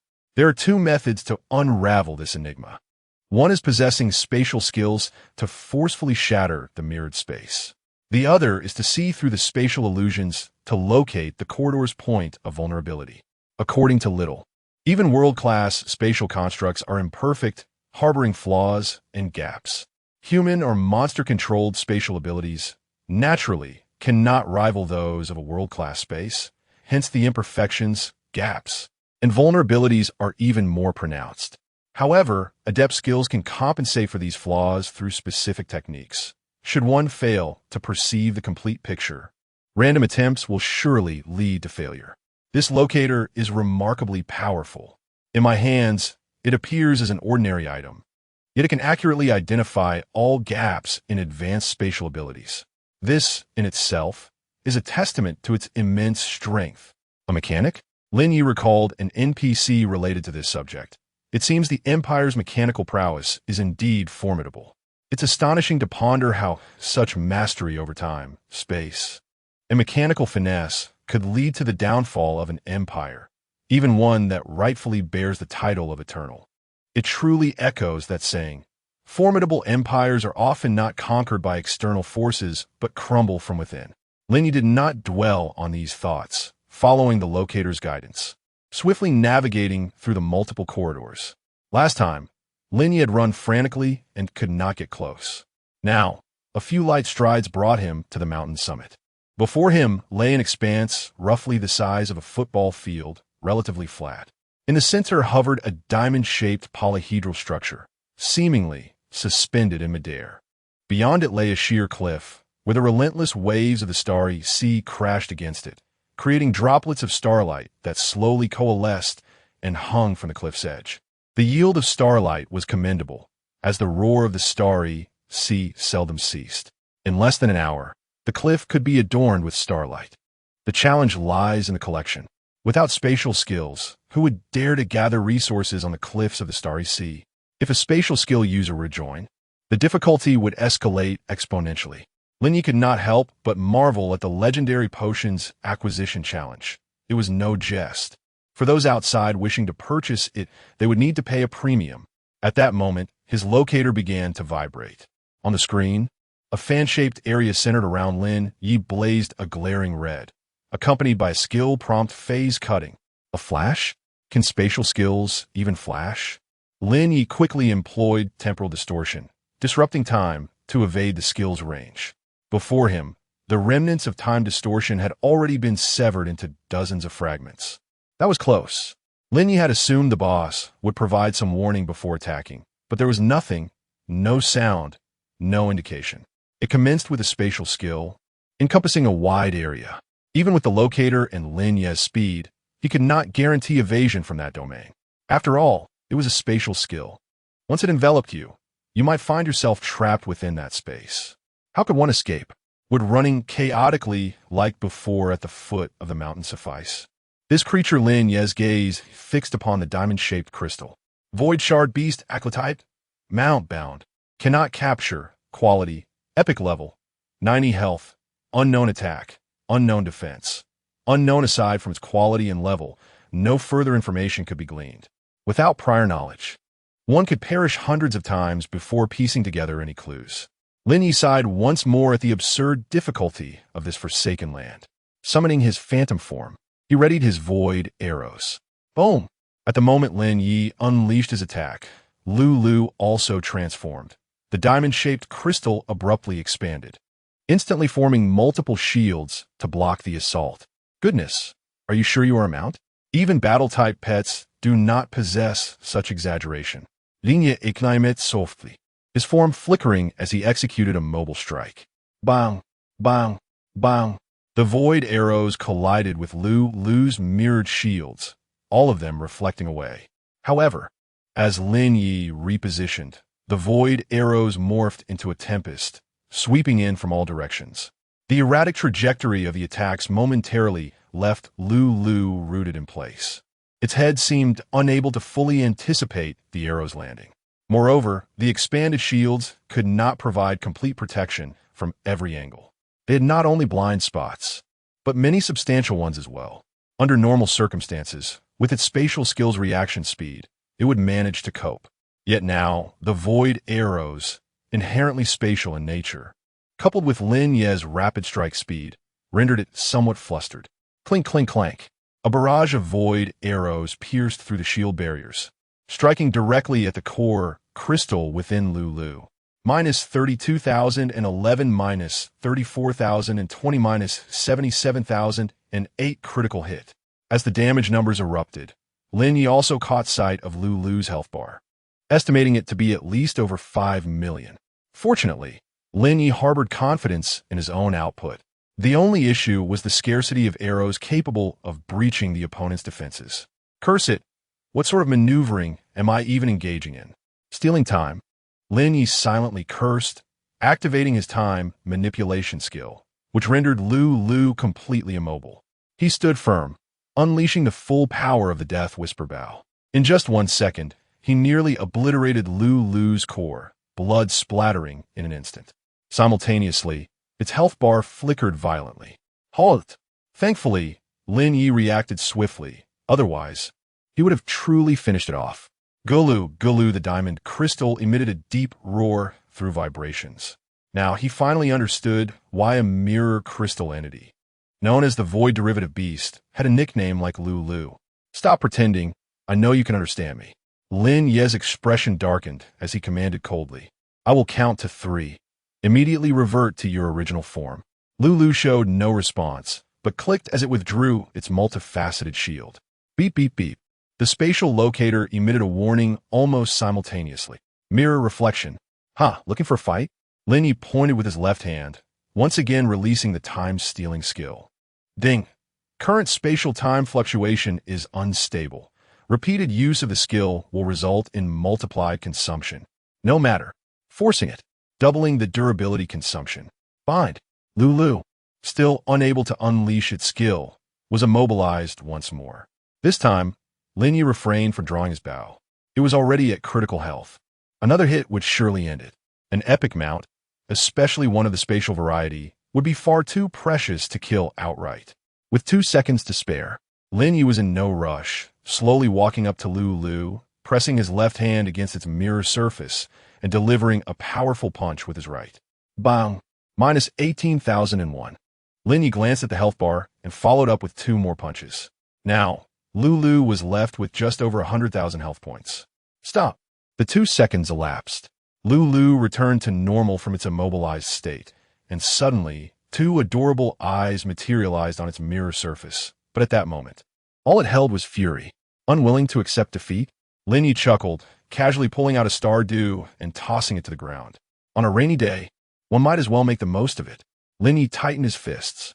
This creature, given its title of beast, must surely be capable of utilizing potions. Lu glanced at the Stardew and then back at the motionless Lin Ye.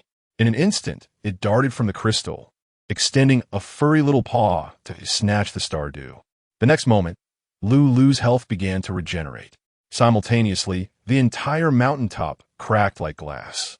Beep, beep, beep, the locator alarmed. Void battlefield. In the blink of an eye, the size of a football field was segmented into 9 distinct sections. Each space was independent. Positioned at the center, Lu, utilizing its innate spatial abilities, was still capable of launching attacks against the remaining 8 spaces.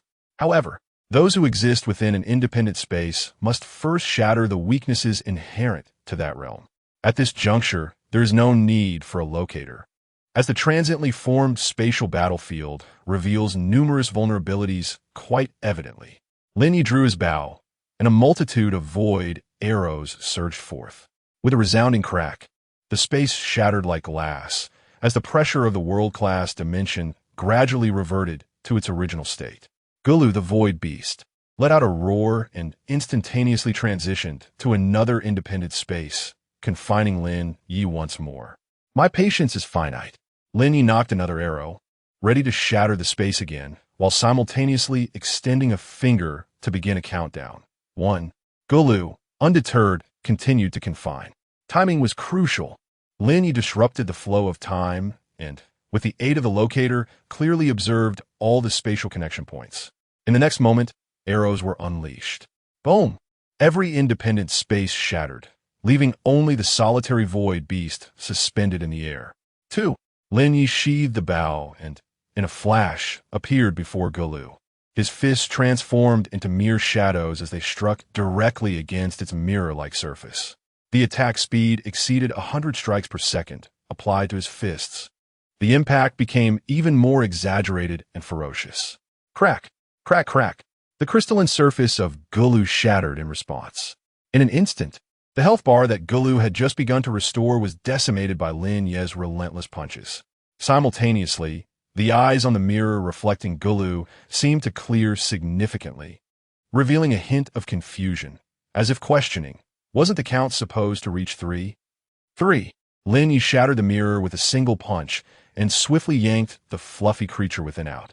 With a swift motion, he slammed it to the ground. Bang! Minus 4,420. A new health bar appeared. Lin Ye then realized that this small creature, with its furry limbs and 2 silly antennas atop its head, resembled a little puppy and was, in fact, Gulu's true form. As for the exterior being, perhaps it was a skill or a complementary biomechanical entity. Regardless, Gulu's true form possessed merely a few thousand points of life. Lin Ye pressed down on its mouth with one hand and delivered 3 swift slaps.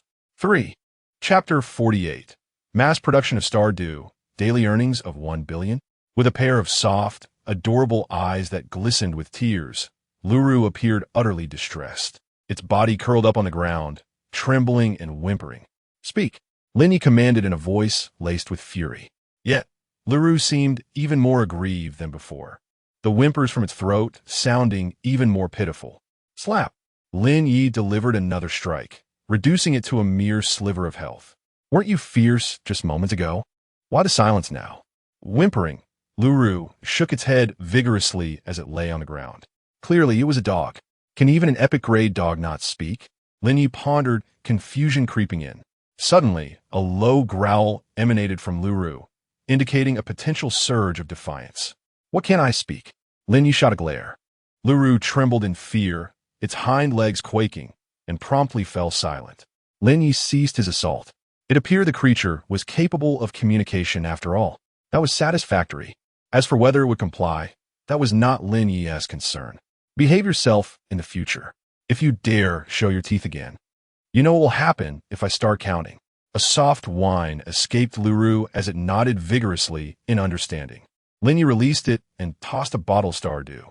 Luru approached cautiously, taking a sip before gulping it down eagerly. Its health bar quickly replenished. Yet there were no signs of aggression. It seemed subdued. Lin Ye observed thoughtfully. Given its size, how does one classify it as a mount rather than a pet? Frankly, with its combat prowess, it would suffice as a battle companion, wouldn't it? Upon hearing this, Luru cast a furtive glance towards the distant crystal. After receiving Lin Ye's approval, it daringly approached the damaged crystal and leaped inside. In no time, its form merged completely with the core of the crystal. Crack! The mirrored surface reformed, restoring the original crystalline shape, then spun slightly to reveal an intact mirrored crystal. In the next moment, words appeared on the surface. Esteemed Lord Sturbs, my name is Akulu, but you may also call me Luru, unable to speak, yet capable of typing. Indeed, the products of the Empire are of exceptional quality. Linye Warehouse, your combat skills were commendable, but I want to know why you don't serve as a pet? Luru is a mount, the exclusive steed of Temval. Luru's text radiated pride. Then tell me, how does one ride you? Linye inquired, eyeing the sharply pointed, diamond-shaped crystal before him. Climbing atop, it seemed like the cruelest punishment conceivable. Luru is the exclusive mount of Temval. Others cannot utilize it.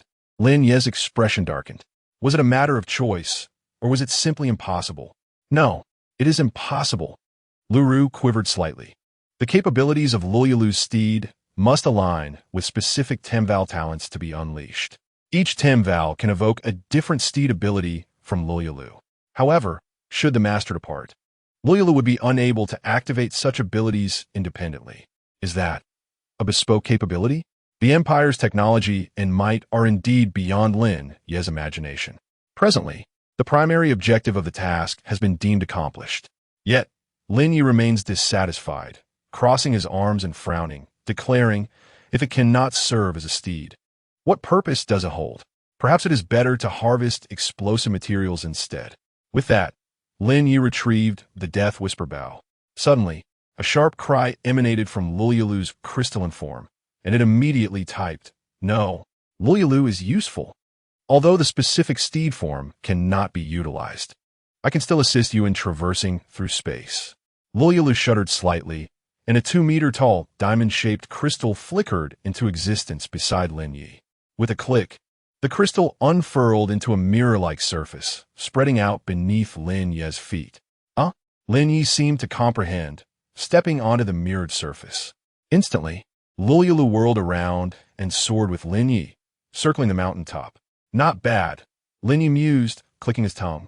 Although it differed from the anticipated steed, it nonetheless served as a mode of transportation. Considering its mastery of several commendable spatial skills, its utility was still quite satisfactory. To the cliff, let's gather some stardew. Understood. Lululu performed a spin and darted toward the cliff. Upon the precipice, droplets of dew coalesced, occasionally sparkling with starlight. Since Lululu chose to linger here, it was undoubtedly for the stardew. Thus, there was no need for Lin Ye to intervene. Lululu extended a mirror surface, gently scraping the cliffside, and instantly gathered a substantial amount of stardew. Before long, 3 mirror surfaces formed an inverted triangle, brimming with the collected stardew. Shall we return? You know the way to the village, right? Lin Ye invited, satisfied. Yes. Lululu did not retrace its steps, but instead soared directly across the sea of stars, executing a swift turn in midair, arriving at their destination in mere moments. At this juncture, the earliest guild players who had acquired the key, along with Bien Yu Rong and others, had already arrived via teleportation. Can the demon's sky sovereign fly? He can turn and soar. What then is the purpose of pursuing third transformations and flying steeds? Wait, what is that beside him? I have never seen such a thing. Surely, you do not mean to tell me that is a flying steed? Lin Ye leapt down from Lululu, casually pointing towards the entrance where the stone guardian resided. Go, keep watch at the gate. Lululu understands. However, noble Lord Steebs, could you spare some ether crystals for Lululu? I need to repair my outer shell. Just then, Tuxius and Little appeared, having witnessed the scene. My lord, you have succeeded. Ha ha ha, I knew you would triumph. Lin Ye said Little, casually handing the star due to Little for crafting, then tossing some crystals to Lulu, instructing it to discern people. Do not bite anyone, but keep a vigilant watch at the door. Rest assured, Lulu will be dutiful in its task. Ecstatic with the crystals, Lulu seemed far happier not to be by Lin Ye's side. Initially, Lin Ye had intended to take it out as a mount. However, with players already arriving and insufficient guards in the village, he decided to leave Lulu as a sentry. Can we now mass-produce stardew? Bai Shuya exclaimed in astonishment. Little nodded. Yes, based on this collection rate, we can produce approximately 100 bottles per hour. That many? Bai Shuya, having examined the properties of stardew, knew that such legendary potions commanded an exorbitant price. Remember to price it high. Even without Lulu's guard, the average person cannot gather it. Lin Ye cautioned. Excitement glimmered in Bai Shuya's eyes. Then it depends on whether you wish to sell for gold or star coins. If it's cash, earning over 1 billion per hour is entirely feasible. Of course, once this wave of demand subsides, prices will inevitably drop. Lin Ye typically refrained from cash sales, but it seemed unreasonable to forego all profit. What price did you initially set? He inquired.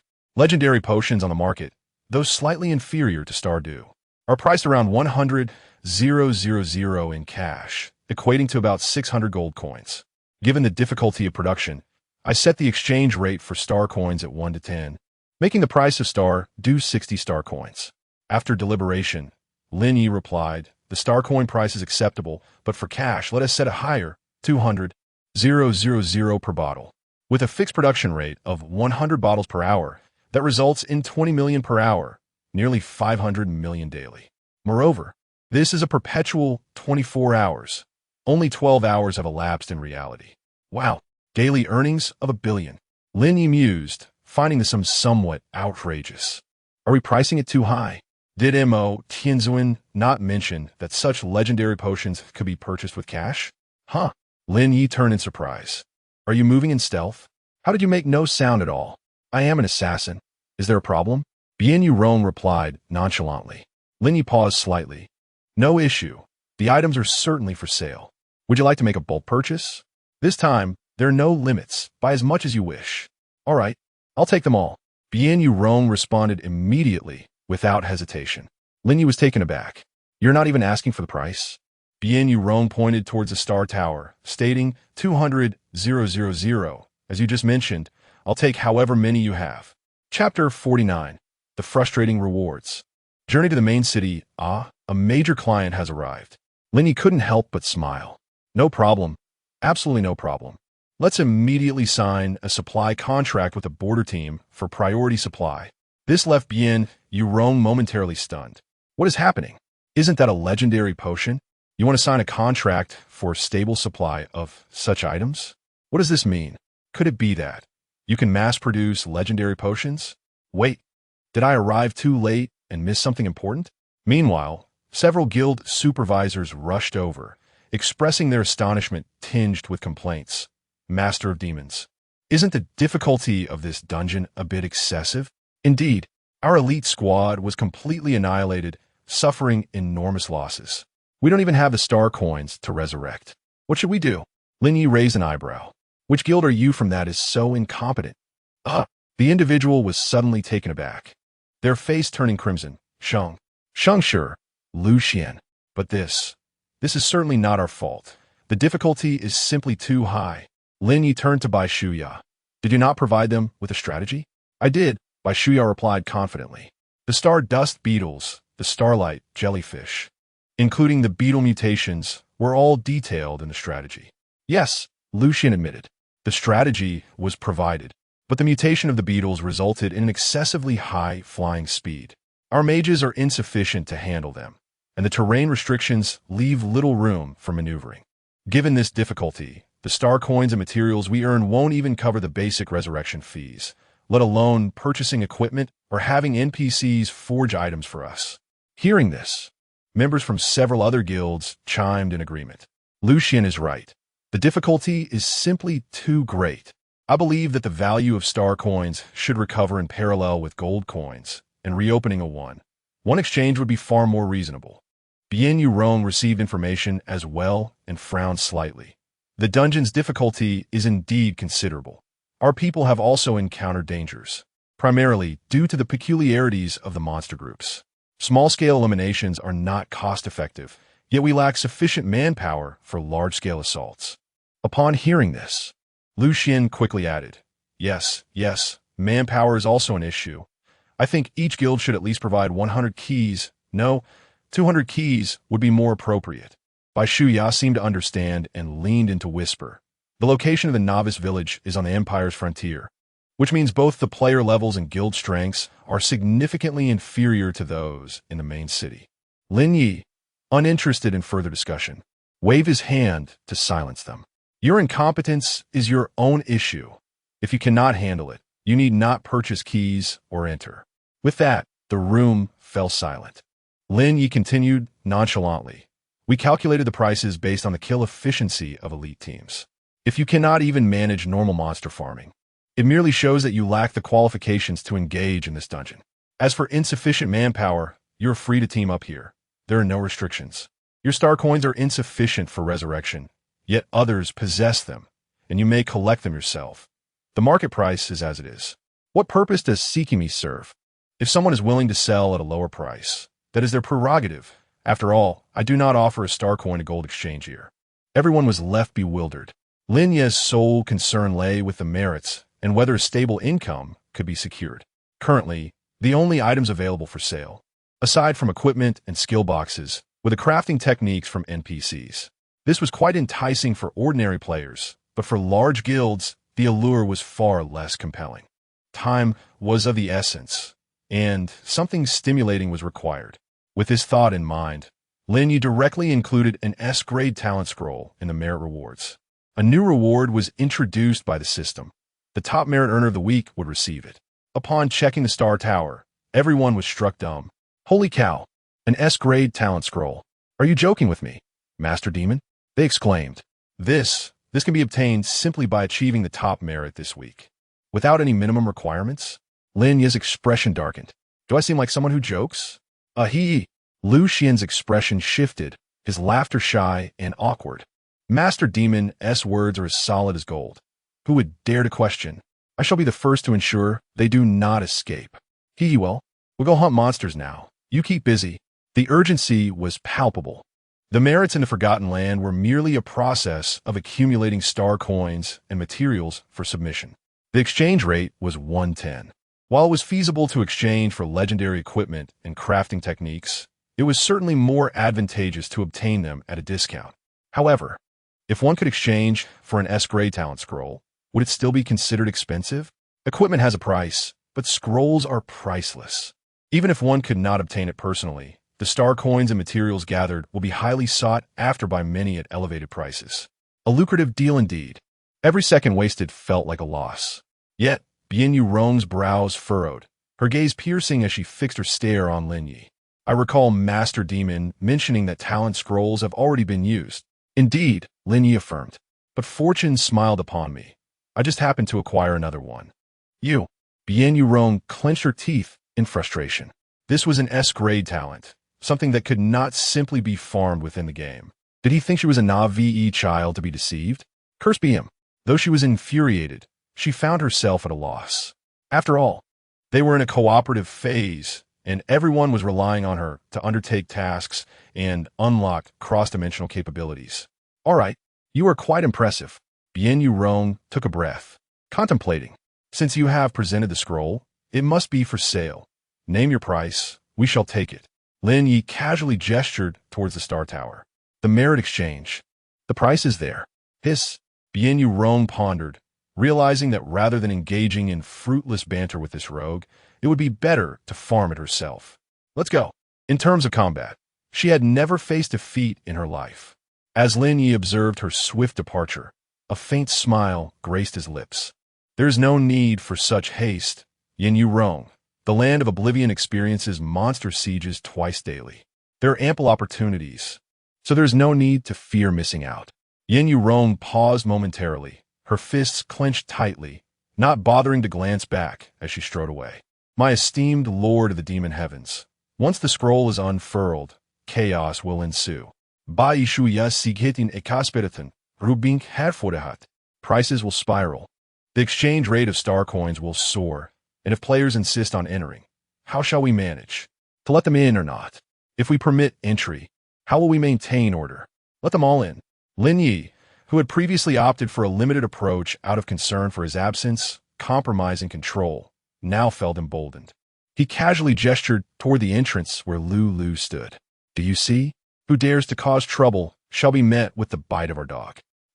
Bai Shuya blinked, seemingly skeptical of the crystal's prowess. Lin Ye chuckled at her doubt. Do not underestimate it. It's a level 90 boss, and a spatial type at that. With just the controlling mirror corridor, it cannot be easily overcome by sheer numbers. Oh, Bai Shuya's beautiful peach blossom eyes sparkled with understanding. Well, now we can operate freely, though there's still the matter of the novice village. Lin Ye was already aware. Leave that to me. When you plan to change jobs? Bai Shuya shook her head slightly. We currently lack sufficient manpower here, so we will postpone for a couple of days. Very well, Lin Ye replied, knowing they were not in a rush. He exchanged greetings and, after restoring his durability, set off. Astra is situated at the confluence of the Misty Night Mountains and the Scorching Plains, with the entire city nestled within the Soul Canyon of the mountains, often shrouded in a thin mist. To the south, it guards the throat of the mountains, repelling invasions from various orc tribes. To the north, it protects the Empire's granaries, exterminating the monsters that harass the fields on the plains. Lin Ye raced forward, covering over 1,000 kilometers, arriving at the city gates after more than half an hour. Looking up, he beheld the city walls, constructed of black basalt and mithril alloy, soaring over 100 meters high, impervious to destruction. Numerous magical runes and defensive mechanisms adorned the surface, with towering watchtowers positioned at regular intervals. Chapter 50. Is friendliness also a form of profit? The Astra Empire, vast in its territories, singularly surpasses the total land area of the Blue Planet. Moreover, the Empire's strength is formidable. Even when competing alongside numerous exceptionally gifted races in the realm of eternity, it consistently ranks within the top 10. Upon witnessing this, Lin Ye felt the evaluation to be justified and understood why certain guilds exhibited a lack of prowess. The distance truly posed a significant challenge. As the main city closest to the border, it lies over 1,000 kilometers away from the novice village in a straight line. For ordinary players, traversing this distance solely on foot is implausible. Typically, they would join a merchant caravan, yet the pace is not swift, likely taking several days to arrive. Traveling by horse-drawn carriage, costing 10 gold coins, would still require 2 to 3 days. The quickest option is the flying griffin, which can make the journey in an hour. However, the exorbitant fare starts at 300 gold coins, rendering it unaffordable for novice players, even if they liquidated all their belongings. Additionally, the scarcity of flying griffins does not permit a substantial number of players to utilize them concurrently. Therefore, in this impending battle, the Cheetian Guild and the Bloodshed Dynasty had the most participants simply because they departed early. Conversely, the guilds of the flourishing era struggled to establish themselves around the main city, their explorations taking them farther away, paradoxically bringing them closer to the border regions. If Tuxius could arrange a teleportation array, the revenue from such a transport industry alone could rival entire nations, one might speculate. Alas, he lacks the capability and can only hope for the resurrection of NPCs in the future. Linye could not help but reflect on the advantages of having a mount. If he had taken Lulu along, the journey would have felt akin to a leisurely excursion in another world. After paying 10 silver coins to enter the city, he promptly retrieved the arrows provided by the hunter, yet felt no discernible change in his circumstances. He decided to head to the Adventurers Guild first. While inheriting a profession is undoubtedly powerful, it would be counterproductive if it consumed too much of his time. Lin Ye's strength does not solely rely on his profession. The benefits accrued from leveling up are paramount, with equipment as a secondary concern. Having a good profession is certainly advantageous, but it cannot be forced if it is unattainable. Should this troublesome task linger without any leads, potentially stalling him for dozens of days, would he even continue to play? Now at level 50. If he followed the standard progression, completing the first advancement quest would allow him to immediately accept the second, then return to grind in a dungeon, perhaps even reaching level 100. If he expedited his efforts, he might even unlock the third advancement quest today. Traversing the bustling commercial district, he arrived at the Adventurers Guild. "Excuse me, is this a profession recommendation letter? I am unable to assist you in recommending a profession mentor." The curly-haired girl at the front desk remarked, holding the village chief's token, appearing somewhat troubled. Linye paused slightly. "Hey, make sure you read this correctly. This was personally given to me by the village chief, and it surely holds more weight than a mere recommendation letter." The young girl, startled by Lin Ye's sudden outburst, faltered, struggling to articulate a response. Lin Ye, already pressed for time, was about to speak again when he heard a soft, melodious voice from beside him. Recently, there has been an influx of unsophisticated newcomers, displaying a complete lack of decorum. Lin Ye cast a sidelong glance. A strikingly handsome man donned an opulent robe woven with fiery golden threads, adorned with numerous gemstones that shimmered with a radiant glow. The eagle emblem emblazoned on his chest was crafted from arcane crystal, while a dragon-headed moonstone clasp secured his waist. The gems on his crown were larger than a child's fist, and he wore white leather gloves intricately inscribed with magical runes, exuding an air of undeniable nobility. Master Avinia. It seems the association's regulations are in dire need of revision. The Empire's esteemed magic and arcana are not meant for a rabble of outsiders to learn at their whim, he declared. That title can only be attained by one who has reached the pinnacle of a fully awakened legend at level 200, a 4th-tier mage. Master Avinia, clad in a simple arcane robe, had her lavender hair cascading elegantly down her back. Her exquisite features were breathtaking, particularly her eyes, which held the depth of a starry cosmos. Externally, her visage was unblemished and youthful, appearing no older than 23 or 24. However, as a master of arcane studies renowned for her vast knowledge and extensive research, 2 decades seemed scarcely sufficient. Every aspiring practitioner of magic and arcana should be afforded the right to learn. If Count Colin has concerns regarding this matter, he may address them with the higher echelons of the association. As for what you have raised today, it exceeds my capacity to assist. Avinia maintained her calm demeanor, devoid of anger, yet not particularly amiable. Count Colin scoffed, clearly dissatisfied with her response, yet unable to confront such a distinguished arcane master directly. Instead, he cast a furious glance at Lin Ye. "Gray, apprehend this foul country bumpkin and throw him into the dungeon, so he may learn the Empire's customs." "As you command, my lord." A knight clad in legendary armor bowed before swiftly unsheathing his sword. However, before he could fully turn, a sudden loud bang echoed. 3 arrows simultaneously struck, sending the swordsman flying several meters away. Minus 71,480 critical hit. Minus 34,400 minus 38,700 upon inspection. Lin Ye's deathly bow had mysteriously appeared in his grasp, and the void arrows had already been released. Now, everyone has witnessed this. They struck first. Lin Ye shrugged with an expression of resignation. PK protection is designed for players. Attacks within the city are subjected to the suppression of magical arrays, resulting in a prolonged debuff that diminishes damage and attributes. However, this does not extend to NPCs, allowing for assaults without consequence. One must merely consider the likelihood of defeating the opponent and the potential repercussions from the Empire. Should one land on the Empire's wanted list and turn infamous, the penalties for death and loot loss would be severe. Avinia's eyes sparkled with surprise, having not anticipated such an unforeseen turn of events. She had yet to intervene with the Count when this seemingly youthful newcomer had already taken action. Moreover, his damage output was remarkably impressive, with attributes that were decidedly formidable. What was even more crucial was, his arrows were indeed exceptional. No, they were extraordinarily unique. Meanwhile, Count Colin was momentarily taken aback, unable to suppress a laugh. Ha, how amusing. A country bumpkin dares to retaliate. Do you have any notion of who I am? Lin Ye cast a cold glance, stating indifferently, just a mere count. I could slay you without a second thought. One might mistake you for a sword saint. As his words faded, the void arrows surged forth like a torrential downpour. However, all the arrows halted before Colin, repelled by a shimmering magical shield that completely absorbed the onslaught.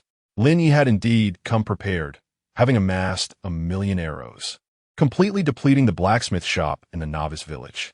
Boom! The void arrows detonated against a magical barrier, sending nearby players reeling backward, while the young lady at the front desk squealed in fright and ducked beneath the table. A country bumpkin is just that, Count Colin mused, a smile gracing his lips as he elegantly removed his white gloves and gently dusted off the non-existent specks from his attire. I merely intended to teach you a lesson. Yet you audaciously assault an imperial noble. This is a capital offense. Do you comprehend? Lin Ye appeared oblivious, his arrows continuing their relentless assault as he conjured an illusory self. Boom! The arrows transformed into a deluge, completely engulfing Colin. The subsequent arrows collided with those in front, creating a shower of debris. No matter how robust the magical shield, it could not withstand such a torrential barrage indefinitely. Creak! The shield was nearing its breaking point, and the smile on Count Colin's face abruptly froze, flickers of fear emerging in his eyes. Gray, are you utterly useless? With his furious shout, Gray, who had just been felled by the arrows, managed to rise, clutching his chest. But before he could act, he was swept away by the torrent of arrows. Lacking a magical shield, he had no means of defense or evasion. In an instant, his health was consumed by the deluge of arrows, his body becoming a porcupine of shafts as he perished on the spot. Ding! You have slain Count Collinsgar Gray. You may face pursuit and punishment from the Empire. May is not equivalent to certainty. Lin Ye, at present, paid it no heed, yet a selection prompt still materialized before him. Experience points, how delightful. You have gained experience points X4, 800,000. Your favorability with the Colin family has decreased by 3,000 points. Relationship, archenemy. Chapter 51. The one I must kill, not even the arcane master can save. Is favorability also a form of profit? However, a negative yield can also double. Lin Ye gazed at the staggering loss of 3,000 points of favorability and pondered. It seemed to hold little significance. Given that a conflict had already arisen, what difference did it make whether the score was -30 or -3,000? None whatsoever. Yet, if the favorability were positive, the distinction between 30 points and 3,000 points would be substantial, as it would drastically reduce the number of tasks to be completed. Furthermore, favorability becomes increasingly challenging to accumulate as time progresses, At present, one can easily max out anyone's favorability with a single task, or even exceed it. Such power is extraordinary, almost monstrous, bordering on a bug. Ha ha! With these thoughts in mind, Lin Ye grew more resolute in his actions. Kill. Master Avinia, will you simply stand by and watch that country bumpkin commit murder? Colin could no longer hold his ground, desperately attempting to reinforce the magical shield, which was on the verge of collapse. How infuriating! This fellow appeared to be merely a country bumpkin who had recently arrived in the main city, aspiring to become an apprentice, yet possessed such formidable strength. Gray, a third-tier great swordsman, was rendered unable to retaliate after a single sneak attack, and he, armed with an epic-grade magical artifact, could scarcely withstand this assailant for long. Why? Avinia let out a soft sigh. She had observed this young man's skills earlier and, lost in thought, had failed to intervene promptly, leading to this unforeseen escalation. Now, to act and quell the Count's fury would be a challenging endeavor. Nevertheless, she felt compelled to intervene. If the Count were to perish, the chaos would only escalate. Raising her right hand slightly, in the next instant, she found herself frozen in place. What? In Avinia's deep-set eyes, a spark of astonishment ignited, revealing boundless shock. Thomas stopped. In the moment of her astonishment, she quickly regained her composure, relying on her formidable power, and began to chant a spell while activating the arcane ring upon her finger, attempting to resist the temporal stasis. It was futile. This was not merely a suspension of time. Rather, my time has been stolen. As an arcane master, her knowledge and experience were far beyond that of ordinary individuals. Indeed, within the Empire, few possessed her breadth of understanding regarding magic and abilities. What she faced was the theft of time, a phenomenon she had never witnessed, only glimpsed as a possibility in ancient tomes. Until today, she had believed that time theft was beyond human capability. Even the arcane saints could not achieve it. Only a deity could. If anyone in this world could steal time, it would surely be a god. The young man before her was undoubtedly not a deity. Thus, he must possess equipment or artifacts of mythic caliber or higher. 2 seconds swiftly passed, yet for Avinia, it felt agonizingly prolonged. Extensive knowledge, formidable equipment, and exceptional levels merely prevented her from completely losing those fleeting 2 seconds. The initial misjudgment had already rendered her incapable of extricating herself from the predicament. The time lost could not be reclaimed. When Avinia's world came back into focus, Count Cullen had been transformed into a porcupine of arrows, the crimson blood staining the pristine, jade-like floor of the hall. Gasp! Every player and NPC in the Grand Hall collectively inhaled sharply. Who is this? Which esteemed individual has the audacity to eliminate the Imperial Count right off the bat? Incredible. I shall refer to you as the mightiest warrior of the Empire. Should the Imperial Arbiter apprehend this audacious figure, goodness gracious, they may very well remain confined for a century. Wait a moment. That ferocious assault, does it not resemble the work of the Demon Sovereign? By the heavens, it truly is him. I had wondered when the Eternal would unveil such a formidable presence. It turns out to be him. This is dire. If the Demon Sovereign is captured, this account is undoubtedly doomed. Perhaps fleeing now might still be prudent. The neighboring kingdom could potentially offer refuge. If not, the Southern Beast tribe might be worth a try, and, at the very least, one could traverse the Eternal Night Sea, seeking to align with the Empire's archenemy. The entire hall erupted in fervor. Amidst the astonished murmurs of players and NPCs, Avinia remained the most composed. As for the veracity of this matter, I shall report to the Lord and the Adjudication Council. There is no need for panic. Await the guards to address the situation. Lin Ye had initially thought she would also take action. However, upon reflection, her relationship with the Count appeared tenuous. After all, her rapport here seemed unblemished, allowing her association to persist. Otherwise, Lin Ye would have no choice but to pursue the path of inheritance. Let us see if anything of worth might drop. A Count of the Empire, a noble lord adorned with opulence, surely must leave behind some remnant of value. Indeed, there it was. Lin Ye picked it up and examined it. Shield of Salon S Sanctuary, quality, epic durability, 155, 3000 requirements. None magic storage capacity. 1000. 000 contains a level 30 active skill. Magic shield strength, 300 magic shield consumption, reduced by 55 magic shield duration, altered to magic dependent. With an additional consumption increase of 28, what an intriguing piece of equipment. I hope that when we next meet, the Count will possess another shield to deflect incoming attacks. Linye Chocolate. This shield is quite remarkable, particularly beneficial for fragile classes such as archers and assassins. Although it bears the name of a secondary shield, its form resembles a ring, rendering it imperceptible to others and in no way hindering combat or maneuverability. Stored among her spare equipment, it can be readily switched in when needed.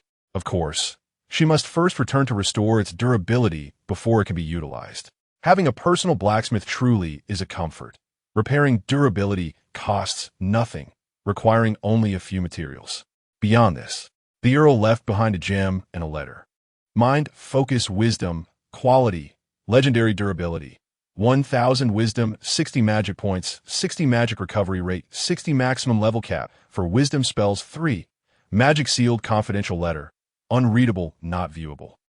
An exquisite gem indeed. Lin Ye previously acquired 100 gems, all currently residing within his ring, yet in an unidentified state, with not a single attribute revealed. After all, his own equipment lacks any slots. With no place to utilize the gems, he can only covet them from afar. Most of his gear is merely transitional. Even if he were to seek a craftsman to create slots, inserting the gems would pose a dilemma when it comes time to change equipment, as the gems cannot simply be discarded, necessitating an additional step to remove them. Furthermore, gems possess a nature akin to a lottery. There exists a vast variety of types and a significant fluctuation in attributes. With a stroke of good fortune, one might uncover a gem of exceptional quality worth billions. For instance, this particular gem of wisdom could fetch several tens of millions. However, if luck were to elude him, even after opening 100 legendary gems, he might struggle to sell them for even 10 million. Of course, the most pressing issue is that Tyrus does not create slots, and Lin Ye finds no one else capable of doing so. Wait a moment. Savina specializes in jewelry. She should possess the ability to create slots, right? Settled. I shall take my leave. Lin Ye turned to depart. Halt! Ivenia suddenly called out, stopping him. Are you truly planning to leave just like that? Chapter 52. What is it like to experience a hundredfold return of friendliness? What, seeking revenge? Lin Ye turned around and smiled slightly. Ivenia maintained her usual composure, indifferent. You killed someone in the association and do not intend to stay and explain? Linye shuruk nonchalantly. I merely eliminated a scoundrel. It's not like I decimated a city. What is there to explain?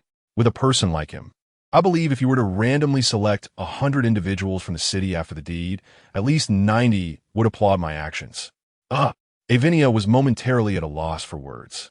While his assertion was not unfounded, Count Cullen's reputation among the common folk was indeed poor, and she herself harbored no affection for him. Murder is murder, especially within the association and against an imperial count. The ramifications were significant and troublesome. The Empire has laws. If you do not remain to clarify, you'll find yourself on a wanted list by nightfall. Even if you are justified, the opportunity for explanation will vanish. Avinia had been quite tactful in her warning. However, Lin Ye remained unfazed, smiling serenely. There is no need for such formality. It is merely a game. Who hasn't had their name sullied at some point? What is there to fear? Lin Ye was quite occupied. Moreover, having slain a noble today, even if he stayed to elucidate, the outcome would likely remain unchanged. It would be wiser to conserve time. Besides, the token given by the village chief was of no use. The standard job transition process had reached an impasse. And with no leads on the inheritance quest within the Empire, it seemed fitting to venture to the neighboring kingdom. Goodness, the players nearby were utterly dumbfounded. The Archmage's attitude was evidently one of assistance. Did he not want it? Clearly, an opportunity was at hand. Yet he chose to embrace a wanted status instead. Impressive. I can only say, impressive. Insanity. Had anyone else been in his place, I would have deemed them mad, but with the title of Demon Lord, it suddenly seems quite reasonable. Seeing his resolve, Avinia decided not to press further. Although she had offered her help, he seemed utterly indifferent. Indeed, possessing mythical equipment, particularly the long-lost ability to steal time, was sufficient to attest to his strength and identity. One need not mention a mere count. He might not even regard the Empire with any seriousness. Avinia's gaze shifted as she inquired, "You must have come to the association for a reason. Have you accomplished what you set out to do? Shall we discuss business?" "That is acceptable." Lin Ye produced the village chief's token.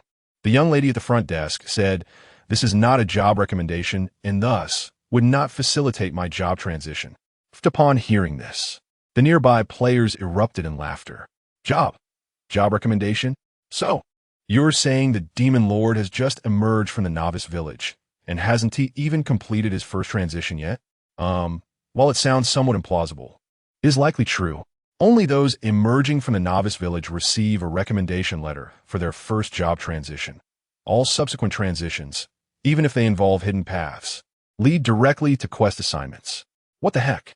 Your implication is that he did not even turn once, yet with a mere flick of his hand, he eliminated the Empire's third-tier swordmaster and effortlessly dispatched the legendary equipped Empire Count. Goodness, I am truly astounded. The Lord of the Demon Realm, indeed, possesses remarkable prowess. Is he here to change his class, or is it merely to vanquish the boss? I wonder, can NPCs even be killed? Am I truly afraid of offending the Empire? Or perhaps of a bounty on my head? No. When one ventures into this world, one must not fear the consequences of notoriety.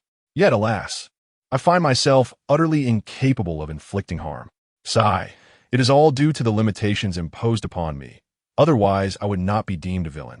Meanwhile, Avinia received the token and nodded slightly, stating, "This is indeed not a letter of recommendation, but rather a token bestowed by the association to covert contributors a century ago. It serves as a guarantee from the association, regardless of future changes or the identity of the holder. As long as the Adventurers Association exists, it is obliged to provide the holder with utmost assistance. Such a covert artifact is unfamiliar to her, hence she does not recognize it. Come with me," Avinia said, proceeding into the depths of the association. Lin Ye naturally accompanied her. As for the guards, there was no cause for concern. The city guards were not particularly formidable, with most at second-tier levels, and only the captain might reach the third tier. Even without engaging in combat, Lin Ye could easily escape unscathed thanks to his attributes and the time reversal gloves. They traversed the Grand Association building and wandered through the garden, where they discovered the presence of a 6-story tower. At the entrance stood 2 stone knight statues, each brandishing a spear in defense. However, as Avinia approached, the stone knights lifted their crossed spears, allowing passage for the two. "Did you create these stone guardians?" Lin Ye inquired with curiosity, noting their resemblance to the two from the land of Oblivion, though he was unsure of their strength. "They are a product of ancient technology," Avinia replied casually. "I discovered the core mechanism within the ruins and managed to replicate it with some materials." Lin Ye remarked, "You wouldn't possess the technology of the Eternal Empire, would you?" Avinia's body trembled slightly, and she turned to him, her expression revealing surprise. "You are aware of the Eternal Empire?" Linye replied nonchalantly. "I am merely acquainted with it. It is not particularly difficult to comprehend." Avinia gasped softly, contemplating for a moment before continuing, "Eternal. That is an empire long forgotten. Do you know why it was forgotten?" Lin Ye responded, "I do not." Avinia nodded gently. "Neither do I." Lin Ye raised an eyebrow. "You are quite articulate. You should speak more often." Though uncertain of the reasons, I am confident that the Eternal Empire, which harmoniously melded time, space, machinery, and magic, especially under the reign of its great emperor, who embodied the essence of eternity and immortality, could never have succumbed to self-destruction. As Avinia spoke, a hint of admiration shimmered between her brows. It is worth noting that the 2 guards at the entrance undoubtedly possessed limited combat prowess. After all, both their stature and craftsmanship paled in comparison to those from the Forgotten Lands. Yet, she still found them indispensable. This clearly indicated her profound appreciation for the technology and strength of the Eternal Empire. Whether their self-destruction was inevitable, I cannot say. However, if you find these trinkets appealing, I could certainly present you with a few, Lin Ye remarked casually. Avania was momentarily taken aback, incredulously exclaiming, "You possess the technology of the Eternal Empire? Oh, indeed. You have the ability to steal time, a skill that, aside from the immortal Eternal Empire woven into the fabric of time itself, is beyond the grasp of anyone else." Her entire being radiated excitement. As a learned archmage, she harbored an innate and boundless thirst for knowledge, magic, and the arcane mysteries of the world. Lin Ye shook his head resolutely. "I do not possess any relics." Disappointment flickered in Avania's eyes. A smirk played on Lin Ye's lips. "However, I do know a few living remnants of the Empire." What? Avania was no longer merely astonished. She was utterly dumbfounded. Living remnants of the Empire? How could that be? No, the former sovereign of stars, the eternally immortal emperor, if it were him. It is not inconceivable that he could have forged a perfect Eden for his subjects beyond time and space. In a sudden rush, Avania stepped forward, fervently grasping Lin Ye's hands, her earnest gaze almost pleading. "You can take me and meet them, can't you? I merely wish to uncover some secrets forgotten by the river of time. I assure you, I harbor no ulterior motives, nor would I ever divulge any information." Lin Ye clicked his tongue thoughtfully. "I can arrange it, but my time is rather constrained at the moment. Anytime, anywhere, I am available." Avania responded without a moment's hesitation. "Please, if you encounter any difficulties, I am more than willing to assist you." Lin Ye had been awaiting such an offer. "Since your curiosity about the Eternal Empire is so profound, let us not speak of repayment. That would be too formal. As friends, I shall gladly take you with me today." Notification. The friendliness level of Archmage Avania towards you has increased by 10 points. A prompt appeared before Lin Ye, multiplying the effect 100-fold. Notification. The friendliness level of Archmage Avania towards you has increased by 1,000 points. Chapter 53. Elemental Convergence. Time Barrier. Lin Ye accessed the interactive interface, revealing relationships. Life and death companions, an affinity that transcends mere friendship, characterized by unwavering trust. The ability to entrust one's life and a regard for the other's significance that surpasses one's own, remaining steadfast unto death. A commendable one. 000 points of friendship. Indeed impressive. Lin Ye marveled silently. One could only wonder if further enhancement was feasible. It seemed rather improbable. Having reached this stage, what caliber of task or action would be requisite to elevate such a bond? They had already entrusted their lives to one another. Even sacrificing one's life to save her would not breach the threshold of 1,000 points of friendship. If it does not surpass the limit, then there are no gains for oneself, and thus no chance for a multiplier effect. It appeared Lin Ye had begun to comprehend the workings of this friendship system. An opportunity, only a singular chance, for the requisite NPC. There exists but one task to earn the other's friendship. Just previously, Lin Ye indeed contemplated elevating that friendship level. However, it was merely a verbal promise, akin to offering gifts that the other cherished. This constituted the most rudimentary form of interaction. A mere 10 points of gain. Perhaps it was due to Avania's profound admiration for the technologies and knowledge of the Eternal Empire that she granted 10 points. Ordinarily, such gestures would yield only 2 or 3 points, wouldn't they? In the future, if one wished to enhance friendship, the initial approach must not rely on such basic interactions. Within a single opportunity, one must strive to attain the maximum potential for friendship points. For instance, attacking the count resulted in an immediate acquisition of 30 points, albeit negative, yet the value was substantial. Therefore, if positive friendship could surpass 30 points, 50 points, or even 100 points in one go, it might be possible to amass over 10,000 points of friendship. Upon reflection, it seemed that negative yields might be simpler to achieve. Lin Ye pondered. Killing an NPC would yield a starting profit of 30 points. Conversely, to garner positive points, one must give gifts, cater to preferences, maintain daily relations, and complete various tasks. It could take a week or two to accumulate even 30 points. And that would not be a singular gain. It was daunting. For now, It was best to refrain from relying on gifting and instead focus on tasks that could yield greater returns at once. 1,000 points should suffice for NPC relations, given that life and death could be entrusted. Thus, asking her for needed items should pose no issue. Avinia naturally took Lin Ye's hand, her face illuminated by a joyful smile. Come, I shall show you my latest research achievements. Within the tower, it was filled with an array of books and various magical artifacts. Avinia led Lin Ye to the basement, a realm of secret spells and an assortment of arcane items whose functions were entirely inscrutable.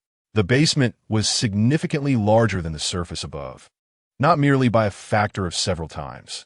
As far as the eye could see, there were over a dozen experimental fields, each occupying 1,000 square meters, not to mention the various materials and enclosed chambers. No, this must be an independent space indeed. The Master of Arcana possesses the ability to manipulate spatial forces, which is quite normal. Have you noticed? Avinia pointed at a burning crystal sphere on the experimental table and lightly tapped it with her finger. Crack! A short arc of electricity leapt from her fingertip, striking the crystal sphere. Boom! The flames surged instantly, doubling in size under the electric stimulation. Following this, Avinia released streams of water and blades of wind from her fingertip, and in the blink of an eye, the four fundamental elements coalesced around the crystal sphere. The wind blades swept through fire and ice, while the lightning crackled and danced wildly, amplifying its power several-fold. Impressive. Lin Ye was bewildered, yet deeply astonished. Even the simplest elemental spells unleashed such power in her hands. Indeed, the title of Arcane Master is well-deserved. After all, her expertise lies in the arcane arts, not in magic or elemental manipulation. Isn't it fascinating? Avinia raised her chin slightly, exuding a sense of pride. The elements exist in a state of discord within nature. Their occasional collisions can either weaken or invigorate one another. Due to the natural repulsion among the elements, a single individual often cannot wield two elements simultaneously. This necessitates the formation of a mage group, which, through rigorous training, can master certain effects of elemental magic stacking. Recently, I explored an elven ruin and obtained their research on elemental affinity, and now. Avinia paused, releasing ice, fire, wind, and thunder from her palm. Boom! A violent burst resonated within the laboratory.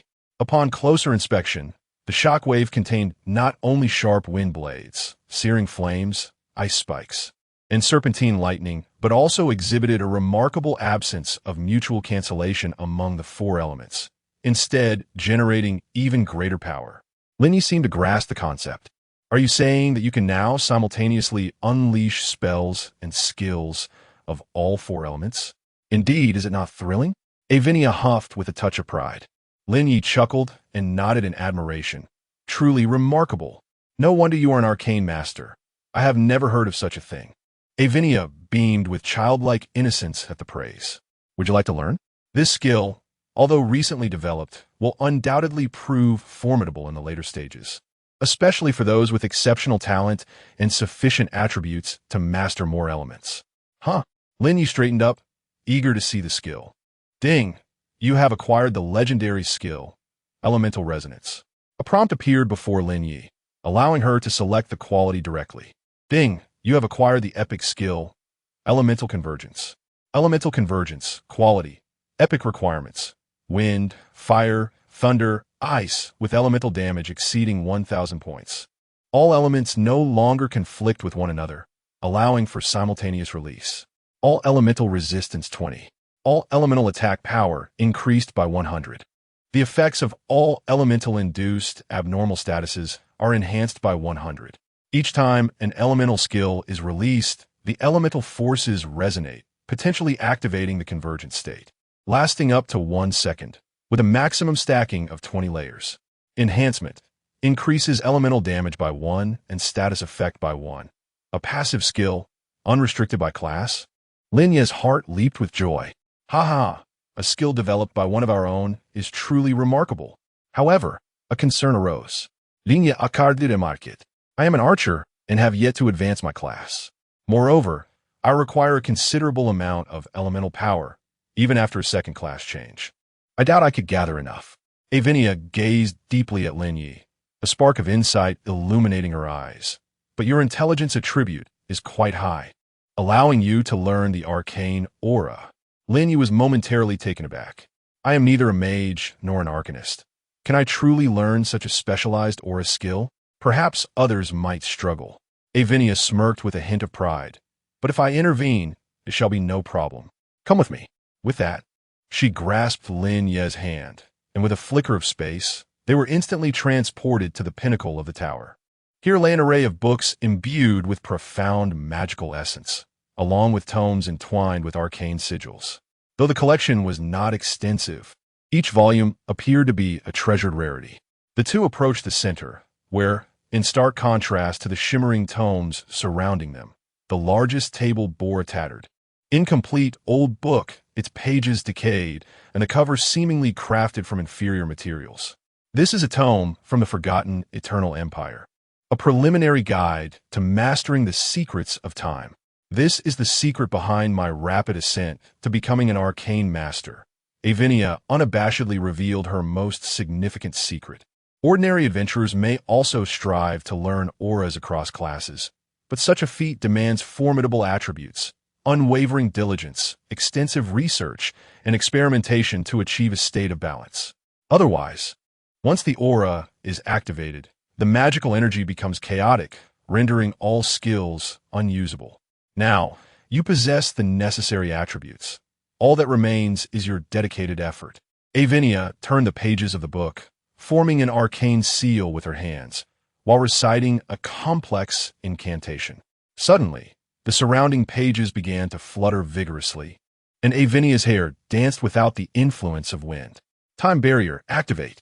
Chapter 54. Wind, fire, ice, thunder, and the four elemental aura silence enveloped the surroundings.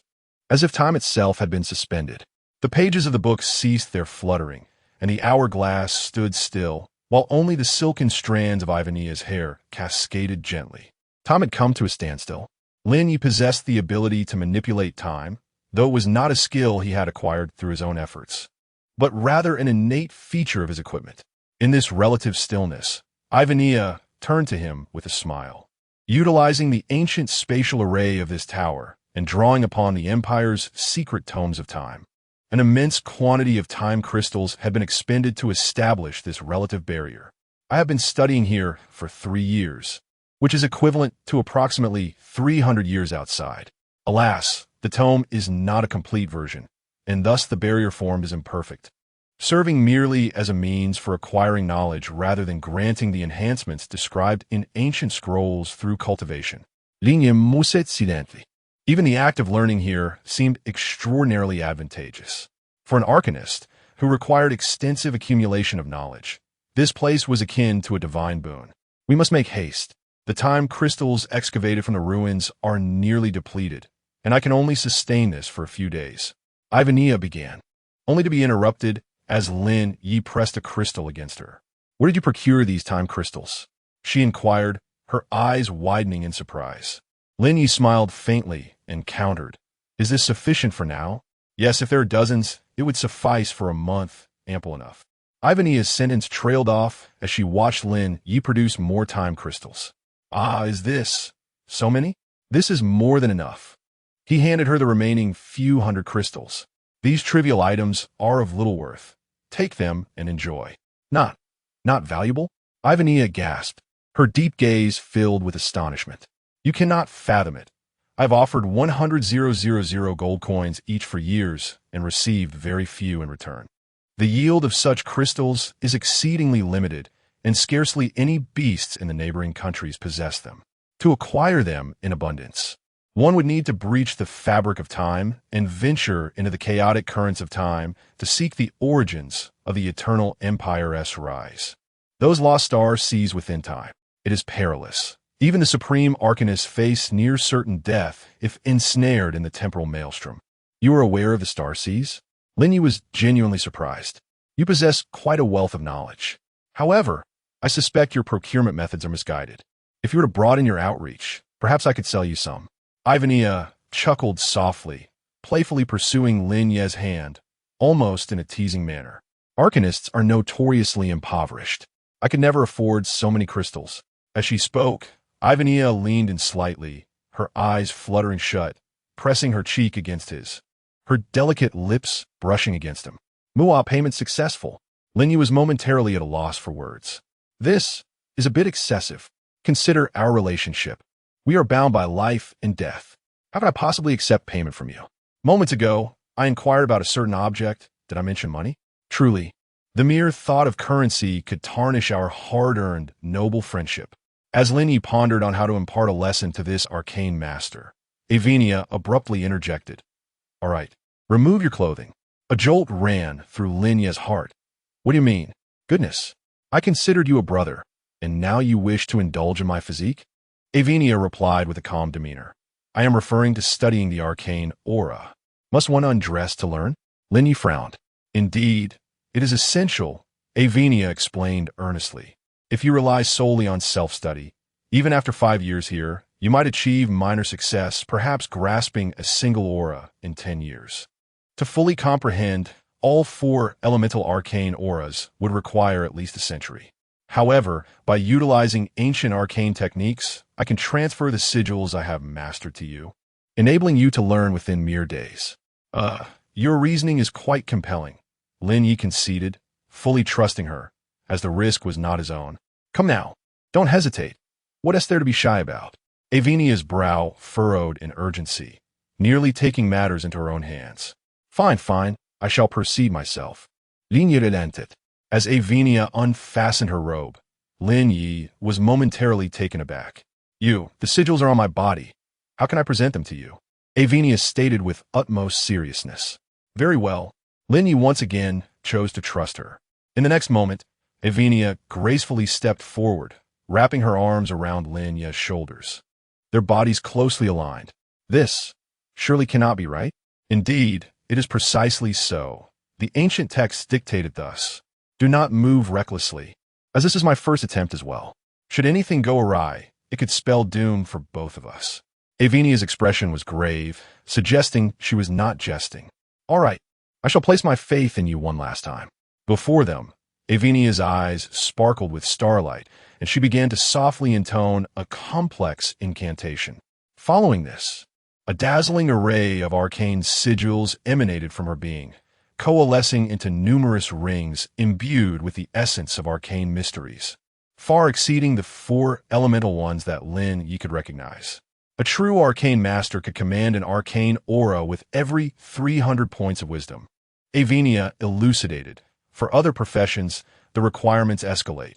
One must possess 1,000 points of wisdom to master a single arcane aura. Thus, it is not beyond your grasp, but rather a formidable challenge demanding significant investment. Lin Ye scrutinized the interface. Are there any wisdom-enhancing items? I'm lacking a few points. Should I acquire some? Indeed. Avinia replied, presenting a ring. Wisdom is a stringent prerequisite. Without sufficient wisdom, even if you learn, you will be unable to wield it. Lin Ye examined the ring. It was of legendary quality, boasting commendable attributes, rivaling that of the Wisdom Gemstone, both offering percentage increases. Once adorned, his wisdom surged to approximately 6,000 points. Very well, let us commence.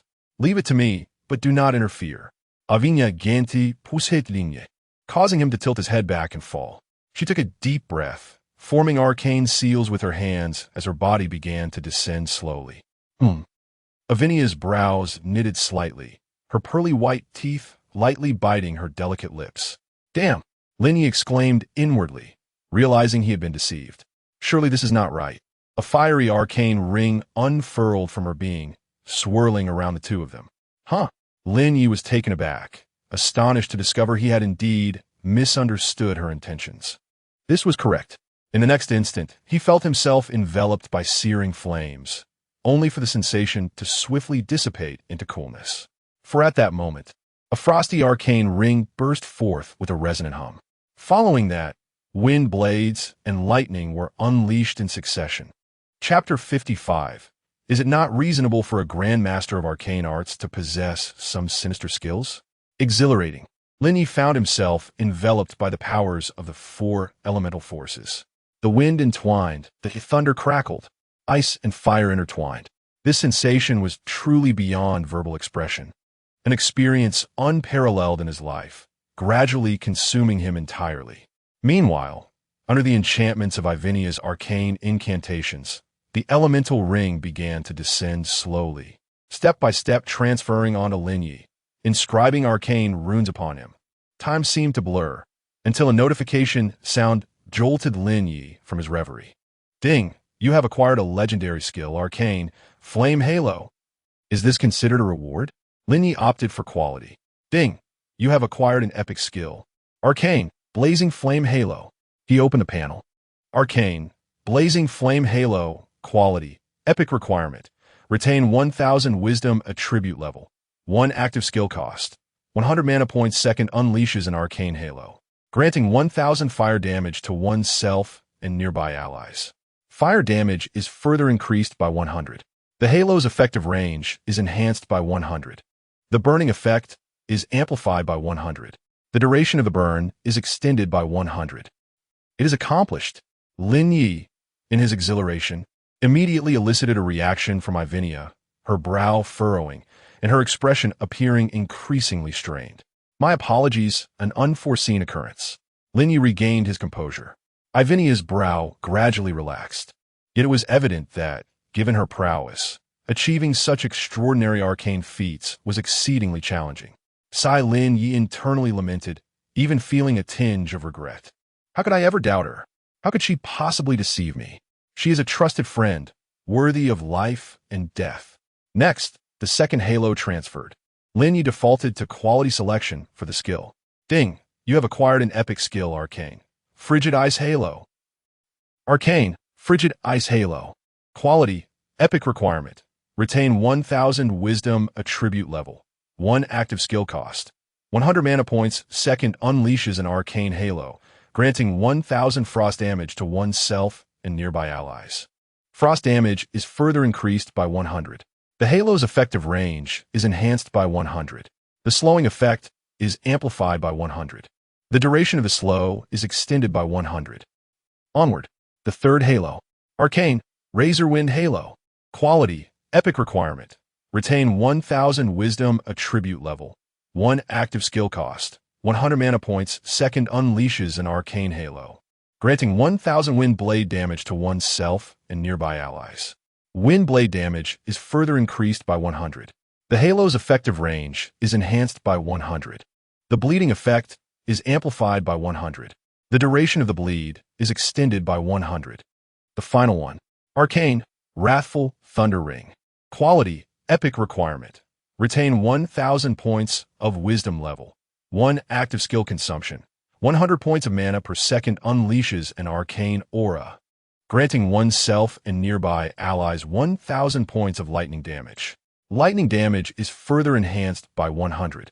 The aura's range is increased by 100. The electrocution effect is amplified by 100. The duration of electrocution is extended by 100. Lin Ye seek deeply. At last, it was all accomplished. The 4 elemental auras had been comprehended, and all were of epic quality.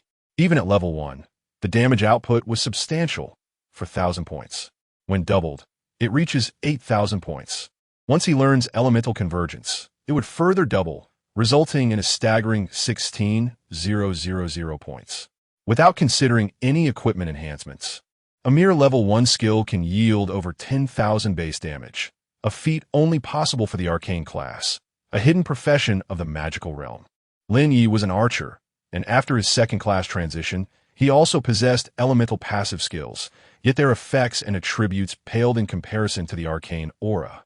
The arcane mage, an archetype that, while not entirely hidden, certainly possesses an aura of enigma.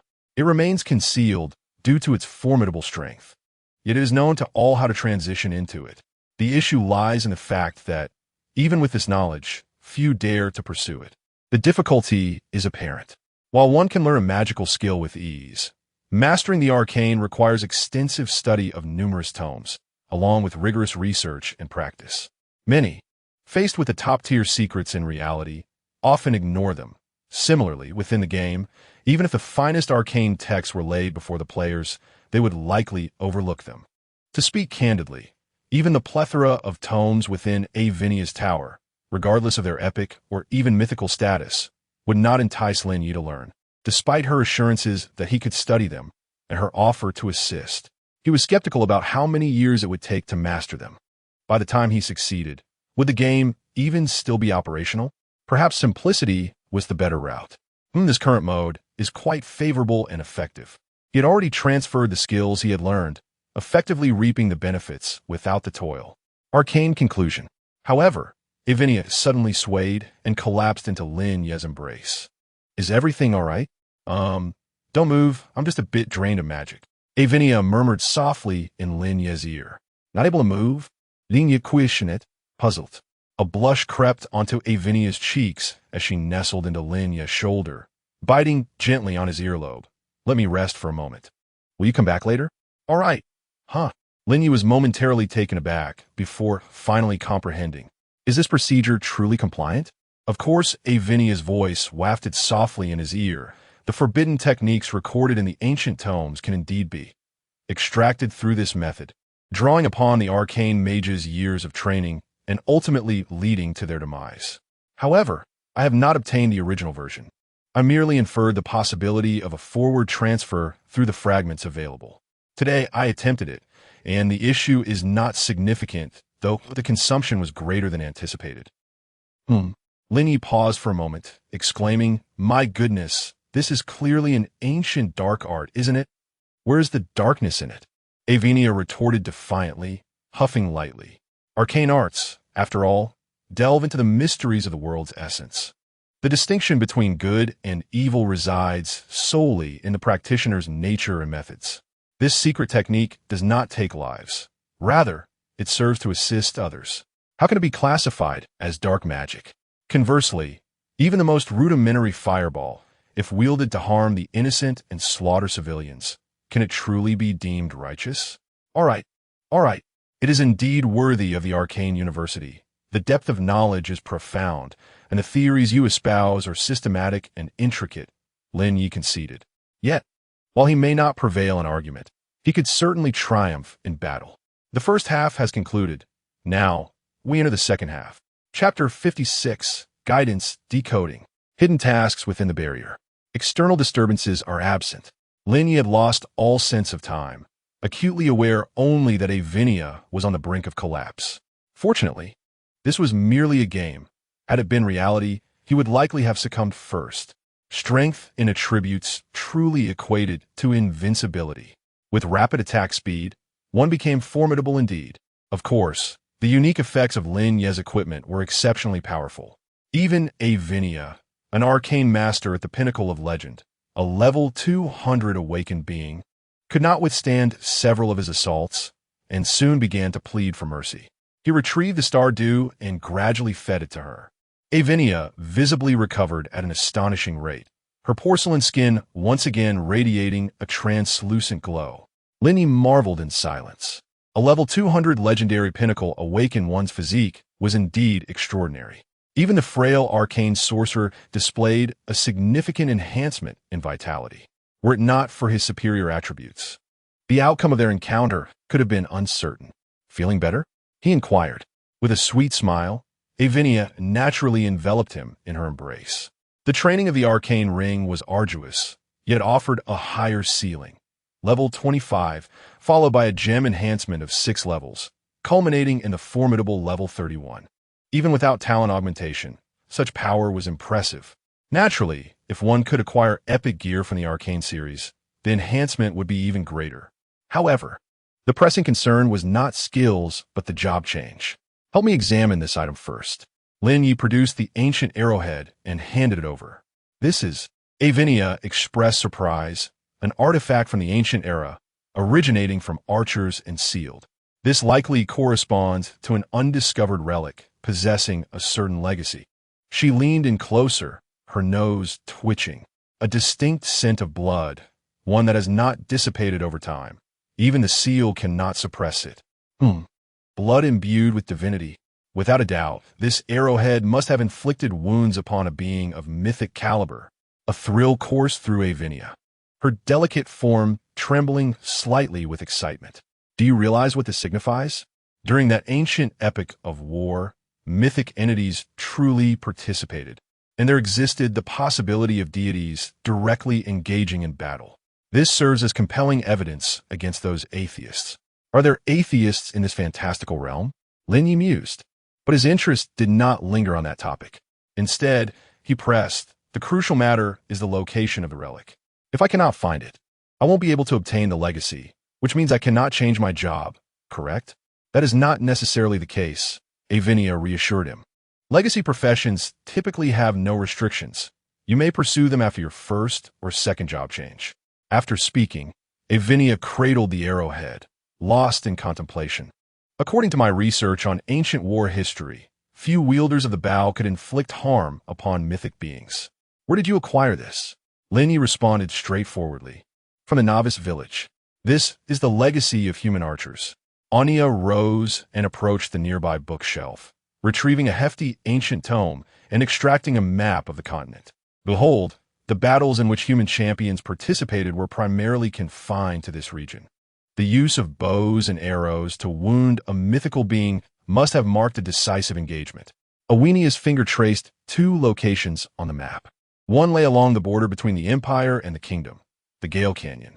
The other was considerably farther north, a journey of 100,000 miles, crossing the graveyard of the fallen to reach the snowy realm, where clues could be sought within the territory of the Winter Kingdom. Impressive. Lin Ye's expression reflected admiration. After a moment of contemplation, he concluded the Gale Canyon is not too distant, approximately 2,000 kilometers. If we find no leads, I could conveniently change my class on my way to the kingdom. To the kingdom? Awinia's face clouded with reluctance as she furrowed her brow. Are you concerned about the troubles we just faced? But that was clearly Count Colin's fault. Do not worry. I will certainly explain to the city lord. Lin Ye pondered for a moment, considering the minus 3,000 points in faction friendliness. Was there still room for explanation? However, he did not wish to dismiss her. All right, you can give it a try. I will certainly argue my case, Anya declared resolutely. By the way, Lin Ye recalled the letter he had just obtained from the Count and immediately produced it. Can you decipher this? Anya took it, her eyebrows slightly raised as she examined it. A remarkably sophisticated spatial chain seal. When opened, it triggers the holder on the other side. If the passphrase does not match, it will be instantly destroyed. However, now, Anya conjured an arcane key at her fingertips and inserted it directly into the wax seal of the envelope. Here, a temporal barrier nullifies the effectiveness of its spatial chain seal. We can simply open it. The letter unfolded. The Shadow Guild has arrived at Gale Canyon. Should we proceed as planned? It contained but a single line, lacking context, which Lin Ye found incomprehensible. Yet Anya fell into deep contemplation. What plans could they have at Gale Canyon? Had they also discovered relics there? Lin Ye's brow furrowed. No, I must depart first. Wait. Anya grasped Lin Ye's arm. There is no need to rush. If it is a legacy site, they do not possess an arrowhead or any similar key. Even if they find it, they would be unable to unlock it. Moreover, the Colin family has never been particularly proactive in such matters. Even if they truly discovered something, they would likely only invest some gold and manpower, leaving the professional excavation work to us or the Magic Association. Yet this time, they have contacted the notorious Shadow Guild. Awinia's pupils suddenly dilated. Princess Isolde's team just concluded their visit to the Empire a few days ago. If we calculate the time, they should soon traverse Gale Canyon on their return to the Moonshadow Kingdom. The Shadow Guild's appearance cannot be for protection. It can only be assassination. But why? The peace treaty between the two nations has endured for nearly 3 centuries, and both parties are exceedingly content with the current state of affairs, which seems rather inexplicable. Ding! You have uncovered the assassination plot of the Corlin family. You may select between 2 task directions. 1. Conceal the information and assist the Corlin. 222. I choose 2. Lin Ye was taken aback. Does this task system not recognize my rapport with the Corlin family? How could such an option exist? Ding! You have received a new mission. Rescue Princess Isolde. Proceed to the Gale Canyon and thwart the Shadow Guild's assassination plan. Objective, Princess Isolde 01. Reward, unknown. Penalty, none. Lin Ye glanced at the opened letter. I happen to be heading to Gale Canyon. I shall ascertain the specifics upon arrival. As for this letter, it proves little. After a moment's pause, Lin Ye contemplated and inquired, is it possible to maintain the letter's current state, preventing them from discovering the leak? Chapter 57. In the world of intrigue, one will eventually attract infamy indeed, is true, yet a flicker of concern shadowed Avenia's gaze. The Shadow Guild was notorious across the continent, populated by criminals listed on wanted posters from various nations. Their methods were ruthless, and they were exceedingly cunning. Many members had completely succumbed to depravity, even taking pride in their mastery of forbidden arts. Linye chuckled. I suspect I will soon be infamous as well. Besides, the use of forbidden techniques is contingent upon the wielder, is it not? Would the Shadow Guild somehow be virtuous if they refrained from employing such arts?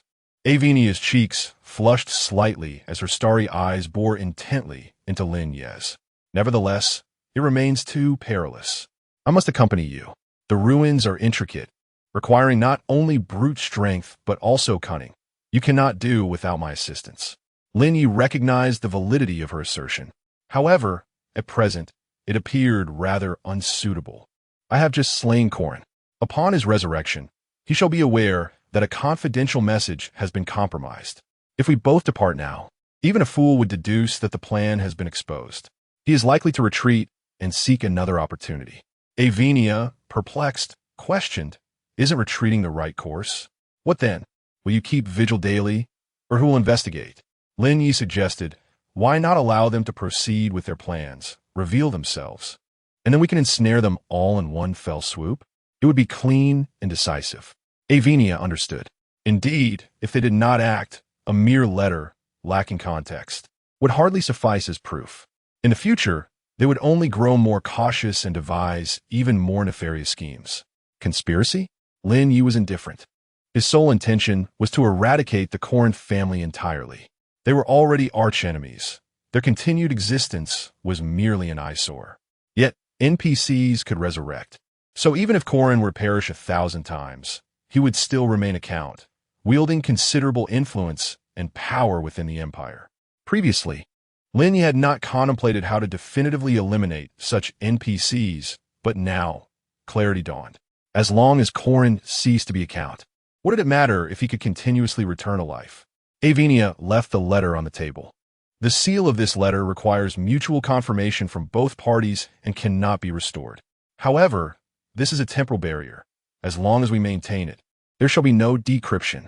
As she spoke, Avenia summoned her robe and led Lin Ye out of the barrier. Outside, the resonant sound of heavy footsteps echoed, the clanking of iron boots upon the floor. Has someone arrived? Avenia waved her hand, instantly projecting the scene outside the tower. Lin Ye was taken aback. Your magical prowess is quite advanced. Yet, Avenia offered no response, her expression growing solemn as she observed the projection. The lord of the city has arrived. Lin Ye turned to see a middle-aged man clad in battle armor and draped in a luxurious robe, striding forward, flanked by 2 ranks of soldiers. Avenia, esteemed master, I thank you for overseeing the spy from the Moonshadow Kingdom. I shall take it from here for questioning. Spy? Upon hearing this, Avenia immediately appeared ready to contest. Lin Ye, however, took the initiative, covering her mouth and shaking his head slightly. It's quite normal to retaliate. And given that it is neither the Count nor the Lord of the city, any further explanation could lead to unpredictable outcomes. Evidently, Avenia had not endured such indignities before, and in a flustered manner, she exclaimed, What should we do? We can't possibly become fugitives, can we?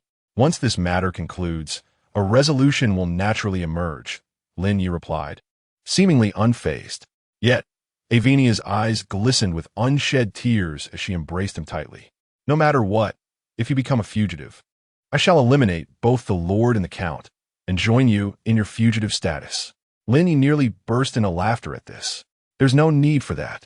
Simply state that I ambushed you, leaving you gravely injured and unable to meet anyone. He then cradled her delicate face and bestowed a deep kiss upon her. Finally, pointing towards the window, he smiled. There are no magical protections here, correct? Avenia, in a daze, shook her head. No, not internally. Farewell. Just as Lin Ye was about to depart, Avinia pressed a paper crane into his palm. Remember to contact me if anything arises. All right, he replied, and with a swift leap, he shattered the glass window. Indeed, the Empire is merely a disorganized mob, pathetic fools. If they dare, let them try to capture your father. Ha ha ha. He let out a long howl into the air. With explosive speed, Lin Ye dashed towards the outskirts of the city. Upon witnessing this scene, the Lord Aurelius's expression turned ashen, yet he was quick to summon his flying mount and pursue. Fugitive demon lord, surrender now, and you may have a glimmer of hope. Otherwise, you shall face the Empire's most severe punishment, imprisoned in the eternal frozen prison until death. Linye glanced back momentarily. This lord did not seem to be a pushover like Count Colin. He appeared to possess some strength. Soaring through the air, he knocked an arrow to his bow, swiftly acquiring the skill Elemental Surge. Then he unleashed the 4-elemental explosive arrow. Release. A thunderous roar erupted as dozens of arrows, imbued with flames, lightning, wind blades, and frost, tore through the skies of Australa, hurtling towards the Lord. The players surrounding the association were left in stunned silence. What is happening? The demon lord has truly lost his mind. Is he actually going to confront the Lord? Oh my goodness. It's escalating. How thrilling. Wait, the Lord's mount is on fire. Oh no, it was struck by lightning. Why is it bleeding profusely? Goodness. Has the demon lord already crippled him upon arrival? Impressive. Is the demon lord using hacks? How can his arrows carry 4 elemental attributes? I refuse to accept this. I am an elemental mage, and I find this incomprehensible. As an archer, I have no complaints. You mages should sit down. The demon lord is truly incredible. While we're just being berated by our mentors, he seems capable of confronting them directly. Aurelius gazed upon the wounded griffin, ensnared by the electric thunder serpents, flames lapping at its form, and a surge of fury welled within him. Demon lord, how dare you defy the majesty of the Empire? I, Aurelius, hereby vow that for the glory of the Empire, you shall be brought to the guillotine, and I will strike your head 100 times. Boom! A sudden crack of thunder erupted across the sky. In an instant, the entire city of Austral was shrouded in ominous storm clouds. City Magic Array, activate. Following this command, Aurelius produced a horn. Toot, toot, toot. The sonorous sound of the horn resonated through the darkened clouds, stirring all within the city. What is happening? Are we at war? Hadn't we heard that the orcs were not planning an assault? Capture? Who? You mean the city lord was injured by a wanted criminal, and a citywide manhunt is declared? Surely not. Which fugitive wields such influence to activate the city's magic array? Meanwhile, afar atop the watchtower, Count Colin sat at a table with his guards, savoring a refreshing sip of iced red tea, his mood buoyant. Dare to challenge me? You won't even realize how swiftly you meet your end. Gray inquired beside him. My lord, do you believe the plan should be halted? Not at all, Colin replied, a smug smile gracing his lips. Merely a Navi country bumpkin, fortunate enough to awaken a decent talent, now foolishly dreaming of instant success. Alas, that dream ends today. Pass the word down. The plan remains unchanged. Chapter 58, Archenemies. Archenemies. Oh, our archenemies. In the Astra Empire, within the province of Mingyuan, an immense convoy, stretching for miles, is slowly traversing the central roadway. Flanking the procession are knights adorned in obsidian star armor, mounted upon their formidable black cloud golden beasts, exuding an extraordinary aura. These are the Imperial Guard, composed entirely of adept warriors of the 3rd tier and above. Their mission is to escort Princess Isolde to the Gale Canyon. Brother Colin, it is said that the princesses of the Moonshadow Kingdom are akin to celestial stars, possessing innate talents that elude the comprehension of ordinary folk and even the most revered saints. As for this, Princess Isolde, it is rumored that she bears the burden of curses and prophecies. I must inquire. Colin, his face obscured by a starry helm, conceals his features, yet his piercing eyes convey unwavering resolve. There are questions that should remain unasked. Prophecies and divinations are but ephemeral myths. As the sovereign's guardians, we need only place our faith in courage and magic. Meanwhile, at the heart of the convoy, within a luxurious carriage drawn by 4 golden earth dragons, Princess Isolde lounges in a loose, sleeping robe, her feet curled comfortably, absently shuffling a set of tarot cards. Your Highness, at our current pace, we may reach Gale Canyon only as night falls. Should we urge the convoy to hasten? A guard's voice calls from outside. No need. We shall proceed at this speed. Princess Isolde replies nonchalantly. However, her handmaiden, Ella, appears visibly anxious, even frantic. Your Highness, this venture is perilously reckless. Knowing that an ambush is imminent, you must prioritize your safety. Even if we do not accelerate, we ought to notify the Blue Moon Guards to await us in the canyon. You do not understand. Princess Isolde's lips curl into a sweet smile.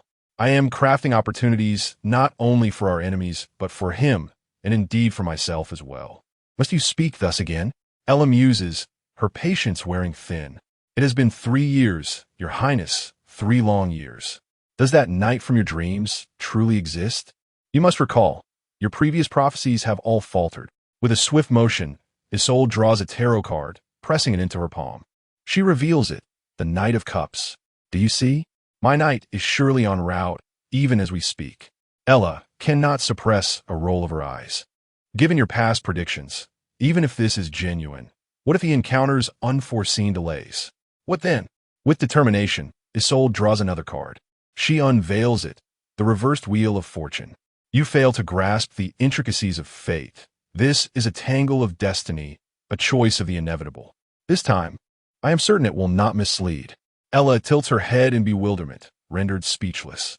Yet Isolde, undeterred, draws one final tarot card.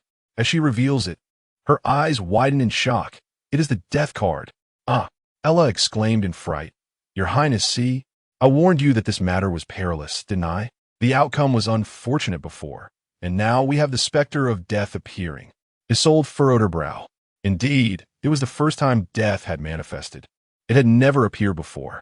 However, might it not be precisely because the situation is so perilous that it has come forth? Ella was on the verge of collapse. Your Highness, you must consider your own safety. Surely, the greatest danger lies with you. With a flourish, Isolde cast aside her tarot cards, allowing them to scatter at her feet, yet her lips curled into a confident smile. Death may signify an end, or perhaps a beginning. So, do not dwell on the minutiae. Trust in the design of fate. Madness. Ella believed the princess had indeed lost her mind. Previous prophecies had always been capricious. When predicting for others, it was often said, destiny is not absolute, and whether a prophecy comes to fruition depends on one's ability to seize the moment. Yet now, she was willing to gamble her own life, even when fully aware of the imminent danger of death, insisting on forging ahead.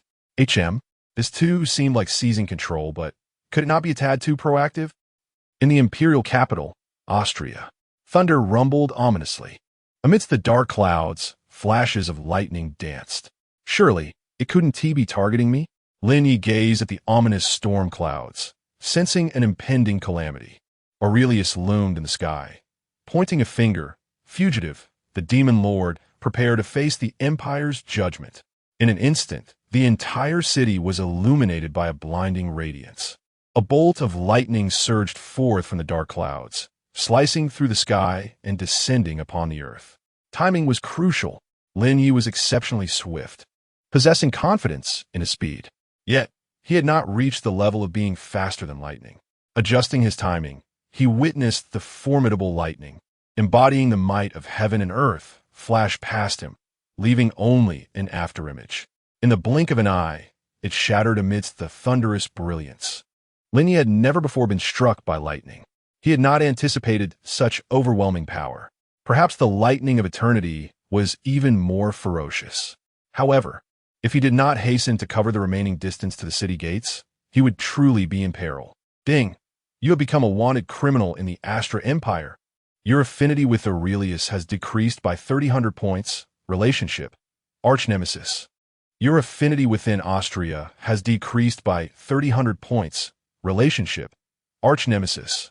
Thank you for the reminder. Lin Ye smirked as he surveyed the crimson status of his relationships. Arch-nemesis. Arch-nemesis. they were all arch-nemeses. Since they were all enemies now, there was no need for him to hold back. Drawing the Whispering Bow, he harnessed the power of the 4 elemental forces, unleashing them with a resounding shot. Boom! The moment the thunder rolled, Lin Ye's arrow transformed into a tempest, raining down upon the city. In an instant, the structures, players, and NPCs within the city were engulfed by this elemental deluge of wind, fire, ice, and thunder. However, among those tasked with pursuing were the guards, alongside the lords soaring through the skies, who captured Lin Ye's utmost attention.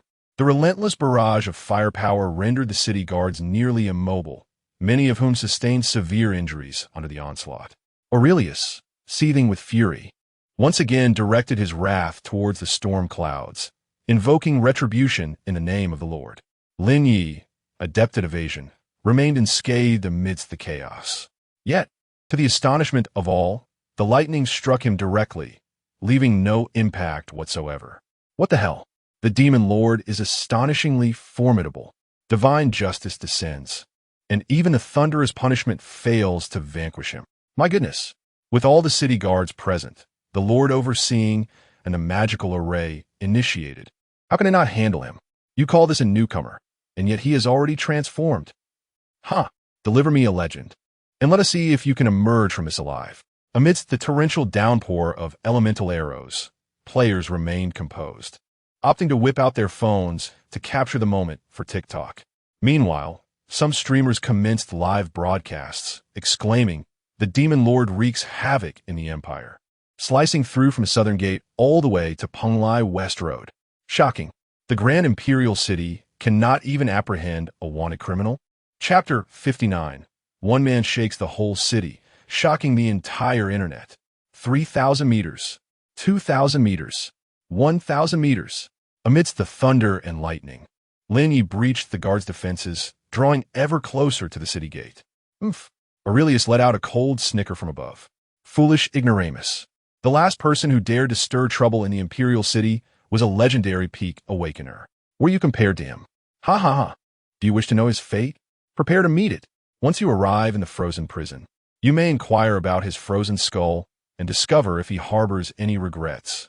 To Lin Ye's astonishment, Aurelius did not summon the storm clouds again, but instead watched as Lin Ye approached the city gate. The distance diminished. 500 meters, 300 meters, 100 meters. Magic suppress. With a commanding shout from Aurelius, a brilliant display of magical light erupted near the city gate. Simultaneously, Lin Ye's rapidly advancing form was halted in its tracks. In an instant, Lin Ye broke free from the binding spell, yet still found himself unable to advance. It was as if an invisible wall stood before him, tangible yet insurmountable. Spatial magic? Lin Ye's eyes flickered as he retrieved a spatial locator from his bag. Indeed, it was spatial magic. Huh, you have chosen the right adversary. In the next moment, Lin Ye ambled through the spatial barrier, as if strolling leisurely. What? Aurelius's eyes widened in disbelief. That's spatial magic. Even the arcane Master Avenir could not traverse it so effortlessly. One could wield spatial magic or utilize specific artifact against it, but to simply saunter through? Was that appropriate? Spatial magic, the nobility of magics. The king is the magic that counters all others. Yet now it is being so easily dispelled, without a single confrontation. Impossible. This must be an illusion. Aurelius refused to accept this outcome, convinced that no one could achieve such a feat. The only explanation was that he had fallen prey to an illusion. Indeed, the demon lord, as a fugitive, must have mastered some nefarious forbidden arts, wicked illusions. But he was mistaken. I, Aurelius, as the city lord, even if enshrouded in illusion, can still suppress you. Magic defense array, fire at will. Ka. The magical mechanisms atop the city wall activated, as dark openings turned to aim at Lin Ye. Dozens of magical energy cannons ignited, radiating a brilliant blue light. Boom! Lin Ye's figure flickered, and he had already darted past the city gate, allowing the magical cannons behind him to unleash a fiery explosion.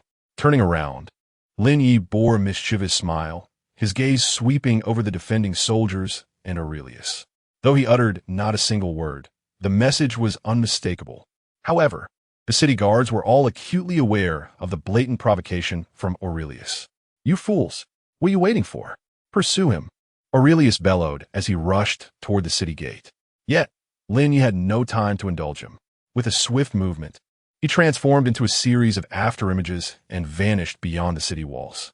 In the Adventurers Guild, Avinia watched Lin Ye's safe departure through the projection, finally exhaling in relief. Turning her head, she suddenly recalled something. If the Colin family intended to assassinate the kingdom's princess, why did they seek my expertise in forbidden summoning magic? What were their true intentions? Meanwhile, Lin Ye sprinted over 1,000 miles, opting not to head to the Gale Canyon, but instead returning to the novice village. In the Forgotten Lands, his gloves had worn out and required repair. Moreover, even after mending them, Lin Ye had no intention of setting off immediately. The difficulty of the task was exceedingly high, relying almost entirely on the temporal reversal gloves. Without ample supplies, charging in recklessly could lead to an untimely demise, which would be quite embarrassing. Under normal circumstances, death was inconsequential. After all, this was not the Forgotten Lands. However, Lin Ye was currently marked as a criminal, and death would significantly amplify the penalties. Losing the temporal reversal gloves would be a tremendous loss. There was no rush. He decided to wait a few hours to grind for proficiency in a dungeon and gather some supplies from the Starfall Tower. As for the princess, well, it would depend on her own resilience. After all, if fate had not conspired in her favor, she would be doomed regardless. Time to log off. The Forgotten Lands held no further interest for him. The beach was crowded with players, and there was no need for him to compete for their monsters. A chew far away in the Minuan province, Isolde suddenly sneezed. Is it him? It must be him. Isolde joyfully wrinkled her nose, a sweet smile gracing her lips. Look, he must be thinking of me already. He surely knows of my peril. He must be rushing here in great haste right now. Ella, on the other hand, chose not to speak, her shrewd eyes scanning the surroundings. If danger were to arise, then fleeing would undoubtedly be the wisest choice. Meanwhile, on forums and TikTok, videos of the Demon Lord single-handedly battling the Australar guards proliferated. Incredible. I thought the Demon Lord was merely sharp in attack, but his defense is invincible as well. No way. This must be an invincibility cheat. How can someone withstand the main city's magic array? Is that even possible? Dodge? Are you kidding me? Bring a legendary assassin over here and ask him if he can evade the magic array's targeted lightning. It must be invincibility. It must be a hack. I need to report this. This unfair advantage is ruining my gaming experience. I am envious. No worries. No need to panic. The Demon Lord has been placed on the Empire's wanted list with a staggering bounty of 1 million gold coins, 100,000 merit points, and a villa in Austrara. How generous of the Empire! With 100,000 merit points, one could easily secure a respectable position within the capital, perhaps even attaining a noble title if one's reputation is sufficiently elevated. Slaying the Demon Lord could indeed propel one to great heights. In the land of oblivion, Bien Yurong hung up the phone from headquarters, her mind swirling in disbelief. Has this individual lost his mind? Is opposing the Empire truly part of his mission? To emerge from the novice village with a notorious reputation, even the most infamous of all. Who plays a game like this? Frustrating. Bien Yurong currently cannot locate him. As she examines the contribution rankings of the Star Tower, she finds herself in the leading position. However, acquiring star coins in the outside world has become increasingly challenging. There are those who are hijacking the market, hoarding resources, and inflating prices. Though there are only 4 days left this week, the rampant price gouging suggests that the S-Class talent scroll might soar to an astronomical 10 billion. Have these people gone mad? Bien Yurong dares not even hope to purchase it outright. She can only grind relentlessly. In the Eternal Realm, at the ruins of Tyrin, Winnie asked, "How many times have we failed now?" "The 7th, replied Ikes as he casually closed the video of the Demon Lord, chuckling to himself. How amusing it is to compete against someone utilizing cheats and hacks. Notify the Legion. In the next round, we shall restore the difficulty to normal. We must clear it. Winnie, clutching her notebook, reminded him, the Demon Lord has thoroughly offended the Astra Empire. the region with the largest population of players from the Huaxia zone. Should he be forced to leave, players from other factions will likely not welcome him either. His prospects for growth are severely diminished. Yet his land of oblivion is of utmost importance. Look here, the information received indicates that the time crystal and the void crystal are both high-end and scarce materials. I cast a glance at the data. The rules of the land of oblivion appear open, yet in truth, they are monopolistic, maintaining an absolute control over materials. Contact the other guilds. We must ensure that such high-end core materials are entirely within our grasp. Chapter 60. Next time, remember to close the door in the room. Lin Ye glanced at his phone messages. Zhou Heng, bro, I'm about to leave the novice village. Do you want to venture into the forgotten land of the demon lord? They say the most lucrative activity right now is dungeon grinding. Lin Ye pondered for a moment and replied, I do like to grind as well, but I haven't left the novice village yet. You know about the NG club, right? Zhou Heng, of course, it's run by the school beauty sister. She currently holds significant power over the forgotten land and is thriving. I envy her. Lin Ye, I have some connections there. Just submit a membership application, and they can take you along for the grind. It's just a few tens of thousands in loans. You'll earn it back in a day. In the next moment, Zhou Heng initiated a video call. Hey, you better confess honestly. Are you the demon lord? Certainly not. Lin Ye rubbed his temples. Of course, I'm not the demon lord. I am him. Are you kidding me? Zhou Heng retorted angrily. The other day, photos were circulated in our class group showing you and the school beauty holding hands while shopping. I swore it was impossible. Yet today, you tell me you have connections at ANG? Well, it seems even you, with those thick eyebrows and big eyes, can deceive. Tell me, where did these connections come from? Don't tell me you've gotten involved with the school beauty. How infuriating. I would rather you be the demon lord. Invincible and unmatched, but you can't just take the school beauty and not even say a word to us. The brothers are quite resentful, you know? Lin Ye waited for him to finish before calmly saying, That's not true. I'm not very familiar with the school beauty. As he was speaking, Su Wanting suddenly knocked on the door. Lin Ye, are you hungry? I've made instant noodles. Would you like some? Lin Ye was momentarily taken aback. Ahem. Just a moment. On the other side, Zhou Heng, after a few seconds of shock, erupted. What the hell? That was Su Wanting, right? The school beauty. Who else could it be? What did she just say? Offering you food? I truly should be cursed. I was just defending you in the group. And in the end, I'm a clown here. Lin Ye struggled to suppress a grin, striving to maintain composure.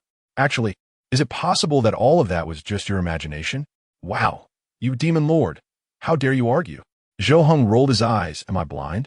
The decor of that house behind you is more luxurious than a five-star hotel. Clearing his throat, Lin Ye replied seriously, brother, you know me.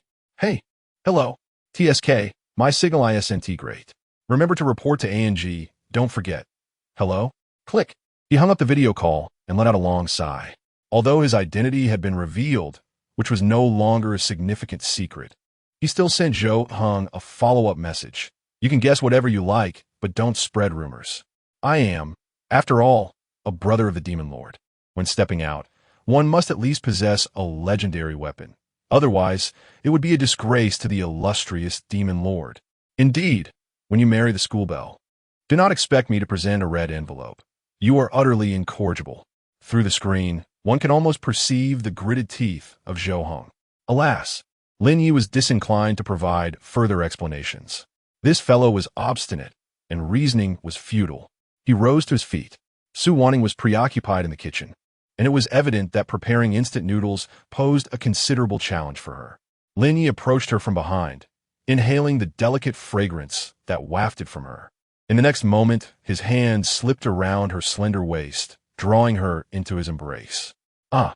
Su Wanting gasped, her beautiful eyes darting back to cast an indignant glance at Lin Ye, her voice tinged with shyness. Please don't fool around. The noodles will overcook. Fear not. I shall guide you, Lin Ye replied with a smile, gently grasping her wrist and stirring the noodles in the pot.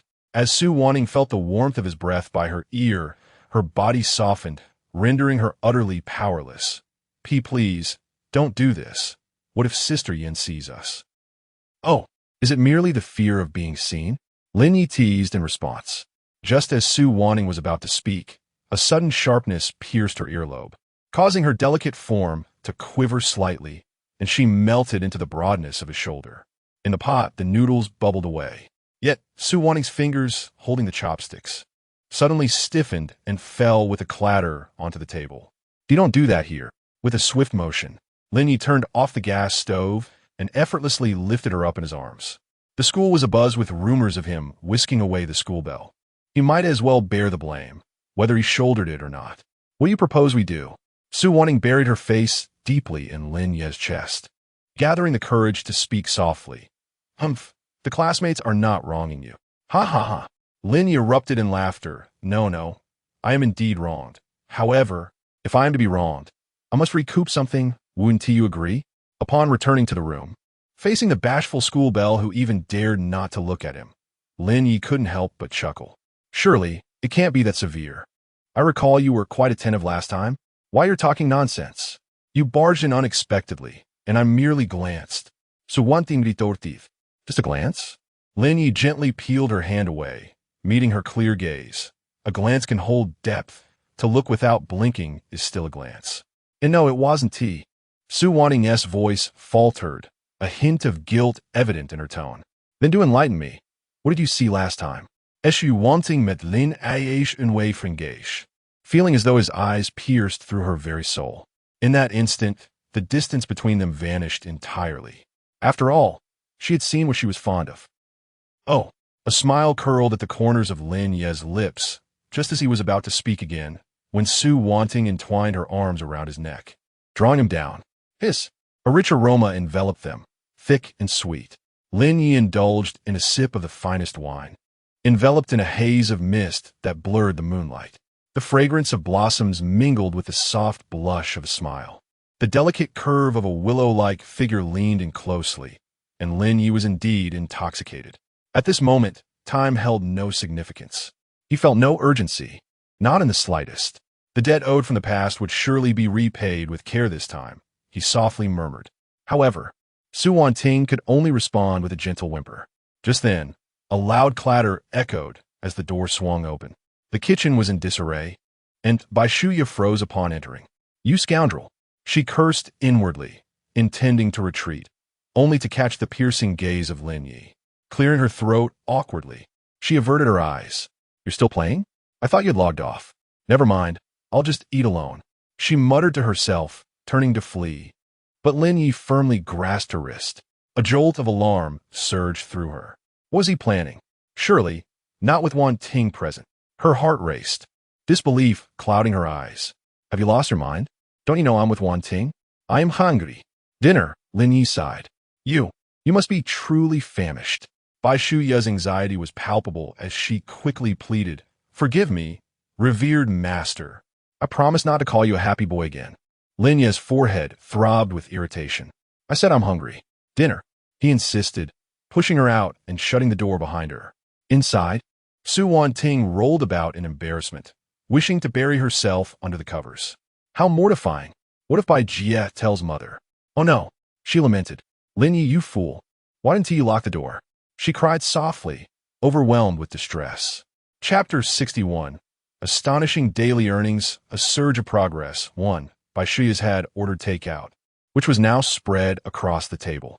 Looking outside, dusk was approaching. Lin Ye had not eaten all day and was genuinely famished. He needed to resolve this swiftly. Have you stationed someone at the boss's side? Bai Shuya's inquired, to which Lin Ye nodded in response. I was originally going to invite you for a meal before diving into the dungeon.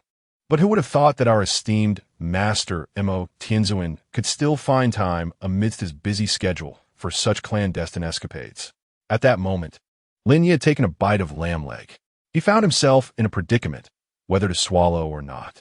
Upon glancing at Bai Shuya's, an inexplicable surge of frustration welled up within him. With a decisive thud, he set down his bowl. Bai Shuya's, noticing the fierce look on his face, felt a tremor of unease. What are you planning to do? Lin Ye swiftly swallowed his mouthful of lamb and replied succinctly, to do. Bai Shuya's was momentarily taken aback, unsure if his response was directed at her. Before she could gather her thoughts, Lin Ye had pulled her into the adjacent room. I'm quite upset right now. Bai Shuya's, irate, rolled her eyes and retorted, "What does that have to do with me? Who told you to leave the door open? Hurry up. We need to prepare for the dungeon," Lin Ye urged, with an exasperated glance. Bai Shuya's was about to respond when she found herself pushed down. Ugh! Bai Shuya's pupils dilated in disbelief. Lin Ye took a moment to catch his breath. "You made this mess. You should handle it. That is only fair, don't you think? We must hurry, bastard. This guy is utterly hopeless." Bai Shuya's gritted her teeth in frustration, yet ultimately, she could not resist. Half an hour later, Lin Ye emerged from the shower. "Dinner is still warm. Bai Zone, would you like to eat a bit?" Bai Shuya's licked her lips, ensuring not a drop had escaped. Then cast him a fierce glare. "Not hungry. I'm full." "Really?" Lin Ye raised an eyebrow, a mischievous grin spreading across his face. "Are you truly full?" "You." Bai Shuya's pushed Lin Ye away with one hand, huffing, "Let us log in and get to work." In the eternal swamp at the center, the massive crocodile crashed down with a thud. Lin Ye sent a message to Bai Zone. "Is everything ready over there?" Upon receiving an affirmative response, he then utilized the key to unlock the dungeon. "Ding! You are about to enter the dungeon, the Land of Oblivion. Please select difficulty level. Nightmare." As Lin Ye experienced a shift in time and space, he found himself once again in the Land of Oblivion. Unlike before, this time, he had encountered numerous spatial skills and utilized time skills. However, he was perplexed by the entry method for this dungeon. Logically, this key possessed teleportation capabilities, and its core material was not particularly advanced. Time-space crystals could certainly serve as a substitute.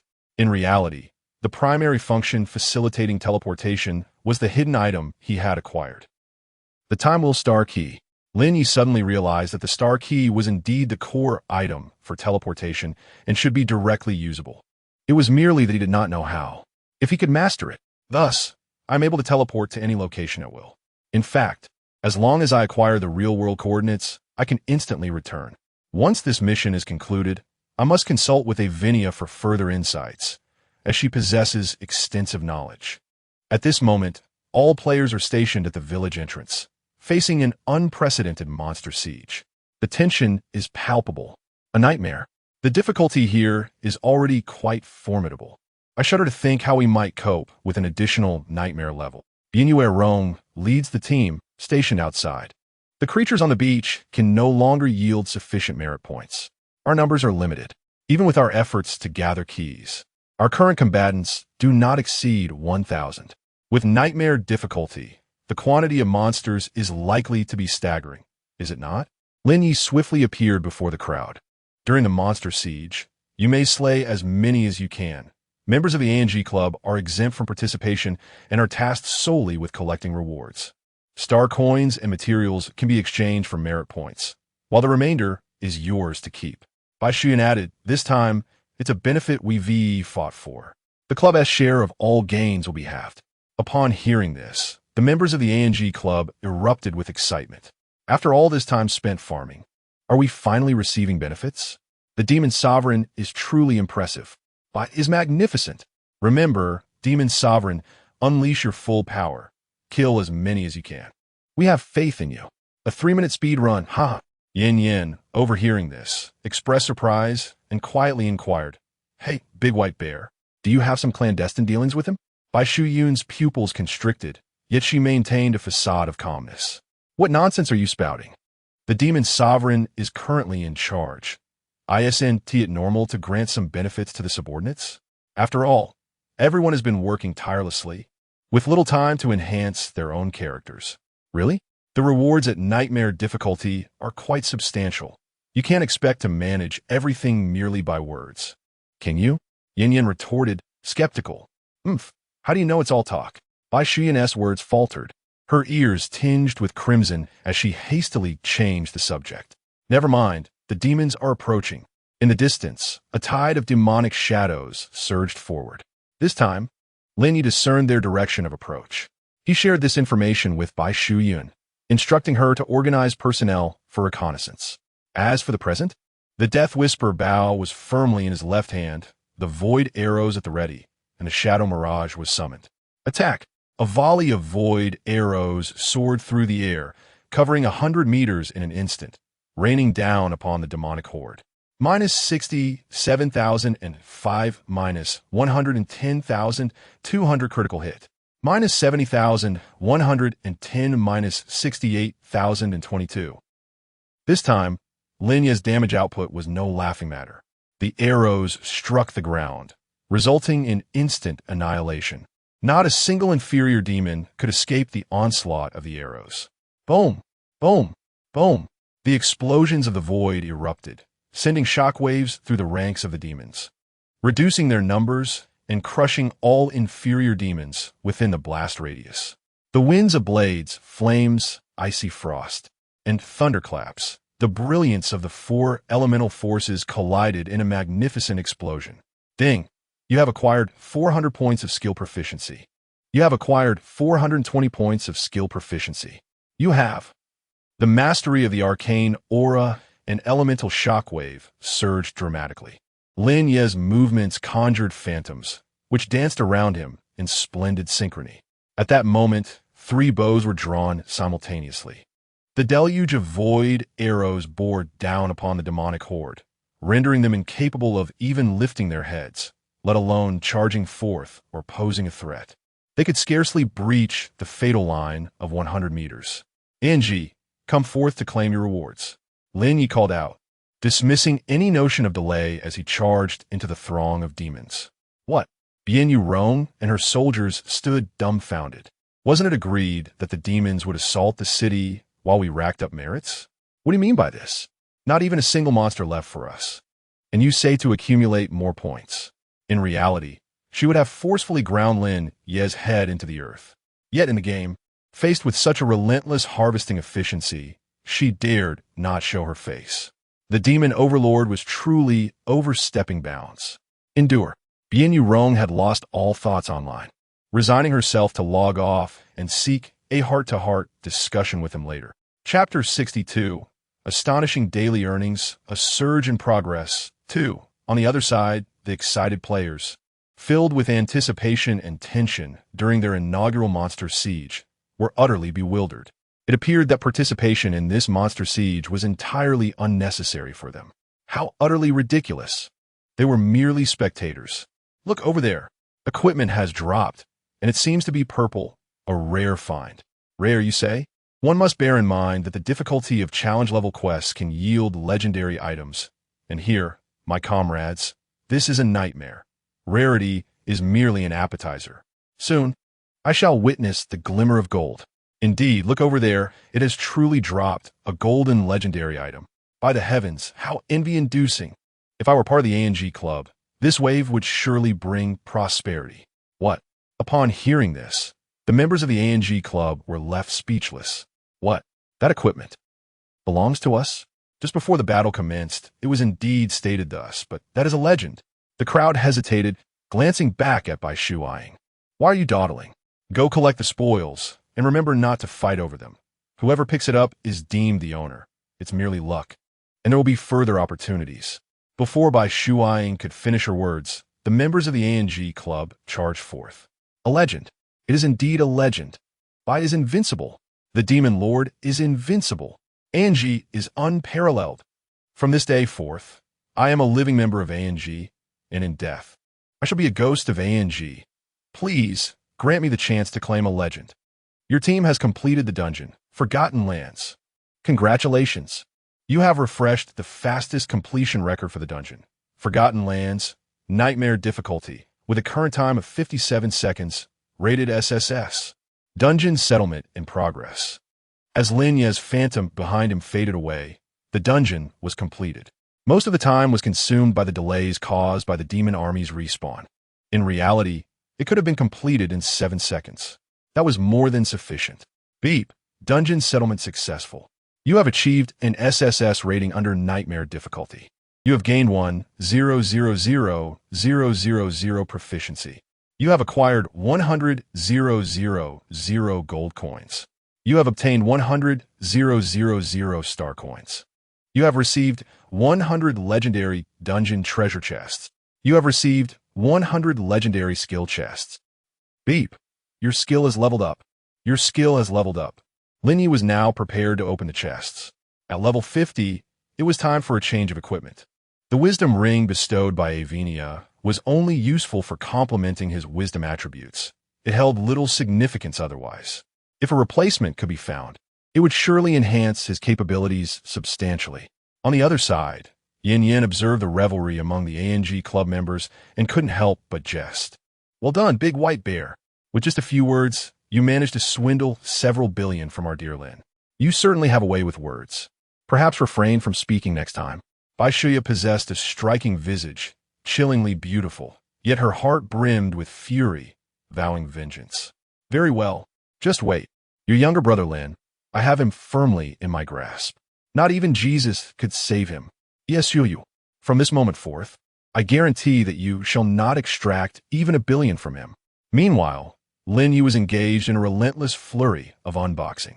His fingers grew numb as an array of equipment from various professions dazzled his eyes. What level are you at? Bai Shuya and Yin exchanged glances, responding in unison, level 50. All right, feel free to utilize any equipment here that suits you. For those that do not, toss them into the merit pool of the Starry Tower. Lin Ye discarded his surplus legendary items, allowing them to examine and experiment as they wished. He then donned all the equipment he could use. Azure Dragon Scale Helm, Quality, Legendary Durability, 3000 Requirement. Level 50 Strength, 160 Constitution, 160 Health Cap, 30 Critical Damage Reduction, 30. This appeared to be part of the set. I shall search for the rest in due course. Lin Ye's pursuit of damage was not as pressing at the moment.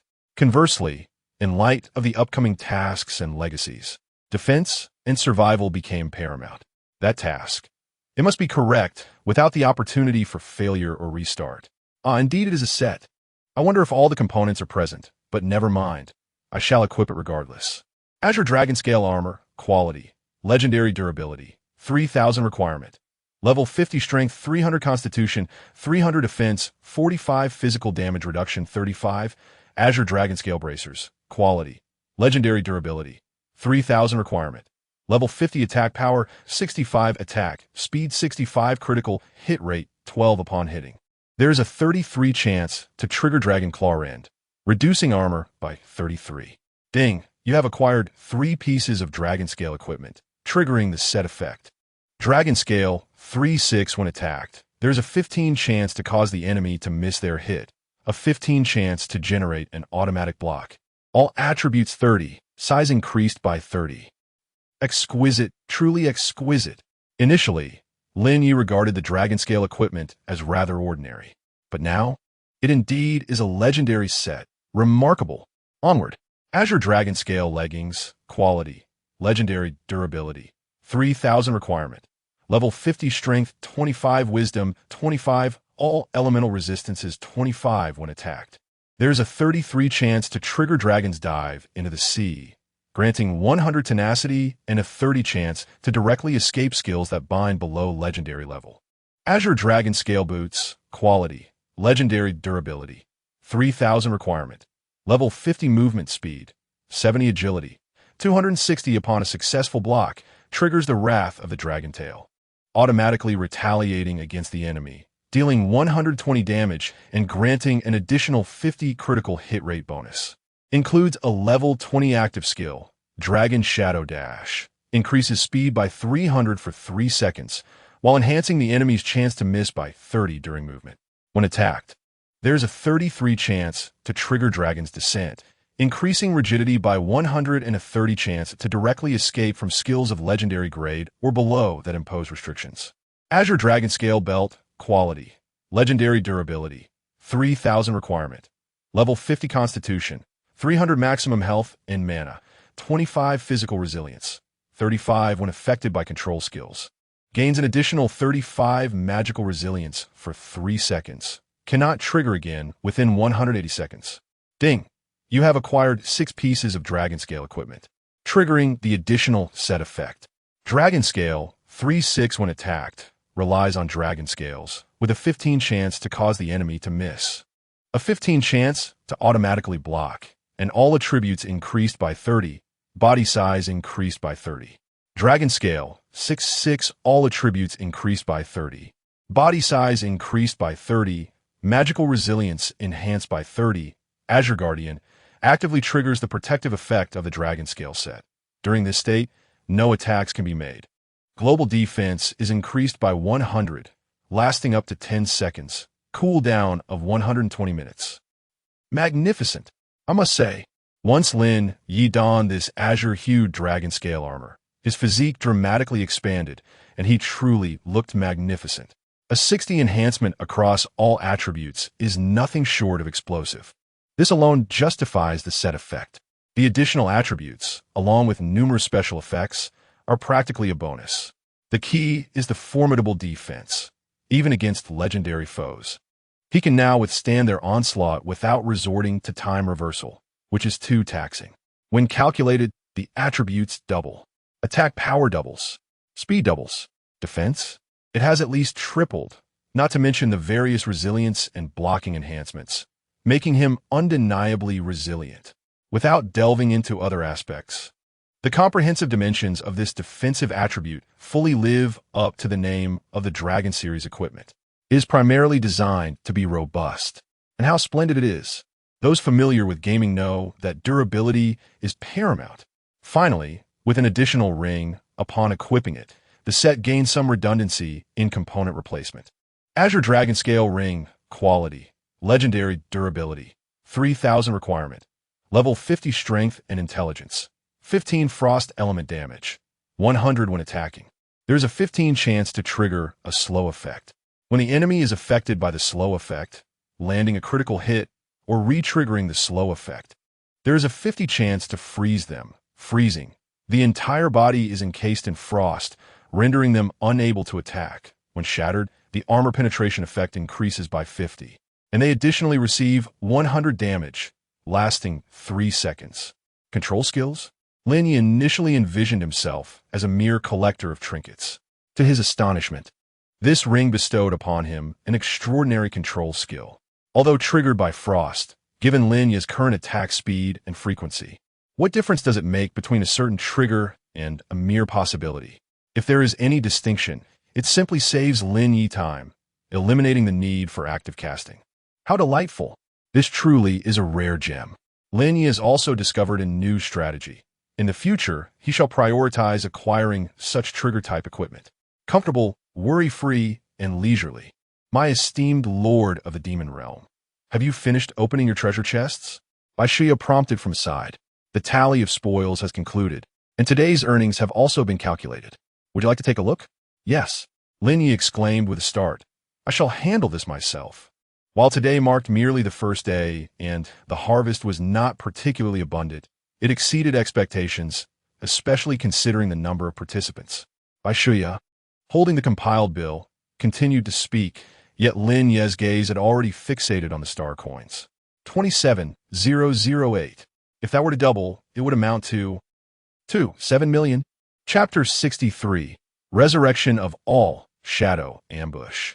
2 million star coins, a sudden fortune. The key is, this is merely the earnings from the Star Tower in a single day. If we consider the real-time factor, it will double once again. 5 million. Just 2 days. In merely 2 days, the 10 million star coins needed for the upgrade will be sufficient. Astonishing. They truly can grind. Lin Ye himself can progress swiftly, yet his grinding time is limited. Now, with many players, all beach areas are being farmed simultaneously. Even if it is slightly slower, the persistence ensures continuous activity. Are the resources still sufficient? Opening the merit exchange list reveals that the equipment has hardly been touched, with many legendary items still lying within, waiting for redemption. Incredible. For the sake of the talent scrolls, they're selflessly contributing without seeking anything in return. A significant profit. It is indeed about earning through the lottery. The more one draws, the more one gains. One must not fear the high value of the prizes. One must be willing to risk in order to attract more participants. Lin Ye opens the merit leaderboard. Bianyu Rong ranks first, as expected. Nanlin Bloodblade follows closely in second, with only a slight gap. However, the merit points for those behind have widened considerably. This should be due to the concentration of star coins. Some are out there purchasing. Lin Ye does not mind. As long as the star coins and materials ultimately flow towards the Star Tower, all is well. Resurrection. Now that funds are available, Purchasing items does not require price checking. Click. All clicked. Resurrection of Savina successful, consuming 128,000 star coins. Resurrection of Hein Casey is successful, consuming 420,000 star coins. Resurrection of Skola successful, consuming 480,000 star coins. Resurrection of Elistia successful, consuming 1,000,000 star coins. In the materials warehouse at the back of the village. It has now been simply renovated by shuaing into an office space. The tailor, Savina, has met Lord Sturbs. The mechanic, Hein Cassius. The beast tamer, Skola. Last to arrive is a girl over 2 meters tall, her legs strikingly long, clad in dark-scaled light armor. With a long ponytail cascading down her back, holding a handgun exceeding 2 meters in length, appearing entirely at ease. The shadow hunter, Elistia. Lin Ye nods to himself. The exact strength of the shadow hunter is uncertain, but her legs certainly possess lethal potential, estimated to be around 1 meter 56. Fortunately, my physique is no longer that of a mere mortal. Otherwise, this perspective would be quite awkward. Elistia? Present. Lin Ye inquires. You should be aware of Lulu's strength, right? In a one-on-one confrontation, can you handle it? Without hesitation, Elistia responds calmly. If it comes down to a desperate fight, I am 80% confident I can defeat it. So formidable? Lin Ye is somewhat taken aback, having previously assumed she would not be capable of dealing with Lulu. Alicia elucidated. Initially, I had no desire to eliminate Lulu, as we all rely on it to withstand the Tempest. Being an assassin class, my output is highly concentrated, and if we do not eliminate it, the difficulty will be significantly greater. Indeed, defeating a foe is more arduous than merely killing it. Lin Ye, pressed for time, could not delve deeper into the matter and resolved to explore it further at a later date. Given your capabilities, I entrust you with the task of safeguarding the village. I must take Lulu with me. By the way, is the mechanic also present? Can the guards at the entrance be repaired? Cassius stepped forward, stating, the shape-shifting guards are utterly damaged, primarily due to the core energy device's destruction, and we currently lack the necessary stock. If you could gather some materials, I can reconstruct them and even enhance their quality. Lin Ye summoned Bai Shuya, saying, you can consult her for what you need. Bai Shuya has also been waiting for quite some time. You constructed all the buildings here, did you not? We now require expansion, needing to add numerous houses, as the materials I brought from outside cannot withstand even a single storm here. Cassius, the eldest among them, despite having undergone treatment, appeared considerably older than two Shios, still retaining the visage of an elder. He chuckled softly. This is a realm of temporal and spatial turbulence. Materials from the outside cannot be utilized. We must gather star rock from the beach, which has been tempered by time and space and remains unscathed, to withstand the winds. Ah, I see, Bai Shuya nodded gently. Cassius continued. Moreover, the village has limited redundancy for expansion. If we truly wish to develop, we must enhance the star tower's quality to broaden its protective range. Many core structures cannot be repaired solely by me. The support of the star tower is essential. The materials for upgrading the star tower can be gathered swiftly. Lin Ye harbored another inquiry. But where is the core of time and space produced? Cassius pondered for a moment, then replied, upon our arrival, Captain Velox, wounded, fought valiantly to slay a Star Eater beast. It was through the temporal core that we constructed the Star Tower. However, despite our prayers to the Star Tower, we received no response from the Empire. Subsequently, Captain Velox entered a death-like slumber, and we could no longer sustain ourselves. If you wish to obtain the core of time and space, it seems your only option is to seek out and slay the Star Eater beast. Upon hearing this, Alicia immediately spoke up. I can set traps to capture it. Otherwise, merely searching the sea of stars might take years before we even catch a glimpse of it. The Star Eater beast resides in the Sea of Stars? Ah, that will indeed complicate matters. Lin Ye nodded. Let us prepare the materials for the traps. We shall discuss everything upon my return. As for the resources, star coins, over several 100,000 stored within the Star Tower, time crystals, 23,000, void crystals, 18,000. All material gains are accounted for here. Without a hundredfold enhancement, relying on a few hundred per day for upgrades would mean an indefinite wait. Currently, even if all these materials were combined to synthesize time crystals, it would barely amount to 200. Yet, the 10,000 crystals of time are sufficient for upgrading gloves. Lin Ye retained 10,004 by Shuya, carrying the remainder with him. The star coins have already been exhausted. He would simply have to accumulate them anew. In fact, if one were to consider the yield of star coins, it would take merely 2 days in the real world to facilitate an upgrade. However, the accumulation of materials is evidently a more gradual process. Theoretically, there should be a slight surplus of materials. Lin Ye had personally farmed them and was aware of the ratio. 100,000 star coins equate to approximately 100 crystals of time. If calculated this way, it seems roughly accurate. Perhaps the materials are being hoarded by players. After some contemplation, Lin Ye remained uneasy and cautioned by Shuya.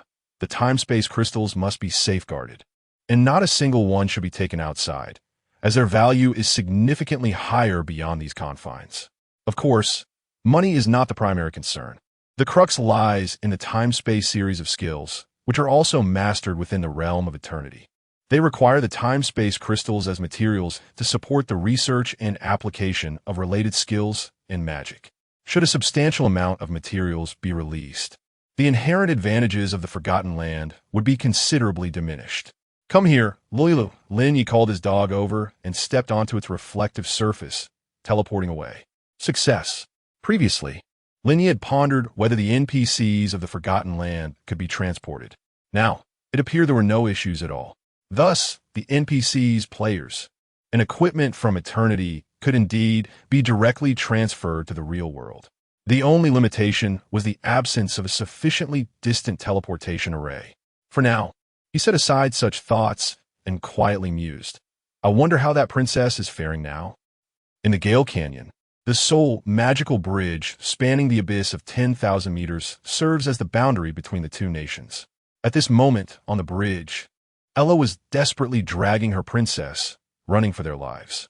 Wah. I've already mentioned that your prophecies are not always accurate. Why must we take such risks? Behind them, the shadow of the elite guards was nowhere to be seen. Only the silhouettes of countless shadows battling the kingdom as protectors. With a thud, as the last of the royal guards fell, the figures of dozens of shadow members materialized upon the canyon bridge. Hee, my dear Princess Isolde, you cannot escape now. Why not sit down and have a proper chat?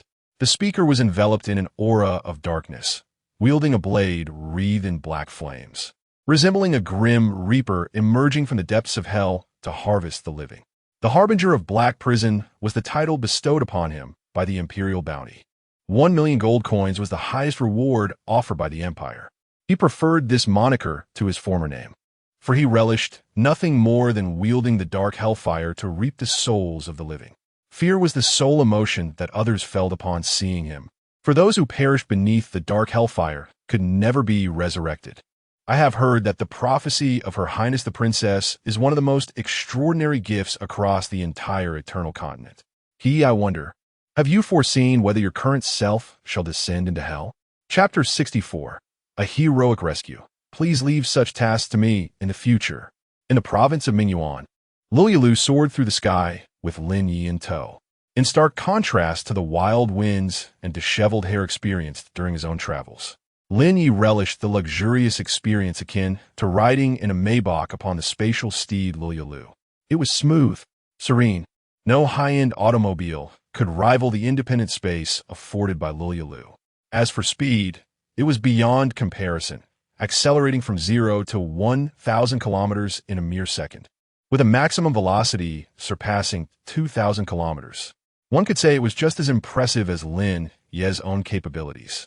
If one were to point out a flaw, it would be the absence of the rear seat comfort that a Maybach provides. Linye seemed to have overheard. What kind of seat would you prefer? Linye can make improvements. Why didn't you mention this earlier? Lin Ye had assumed that without establishing a bond, Linye was limited in its capacity to transport passengers. Quickly, arrange for a luxurious massage chair for me.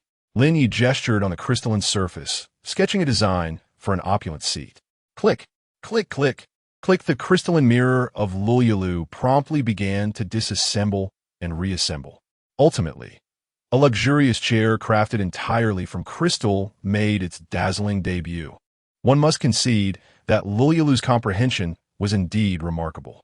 The chair was undeniably lavish, being constructed from pure crystal, a material of the highest quality.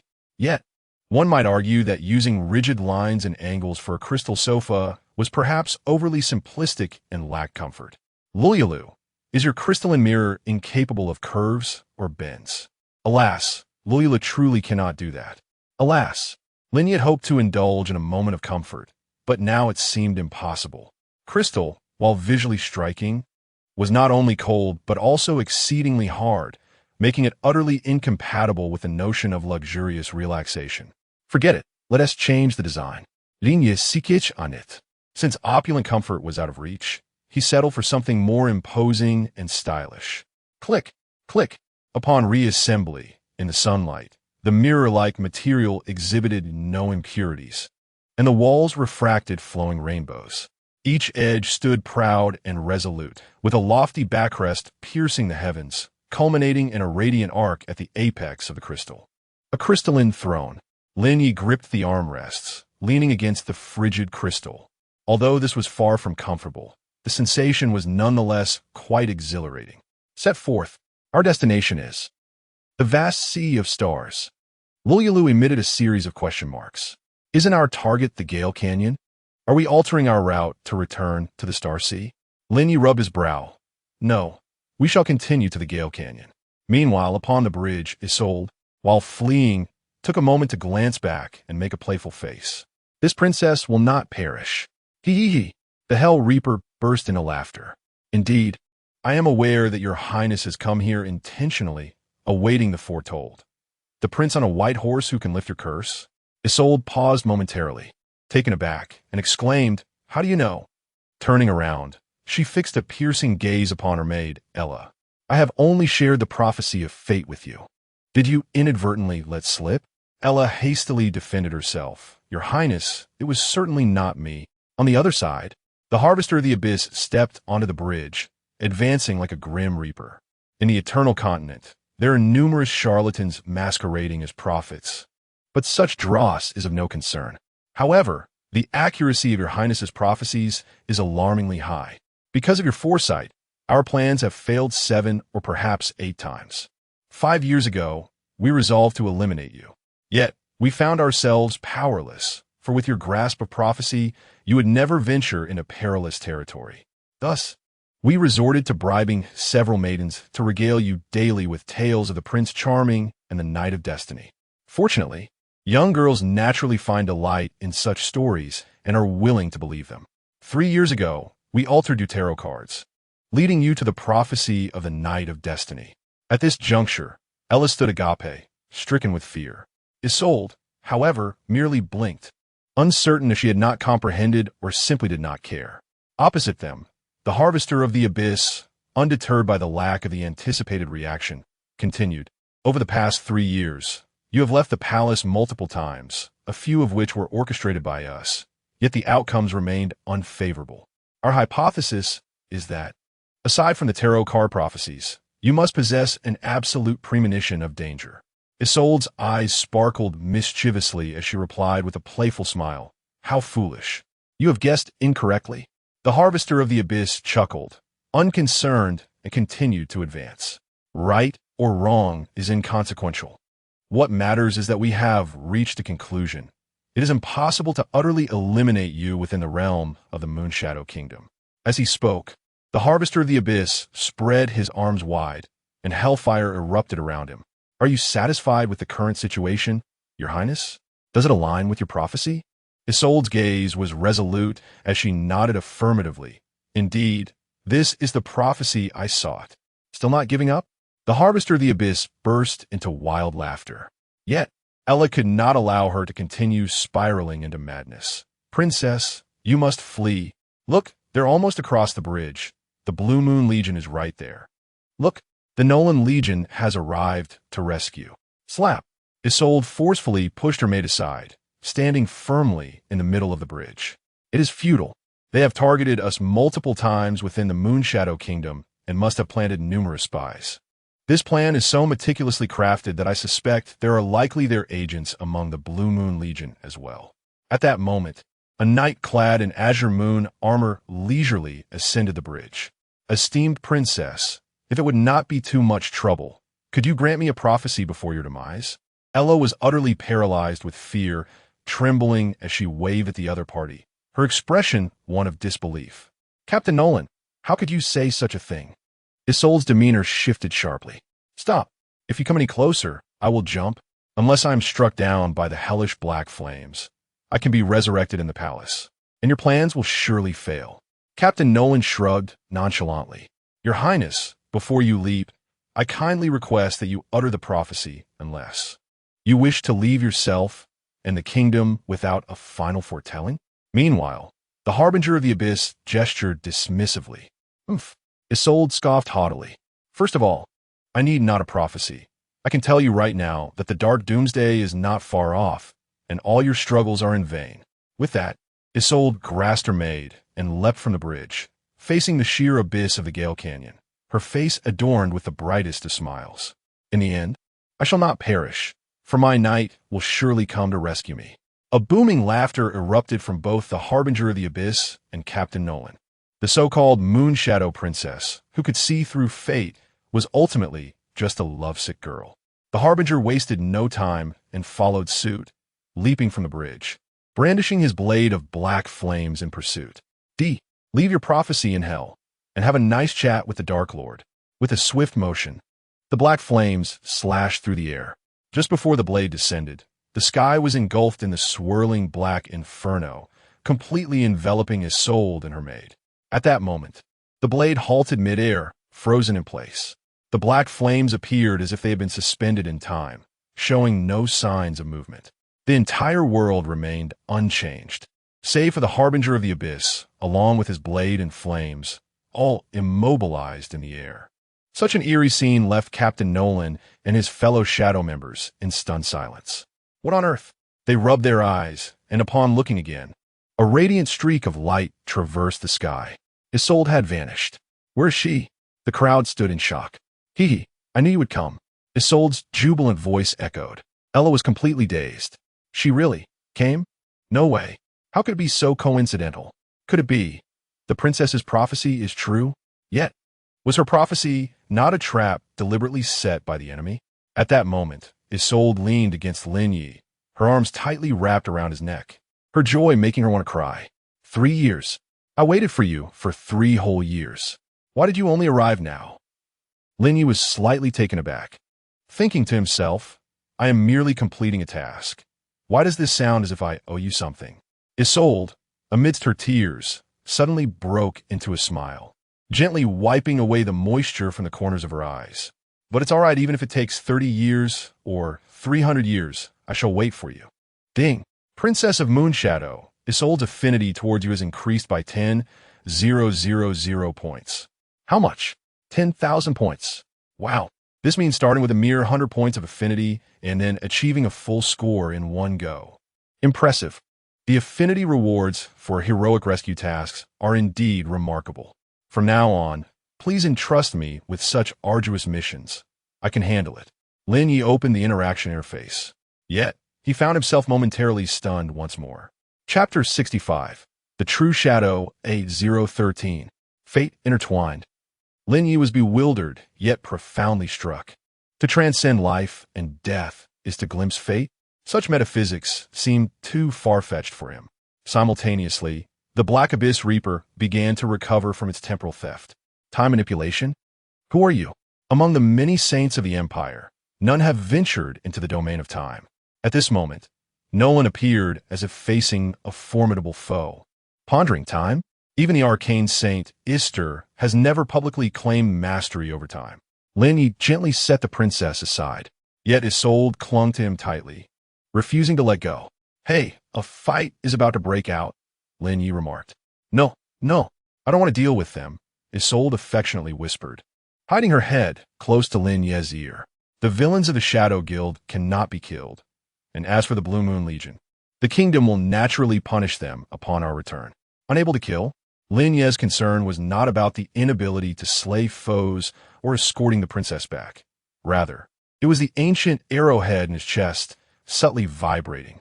The inheritance task was right here. Lin Ye's expression darkened. Anyone who dares to harm the princess must perish. Wow. Isolde's eyes sparkled like stars, and tears of gratitude cascaded down her cheeks. Ding! Princess of Moonshadow, Isolde's affinity towards you has increased by 10,000 points. Huh. This princess is rather easy to touch. Isn't? A mere gesture grants 100 points. Furthermore, she had already surpassed 10,000 points. Could it increase further? Why? Lin Ye was momentarily stunned. Upon reopening the interaction interface, he saw the affinity at 20,000, yet their relationship remained unchanged, still intertwined by fate. This time, when Lin Ye set her down, she obeyed much more readily, no longer clinging to him. Drawing forth the whispering bow, he unleashed the elemental burst arrow. Boom! The four fundamental elements of wind, fire, ice, and thunder coalesced and trembled as they surged towards the Black Abyss Reaper. Flame spiral. The Black Abyss Reaper twirled the blade in his hand, conjuring a vortex of hellfire that spun rapidly before him.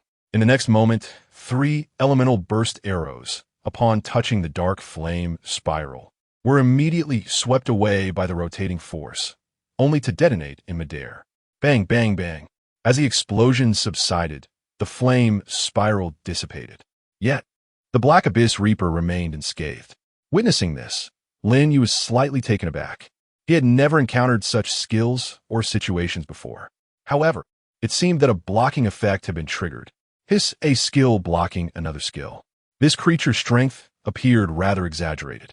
The Black Abyss Reaper, Carl, had once been the favored pupil of the Empire's Blade Saint, Sevi, but after reaching the 3rd transformation, he found himself unable to advance. In his desperation for success, he succumbed to the whispers of hellish demons, ultimately falling into complete corruption.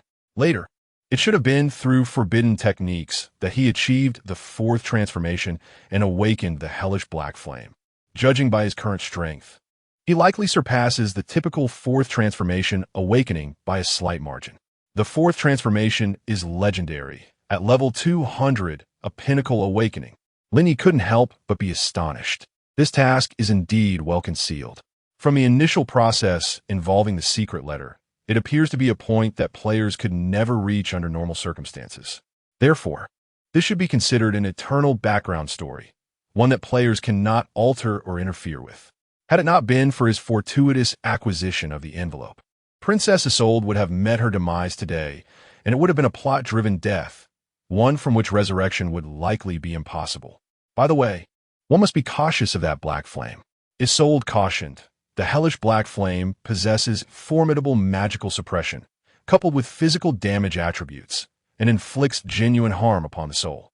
Hence, those slain by the black flame cannot be resurrected. Huh? Lin Ye was momentarily taken aback.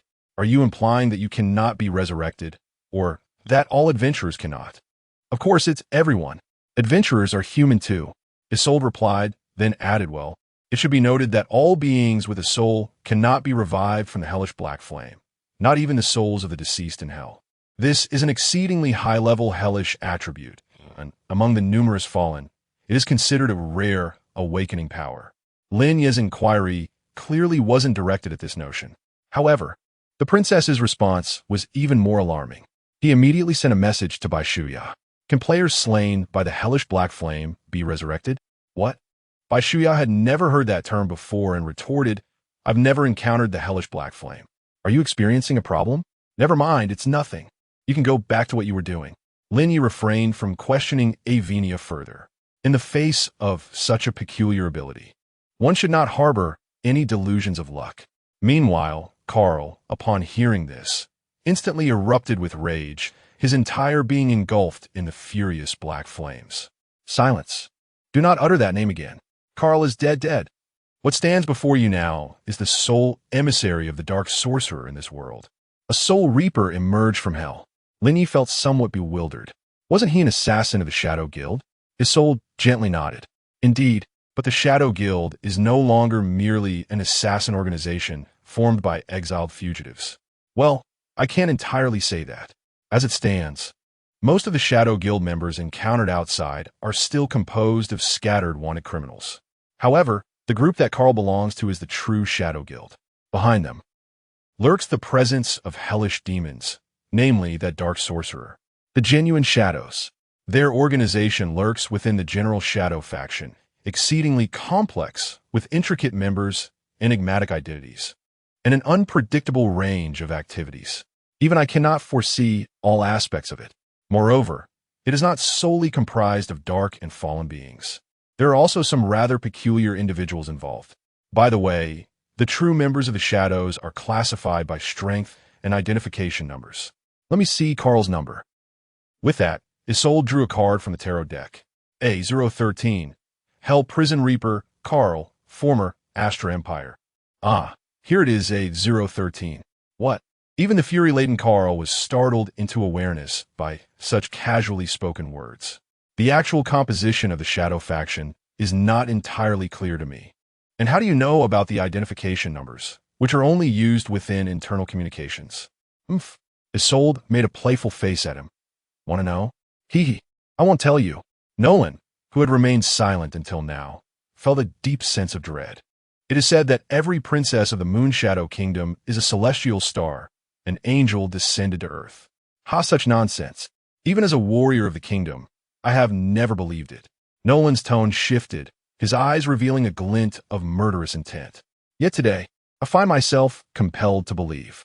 I no longer care to know whether your talent can foresee the future. All I know is, if you do not survive today, we shall all likely perish. Lin Ye finally began to discern some underlying truths.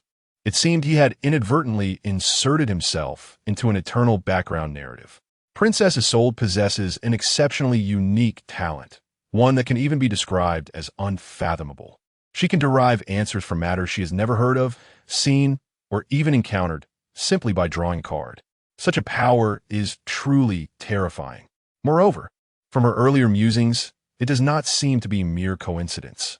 Could she have genuinely predicted that she would undertake this task and that he would be here to save her? Could it be so precise? Lin Ye, though skeptical of mysticism, found this matter indeed rather strange. Nevertheless, it is now certain that Princess Isolde is the focal point of this mission, a crucial element involving multiple factions from two great nations. If accomplished, he would undoubtedly receive a world-class reward. Yet, the difficulty appears to be exceedingly daunting. Carl, inheritor of the Blade Saint's legacy, fully awakened yet wholly fallen, wielding hellfire capable of annihilating souls, still only ranks as a 013. Meanwhile, Nolan had already drawn his sword from his waist, cleaving through the air to unleash a magical crescent with a diameter of several dozen meters, hurtling directly toward Lin Ye. My Princess. Chapter 66. Minor-level combat power. World-class boss. The Blue Moon Legion, renowned for its magical swordsmen, is led by Nolan, a legendary figure whose prowess in both the Crescent Moon swordsmanship and Blue Moon magic is quite impressive. However, one cannot help but wonder if he has succumbed to darkness and delved into forbidden arts. Isolde remains utterly unconcerned, merely standing beside Lin Ye and introducing the enemy. As the crescent moon strikes, it astonishingly cleaves through a reflective surface. Crack! The mirror shatters instantly, sending the crescent moon attack ricocheting away. Alert! Component damage, current integrity 93-2. You can still issue alerts? Lin Ye chuckled, giving Lulu a gentle pat. All right, that's enough. You need not partake in the ensuing battle. Just focus on dodging and drawing aggro. Received. As a level 90 spatial mount, Lulu is not specifically designed for combat. It can handle low-level players with ease, yet now, facing magical swordsmen above level 150 and while carrying a passenger, it finds itself rather hindered, unable to unleash many of its skills. Meanwhile, Lin Ye once more knocks his whispering bow, summoning a phantom. Come now, let me witness the true essence of a legendary class. Boom!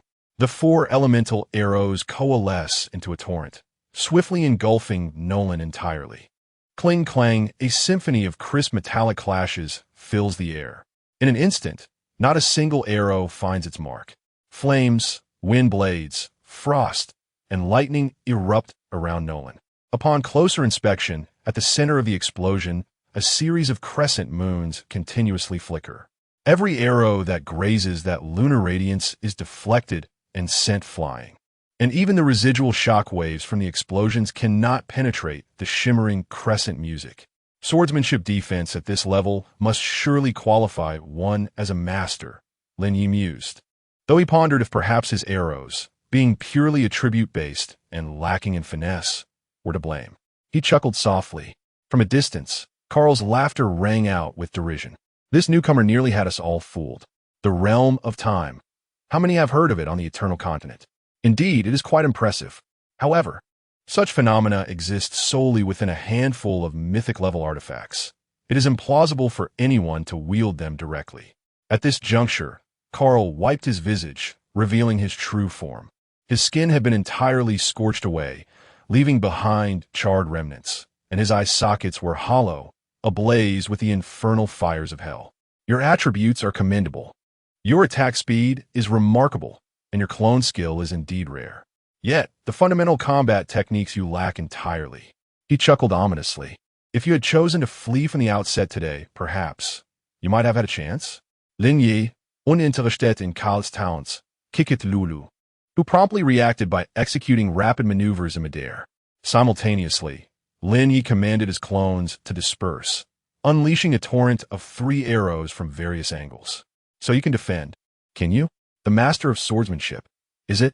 Come, let us see you attempt to block once more. Nolan's swordplay is formidable.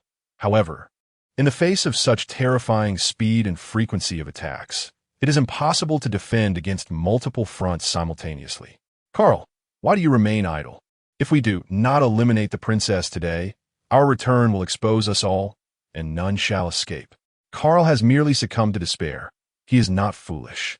There is no rush. He has yet to utilize his temporal skill. Theoretically, even with mythical equipment, abilities akin to time manipulation must have their limitations. Lin Ye inwardly marveled. Today, he has truly encountered a master. The likes of Chi Tian are mere pretenders. Reaching level 100 is likely a mere grind, devoid of any genuine understanding of the game, and their practical skills are woefully inadequate. Yet now, whether it be the legendary leader of the Blue Moon Legion or the fallen Carl, both exhibit combat prowess that far surpasses that of ordinary players. Speaking of which, if these two were to serve as NPCs, Nolan, as the captain of the Royal Guards, is undoubtedly a hidden class mentor. What does it mean to possess the strength of a mentor?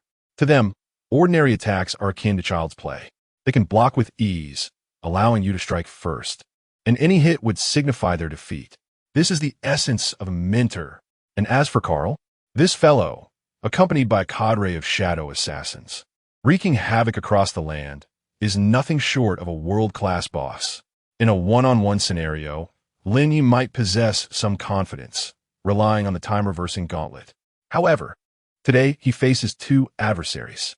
Defeating Nolan would be futile. Once the gauntlet's durability is exhausted, he would be left in dire straits. As for upgrading the gauntlet, that is truly his last resort, to be reserved for the most critical moment. The task at hand feels amiss, profoundly so. It directly intertwines with the eternal background narrative, confronting realms that players may not yet have encountered. The infernal black flame, Shuya Bai, as a club owner, has never even heard of it. This only serves to illustrate that Carl, at this stage, likely exists solely as an eternal backdrop. Should one peruse the Imperial Wanted list, they might uncover his name. Yet, his true strength remains an enigma. The infernal black flame may also exist solely within the narrative, not yet accessible to the player community. No wonder the mission provided no hints. Lin Ye had already cradled the princess in his arms, yet the rescue mission still did not register as complete. This implies that in its current state, it is far from fulfilled. It is imperative to escort the princess safely back to the palace to escape the relentless pursuit of the true shadows. Perhaps a change of location is in order. In this aerial battlefield, while Lin Ye possesses certain advantages, the vast openness prevents the formation of a one-on-one confrontation. Reaching into his pouch, he retrieves an ancient arrowhead. Now, he can only hope that this ruin possesses sufficient complexity, allowing him to devise a strategy to separate these two formidable foes. Isolde glanced at the arrow, then turned her gaze to Lin Ye. "Brother Knight, are you planning to venture to the ruins now?" "Well, the atmosphere there does seem more favorable." Lin Ye was momentarily taken aback. "You know where the ruins are?" However, Isolde leaned closer, her fair face alight with mischief as she playfully demanded, "This princess desires a kiss." Lin Ye nearly lost his composure, unable to suppress a laugh as he replied, "Aren't you the least bit afraid?" "Why should I be afraid?" Isolde wrapped her arms around Lin Ye from behind, her voice unwavering. "With my brother Knight by my side, I fear nothing. Even if I were to perish right now, it would not matter, for we shall meet again in the next cycle." Lin Ye was a loss for words. He pondered whether she truly understood fate or if it was merely a matter of her confidence in their bond. Nevertheless, simplicity was often preferable. He turned and kissed the princess on the cheek. "All right, speak your mind." Isolde's face brightened with satisfaction as she eagerly proclaimed, "The ruins of the ancient archer lie within the depths of the canyon, but we cannot descend directly, for there exists a spatial rift there. As a trial left by the ancient archer, the heir must utilize the arrow sealed with the key to strike the spatial rift in order to unlock the entrance." Isolde hesitated slightly, a frown creasing her brow as she fell into contemplation, muttering to herself, "The issue is Brother Knight lacks spatial abilities." Chapter 67. The Ancient Relics, an Unattainable Trial. However, it matters not. Isolde promptly followed up with, "We can attempt a close-range shot, and then, aided by this ethereal void beast, we shall synchronize our assault with little Lulu to tear through the fabric of space, thus granting us access to the relics." Such complexity. Lin Ye had anticipated that merely bringing an arrowhead would suffice for entry. If she were to adhere to this convoluted process alone, one could only imagine the countless obstacles she would encounter before discovering the means of ingress. "How do you know everything?" Linye marvelet. "Today, encountering the knightly brother has made me quite elated," Isolde responded with a sweet smile. "As for prophecy, it is contingent upon one state. When I am happy, it becomes quite simple and remarkably accurate." "Prophecy? You dare to label such all-knowing prowess as prophecy? Remarkable indeed." Yet, Lin Ye had no time for further inquiries. She immediately commanded her doppelganger to attack, buying herself precious moments, while instructing Lulu to charge downward. Meanwhile, Carl had also noted Lin Ye's movements. "Now you wish to flee? Is it not a tad too late?" Though he spoke with bravado, wary of that time-stopping ability, he dared not pursue too deeply. Instead, he unleashed dozens of hellish black flames with his blade towards Lin Ye, simultaneously obstructing her escape route. Upon witnessing this, Lulu darted several times and expertly broke through the black flames blockade. Lin Ye seized the moment to inquire, "Where is the entrance, and how far is it?" Isolde displayed no signs of anxiety or concern. Rather, she embraced Lin Ye with palpable excitement. "I have no idea. Let's follow our instincts." The abyss was unfathomably deep. Yet at Lulu's speed, it was but a fleeting moment. Suddenly, Lin Ye recalled that she possessed a spatial locator. A glance would suffice to reveal their path. Indeed, upon producing the locator, she swiftly identified the shimmering spatial rupture. With the arrowhead firmly grasped, she drew back the bowstring. In an instant, a dark golden radiance burst forth from the arrowhead, coalescing into an ancient, elegantly crafted golden-feathered arrow. With a resounding thrum, the arrow was loosed, aimed directly at the spatial rupture. Simultaneously, Lulu expanded a mirror of space, enveloping all within, transforming into a diamond-like crystal. With a swift glide, they successfully traversed the barrier. "Ding! You have discovered the relics of the ancient archers. Trial completed. You may inherit the legacy of the ancient archers." In truth, it didn't seem overly difficult. With her spatial locator in hand, Lin Ye realized that by simply identifying the spatial rupture, she could quickly devise a solution. However, the princess beside her was extraordinarily formidable. Her utterance of the precise answer felt rather exaggerated. No, it wasn't merely exaggerated. Her ability was undeniably astonishing.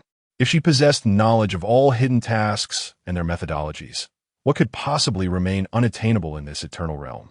Strangely, Lin Ye felt a sense of déjà vu, reminiscent of Wang Yuyan, an overpowered entity, undoubtedly a human-like cheat. However, Lin Ye is certainly not Morong Fu. If there is a blessing, it must be utilized to its fullest extent. Your Highness, the trial did not specify its content. Which path should we take now? Presently, the crystal throne hovers within an ancient hall, devoid of an exit at the rear, yet 3 entrances lie ahead.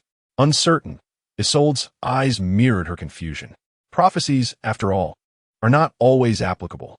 Ella chimed in beside her. Indeed, your Highness bears a heavy curse. One must not misuse prophecies.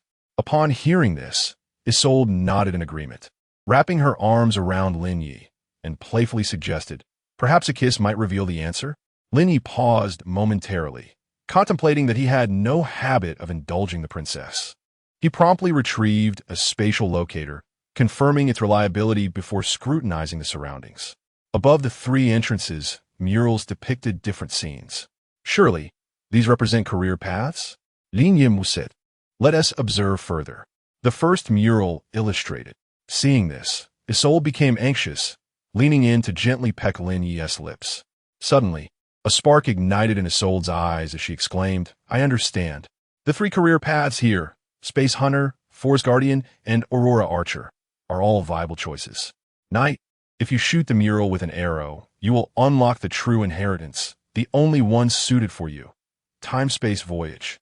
Lin Ye realized that this princess indeed possessed a remarkable blessing, one that was extraordinary.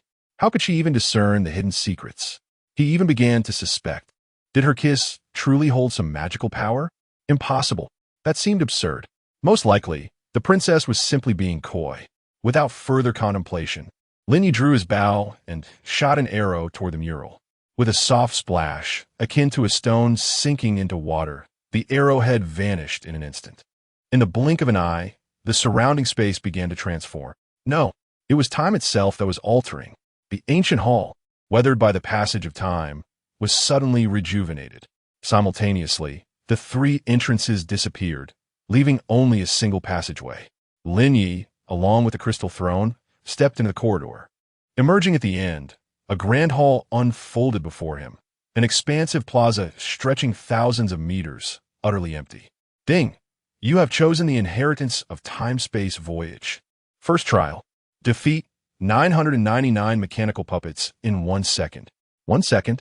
Upon reading this requirement, Lin Ye felt that this trial of inheritance was utterly insane. 1 second for 999 strikes? If I possessed such capability, why would I seek inheritance? I could simply be invincible. No, Lin Ye suddenly realized. Merely having attributes would not suffice for invincibility. The transmission of exceptional skills and the possession of sufficiently powerful offensive techniques capable of breaching an opponent's defenses are indeed essential. An eternal professional system. Prior to the 3rd transition, one could theoretically prevail solely based on attributes. However, once one ascends to the legendary tier, it appears that both skills and techniques, as well as the profession itself, undergo a qualitative transformation. Upon reviewing the requirements for the first trial, it seems feasible to accomplish. Lin Ye's current attack speed is 252 strikes per second, while his doppelganger can provide approximately 400 strikes. He is still slightly short. Activating the simultaneous state should suffice. Let us give it a try. Lin Ye summoned his phantom form and activated the simultaneous state before commencing the trial. Beep! The once empty hall instantly materialized 999 puppets. Lin Ye was taken aback. In a vast hall spanning 10,000 meters, the distance between the puppets was so great that he thought it was utterly impossible. Simultaneously, in the abyss of the gorge, Nolan glared fiercely at Carl. Were you planning to let that guy use his time skill before launching a sneak attack? He chuckled. That is of little consequence. Carl grinned, and the burnt flesh on his face, scorched by hellish black flames, cracked open, oozing a few drops of blood. Ignoring the pain, Carl's gaze fixated on the spatial rift. The crux of the matter is that this is a new point of professional inheritance. If he fails to complete it, we have the opportunity to seize it. Nolan narrowed his eyes. But what if he succeeds? With a casual gesture, Carl commanded the shadowy group behind him to descend. It would be even better if he does succeed. The Dark Demon Lord is in dire need of a body with exceptional talent. Chapter 68. Your Highness. Could this possibly be the great prophecy technique? Brother Knight, this ancient trial seems exceedingly rigorous. It appears one can only succeed once. Do your best. Princess Isolde encouraged Lin Ye from the side. Yet as Lin Ye gazed at the trial, which was about to commence in but one fleeting second, his mind was devoid of any substantial strategy. In moments of hesitation, he found it impossible to focus on so many targets. In moments of error, it was merely a distortion of my timeline, unrelated to the trial. Failure was inevitable. Suddenly, a spark of inspiration flickered in Isolde's eyes, and she exclaimed, "Lulu, is your time to shine." The virtual battlefield activated, carving out the arena, then drawing her knight brother into her main space, activating the reflective surface to assist him in vanquishing all the puppets. Linye was taken aback. A combat method he had never before contemplated surged into his mind. "Your Highness, you cannot possibly be the great book of prophecy." Linye had no time for confirmation and promptly issued his command. "Lulu, follow my orders." With a crack, the crystal throne disintegrated. Before the three had even touched the ground, Ding trial initiated. Simultaneously, Lulu unfolded the virtual battlefield. In an instant, the vast hall was divided into 9 independent spaces, each housing over 100 puppets. Previously, Lin Ye had occupied the position of a puppet. However, this time, he stood beside Lulu, watching as she activated the reflective surface. Lin Ye conjured his illusory form, accelerating instantaneously, and unleashed a furious assault. Clang, clang, clang. The arrows struck against Lulu's reflective surface, erupting into explosions, which then cascaded into the 9 independent spaces. Bang, bang, bang, bang, bang, bang. Almost instantaneously, all 9 independent spaces were pierced by arrows, erupting into a symphony of explosions. Hundreds of arrows detonated simultaneously, and a myriad of damage numbers soared into the air within a single second. In the wake of the explosions, the 9 independent spaces crumbled. 1 second, in the blink of an eye, as the spatial battlefield was just divided, it all erupted. The human eye scarcely had time to register the events. However, when the space returned to normalcy, there were no remaining puppets standing in the hall. Ding first level cleared. Lin Ye inhaled deeply, followed by an exasperated exhale. This was exhilarating, completely unprepared, thrown into an impossible challenge, and given merely 1 second. Absurd, truly absurd, to the extent that it bordered on the ridiculous. Had it not been for the assistance he received this time, it would have been a guaranteed failure. Without a second thought, Lin Ye pulled Princess Isolde into his embrace, cupping her face and planting a fervent kiss upon her lips. "Well done." Isolde blushed deeply, her eyes sparkling with joy, and she instinctively leaned in, capturing his lips once more. After what felt like an eternity, they finally parted. Gasping for fresh air, Isolde realized that, in terms of attributes and skills, she was far inferior to Lin Ye. Her initiative was akin to a pure gift. Nevertheless, observing the rosy hue radiating from her delicate visage and the enchanting gaze within her eyes, it seemed she was reveling in the moment. Beside her, the maid, Ella, could hardly bear to watch. Today, the princess was utterly lacking in decorum. "What should I do? If the king inquires upon our return, can I truly claim to have seen nothing and known nothing? Surely I could provided that. My dear princess, you must refrain from overstepping your boundaries." Ella resolved that, regardless of the circumstances, she must uphold the princess's dignity. Beep's second trial begins. Dodge 999 puppet attacks within 1 second. This seemed straightforward. Lin Ye had his trusty mount, Lulu, to aid him in evading attacks amidst the divided battlefield effortlessly. This trial prohibits assistance from teammates, pets, or mounts. The trial is about to commence. 3, 2, what? Lin Ye felt an urge to curse. Turning his head, he noticed Isolde still mesmerized, licking her lips. How absurd. Nevertheless, Lin Ye remained composed. Even without Lulu, this trial did not possess overwhelming difficulty.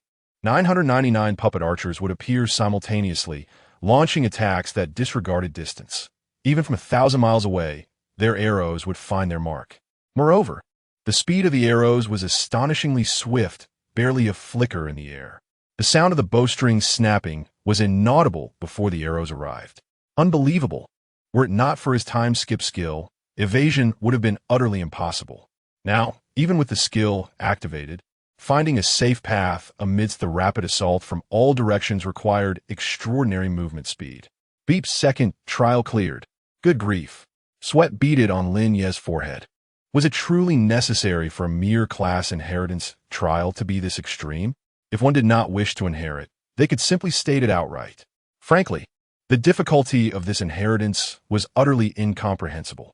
Though the inheritance disregarded the original class transfer counts, given this level of challenge, even a legendary archer with 3 or 4 transfers would scarcely stand a chance, would they?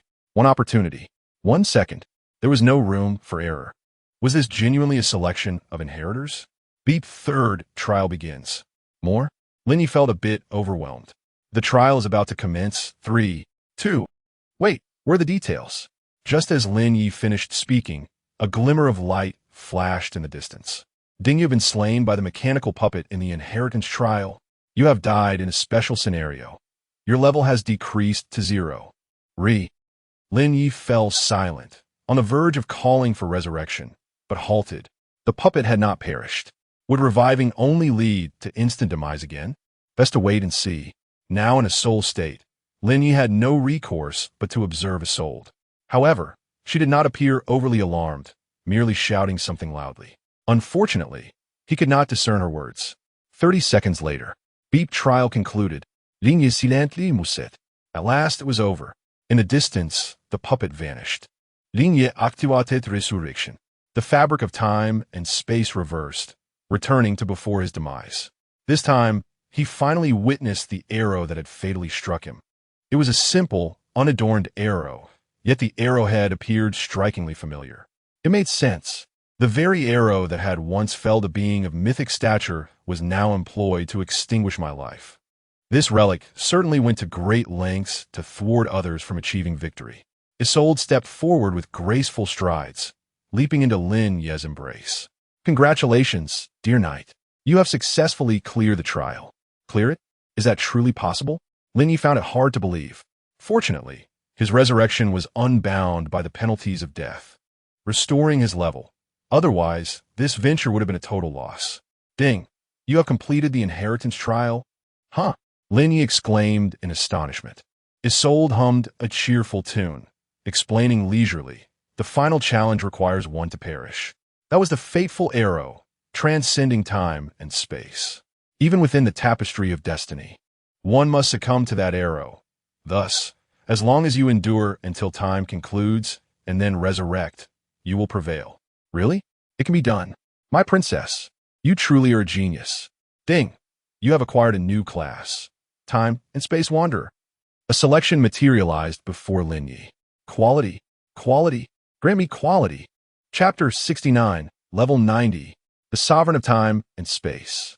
Ding, you have acquired a new profession, Sovereign of Time and Space. It seems this might actually work. Lin Ye felt a slight easing in his heart. Although the difficulty was indeed elevated, the rewards were undeniably substantial. Ding, you have obtained a unique occupational trait. Temporal Echo, your attack and movement speed are reduced by 30. You possess a distorted temporal echo. The echo's distortion time limit is 1 second. Each successful job transition allows the addition of 1 temporal echo and doubles the time limit. This echo is equivalent to your true self, with identical attributes. However, due to the effects of temporal distortion, damage inflicted on the echo does not reflect back to your true self. Occupational traits are somewhat akin to talents, yet they are unique to the profession. Lin Ye regarded it thoughtfully.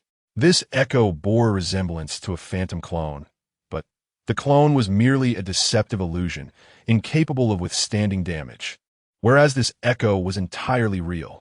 It could even serve as a target, absorbing damage while simultaneously retaliating with equipment traits. Let us give it a try.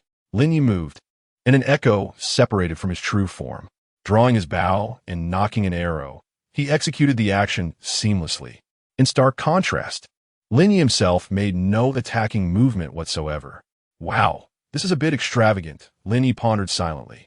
Dubbed a temporal echo, it was essentially equivalent to a true embodiment. The only distinction was that this echo could not exceed its 1-second temporal range. For instance, if Lin Ye could move a maximum distance of 1,000 meters within a second, the echo could not appear beyond that range. As for attacking or blocking, any action performed within that 1 second could be accomplished by the echo. For example, if both Lin Ye and the echo executed different skills simultaneously, it posed no issue.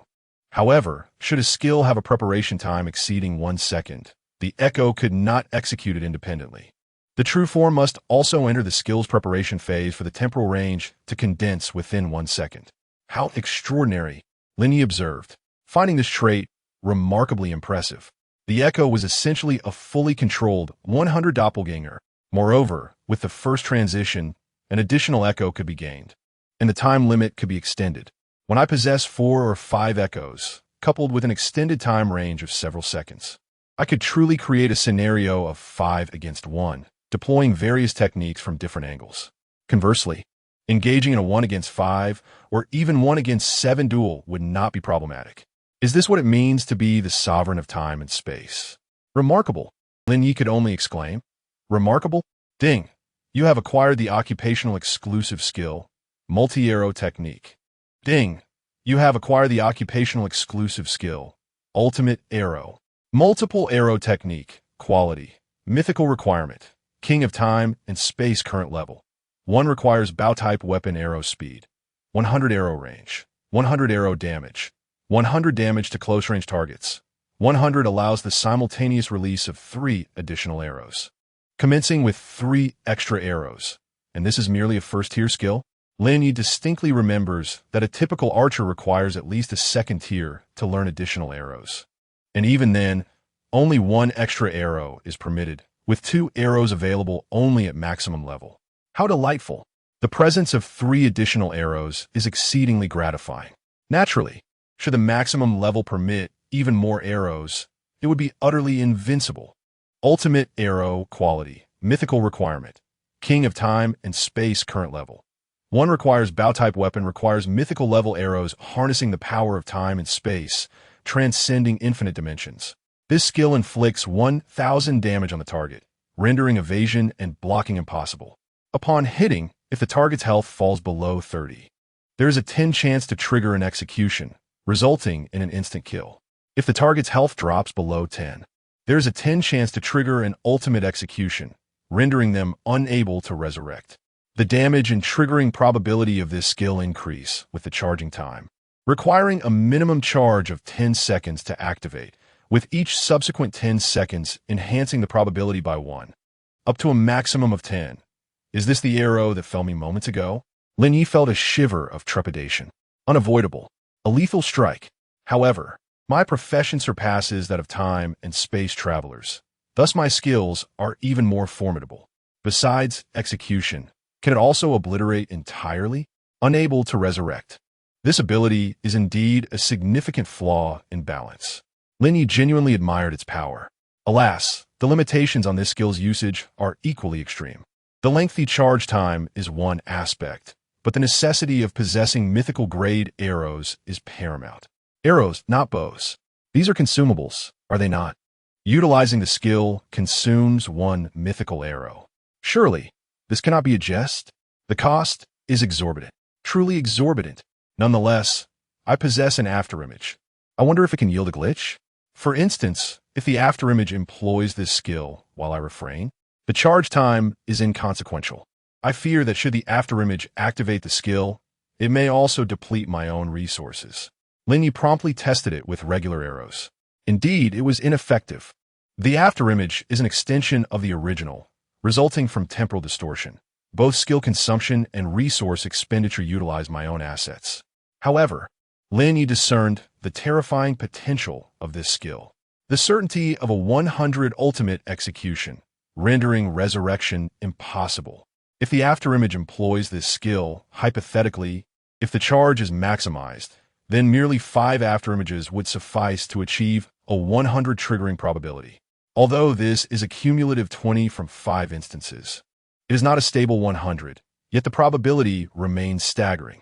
Unless that individual possesses extraordinary luck, evading execution is virtually impossible. Extraordinary. Brother Knight, look over there. Isolde suddenly spoke up to remind him. Lin Ye glanced up, only to discover that, at some point, a sculpture had risen in the center of the great hall. It was not a deity's statue, but rather a kneeling figure, with its head bowed and only the upper half of its body visible, cradling an arrow that shimmered with a dark golden glow. Lin Ye recognized it. Was that arrowhead restored? Isolde replied matter-of-factly, "That's quite normal. The temporal flow here is unusual. The arrow is damaged in the future, but intact in the present." Huh? Lin Ye paused slightly. "You took something from the past, and are returning to the future. Are you certain this won't cause any issues?" "What issues?" Isolde seemed puzzled. "An elementary time paradox. Don't you know?" Lin Ye expressed his astonishment. "No, I've never heard of it." Isolde remained oblivious, and instead explained to Lin Ye, in ancient times, the eternal emperor wielded control over time. He used it without concern. Even in the era of the gods, it was similarly unrestrained. Isolde hesitated for a moment. The knight's words indeed held some weight. The world had changed, and both emperors and deities had become unseen. Perhaps they had all suffered the repercussions of recklessly meddling with time. In the next moment, Isolde's brow relaxed. "In any case, you, Brother Knight, should be fine. You possess time abilities yourself, don't you? So it's no problem." "If you put it that way, I cannot argue," Lin Ye conceded, recognizing his own tendency to manipulate time carelessly. Regardless, the reward was right before him, presented with open hands. He would take it. Lin Ye reached out to grasp the arrow. "Ding! You have obtained the epic arrow, Void Pursuit Arrow. Quality doubled. Ding! You have obtained the mythical arrow, Time Pursuit Arrow. Excellent." Lin Ye had just been contemplating that if the strongest class skills lacked a mythical arrow, they would be mere decorations. Now that he had acquired the arrow, at the very least, he possessed a trump card to decisively end battles and annihilate foes. "Ding! You have completed the Ancient Legacy quest. You have gained 10 million experience points. You have received 100 free attribute points." Chapter 70, Level 90, The King of Time and Space. 2. Selecting experience points. Lin Ye was on the verge of achieving his second class advancement, while proficiency could be gradually accumulated. His level needed to reach its zenith without delay. Ding! You have gained 1 billion experience points. You have received 10,000 free attribute points. The difficulty of the inheritance quest was indeed staggering, yet the rewards were nothing short of explosive. Lin Ye opened his panel. His experience points were off the charts, and it would take a considerable amount of time to allocate his attributes. 5,000 points in strength, 3,000 in agility, and the remaining 2,000 to bolster his vitality. How exhilarating! Lin Ye's wisdom was not presently lacking.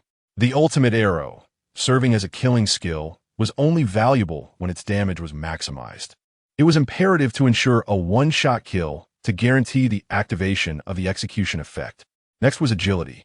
The effects of occupational traits were formidable. Yet the losses in attack speed and movement speed were significant and needed to be compensated. Time-space retracing arrow quality. Mythical requirements. Time-space skills consumption. Time-space crystals X1 damage 300 ignores time-space restrictions. Can directly lock onto the target's soul, ignores attack range. Can traverse time and space to strike enemies, ignores attack hit determination. Can directly obliterate the time-space within approximately 3 meters of the target. Increasing time-space crystals grants additional retracing distance. Increasing time-space crystals grants an expanded obliteration range.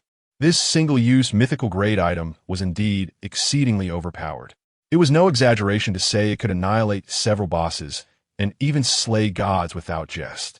Lin Ye marveled inwardly. The most terrifying aspect was that this arrow could snipe across time and space. The distance in space was inconsequential. The timelines were irrelevant. As long as it could lock onto the target's soul, this arrow could even annihilate a long-extinct boss once more. Or perhaps eliminate a boss that had not yet respawned? Gasp! Lin Ye sharply inhaled. Could it truly be this outrageous? The attributes were so astonishing that even Lin Ye found it hard to believe. Calm down. Long-range sniping that ignores distance should be feasible, potentially even spanning vast worlds. For instance, shooting from the eternal realm to the real world? A sudden thrill coursed through Lin Ye's heart. This seemed rather plausible, but the prerequisite was to possess sufficient time-space crystals, enough for the arrow to traverse such extensive time and space. For now, he would set it aside. A mythical grade item, usable only once, would certainly not be squandered on mere bosses. That would be an immense loss. Unless it were to slay a god, otherwise it would be a guaranteed deficit. Was this the place to initiate his second-class advancement? Lin Ye surveyed the nearby expansive hall, and it appeared that this was the lone sculpture present. He reached out and touched it. To his astonishment, the sculpture began to move. The previously empty hands that had been holding the arrow suddenly closed, and a book entirely carved from stone materialized out of thin air. Ding! The King of Time and Space requires the slaying of over 10,000 evil monsters or time-space beings. Ding! You have fulfilled this requirement. Second-class advancement quest activated. Please submit 10,000 crystals of time and 10,000 crystals of space within a day. Was it truly that simple?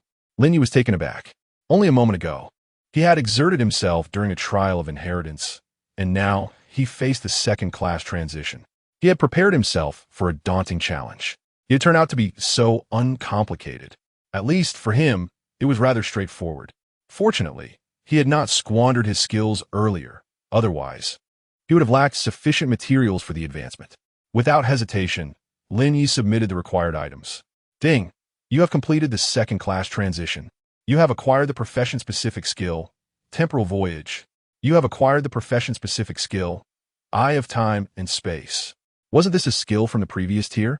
How had it transformed into a skill? Lin Ye opened his skill panel.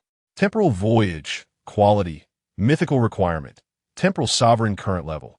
1. You suffer 30 less temporal damage. Your temporal resilience is increased by 30. All effects of temporal skills are enhanced by 30. As you traverse through time and space, all attributes are increased by 30. You are unaffected by the turbulence of time and space. The second-tier skills were indeed extraordinary. Lin Ye had assumed that the first-tier skills represented the pinnacle of his abilities. Little did he know, the true essence of the temporal sovereign lay ahead. If he considered the enhancements for time and space skills, or even equipment skills, he could not resist. Even if it consumed durability, he had to test it. Time slipped by. 1 second, 2 seconds. Was it still ongoing? At 2.6 seconds, it concluded. Linye Warehouse. This must be the core of the temporal sovereign, right? No, he swiftly corrected himself. This was merely the temporal voyage. It likely did not constitute the true essence. Perhaps the absolute core skills would only emerge in the third or fourth transitions. There was another skill. Eye of Time and Space Quality. Mythical Requirement. Temporal Sovereign Current Level. 1 Consumption. 1000 MP. 1 Crystal of Time. 1 Crystal of Space Duration. 1 second cooldown. 60 seconds upon activation. You can observe the fabric of time and space, identify weaknesses, lock onto a target, and mark it. Critical hit rate increased by 30. Armor penetration increased by 30. Elemental penetration increased by 30. Magical penetration increased by 30. Marked targets will be unable to escape your sight, evade your attacks, and will additionally suffer 30 increased damage, along with an extra 30 enhancement to any temporal effects. Level up. Lin Ye felt an undeniable surge of power within him. However, to confront that mentor-level magic swordsman outside, a world-class boss, he knew he needed to proceed with caution. Ding! You have leveled up. You have gained 600 free attribute points. 600? After the second transition, the automatic level up grants a bit more, 6 points per level. Onward. You have leveled up. You have leveled up significantly. Lin Ye decided to allocate all the experience points he had accumulated previously, as well as the rewards from the recent inheritance task, in one go. Level 88. Level 89. Level 90. Upon finishing the final allocation of experience, he reached level 90 precisely. Lin Ye continued to distribute his points, totaling 24,000 attribute points. He poured every ounce of effort into maximizing his damage. Opening his panel, he found his strength had reached an astonishing 100,000 points, with pure physical damage soaring to 340,000. This panel was exceedingly powerful, and Lin Ye felt a deep sense of satisfaction. Although his level was slightly lower than desired, it was merely a consequence of his recent lack of monster grinding, coupled with the time spent honing various skills and delays from the class transition quest. Now that everything was settled, he could confidently resume his grinding. From the requirements for the second class transition task, it seemed that his practice and monster grinding would not be adversely affected. However, he anticipated some pressure regarding material collection. It was merely a third-class transition. Surely they wouldn't demand an exorbitant number of time crystals, he mused, gritting his teeth. The profession of the time king truly allowed for little error. The inheritance trial granted a mere second, while the class transition quest allowed only an hour, with such a plethora of materials required. Failing to prepare in advance would leave him helpless, even with the benefits of the Forgotten Lands and a hundredfold yield. He resolved to come prepared next time, ensuring he had at least 10,000 time crystals. Otherwise, regret would come too late. At that moment, Lin Ye suddenly inquired, "Princess? Is it Princess Yi?" Yes. Princess Isolde nodded eagerly. "Next time we come in, we won't need to use that arrow again, will we?" Lin Ye asked. "I don't know," Isolde replied, genuinely uncertain, but soon added with a smile, "Brother Knight has already transitioned. Next time, we will certainly be able to enter. Moreover, such a profession typically has only one inheritor, making the entire ruin yours. Others, even if they enter, will have only standard choices." Lin Ye surveyed the empty hall, noting only a dedicated statue with nothing else present. "Indeed, the entire ruin is here. Wait, you mentioned that the remaining 3 hidden professions can still be transitioned by others?" Lin Ye suddenly recalled that these 3 professions were far from standard choices. They too were inheritance professions, ones that had never before appeared in eternity: Space Hunter, Forest Guardian, and Aurora Arrowfeather. Lin Ye remembered their names well. These professions were certainly not inferior, merely less advantageous compared to time travel. "They can definitely be transitioned," Isolde responded. "But those individuals cannot enter. Only people brought by Brother Knight can." "All right," Lin Ye thought to himself, formulating a plan and choosing not to speak further. He summoned Lulu and restored the crystal throne. Once again, Lin Ye touched the class transition statue, and the space around him began to fade away as the 3 of them returned to the grand hall at the entrance of the ruins. Just as they had to break through space to enter, the same would apply upon their departure. Lulu possesses unparalleled expertise in the realm of space, adeptly navigating its intricacies. After enveloping a few individuals, she swiftly traverses back to the depths of the canyon. "Oh, so soon?" A surge of black flames ignites within Carl's pupils. "Has it failed?" "Yet. You do not appear to embody failure." He chuckles. "Well, your talent is indeed remarkable. Why all this nonsense?" A glint of murderous intent flashes in Lin Ye's eyes as the Eye of Time and Space activates instantaneously. Chapter 71, The Eye of Time and Space. Absolute control in an instant. Lin Ye's perception of the world was irrevocably altered. The eternal became more tangible, yet ultimately, it was merely a projection of light upon the retina. The world exists in 3 dimensions. However, a projection can only manifest in 2, regardless of clarity. This fact remains unchanged. You may stand before a mountain, but without traversing it, the view beyond will forever elude you. Even so, the 2-dimensional representation offers humanity an abundance of information, far too vast to fully comprehend. Our attention is finite, inevitably leading to the omission of numerous details. The essence of magic lies in the simple manipulation of attention coupled with visual deception. Yet now, through the Eye of Time and Space, Lin Ye beheld an entirety of temporal and spatial dimensions, completely 3-dimensional. He could discern the fiery shape on the back of the Abyss Reaper, as well as all members of the shadowy group behind him, observing every angle in detail. Even the surrounding environment and spatial transformations were laid bare before him.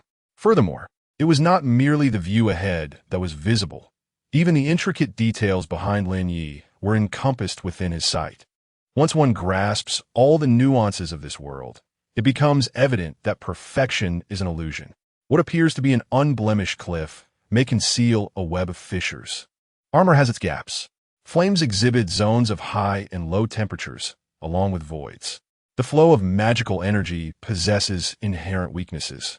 The eye of time and space, as a mythic skill of the second evolution, is truly deserving of its status. Even if it lasts but a second, it signifies an absolute realm of the extraordinary. For the average player, one might only manage a few attacks. However, for Lin Ye, a single assault could unleash hundreds of strikes. In reality, what could be achieved in 1 second extends far beyond mere hundreds of attacks. Moreover, the duration of Lin Ye's skills exceeds 1 second, with the ability of temporal traversal, enhancing time by 30, and marking, the time approaches 2 seconds. The potential for Lin Ye is boundless. With a bow drawn and arrows knocked, 6 projectiles were released simultaneously, a flicker of afterimages as he departed from the crystal throne and soared diagonally away. A mere trick. Carl astutely perceived the flicker of the afterimage and promptly made a judgment. Let me tell you, I could see through my opponent's feints at the age of 8. Your little antics are, in the eyes of a true master, utterly laughable. With a reverse diagonal slash of the infernal flame blackblade, the 6 arrows were effortlessly cleaved in unison. The sheer force nearly dislodged Carl's weapon. Ah, you have indeed succeeded in your class advancement. Your power has multiplied several times. It seems your talent and heritage are anything but ordinary with that. Carl disregarded Lin Ye, confidently pivoting to unleash the inferno spiral once more. In a moment, the black flames erupted. Dozens of arrows struck the black flame vortex from the side. Yet this time, he did not block with the same ease as before. Boom, boom, boom. The continuous void explosions and elemental oscillations rendered the black flame vortex utterly unstable. Carl had to channel his entire being into the black flames to withstand the onslaught. Just as he was about to speak, a sudden sound pierced the air, a sharp thud as an arrow completely penetrated his left neck. A staggering critical hit of 720,000. Armor piercing. Penetration. With a gasp, Carl expelled a stream of black flame, scarcely able to turn his head back when he heard the relentless sound of arrows piercing through him. A critical hit of 773,000. Armor piercing. Penetration. A critical hit of 710,000. Armor piercing. Penetration. A critical hit of 830,000. Armor piercing. Penetration. In an instant, a third of Carl's health was obliterated. Simultaneously, he was afflicted by bleeding, burning, deceleration, and electric shock, 4 elemental states overwhelming him in a heartbeat. Yet, he remained unconcerned, for the hellish black flames possessed an extraordinary resistance and suppression against abnormal elemental states. However, Carl could not fathom what was transpiring. Before him, the target he had locked onto remained. That young man continued his assault without pause, impossible to move before him undetected. Moments ago, the young man had not summoned any clones, rendering an attack from another angle improbable. Even if, by some stretch of imagination, he had conjured clones and successfully deceived Carl, he could not have launched a surprise attack from another vantage point. Moreover, his hellish black flames were a formidable gift that no mere mortal on the Eternal Continent could ever hope to master, not even in dreams. Offensively, they dealt immense damage and inflicted prolonged, soul-burning harm. Defensively, they not only absorbed substantial damage, but also boasted an extraordinary automatic evasion capability. Why was he enveloped in black flames? Because his physical form could shift freely within them. This was his proof of emerging from hell, a testament to his unparalleled confidence and invincibility. Therefore, mere arrows were insignificant. Even if he faltered, what of it? Even if his opponent possessed tremendous strength, what then? Could they truly strike him? Even if they managed to land a hit, what would it matter? Could they hit him time and again? That was impossible, for beneath the cloak of hellish black flames, his evasion rate was over 70%, transcending that of a master and nearing the realm of a saint. Yet, why had this young man's successive attacks all found their mark? And each was a critical hit. Hiss! From a distance, Nolan stood frozen, equally perplexed. The initial feint, obscuring the opponent's vision, followed by a sudden shift to unleash an attack from the side. Though such tactics were rather cliché, they were undeniably effective. The Blue Moon Legion, as the kingdom's main force, spoke volumes of its strength. Nolan, as its commander, had risen through sheer prowess, having faced countless battles. If even he had misread the situation in that moment, the young man possessed a semblance that was infinitely close to reality. This could indeed be explained. He had already possessed a semblance, and after his class change, the efficacy of his skills had been enhanced. Nolan began to comprehend certain aspects. Yet he could not help but inwardly exclaim at the absurdity of it all. A semblance that was so convincingly real, one that could deceive even me. Surely, the tier of this skill must transcend mere legend. Could it be epic? Perhaps even higher? As Nolan gazed at the staggering numbers of damage, he felt a sense of disbelief wash over him. Just moments ago, this young man's strength and damage output were barely in the tens of thousands. Now, it had multiplied tenfold? No, it was certainly more than that. This was damage inflicted while facing the Hellfire. Beyond the sheer damage, he also wielded extraordinary armor penetration and breakthrough capabilities. Gasping sharply, Nolan inhaled cold air. That was the Hellfire. Although he did not possess extensive knowledge of its abilities, he was utterly certain that such a high-tier talent from the underworld would not merely focus on offense, but would also encompass evasion, blocking, and defense. Why? As Nolan pondered in a daze, he suddenly caught a flash in his peripheral vision. Dread washed over him. The Crescent Moon Slash. Having endured countless battles, he recognized the unmistakable sign of an ambush. Yet the speed was astonishingly swift. Even as instinct kicked in and he attempted to execute the Crescent Moon, he was unable to block it all. Thud! Thud! 2 arrows pierced through his armor, penetrating directly through his waist. -1, 220, 110 critical hit. Armor break. Penetration. -1, 372, 000 critical hit. Armor break. Penetration. Just 2 arrows. Merely 2 arrows. They had severed 70% of Nolan's health in an instant.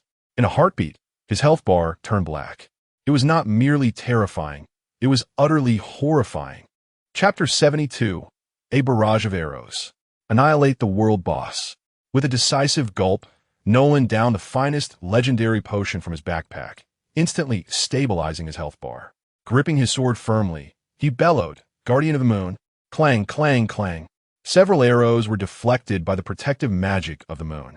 Lin Ye found himself unable to simultaneously mark 2 targets, and there was no time to dwell on it. Earlier, he had merely sought an opportunity. After all, he had a shadow lingering idly, so why not take a chance? Taking a chance nearly cost him his life. The formidable power of the shadow was undoubtedly beyond that of mere clones. Lin Ye's shadow stemmed from a distortion in time and space. Currently, at the 2nd tier, he could manifest at most 2 shadows. When he moved, he could separate the 2 shadows. When he remained still, they would converge upon him. Simultaneously, the 2 shadows could overlap. For instance, just moments ago, Lin Ye appeared to have dispatched a single shadow, yet it was in fact an illusion created by the overlapping of 2 shadows. Initially, his intent was to attack Carl. However, upon noticing Nolan in a daze, he swiftly turned his back and unleashed a shadow, launching an offensive. This situation rendered any anticipation or defense utterly futile. When a single individual focuses intently on their assault, pouring every ounce of energy into it without pause, and can suddenly unleash an attack from any direction, how terrifying is that? At this moment, having struck out with 1 shadow to no avail, Lin Ye returned, merging back into one. Nolan, having exerted considerable effort in defense, found himself perplexed, unable to discern the location of his opponent. He understood that the arrows originated from that direction, yet he could see nothing and was utterly baffled by the method of attack. For a fleeting moment, he even questioned his own sanity. Carl could no longer contain himself and let out a frantic howl. Since his fall, his body had become inhuman, and his health bar had naturally far surpassed Nolan's. Yet, no matter how resilient he could not withstand Lin Ye's barrage of damage, which exceeded hundreds of thousands in continuous strikes. Damn it! Infernal black flame. Explode for me. Boom! The infernal black flame erupted from within Carl's being, instantly engulfing a radius of hundreds of meters, causing the entire canyon abyss to tremble from the sheer magnitude of the explosion. Do you think you can escape? Lin Ye chuckled, under the gaze of the temporal eye. Though he could not eliminate him in a single strike, the mark had already been placed. If he wished to conserve his skills, a single temporal theft would suffice to conclude the battle. Nonetheless, it was wise to conserve resources. After all, having just emerged from the ruins, he could not ascertain whether this group harbored hidden surprises, and it was imperative to retain durability as a safeguard. In his line of sight, the explosive infernal black flame did not obscure Carl's figure, as Lin Ye's arrow storm relentlessly pursued him.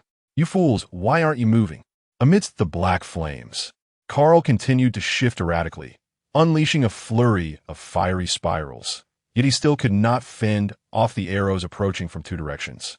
In that moment, he appeared almost deranged, grasping at a member of the Shadow Guild. With a sudden crack, the head of the wanted criminal burst open like a watermelon. However, the blood did not splatter, for it was all consumed by Carl in one swift gulp. In the blink of an eye, Carl's health began to regenerate.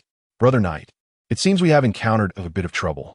Carl's level of corruption exceeds expectations. His body is nearing that of a demon, allowing him to replenish his strength through the act of murder. Princess Isolde cautioned from sidelines. Just a minor inconvenience, nothing to worry about. Lin Ye continued to unleash arrows relentlessly, yet the afterimages flickered and vanished in an instant. In terms of speed, Lin Ye's afterimages were no slower than his actual form, and they possessed all his equipment and skills. Dragon Shadow Sprint. The fully leveled displacement skill of his boots activated. Whoosh! In a flash, the afterimage had already infiltrated the ranks of the Shadow Guild members. Two afterimages materialized simultaneously, conjuring illusions alongside them. No need for precision aiming. Unleash all firepower. Boom! In that fleeting moment, hundreds of arrows erupted from the hands of the afterimages and illusions. With two afterimages and two illusions, each strike released 6 arrows. Lin Ye's attack speed approached 300 at present. Such accumulation allowed him to unleash an astonishing number of arrows in a single second. The firepower was overwhelming, nearing 10,000 arrows per second. Even with a quiver containing 1,000,000 arrows, it could only sustain such explosive output for 100 seconds. Not to mention that it was currently not fully stocked. However, the effects of the full-on assault were explosively devastating.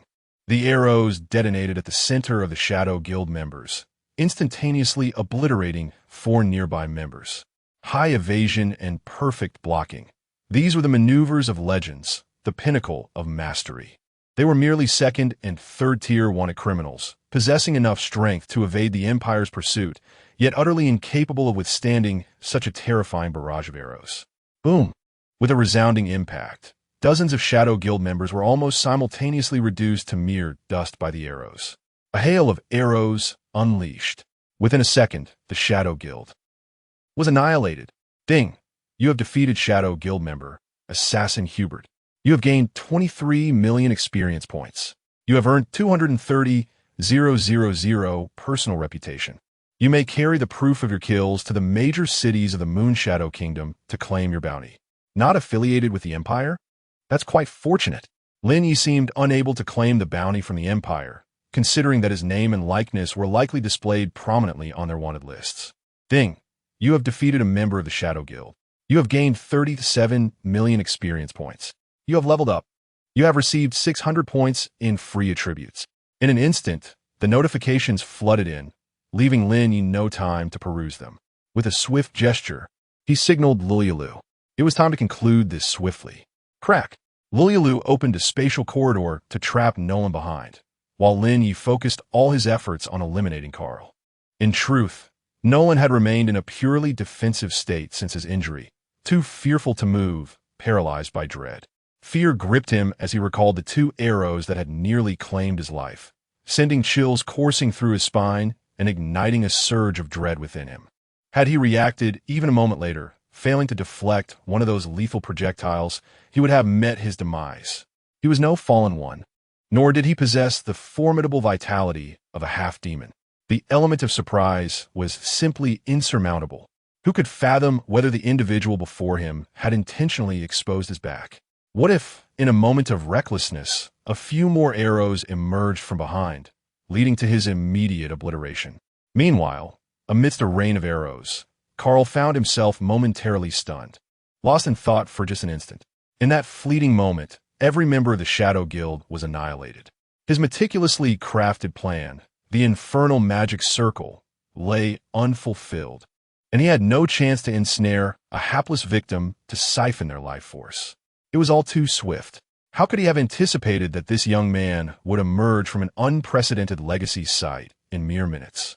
How could he possibly know that the young man's combat prowess would surpass even that of the Demon Lord? Time, space, and the existence of utterly authentic avatars. Each of these elements belonged to a realm of mythic proportions, realms he had never dared to dream of. You despicable fiends.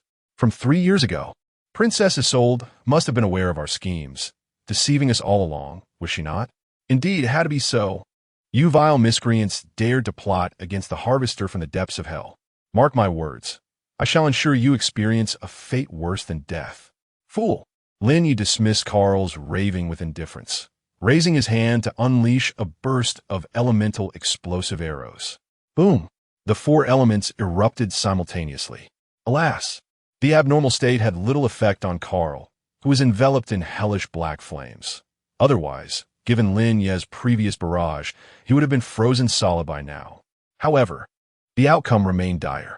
Carl had no escape route, nor any healing supplies to rely on. Desperate creature, do not force my hand. Otherwise, we shall descend together into the abyss. Huh! Lin Ye's 2 shadowy afterimages exchanged glances, erupting into laughter in unison. Today, I shall force your hand. What say you? Carl was momentarily taken aback, the black flames in his pupils faltering. Wretched fool, you have brought this upon yourself. Be obliterated, hellish black flames. Carl's health bar faltered under the strain, culminating in a final, frenzied roar as he tore open his chest. Boom! The hellish black flames within him erupted free from their constraints, transforming into a wave of darkness and detonating at once. Boom! In the instant the annihilating black flames erupted, Lin Ye's 2 afterimages were utterly consumed, vaporized by the terrifying heat, leaving no trace behind. -3, 261, 000 critical hit. Pierced. -3, 757, 730 critical hit. Pierced. 2 crimson damage numbers, each exceeding 1,000,000, materialized above the heads of the 2 afterimages. As the scene unfolded from a distance, Lulu has already carried Lin Ye and the others thousands of meters away. Unscathed and highly effective, Lin Ye's true form remains completely unharmed. From now on, there will be no need to worry about the boss's self-detonation. System announcement. The Heavenly Demon Lord has slain a core member of the Shadow Corps, the world-class boss. The Abyss Reaper Carl. Chapter 73. What? The main quest of the world. System announcement. The Demon Lord has slain a core member of the Shadow Guild. The world-class boss, the Hell Reaper Carl. The Demon Lord has achieved the first kill of the main quest world boss, earning a personal prestige of 10,000 points, an epic treasure chest X1, and an S-grade talent scroll X1. As the announcement reverberated, the players were left in utter disbelief. Him again? What a scoundrel. Wasn't he wanted by the Empire? How could he still be tackling bosses? And what sort of worthless organization is the Shadow Guild? I, who am dubbed the nightmare of wanted criminals and a bounty hunter, have slain countless members of the Shadow Guild, circling the Empire thrice. Yet why have I not been rewarded? The guild players were particularly vexed. Spare me, that was a core member of the Shadow Guild. Damn it. How could we have played this long without knowing that such a notorious organization filled with fugitives could even possess a core? What's even more bewildering is, this was the first kill of a main quest boss. Can you believe it? After playing for 2 to 3 months, defeating so many bosses, None of them were even part of the main quest. Madness. The guild players were ready to collectively report this injustice. I refuse to accept this. Why is it that this boss is part of the main quest, while ours are not? With so many nations, races, and factions in eternity, and an abundance of bosses, why is it that ours do not qualify as part of the main quest? In the ruins of Tyran, Ike said just led a team to clear a dungeon. He anticipated a system announcement to see the rewards, only to be met with nothing. Ike's wore an incredulous expression. Did our dungeon, which involved so many hidden narratives, not merit an announcement upon completion? Or were those narratives deemed insignificant? What the answer is, all members of the Noble Legion present knew, yet none dared to voice it. Damn it, they had slain the main quest boss and unlocked the main storyline. What bosses had they faced, and what narratives had they unveiled over these past months? With a single announcement, all players who had invested heavily and entered the game early were driven to madness. After months of play, they had to even caught a glimpse of the main quest. Was this truly gaming? Indeed, it seemed that they were merely indulging in entertainment. Damn it, Ike's finally lost his composure, exclaiming, "Where did the Demon Lord acquire his information? Why is it him again? He is in the dungeon, and he is the main quest boss. Where did he get this information, and why were we left in the dark? With a model worth billions and a professional team of 3,000. This is all the intelligence you can provide me regarding a dungeon that doesn't even make it to an announcement." The crowd fell silent. Only Winnes spoke up. In last month's data report, it seemed there were mentions of clues regarding the Shadow Guild. However, due to their deep concealment, the difficulty of tracing them was exceedingly high.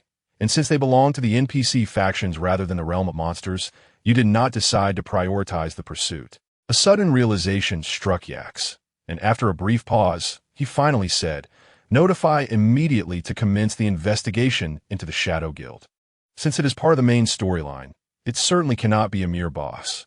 Furthermore, expedite the research on the next main storyline clue. We must not allow ourselves to be led astray." Simultaneously, the various national powers were left bewildered by the announcement. In the beautiful nation, was there really a distinction between main and side world bosses? How was I not aware of this?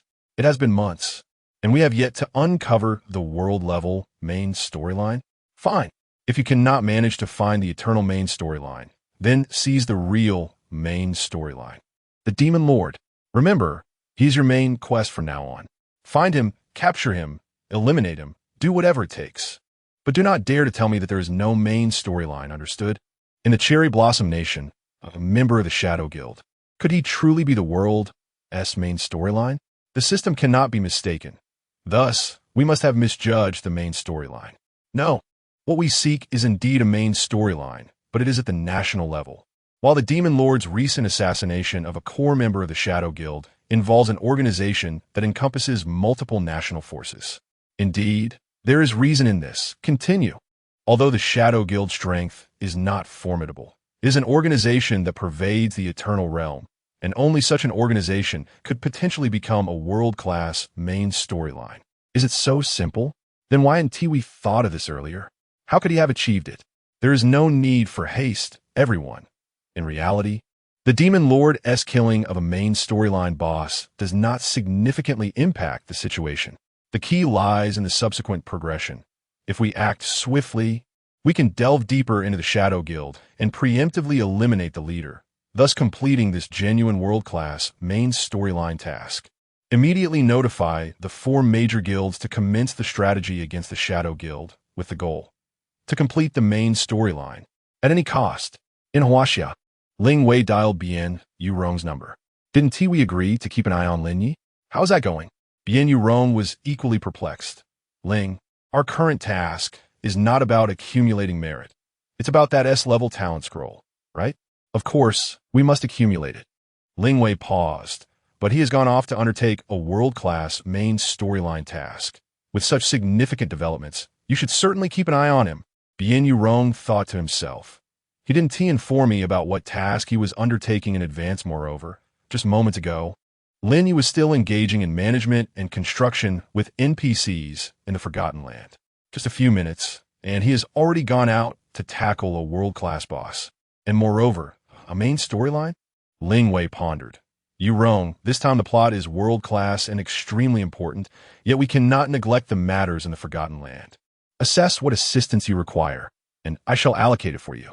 Bien Yurong found herself exceedingly busy. She once believed that monitoring others was the simplest and most leisurely of tasks. Now, she realized her folly. It was arduous, exceedingly so. As for assigning someone to keep an eye on Lin Ye, who could possibly manage such a task? Unless, perhaps, one would place a beautiful woman by his side that might yield some success. Bien Yurong's eyes sparkled with inspiration. Lingbu, I request to transfer Officer A.O. Shui from the Dragon Team to assist us. Her suggestion elicited a disconcerted reaction from Lin Ye, his expression shifting dramatically as he felt his eyelid twitch uncontrollably. That girl is quite troublesome. No, rather, she is difficult to command. I fear you may not be able to handle her. That's irrelevant. As long as someone can manage her, it's sufficient, Bien Yurong insisted. Ahem. Ling Wei cleared his throat, his demeanor becoming serious. If you are adamant about this, then you may contact her yourself.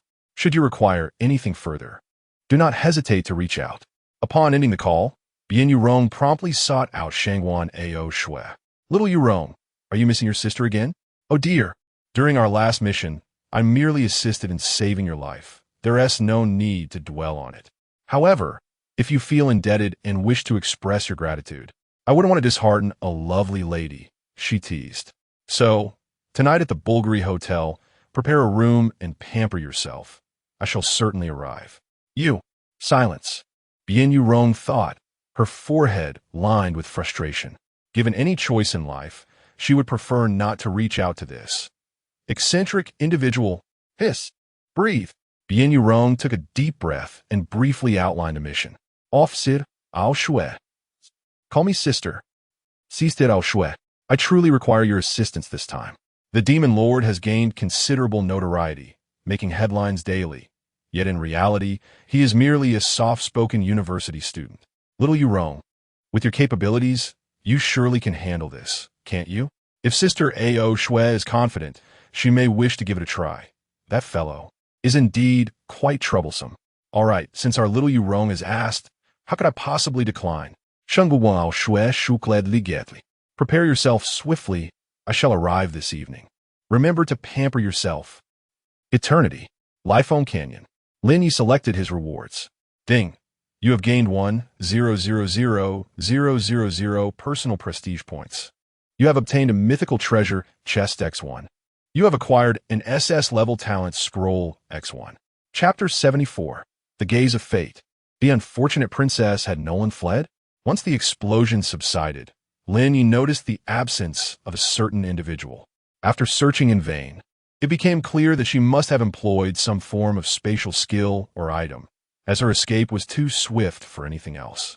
Lin Ye's temporal gaze had a lengthy cooldown, making it difficult to pursue. Isolde drew forth a tarot card and casually pulled one from the deck, revealing a card that was shrouded in a gray mist, devoid of any discernible information. Ah, a failure indeed. It must be due to the lack of a kiss. Really? Is it that casual? Lin Ye chuckled at the sight. You have moments of failure? Indeed. I used to fail quite easily, but after encountering my night brother, the success rate improved significantly. And if a kiss were involved, the success rate would soar even higher. Isolde proclaimed as she embraced him.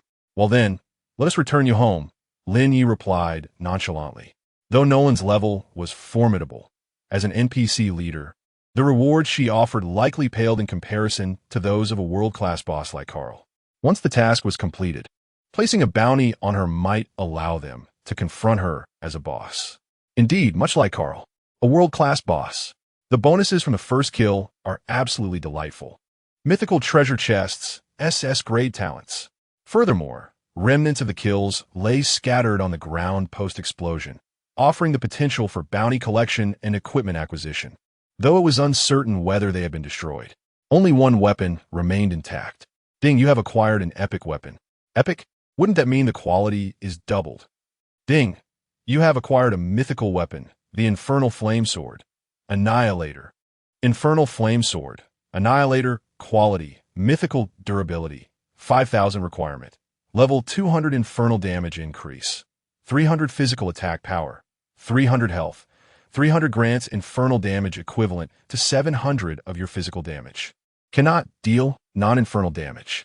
Infernal mastery, complete control over infernal flames, equivalent to skill proficiency level 30. Infernal annihilation can trigger the infernal flames to enter a state of annihilation, enhancing damage, range, penetration, and burning effects across the board by 100. While active, the infernal flames will burn the user, consuming 5 of maximum health per second. With a cooldown of 360 minutes, Lin Ye fell into deep contemplation. With this sword, does it mean anyone can wield infernal flames? Isolde glanced at it and nodded slightly. Indeed. However, when the infernal flames scorch a soul, they also corrode the user's own spirit. One may even hear the whispers of the dark demon lord while in possession of such a weapon. It is extraordinarily powerful, yet exceedingly perilous. Lin Ye had not revealed the weapon to her. How could she possibly know? Was this a prophecy? Your talent, princess, what truly is it? Isolde, with a hint of pride, raised her chin slightly. Dear knight brother, my talents are truly remarkable. Observe, glimpse of fate quality, SSS. Unable to change class. Unable to level up. Unable to master any offensive skills. Can glimpse fate. Cursed by destiny. SSS level. Lin Ye couldn't help but marvel. NPCs can possess talents, and their levels might not necessarily be inferior to those of players, especially talents that pertain to fate, which seem utterly outrageous. Moreover, the restrictions are numerous. The inability to change class or level up would likely prompt players to report it. But wait, ISNT glimpsing fate akin to cheating? How come one can know everything? Lin Ye pondered. Glimpsing fate is not something to be taken lightly. It is perilous and can only be done occasionally and discreetly. Isolde, with a beaming smile, produced a tarot card. As a seer of fate, this princess has long known that she would encounter her knight brother. And I have prepared in advance. Behold, I have insight. Isolde removed a pair of violet lenses from her eyes, revealing her true gaze.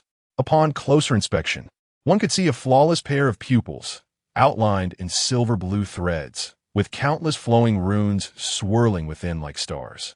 A lingering gaze would ensnare you, adrift in the ocean of knowledge. Here, everything you yearn to know seems to have readily available answers. Lin Ye forcefully shut his eyes, regaining his composure, exclaiming in astonishment, "Is this a skill, a mythic level 1? With you, knight brother, I no longer need to conceal my true self." It was exhausting. Isolde joyfully discarded the violet lenses. The Eye of Insight is a skill that transcends mortal limits. It is exceedingly difficult and arduous for anyone to learn. In my quest for the light of knowledge, I have peered into fate countless times, bearing several curses before finally uncovering a sliver of success. Today, Lin Ye truly broadened his horizons. Glimpsing fate does not allow for the acquisition of combat abilities, but knowledge is certainly attainable.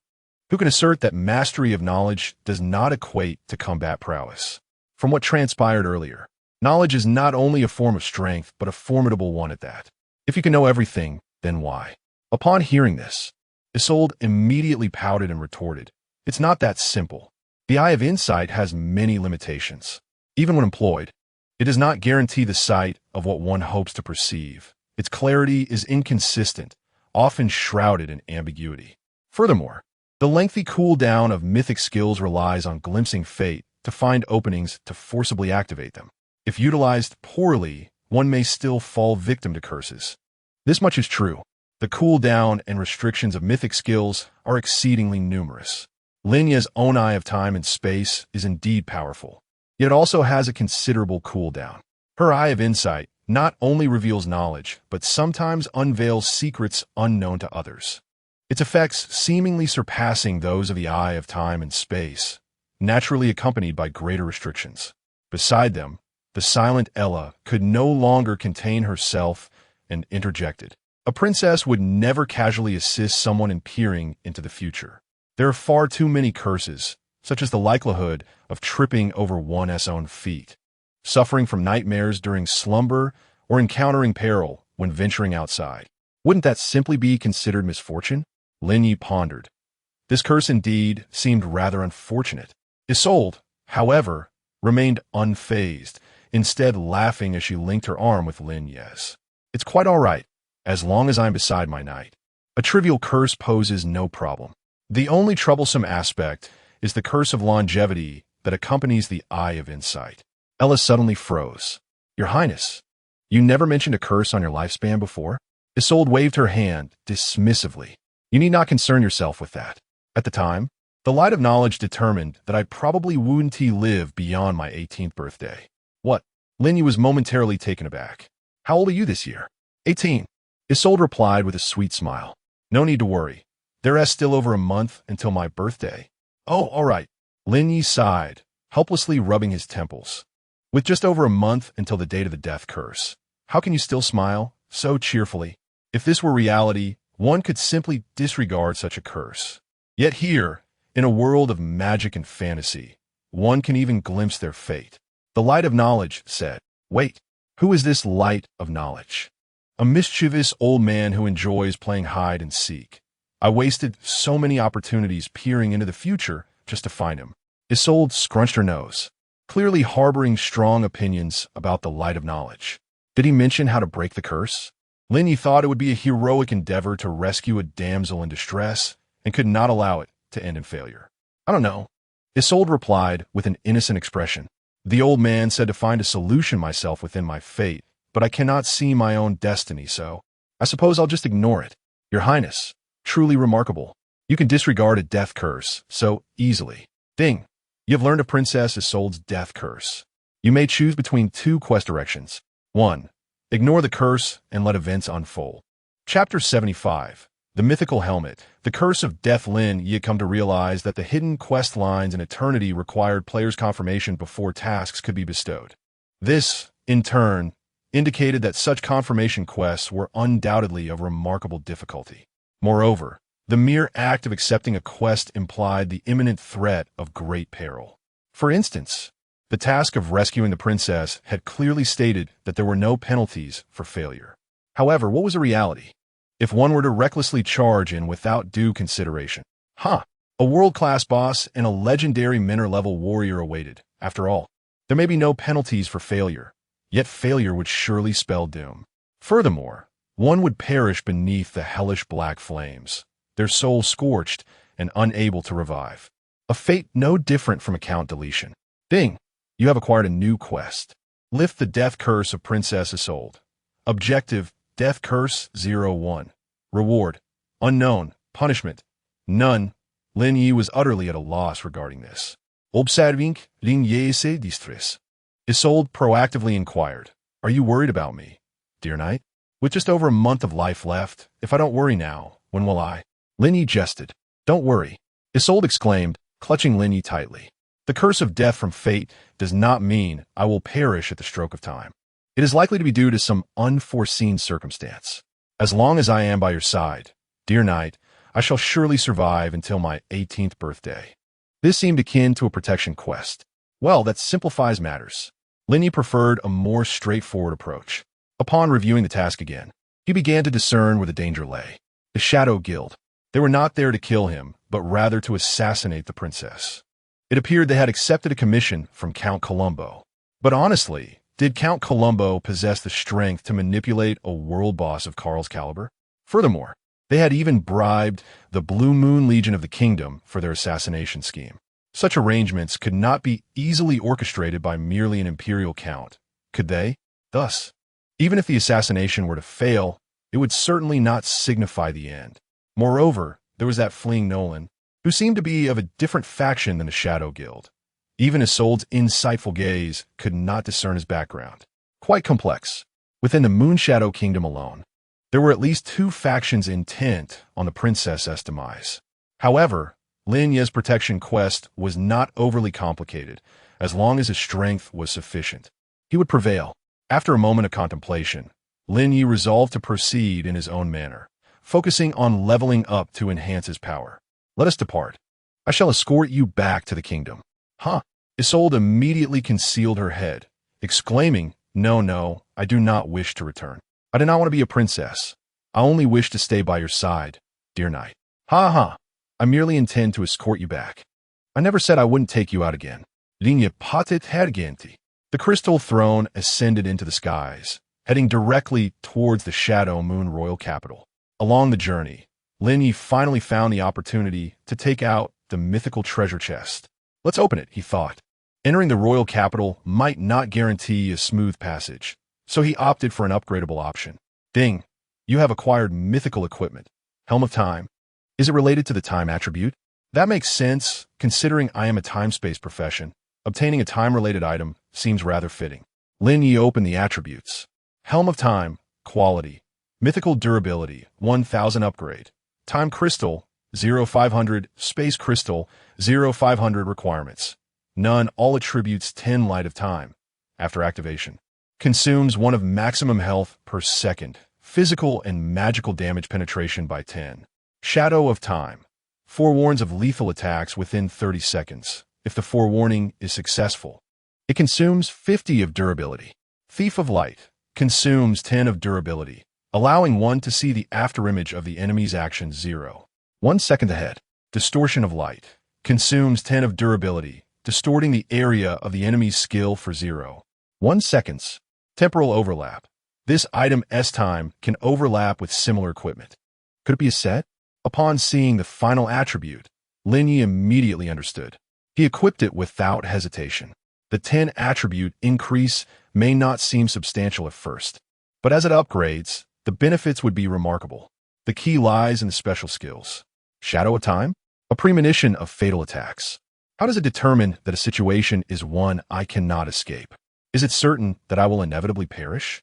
If that is the case, it bears a striking resemblance to Yi's prophecies, foreseeing an unavoidable death and then utilizing the ensuing 30 seconds to find a way to avert it.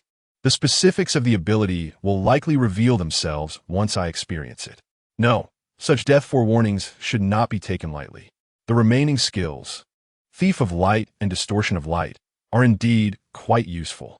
One predicts the enemy's actions in advance, while the other powerfully obstructs the enemy's skills, especially area attacks. Buzz, buzz, buzz. A slight vibration came from Lin Ye's possession. It was the origami crane from Avenia. Upon retrieving it, he noticed a clear line of text printed on it.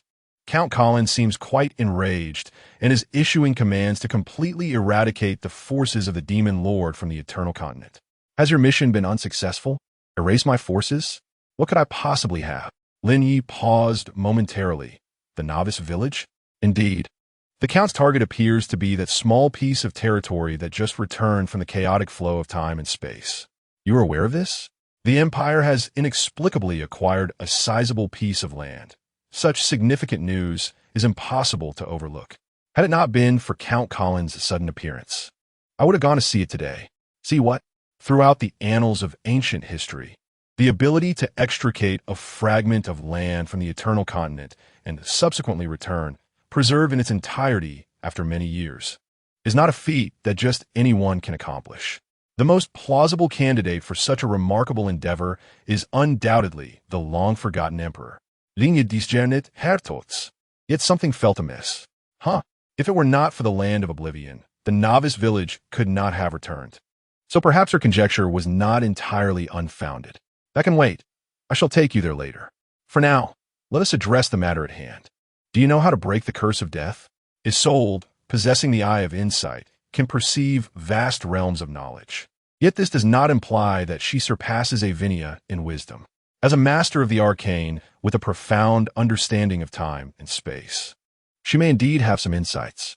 Is the curse of an instantaneous damage type, or that of an unknown prophetic nature? Now, that is expertise. Lin Ye replied directly. It is of the prophetic variety, representing the cost of utilizing one's abilities, with the adjudicator being the light of knowledge. Thud. Far away in the association at Austria, Avenia nearly stumbled. The light of knowledge. That is a being transcending myth, the embodiment of omniscience, the guide within legends leading humanity out of ignorance. Its existence, or the form it takes, remains an enigma unknown to all in this world. Trembling, Avenia quivered, her voice, her body, even every cell within her vibrating with anticipation. As a scholar, her yearning for knowledge has never waned. To her, the light of knowledge is not a deity. but it embodies her singular dream and aspiration. You have not encountered it, have you? Chapter 76, Crossing Borders. The Moonshadow Royal Capital, I have never seen it, Lin Ye asserted, in discussing the entity known as the Light of Knowledge. It was evident that it could not possibly resemble an ordinary human or a typical NPC. From Isolde's narration, it appeared more akin to a deeply concealed, unique NPC. The specifics could be addressed later, as it was impossible to locate the Light of Knowledge at present. Thus, in light of the prophetic curse he had confirmed, was there any means of lifting it? In her excitement, Avinia remained sharp-minded. Are you suggesting that someone has indeed encountered the Light of Knowledge and has provided an assessment of the prophetic curse? Indeed, Lin Ye exclaimed, drawing in a sharp breath. After years of research and anticipation, the prospect of genuine progress was finally within reach. The Light of Knowledge, a presence that all Imperial Arcanists were unable to fully trust, yet felt an irresistible urge to pursue in secrecy. Merely possessing evidence of its existence would be sufficient to ignite a monumental academic upheaval within the Imperial Arcane community. Taking a deep breath to quell her excitement, Avinia pondered. If the curse had been confirmed by the Light of Knowledge, it could not be false. Furthermore, if a prophetic curse were true, it would inherently signify that the individual possessed abilities related to destiny. Precisely, she affirmed. Avinia, as an Imperial Arcanist, had previously held a skeptical view towards the concept of fate. Princess Isolde? Rumor has it that she possesses prophetic gifts and is remarkably accurate. However, the arcane community has always been dubious. If it were indeed her, then it would likely stem from the backlash of her prophetic abilities, wouldn't it? Therein lies the wisdom. Lin Ye found the matter complex and challenging to elucidate, yet now that she grasped it, discussion could proceed more easily. The situation was approximately as described, but time was of the essence. Without considering methods related to fate, was there a way to find a solution across time and space? After a moment of contemplation, Avinia finally responded, no, unless your temporal abilities can flow infinitely backward, by a year, a decade, a century. Yet even so, it would be impossible to escape a prophetic curse, for fate is a unique entity that transcends time and space. Even time reversal may prove futile. To truly lift such a curse, the most effective approach would be to alter fate directly. Of course, this is the least feasible option. Avinia added, moreover, I do not recommend employing time-space manipulation or other means to forcibly delay, as this does not resolve the issue. Rather, it may provoke a backlash of fate, ensnaring the helper in an unavoidable deathly destiny. Understood. We shall discuss this further when time permits. Lin Ye neatly stored the origami crane, her mind already formulating a few potential strategies. While her temporal abilities were insufficient to effect such a prolonged change, the realm of oblivion could suffice, as its temporal storms could indeed enact a reversal spanning decades. The prophecy foretold death at 18. If the princess remained 3 years old, what could fate possibly do? Yet, there lingered a sense of uncertainty. The concept of fate's backlash, as articulated by Avinia, signifies the escalating cost of defying destiny, which appears to intensify and spread. Hence, careful consideration is imperative. One cannot hastily arrive at a decision. In any case, there remains a modicum of time to experiment before contemplating alternative strategies. The flight upon the crystal throne is remarkably smooth, and as a mount, Lulyalu's expertise is undeniably pronounced. Journeying through the kingdom, Isolde eloquently narrates the diverse customs and cultures of various regions. The Moonshadow Kingdom stands in stark contrast to the empire that venerates knowledge, truth, arcana, and martial prowess. Their singular pursuit is magic derived from the celestial blue moon. Even the melee combatants, swordsmen, knights, warriors, archers, and assassins, are predominantly reliant upon magical skills. Within the realm of Moonshadow, the most formidable power is not the king, but rather the arcane society. If one were to categorize forces as good or evil among the 3 dominant entities of the Eternal Continent, the Crimson Sect would unmistakably lean toward extremism and malevolence, while the Order Alliance seeks absolute fairness and demands complete justice. The Arcane Society, however, is not entirely neutral. It exhibits a profound indifference toward notions of justice and evil. Magic remains their sole aspiration. They do not compel their members to champion justice, nor do they prioritize fairness. Yet excessively extreme forms of magic are classified as forbidden arts, prohibiting both members and the general populace from learning or mastering them. In the Eternal Realm, players' novice villages are delineated by region. Even when selecting a novice village for a secondary character, the span cannot exceed a single city. Moreover, when players depart from their novice villages and are transported to the main city, the same principle applies. Australis serves as the teleportation hub for players from Haijo and surrounding cities. Thus, players from Huaxia find themselves within the Astra Empire. In contrast, the player demographics of the Moonshadow Kingdom are somewhat more intricate, corresponding to the real-world countries of Han, Sakura, Aozhou, and even parts of the Arctic regions. Both the Empire and the Kingdom are situated in the eastern continent of Eternity. Conversely, players from Europe, America, and Africa congregate in the various theocratic nations and smaller principalities of the western continent of Eternity. Given the vastness of the Eternal Map, while the game's borders impose no physical barriers, traversing them incurs substantial travel costs and time investments.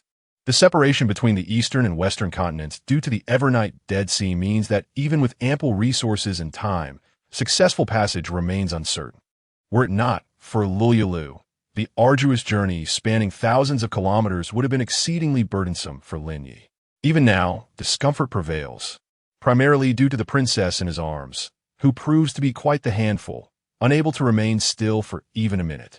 At long last, they arrive. In the distance, a magnificent magical barrier envelopes an expansive magical cityscape that stretches for hundreds of miles. This is the capital of the Moonshadow Kingdom, Hermes. It also serves as the headquarters of the Arcane Society on the Eternal Continent. Within the city, the grandest architectural complex is the Magical Academy, and the towering edifice that soars highest is the headquarters of the Arcane Society. As for the Royal Palace, it is situated on the island within the Star Moon Lake. Due to the presence of a light barrier, Lin Ye cannot directly enter with Lulu. The crystal throne descends to the ground, preparing to enter the city. What is that?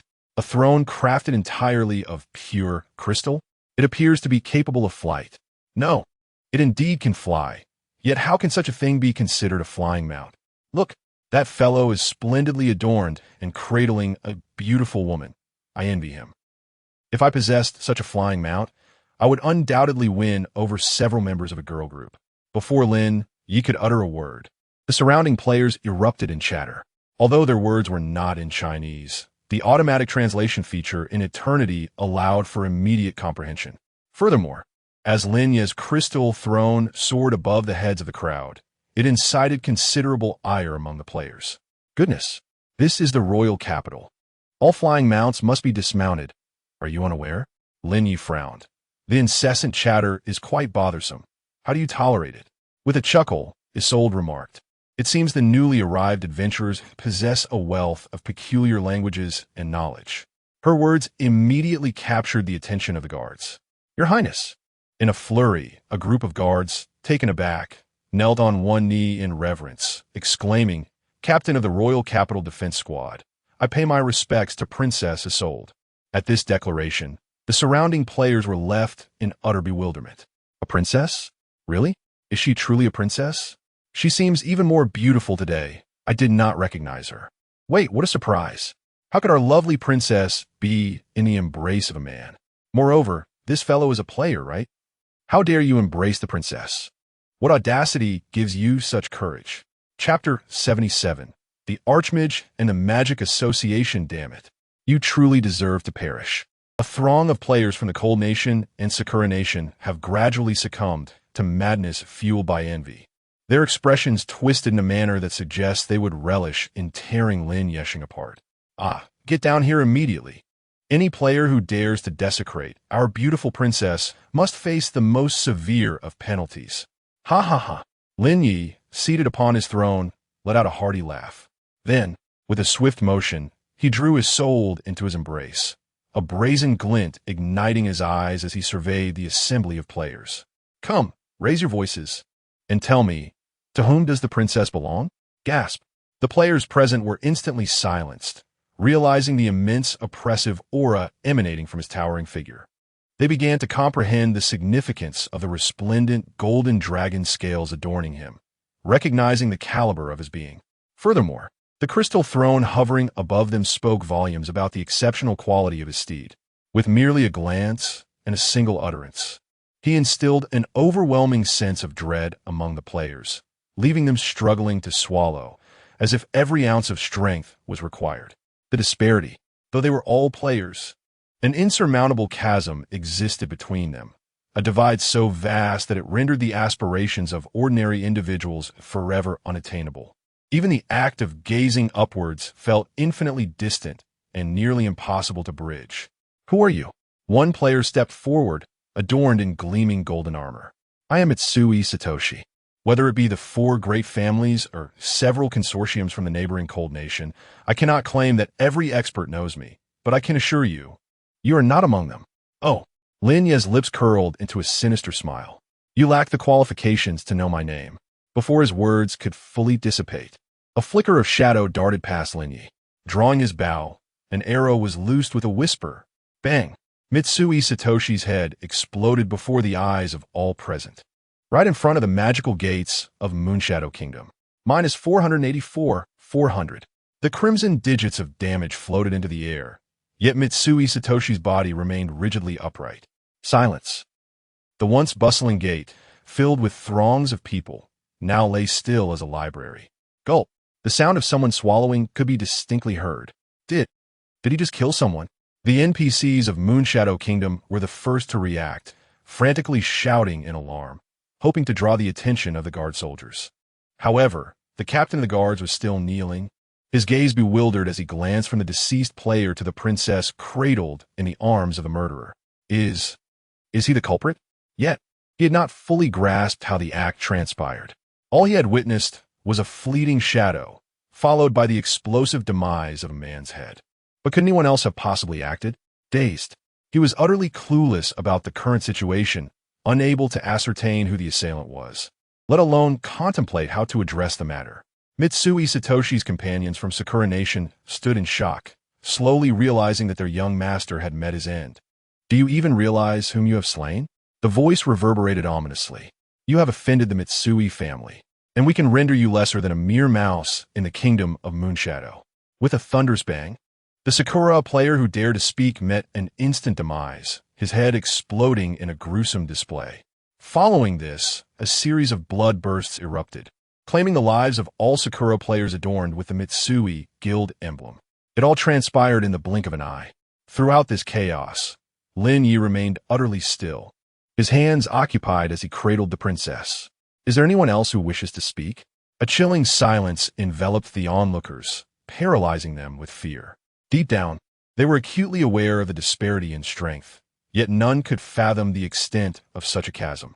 The Mitsui family, one of the 4 illustrious clans of Sakura, held significant stakes in renowned companies like Sony, Toshiba, Panasonic, and even the Toyota Group, along with various banks.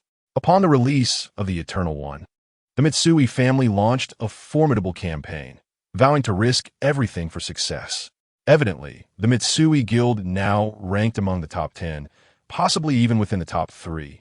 In the kingdom of Moonshadow, the surrounding players were not just hesitant to act, they dared not even cast a glance at such a formidable guild. Who is this? How could he dare to do this? A few players whispered in disbelief, only to be silenced as Lin Ye, with an aura of shadows, drew back his bow, calling out names one by one. Instantly, the arena fell into a deathly hush. No one dared to utter a word. Lin Ye, however, wore a congenial smile and said, "Come now, speak up. Do you have nothing to say?" In the next moment, the players, terrified, pressed their lips together, stifling their fear until their faces turned crimson, too afraid even to release a whisper. The terror was palpable. This man was no mere mortal, a madman, a killer indiscriminate of targets. Dear God, divine beings, Buddha, whoever you are, please descend and save us. The captain of the guard was drenched in cold sweat, forcing himself to avert his gaze. Do not look, do not look. As long as they did not look, the princess and her friend would not kill. Once Lin Ye observed the crowd had settled into silence, he gracefully took his seat upon the crystal throne, entering the royal city. Suddenly, a sharp command pierced the air, shattering the tension. Turning to face the voice, they beheld an imposing figure clad in a legendary robe of purple and gold, adorned with crescent moon runes that shimmered subtly in the sunlight. A staff crowned with a radiant gem glowed fiercely in his grasp. Though his visage was obscured by a hood, the aura of potent magical energy emanating from him was unmistakably formidable. It was the Archmage Azrael. Recognition dawned on the players, and glimmers of hope ignited in their eyes. The pinnacle of legendary sorcery, a complete awakener of magic, and a supervisor of the Magic Association. He would surely put an end to that rogue's tyranny. Lin Ye swiftly eliminated the player who had just spoken, before turning to face the Grand Mage, a faint smile playing upon his lips. "Ah, it is the Grand Mage. What wisdom do you impart?" A glimmer of shock flickered in Azrael's eyes. The madness and malevolence exhibited by this individual were unprecedented. He brazenly committed murder before Azrael's very eyes, if not for the princess nestled in his arms. Damn it! A surge of magical energy emanated from Azrael, forcefully pushing away the surrounding players. "Pray tell, Your Highness, are the kingdom's regulations regarding mounted flights still in effect?" Isolde, upon hearing her name called, glanced up and replied with a smile. "Lord Azrael, you are well aware that these rules were established by your esteemed Magic Association. Surely, you know them better than I.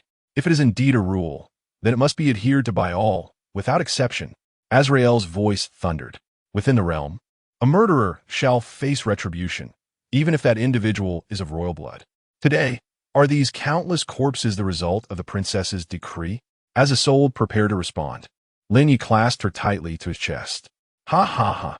Lin Ye laughed heartily. On the journey here, he remarked that the Magic Association had a powerful standing in the kingdom. It now appears that they do not merely walk with arrogance, but dare to defecate upon the king's head. A frigid glint shone in Lin Ye's eyes. Today, those who have offended the princess must perish. Furious, Azrael opened his mouth to retort, but Lin Ye continued, "If such regulations did not exist in the past, then I shall decree that from this day forth, they shall be established. Do you comprehend?" Chapter 78. One strike, annihilation. What? You dare to impose rules upon us? Who do you think you are? The players present, if not paralyzed by fear, would have erupted in outrage. The esteemed princess deserves respect, yet the omnipotent magic commands even greater reverence. All who pursue the noble art of magic are entitled to honor.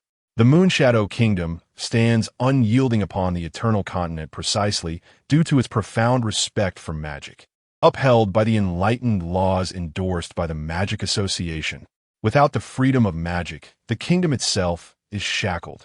Azrael's words resonated with conviction, each syllable punctuated by a forceful declaration.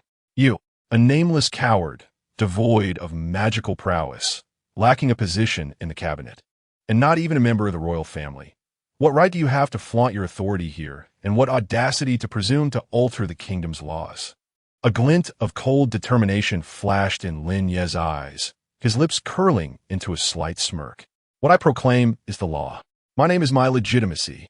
You need only understand this. From this moment forth, no one in the Moonshadow Kingdom shall surpass the royal family, not even magic itself, and certainly not you."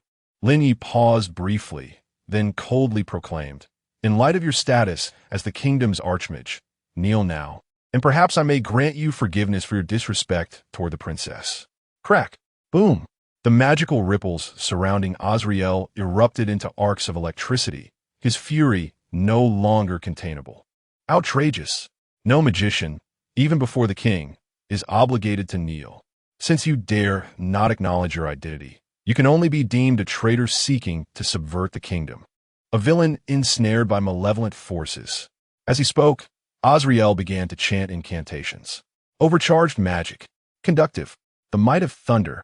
As his voice rose in intensity, the magical waves around him transformed into a tempest of lightning. In an instant, lightning snakes surged at the gates of the capital, dancing wildly. Boom! The thunderclap shattered the heavens.